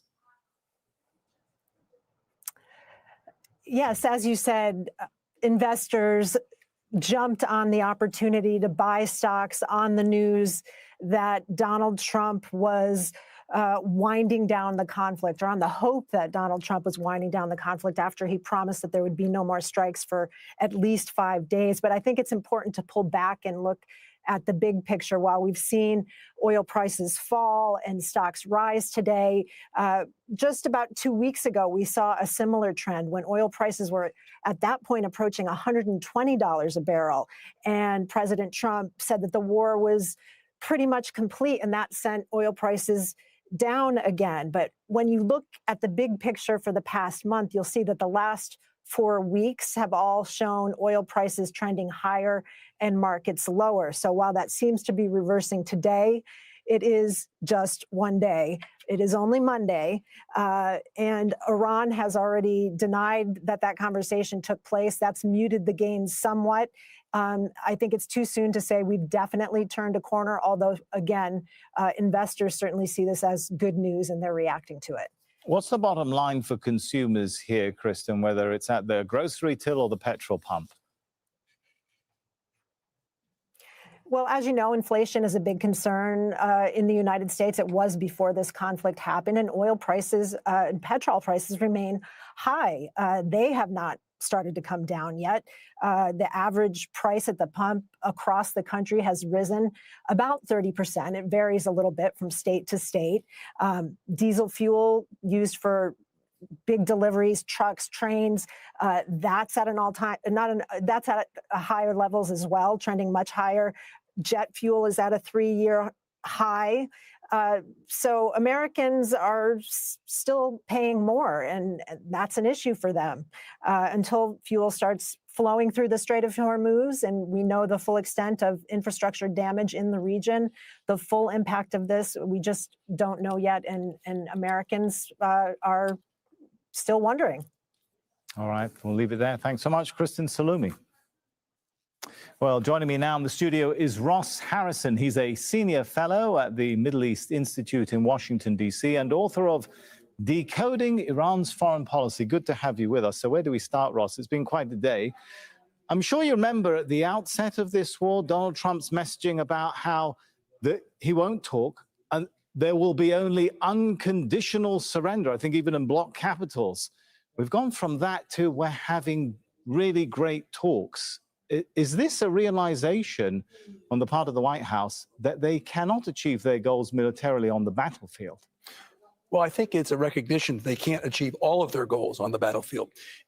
But depends, Sammy, what the goal is, because if it's some kind of a political outcome, a better Iran for the Iranian people and a better somehow a different set of circumstances relative to the nuclear file and so forth, that can only be achieved through negotiation at some point in time. But the question becomes, Sammy, whether in fact all the parties are ready to de-escalate, because part of the dynamic of how wars end is that all the parties have to believe that they can achieve more at the negotiating table than on the battlefield. And that oftentimes not all of the antagonists necessarily reach that point at the same time. So that is the danger here. All right, but there's been, I think you agree there's been some change in the US rhetoric, right? For sure. What has prompted that change on the part of Donald Trump? Well, it's hard, Is it domestic pressure or is it realization that this next step up on the escalation ladder might bring something that's very painful, not only for the region, but for the US itself? Well, I mean, I think the US is already feeling pain, Sammy. So I think it's a recognition of all the things that you mentioned. And that is that the Gulf Arab states, where we're sitting right now in Doha and Saudi Arabia, Bahrain, UAE, all of these states are feeling pain, and certainly these are allies of the United States, not only allies of the United States, but places where we have bases and investments. So, and as you indicate, it's affecting prices back home in the United States. And plus, the Iran actually took advantage of the tyranny of geography with the Strait of Hormuz and is basically holding the global economy hostage. So I think it's a recognition that the military options for opening up the Strait of Hormuz, which is the ultimate leverage that Iran has. Well, we should remember before the war that the Strait of Hormuz was open, of right? Course. So the idea that the US needed to go there to open it it doesn't sit pretty with the logically facts, not quite right? right. I mean, one thing I think you can say about Donald Trump, he acts both as the arsonist and the firefighter. So in this case, he created the problem, not only him, but created the problem, and now he's trying to solve it. Right. So I think it's a recognition that even if they use military means, which they still might do, by the way, to try to open the strait, that won't solve the problem, Sammy, because ships are not going to flow to the degree they need to until it's no longer a combat zone. And if they use military means, it will become a combat zone. All right. I think it might be important to take a step back for a moment and just to realize what we're talking about, because as we look into Donald Trump's postponement of these strikes, let's remind viewers that, as Ross just said, or as our correspondents have been talking about as well, attacks on civilian power infrastructure, a big issue, even a violation of the Geneva Conventions. Many Western leaders were critical of Russian attacks on Ukrainian energy facilities in recent years. You might remember in 2024, then US President Joe Biden condemned one such attack, saying, "The purpose of this outrageous attack was to cut off the Ukrainian people's access to heat and electricity during winter and jeopardize the safety of its grid." British Prime Minister Keir Starmer, on that same attack back then, said, "I condemn this ongoing assault on Ukraine's energy infrastructure." And in January of this year, we had the EU Commissioner for Human Rights condemning a strike on Ukraine's energy grid, saying, "Those responsible must be held to account." I recall the International Criminal Court has issued arrest warrants for Russian military commanders concerning attacks on Ukraine's electricity infrastructure. There's been something of a shift in at least US, if not Western, rhetoric when it comes to the illegality of targeting energy infrastructure. Well, right? if you're suggesting there's a certain double standard, I think that's very clear. But I think there's something else going on, Sammy, and that is that we all grew up during the Cold War, post-Cold War period, and in the post-Second World War period, where international norms, international law, trusting the good offices of the United States, those were things that we grew up with. And I think using that framework to think about the current situation probably is an anachronism, probably doesn't work. I think we're in some ways we might be going back to an early, if you look back to an earlier historical area where brutality was the norm. I mean, look through history. Ross, what we're talking about, just to put it into perspective, is the well-being of millions of people. Of course we are. Whether in Iran, whether across this region, by first the US president opening the possibility of a tax on infrastructure, and then the Iranians threatening they'll do the same to the rest of the government. We're talking about millions of people, schools, hospitals, right? All of this. Of course on the we line. are. Electricity. But I think it's important to look at the dynamic, and hopefully what we're seeing now is a real opening. The danger here, Sammy, as we were talking about earlier, is that to get all of the parties, yes, what's at stake are the lives and livelihoods of whole countries and millions of people. But I think it's important to look squarely at the facts and understand that it's a lot easier to make the decision to attack that infrastructure and kill those, affect those lives, than it is to get out. Because each of the countries have to believe at the end of the battle that they've achieved something so that doesn't happen again, and that they can make the case to their body politic, their people, that something has come out of this war that can take us to a different future. And that is the conundrum at the moment. All right, thanks so much for coming in and sharing your analysis and perspective on that. Ross Harrison, Senior Fellow at the Middle East Institute in Washington, D.C. Thank you, Sammy. An Israeli strike has demolished an apartment building in Tehran. Tawheed Asadi was at the scene. This is day 24 since the commencement of a campaign of airstrikes by the Americans and Israelis, and here we are at one of the residential areas targeted earlier in the morning. And as you can see, the scope of damage and destruction is quite visible. Bodies were taken out and rescue teams are still working. The Red Crescent says more than 81,000 civilian units have been hit, most of them residential buildings. But the damage is not limited to homes. It also includes more than 270 hospitals and other healthcare facilities, more than 490 schools, and even 17 buildings belonging to the Red Crescent itself. The total death toll after weeks of airstrikes remains deeply concerning. Official figures put it at more than 1,400, but the real number is feared to be even higher. At around 4:30 in the morning, we woke up for prayers. Suddenly, we heard a massive explosion. All the windows shattered and the doors were blown out of their frames. We rushed outside and saw that a missile had hit the area. An entire residential building had collapsed. Meanwhile, in the capital, parts of the oil infrastructures, including fuel depots, were targeted, which caused serious concern about air pollution and the long-term risk of water and soil contamination. And speaking of infrastructure, US President Donald Trump recently threatened to target Iran's power plants, although he later said the strikes would be delayed. Iran says it will retaliate if that happens. But still, in case of such an attack, it will be ordinary citizens once again to bear the burden. Tawheed Asadi, Al Jazeera, Tehran. The world's largest warship has arrived in Greece after a fire on board last week injured sailors and caused significant damage. The USS Gerald R. Ford carries more than 5,000 crew members and 75 aircraft. It will dock temporarily at a NATO base in Crete. US officials said nearly 200 sailors were treated for smoke-related injuries. The vessel has been deployed for nearly 9 months. It was sent to the Middle East as part of US operations against Iran. A pilot and co-pilot of an Air Canada plane have been killed after colliding with a fire truck while landing at New York's LaGuardia Airport. Dozens of passengers have also been injured in the incident. Images from the scene show significant damage to the front of the plane. The US Federal Aviation Administration closed the airport until at least Monday afternoon local time.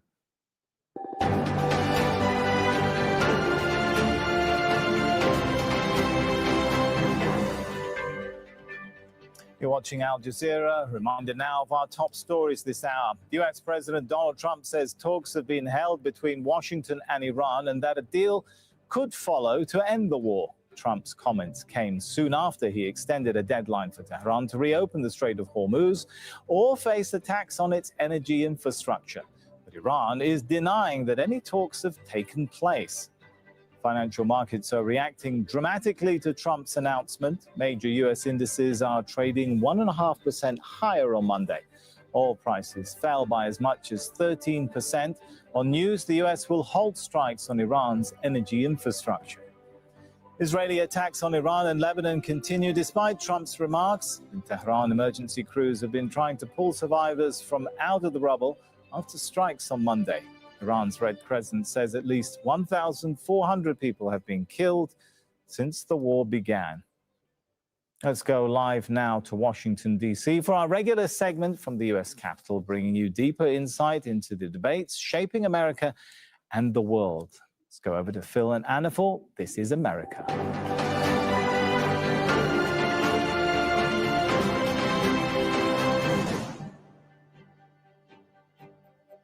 Hello, this is America, where Congress keeps a check on the president. But is it doing that right now? See, Congress is supposed to authorize any wars, but it didn't give the go-ahead to what is happening in Iran. President Trump said he didn't need it, and some are saying that it is simply rolled over and given up. This, as Congress is about to be asked for billions of dollars in extra funding. How on earth is that all going to play out? So much to unpack here. I'll have more later. But first, Anna Burns-Francis.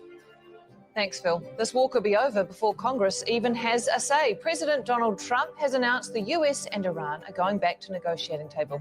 More on that in a moment. Shortly, we'll be joined by our chief US correspondent, Alan Fisher, at the White House. Paddy Culhane is live for us from Capitol Hill, and Mani Rapolo is live from us in Washington, D.C. with the latest from the Pentagon. But first, at more than $1 billion a day, war is a costly business, and it seems the price has finally gone too high for the Trump administration. After the president's threat of even more heavy-handed strikes prompted immediate retaliatory rhetoric from Tehran, the White House announced a walkback to diplomacy. We're doing a 5-day period. We'll see how that goes. And if it goes well, we're going to end up with settling this. Otherwise, we'll just keep bombing our little hearts out. That wait-and-see message unlikely to allay the fears and concerns of lawmakers on Capitol Hill. It's no secret. Public polling shows the war's not popular, it's not cheap, and it's not about to be won by either side. In fact, the Pentagon's been asking about another $200 billion to see through the next stage of the conflict. Lawmakers were already aghast at a president pressing go on a war without consultation. Now they want to know just what he plans to do to exit an ever-escalating overseas entanglement. Let's go to our chief US correspondent, Alan Fisher, who is at the White House. Alan, Donald Trump talking about a deal to end the war, but this may come as news to some people on Congress.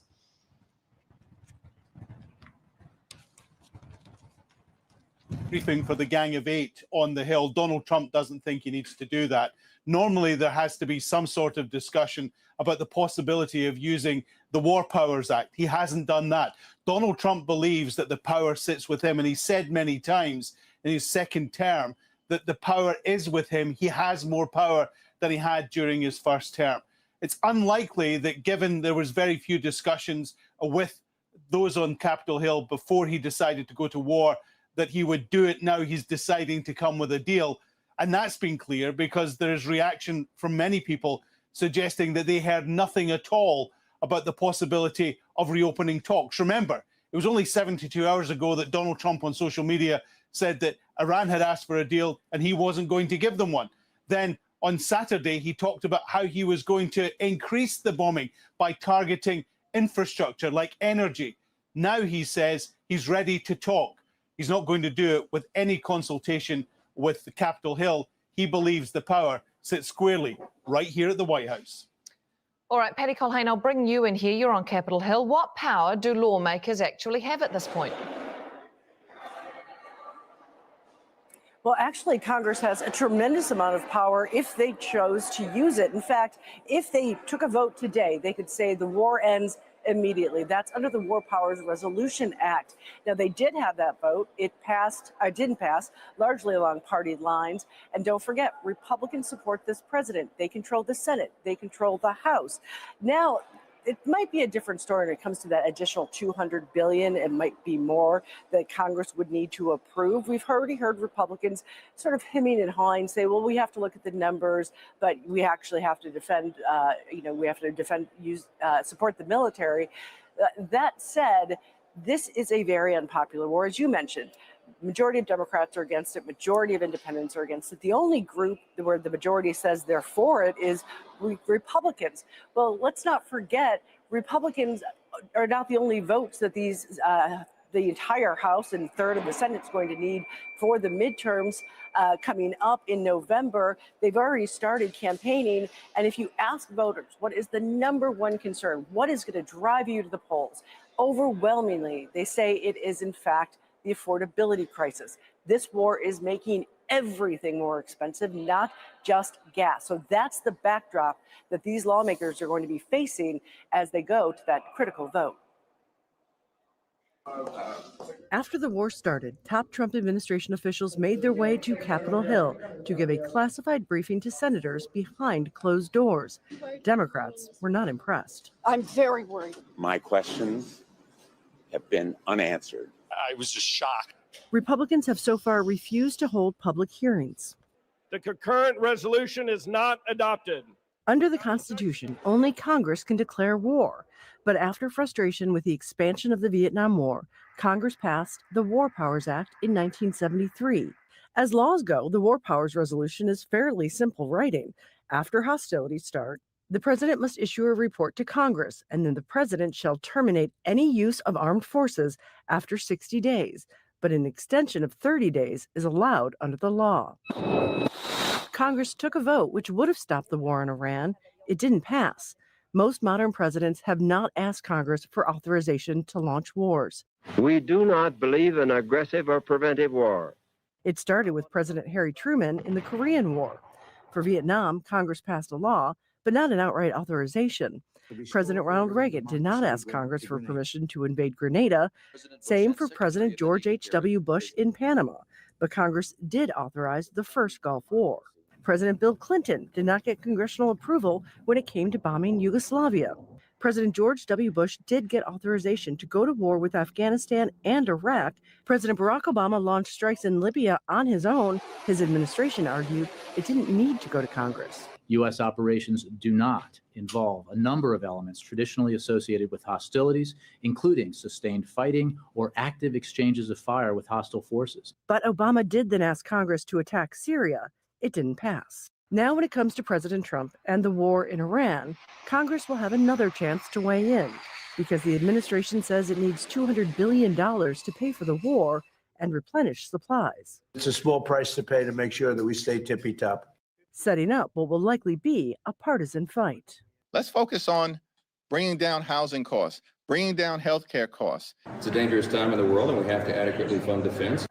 The funding bill will be yet another test of Trump's control over the Republican Party. So far, in all but one case, the release of the Epstein files, he has been able to control his party members and exert his will over Congress, which was designed to be a separate but equal branch of government. Critics say right now, it just isn't. Patty Culhane, Al Jazeera on Capitol Hill.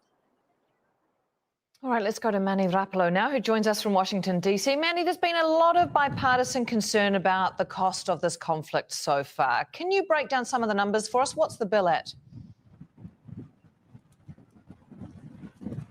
It's becoming increasingly clear how expensive this war is becoming for the United States and for the American people. If we can run through some of those numbers in just the first week of the war, it's estimated that the U.S. burned through somewhere between $11 and $13 billion. That's according to the Pentagon's own estimates. And this is really only covering certain operational costs, the cost of munitions. This doesn't cover the full price of sustaining a war. When we zoom out a little bit and we look at just into the third week of the war, the estimate there goes up to $18 billion. That number is actually much higher, but you get a sense of how fast these numbers are moving. Now, this is what Trump administration officials have referred to as a high-tech, high-burn conflict, the use of precision-guided weapons, bunker-buster bombs. But we have to take this into the context of the larger Pentagon budget, the defense budget, which sits between $800 and $900 billion. So $200 billion war funding add-on is a massive request. And that is the big question. How is this going to land in the ears of the American people who are concerned with not just how long this war is going to last, but how much it's going to cost? Manny Rapolo joining us from Washington, D.C. Thank you. Alan Fisher joining us from the White House, and Paddy Culhane on Capitol Hill. As we mentioned, the Pentagon is about to ask for $200 billion toward the war, as Capitol Hill's already digesting President Trump's message on Monday, wondering if it could all be soon over. Back to Phil in the newsroom to see how it's playing out in the media. Yeah, quite a simple question here, and that is Congress doing the job it is supposed to do? And you're going to get a broad range of opinion, not just across media, but in some cases within media. For example, let's start with the Washington Post. There, it says the situation is testing the resolve of the Congress, which is controlled by his party. And it goes on to add, the administration will need to show a more comprehensive strategy ahead or risk blowback from Congress. That is quoting lawmakers. But that is the news side. Look what happens when you switch across to the opinion section, a slightly different take. War making is the president's business, not Congress's. And it goes on to add, the executive branch is too powerful, yes, but Trump was free to act against Iran. Right, up next, it is the Wall Street Journal, and it looks at another attempt just a few days ago to limit the president's powers. It says lawmakers were voting 48-53 against a war powers resolution led by Senator Cory Booker. The vote was largely along party lines, and it goes on to say the measure cited the administration's massive and ongoing operations in Iran and argued Congress had been sidelined as the situation escalated into war. And that is a view shared by the ladies of The View. Now, if you don't know this show, it's been on TV for a long time here in the United States. It's on every day on ABC. It's a panel of women discussing the news of the day, often political, often heated. And here's how one of their panelists feels about this whole situation. Congress has ceded this power a long time ago, and I have a lot of criticisms on Congress, and this is one of them. If you want to be part of the conversation, don't hand your power over to the presidents, which they have done. Right, next up, it is Time magazine looking to a moment of self-realization as Congress looked at how much power it actually has. Look, members of Congress were left confronting a familiar reality. They had been informed of the operation, but given no role in approving it. And it goes on to quote former President Barack Obama's Iraq director, saying, the president has really boxed us in and put us on the hook for things that we haven't discussed as a country.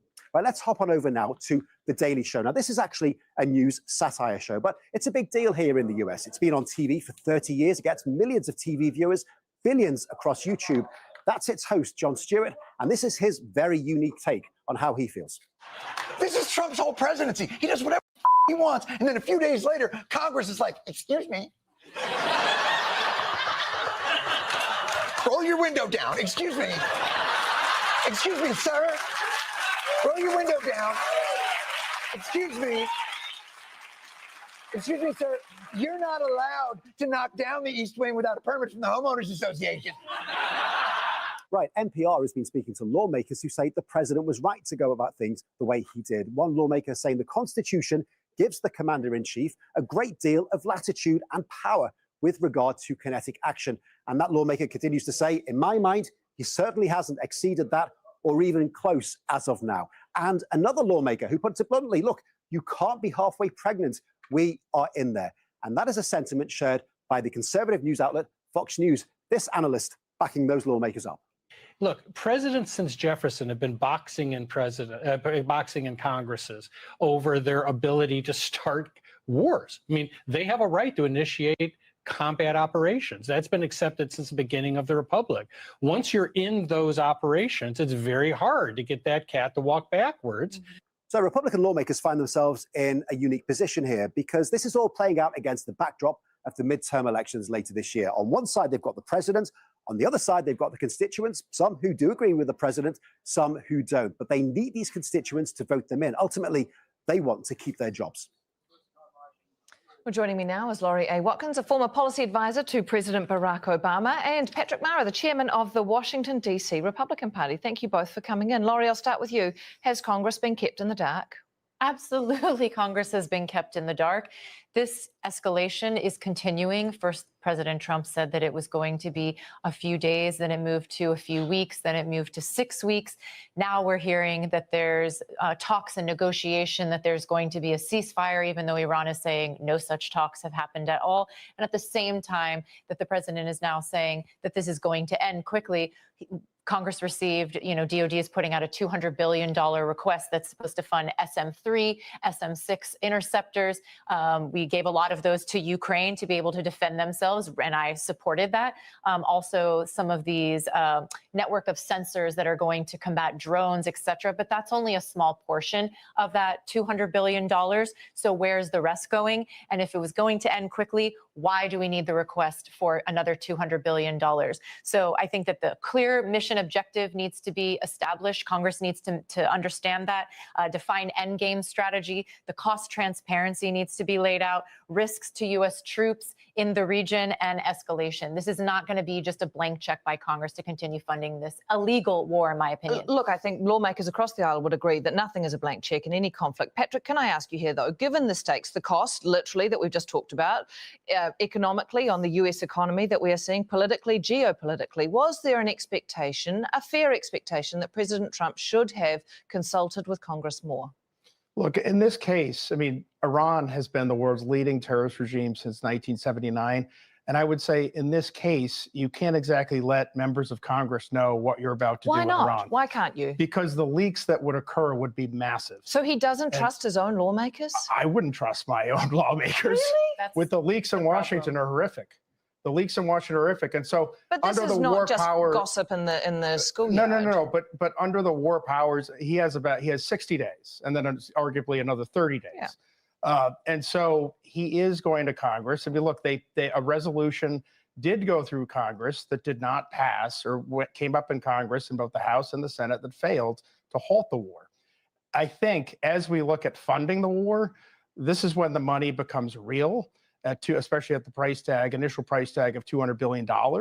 And so there will be significantly greater discussion among the Republican Party members, especially many of those members who opposed getting into. I'm going to ask you a question in a moment, Laurie, but I want, Patrick, a follow-up from you first then. Yeah. Given that message today about developments, should President Trump be going and filling in the gaps now? Should he be talking to Congress more about what the plan is and what is happening? Sure. Well, look, they have briefed congressional leadership, intelligence committee members. There's a lot happening in the Gulf, right? And so you have a Strait of Hormuz situation. You have a massive energy security situation, and you have Iran, who's just escalating the conflict. So Iran continues to hit Muslim neighbors with drones, with missiles. And look, I mean, I think President Trump is doing the best he can possibly do under the circumstances. Today, he has said that he has opened up to negotiations with Iran. I suspect that's through back channels. I mean, some might argue these are circumstances of his own making. That he started, exactly. So, look, Iran, if there are a bunch of gossips, though, Patrick, Laurie, should they be trusted at this Well, point? the Democrats are a bunch of gossip. That's the issue. I mean, it would leak in a heartbeat. Don't Republicans have the majority in the House and Senate, Patrick? Yeah, but you have to brief both, and they did. So brief that's both. Anna's point, that if he doesn't even trust his own members, and let's bring up Signalgate. No. Let's bring up all the leaks. Democrats.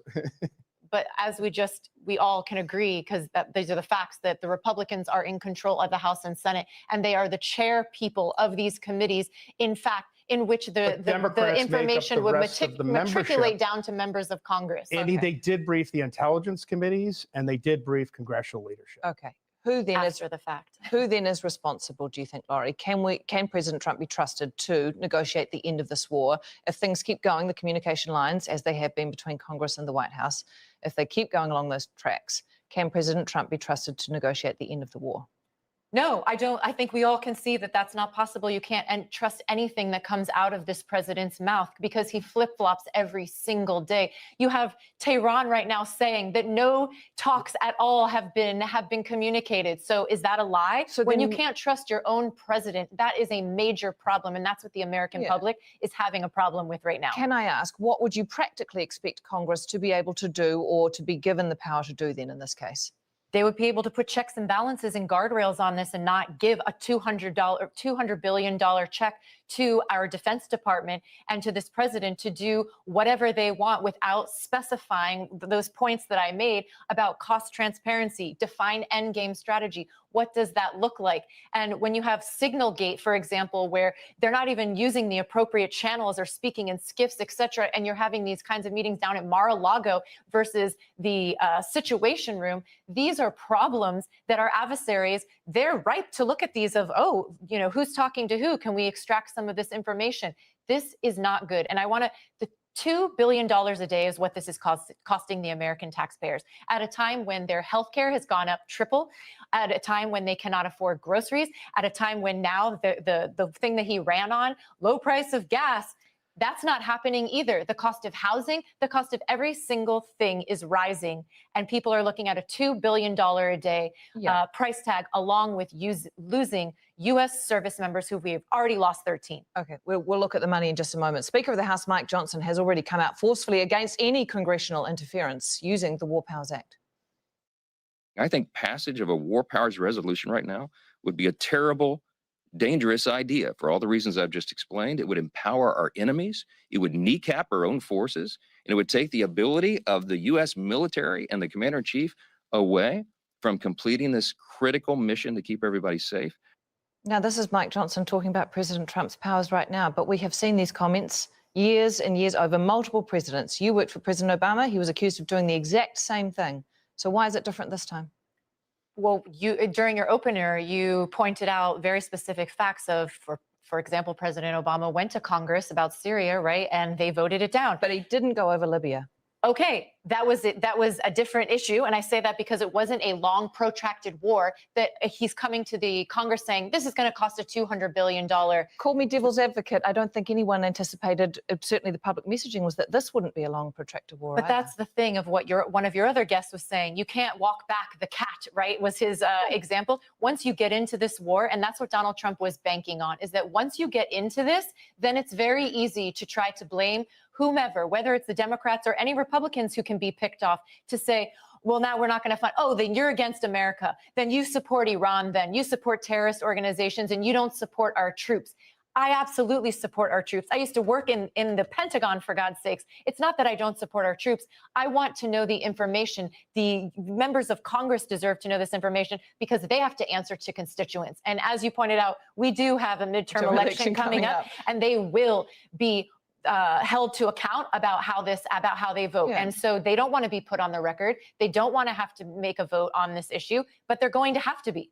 It's a fair point, Patrick. They will be. And of course, this is an argument that can go both ways and has all the time. Ted Cruz, about the same decade or the same administration, saying that Republicans in Congress weren't consulted about previous conflicts. And Joe Biden, bombed a bunch of Iranian-backed, bad actors.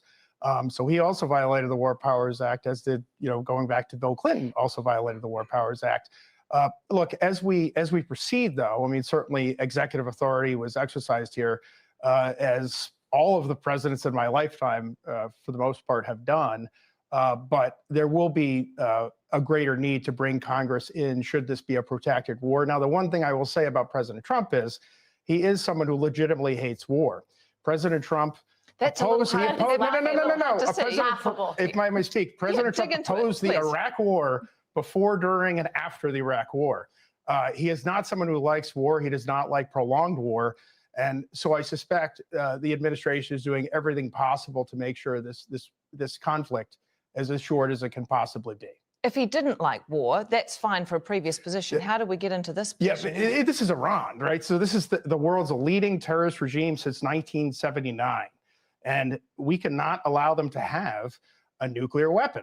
I mean, look what Iran is doing. They have no problem bombing their neighbors. Sure, because they would argue that they were bombed and they were in diplomatic talks, and now the solution seems... And so they're bombing other countries. Hang on, their Muslim neighbors. They were in diplomatic talks. Our military and the Israeli defense forces have done. Patrick, come on. Iran, oh, come on. Iran has been a problem since I was a very little child. And that's the excuse you give for everything. All right, that just is a the moment. talking point.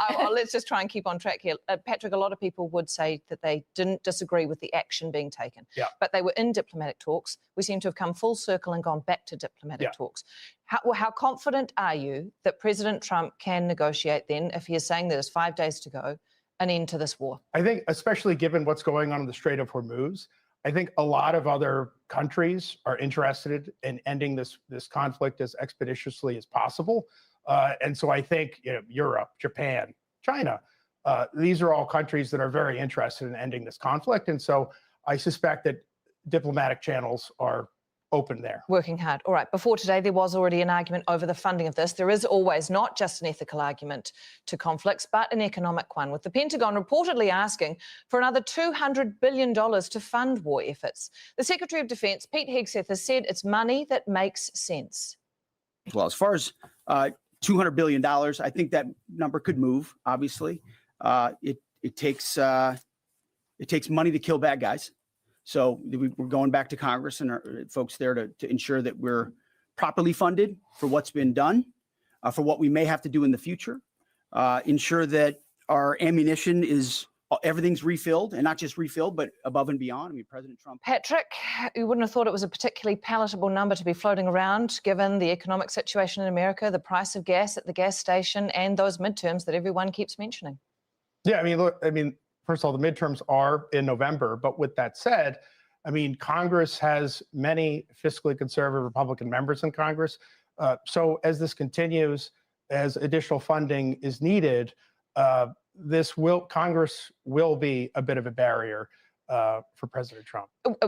For President Trump, maybe. But what about those lawmakers? What decision do they make here? Do they stay loyal to, if the conflict continues, to President Trump's messaging around the fact that this is necessary, that it has to keep going, when they know that their voters in their home states will be feeling the pinch in the back pocket and will feel perhaps quite differently about being in a protracted conflict? Yeah, no, 100%. I mean, to be honest, it depends how they're feeling in September and October, more or less. But in this case, I think Congress does become a much more of a barrier as we go further and further into this conflict.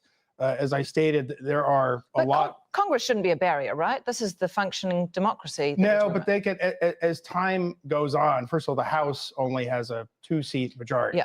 All right. And the House is, I mean, you saw how they voted on the Speaker of the House, for example. It's extremely close. And there are Republicans who have concerns if this is a protracted conflict. Laurie, what's your advice then for Republicans finding themselves up for re-election? Look, Anna, independents are the ball game for this election and the midterms. That's the story every election, isn't it? Yes, but 62% of independents right now disapprove of this war and the way that Trump is handling it. Only 31% of independents approve of this war. 60% of independents, 74% of independents fear economic fallout from this. And this is not just about oil. I'm really tired of everyone just continuing to focus on oil. This is about fertilizer. This is about ammonia. This is about helium.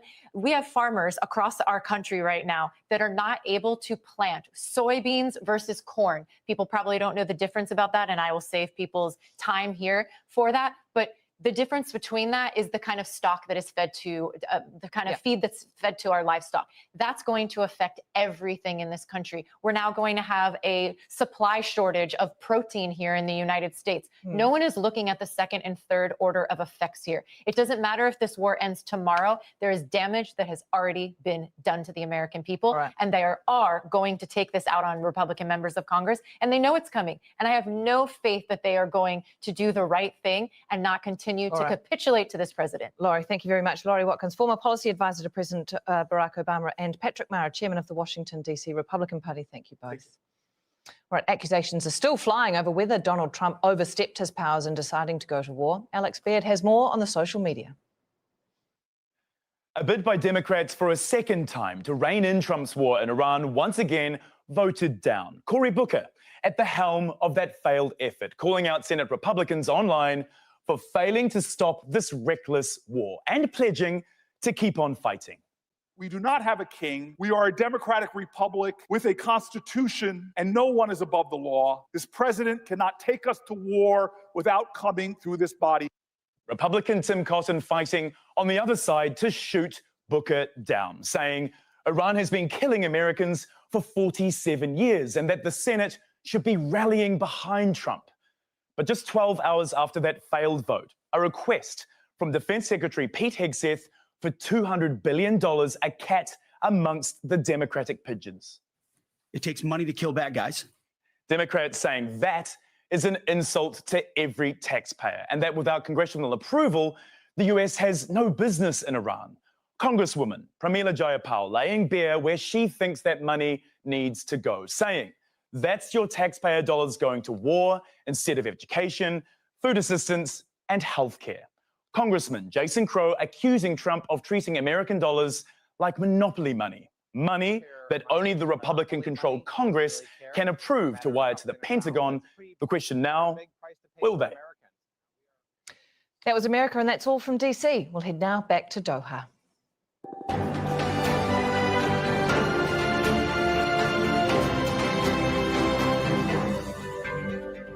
And I'm Sami Zaidan, and you're watching Al Jazeera live from Doha with our extensive coverage of the US-Israel conflict with Iran.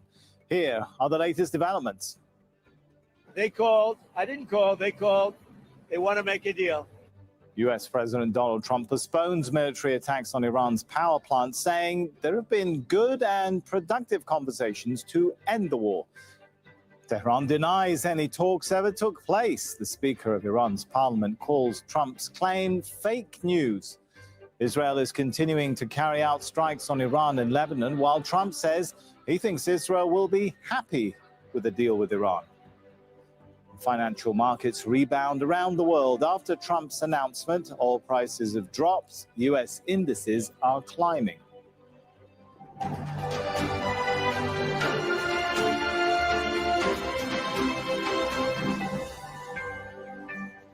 US President Donald Trump says talks have been held between Washington and Iran and that a deal could follow to end the war. Well, Trump's comments came soon after he extended a 48-hour deadline for Tehran to reopen the crucial Strait of Hormuz or face attacks on its power plants. Iran says no talks have taken place. The Speaker of Parliament, Mohammad Bagher Ghalibaf, called Trump's claim fake news, aimed, he says, at manipulating markets. And the Foreign Ministry says Iran's position on the Strait of Hormuz has not changed. The market reaction to Trump's comments has been positive.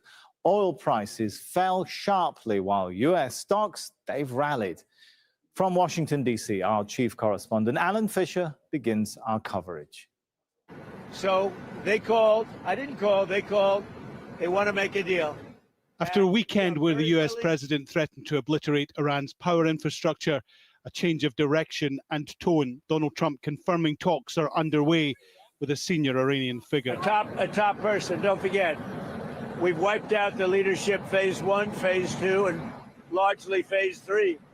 But we're dealing with the man who I believe is the most respected and the leader. Mr. President, Again. Mr. President, I know you've deployed. Because I don't want him to be killed. Trump's demands appear to be very similar to what was believed to be on the table when the Omanis were negotiating with both sides 23 days ago, before the war started. No nuclear weapons, an end to uranium enrichment, and restrictions on Iran's missile program, as well as other significant steps. The first sense of a shift came early on Monday morning, Trump posting on his Truth Social platform, "I'm pleased to report that the United States of America and the country of Iran have had, over the last 2 days, very good and productive conversations regarding a complete and total resolution of our hostilities in the Middle East. I've instructed the Department of War to postpone any and all military strikes against Iranian power plants and energy infrastructure for a 5-day period, subject to the success of the ongoing meetings and discussions." Trump insists there's a possibility of an end to the war, but no more than a possibility. We have a very serious chance of making a deal. That doesn't guarantee anything. I'm not guaranteeing anything. I'm not going to come out here in a week or 2 weeks and have you all say, oh, you said. I didn't say anything. All I'm saying is we are in the throes of a real possibility of making a deal. Donald Trump is aware of the economic impact of the war on ordinary Americans. There is also the human cost. It's been reported he wants an off-ramp where he can declare victory. His deadlines have proven to be elastic. The patience of the American public might not be. Alan Fisher, Al Jazeera, at the White House. We have correspondents following this story from Tehran, Ramallah, Riyadh, Baghdad, New York, and Washington, D.C. But let's start with our chief U.S. correspondent, Alan Fisher, at the White House. Alan, it's been quite a day of statements, given the denials coming out of Tehran that they're having talks with the U.S. And good morning. It's the top of the hour on Morning Mic Drop at Truth Talks Live, where your voice matters. Stay tuned for our breaking world news coverage this hour. Well, like and subscribe now. Clear they're speaking to someone that is respected, is at the top of the Iranian leadership that has done something, according to Donald Trump, over the last couple of days that has proved he is credible.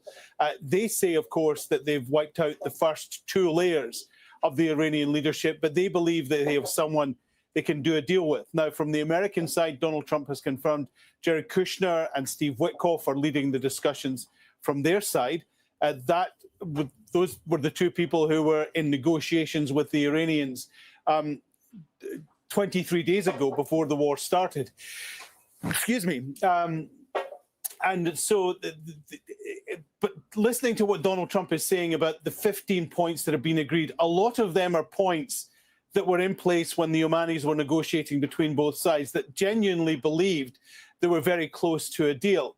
So many people are concerned, without going into the detail or getting much of the detail from the White House, that the deal that Donald Trump is talking about is the deal that was available 23 days ago.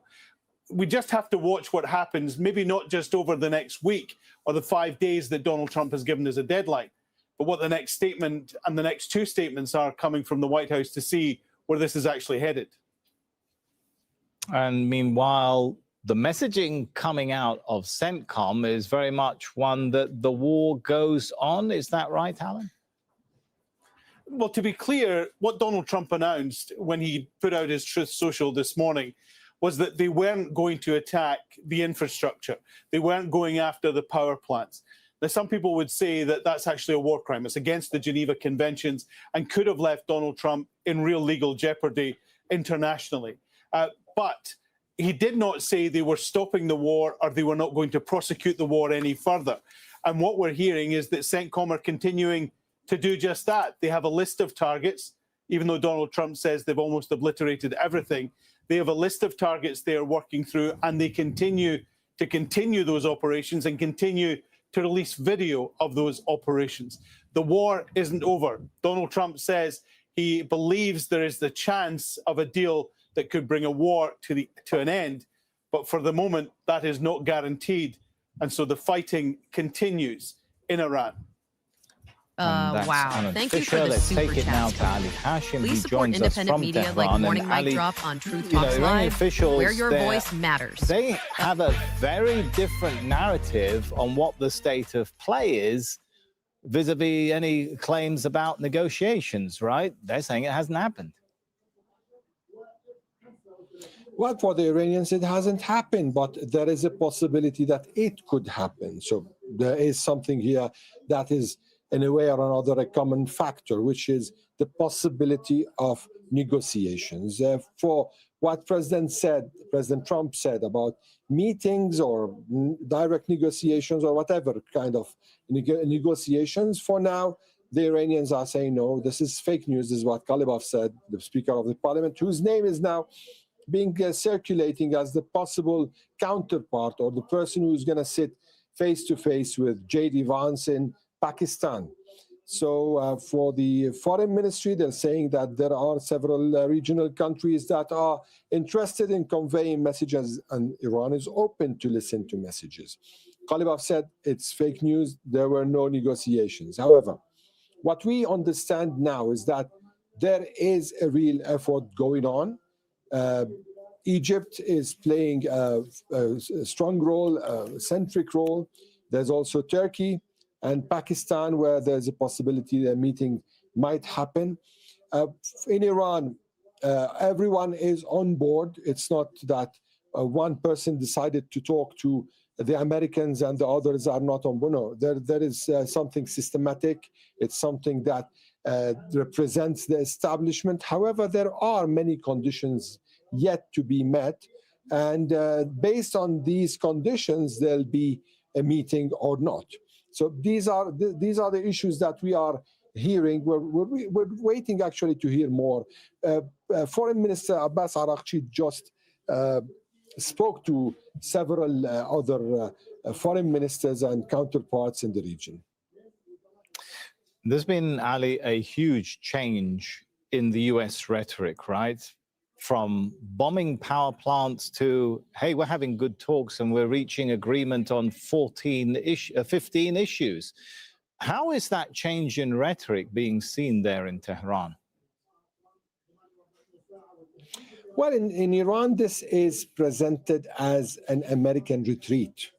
And that President Trump, who was threatening to strike the power plants if Iran is not going to open the Strait of Hormuz, is now retreating and saying, well, there is a possibility to talk.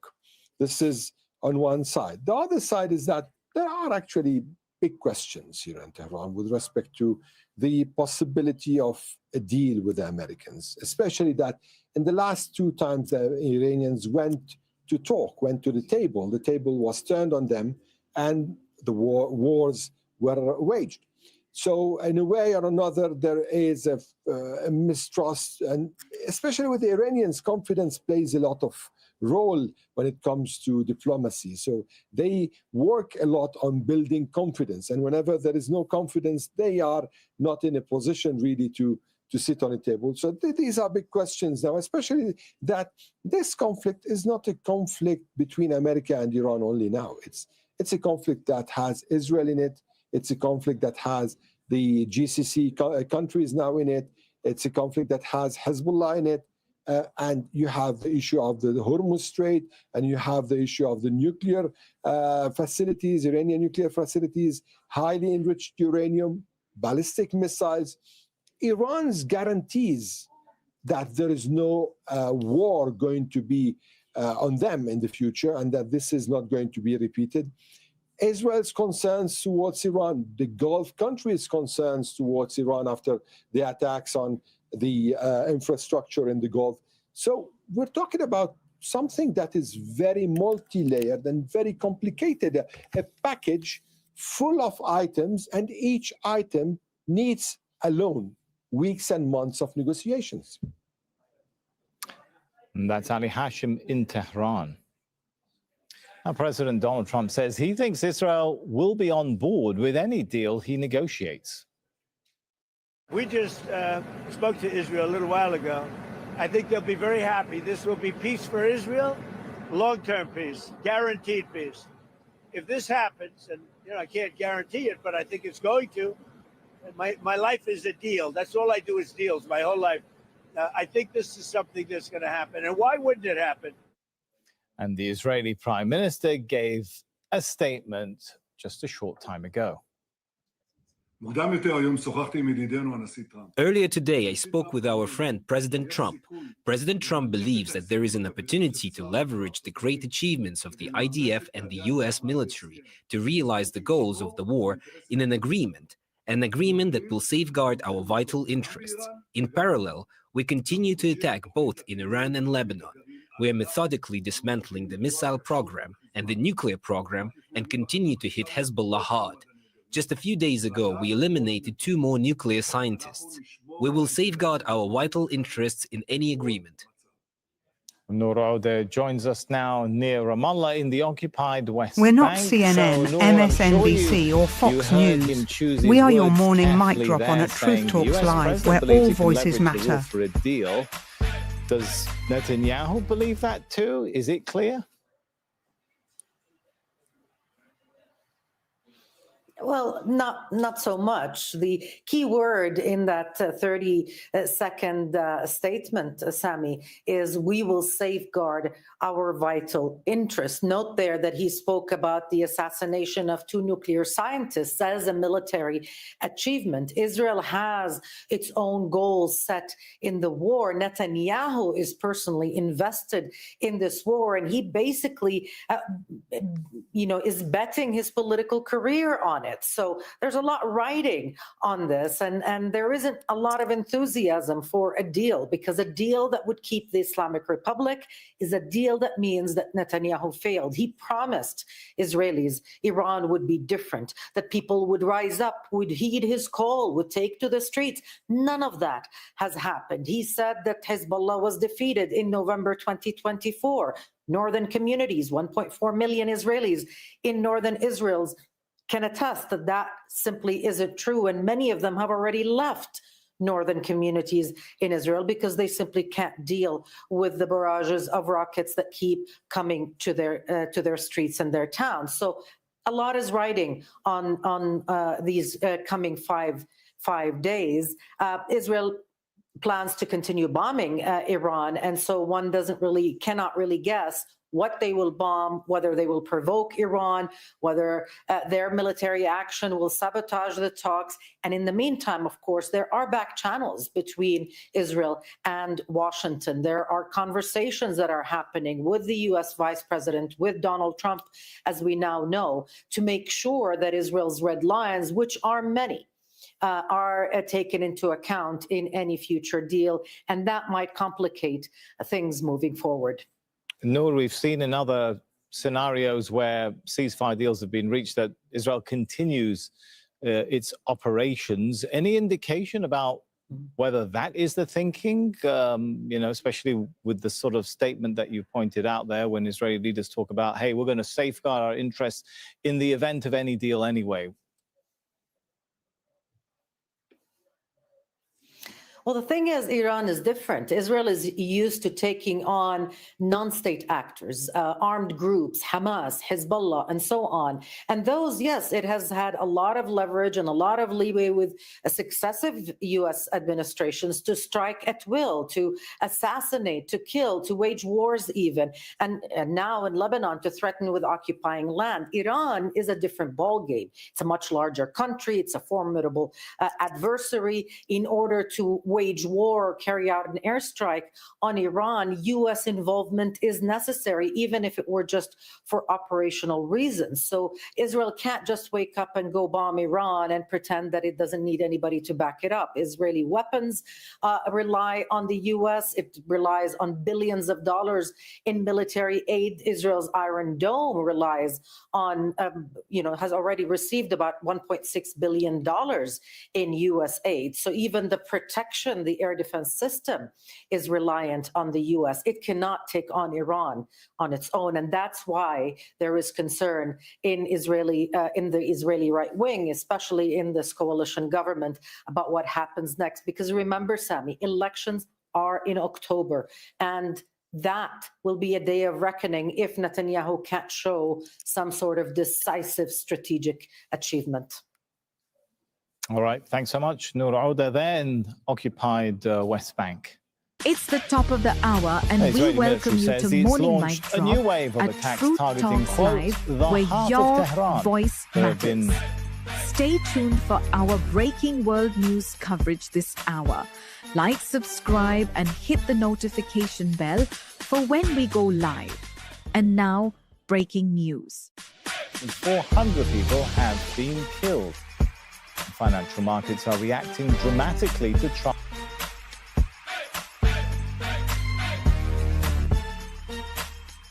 Are y'all ready to roll?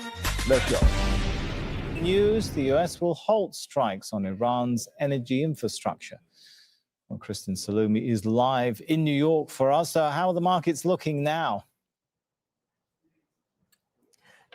It's been constant throughout the day. Oil prices surging, oil prices falling, markets surging. It's just the opposite of what we saw on Friday. So excuse me for getting confused. The market has been up and down. But the markets are up today.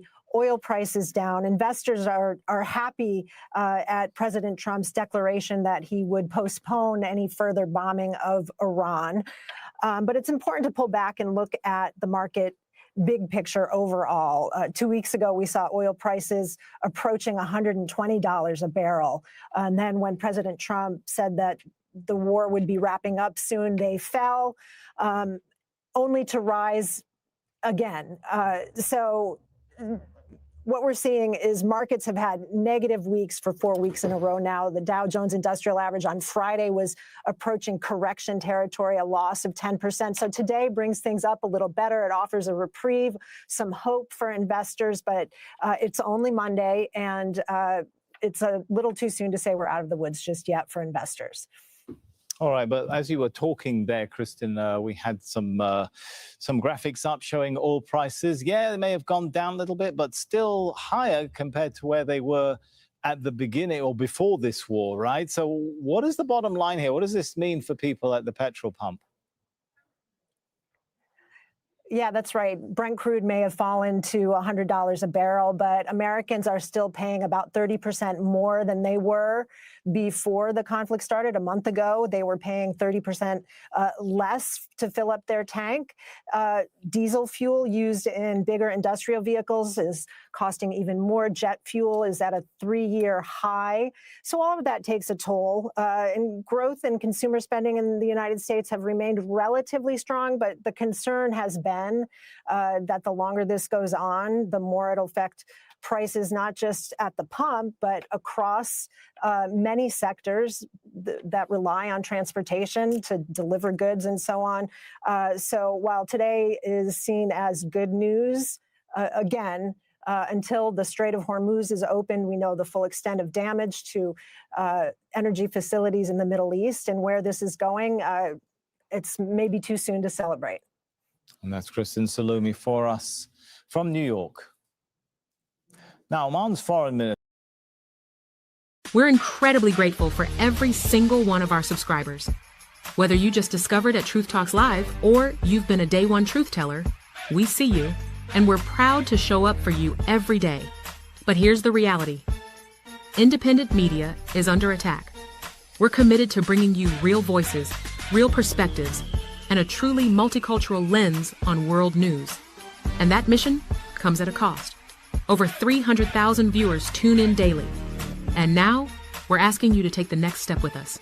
If every viewer gave just $1 through Cash App, Zelle, or PayPal, it would keep our engine running strong and allow us to continue delivering facts, not fiction. So here's the challenge. Support what you believe in. Tap the Cash App symbol or become a paid member today. And from all of us, thank you.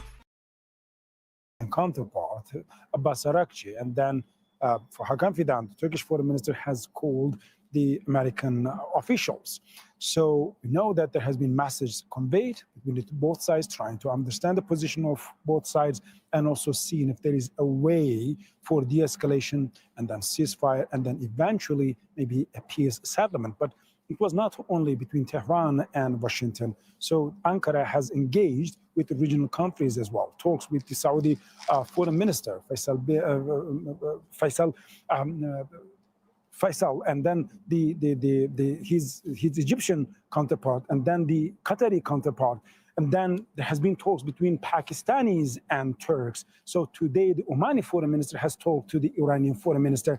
So I've been talking to some of the diplomatic sources trying to understand the content of the talks. They say that now the position is to create a unified joint stance toward these crises. The fragmentations, the frictions, have caused tremendous damage to the region. And now the region sees that when there is a war between Iran and Israel, Iran and USA, it's not limited only between that capitals, but the region is paying a tremendous price. And that's why if there is going to be a diplomatic process and eventually if there is going to be a negotiating table, then the region has to be present at that negotiating table. So that's why now all of these efforts are focused on achieving one goal, a unified position, and to make sure that in any crisis, the region itself has the saying as it is being affected tremendously.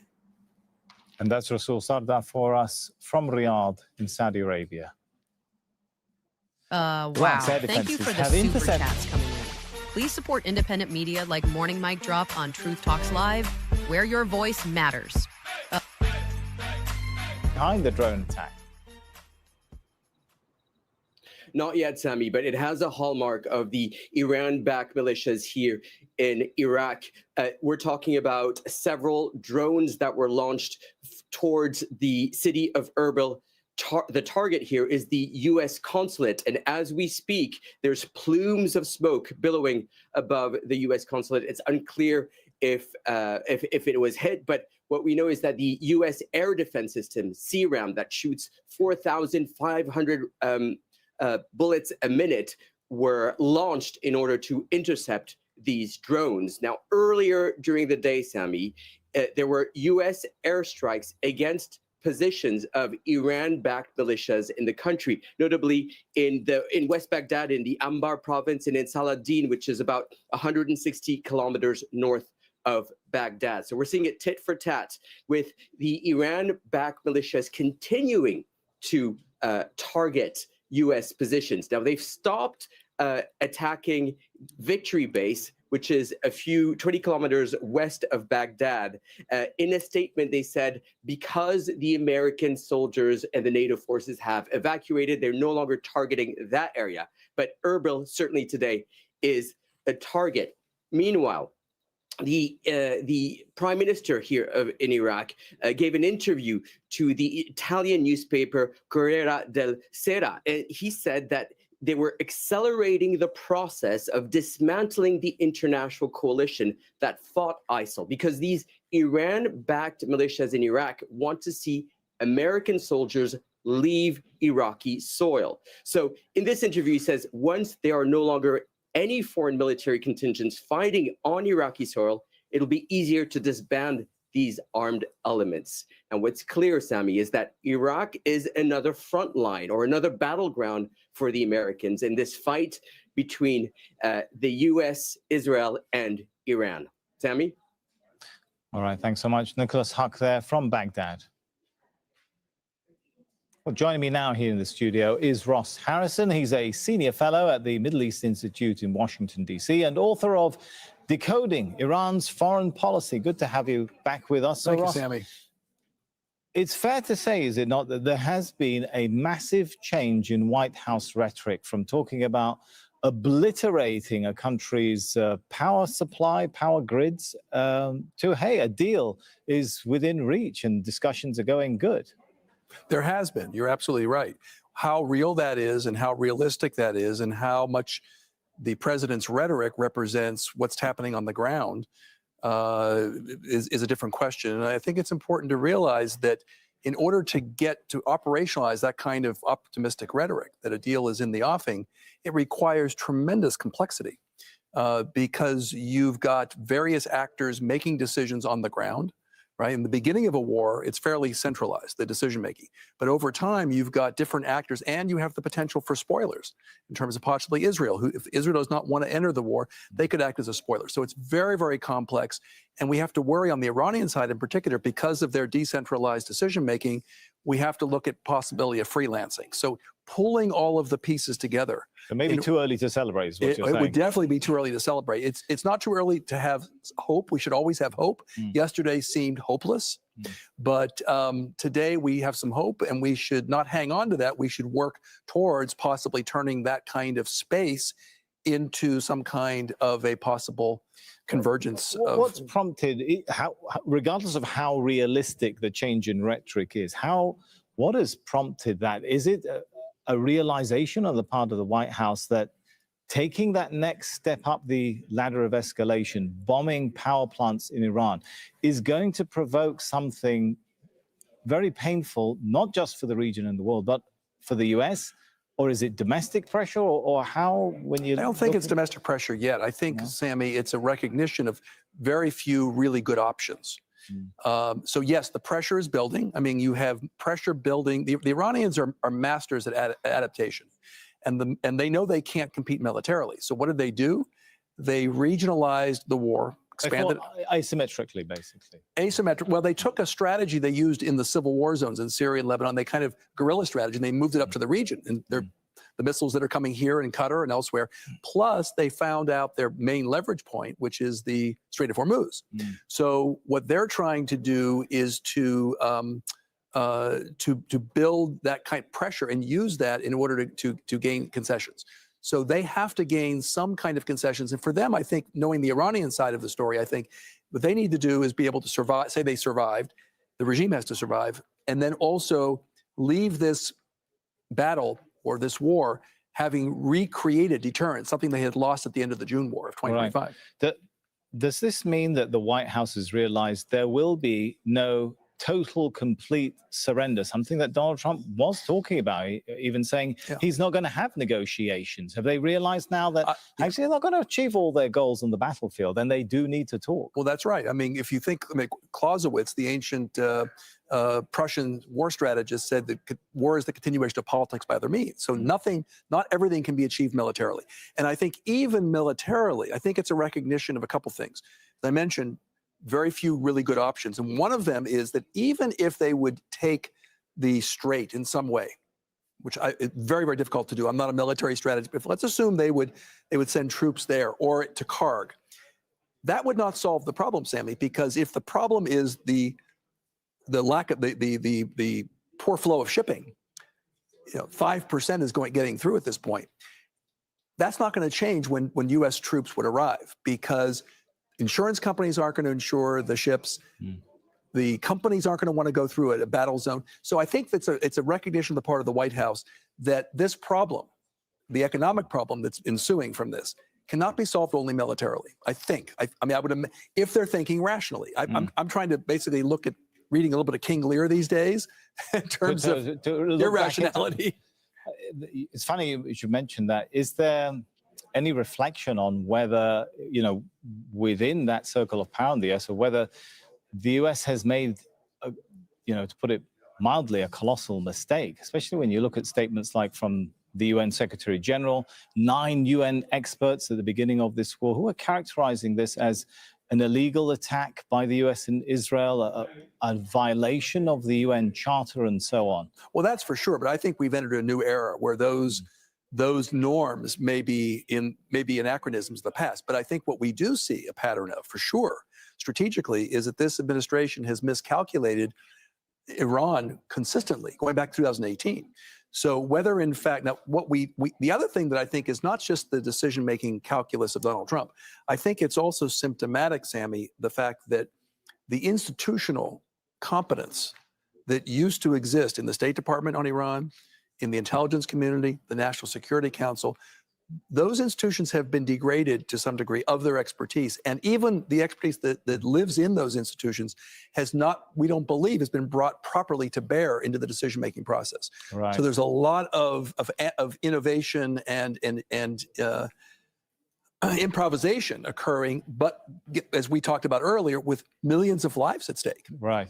And it comes back down to the Iranian behavior has been fairly patterned and predictable. The Israeli behavior, in many ways, is predictable. Now they have the 747 called the United States propelling them, right, but they're predictable. The imponderable is Donald Trump, and that's what hangs in the balance over the next couple of days. As well as the well-being of millions of, absolutely, of lives and livelihoods facing the possibility of attacks on their energy infrastructure, right? And the future of their countries, the future of their nations. Yeah. All right, thank you so much for coming in and sharing your perspective with us. Always good to hear from you. Thank you, Ross. Thank you, Sam. We're not CNN, MSNBC or Fox News. We are your morning mic drop on at Truth Talks Live, where all voices matter. Wow. Thank you for the super chats coming in. Please support independent media like Morning Mic Drop on Truth Talks Live, where your voice matters. We're incredibly grateful for every single one of our subscribers. Whether you just discovered at Truth Talks Live or you've been a day one truth teller, we see you, and we're proud to show up for you every day. But here's the reality. Independent media is under attack.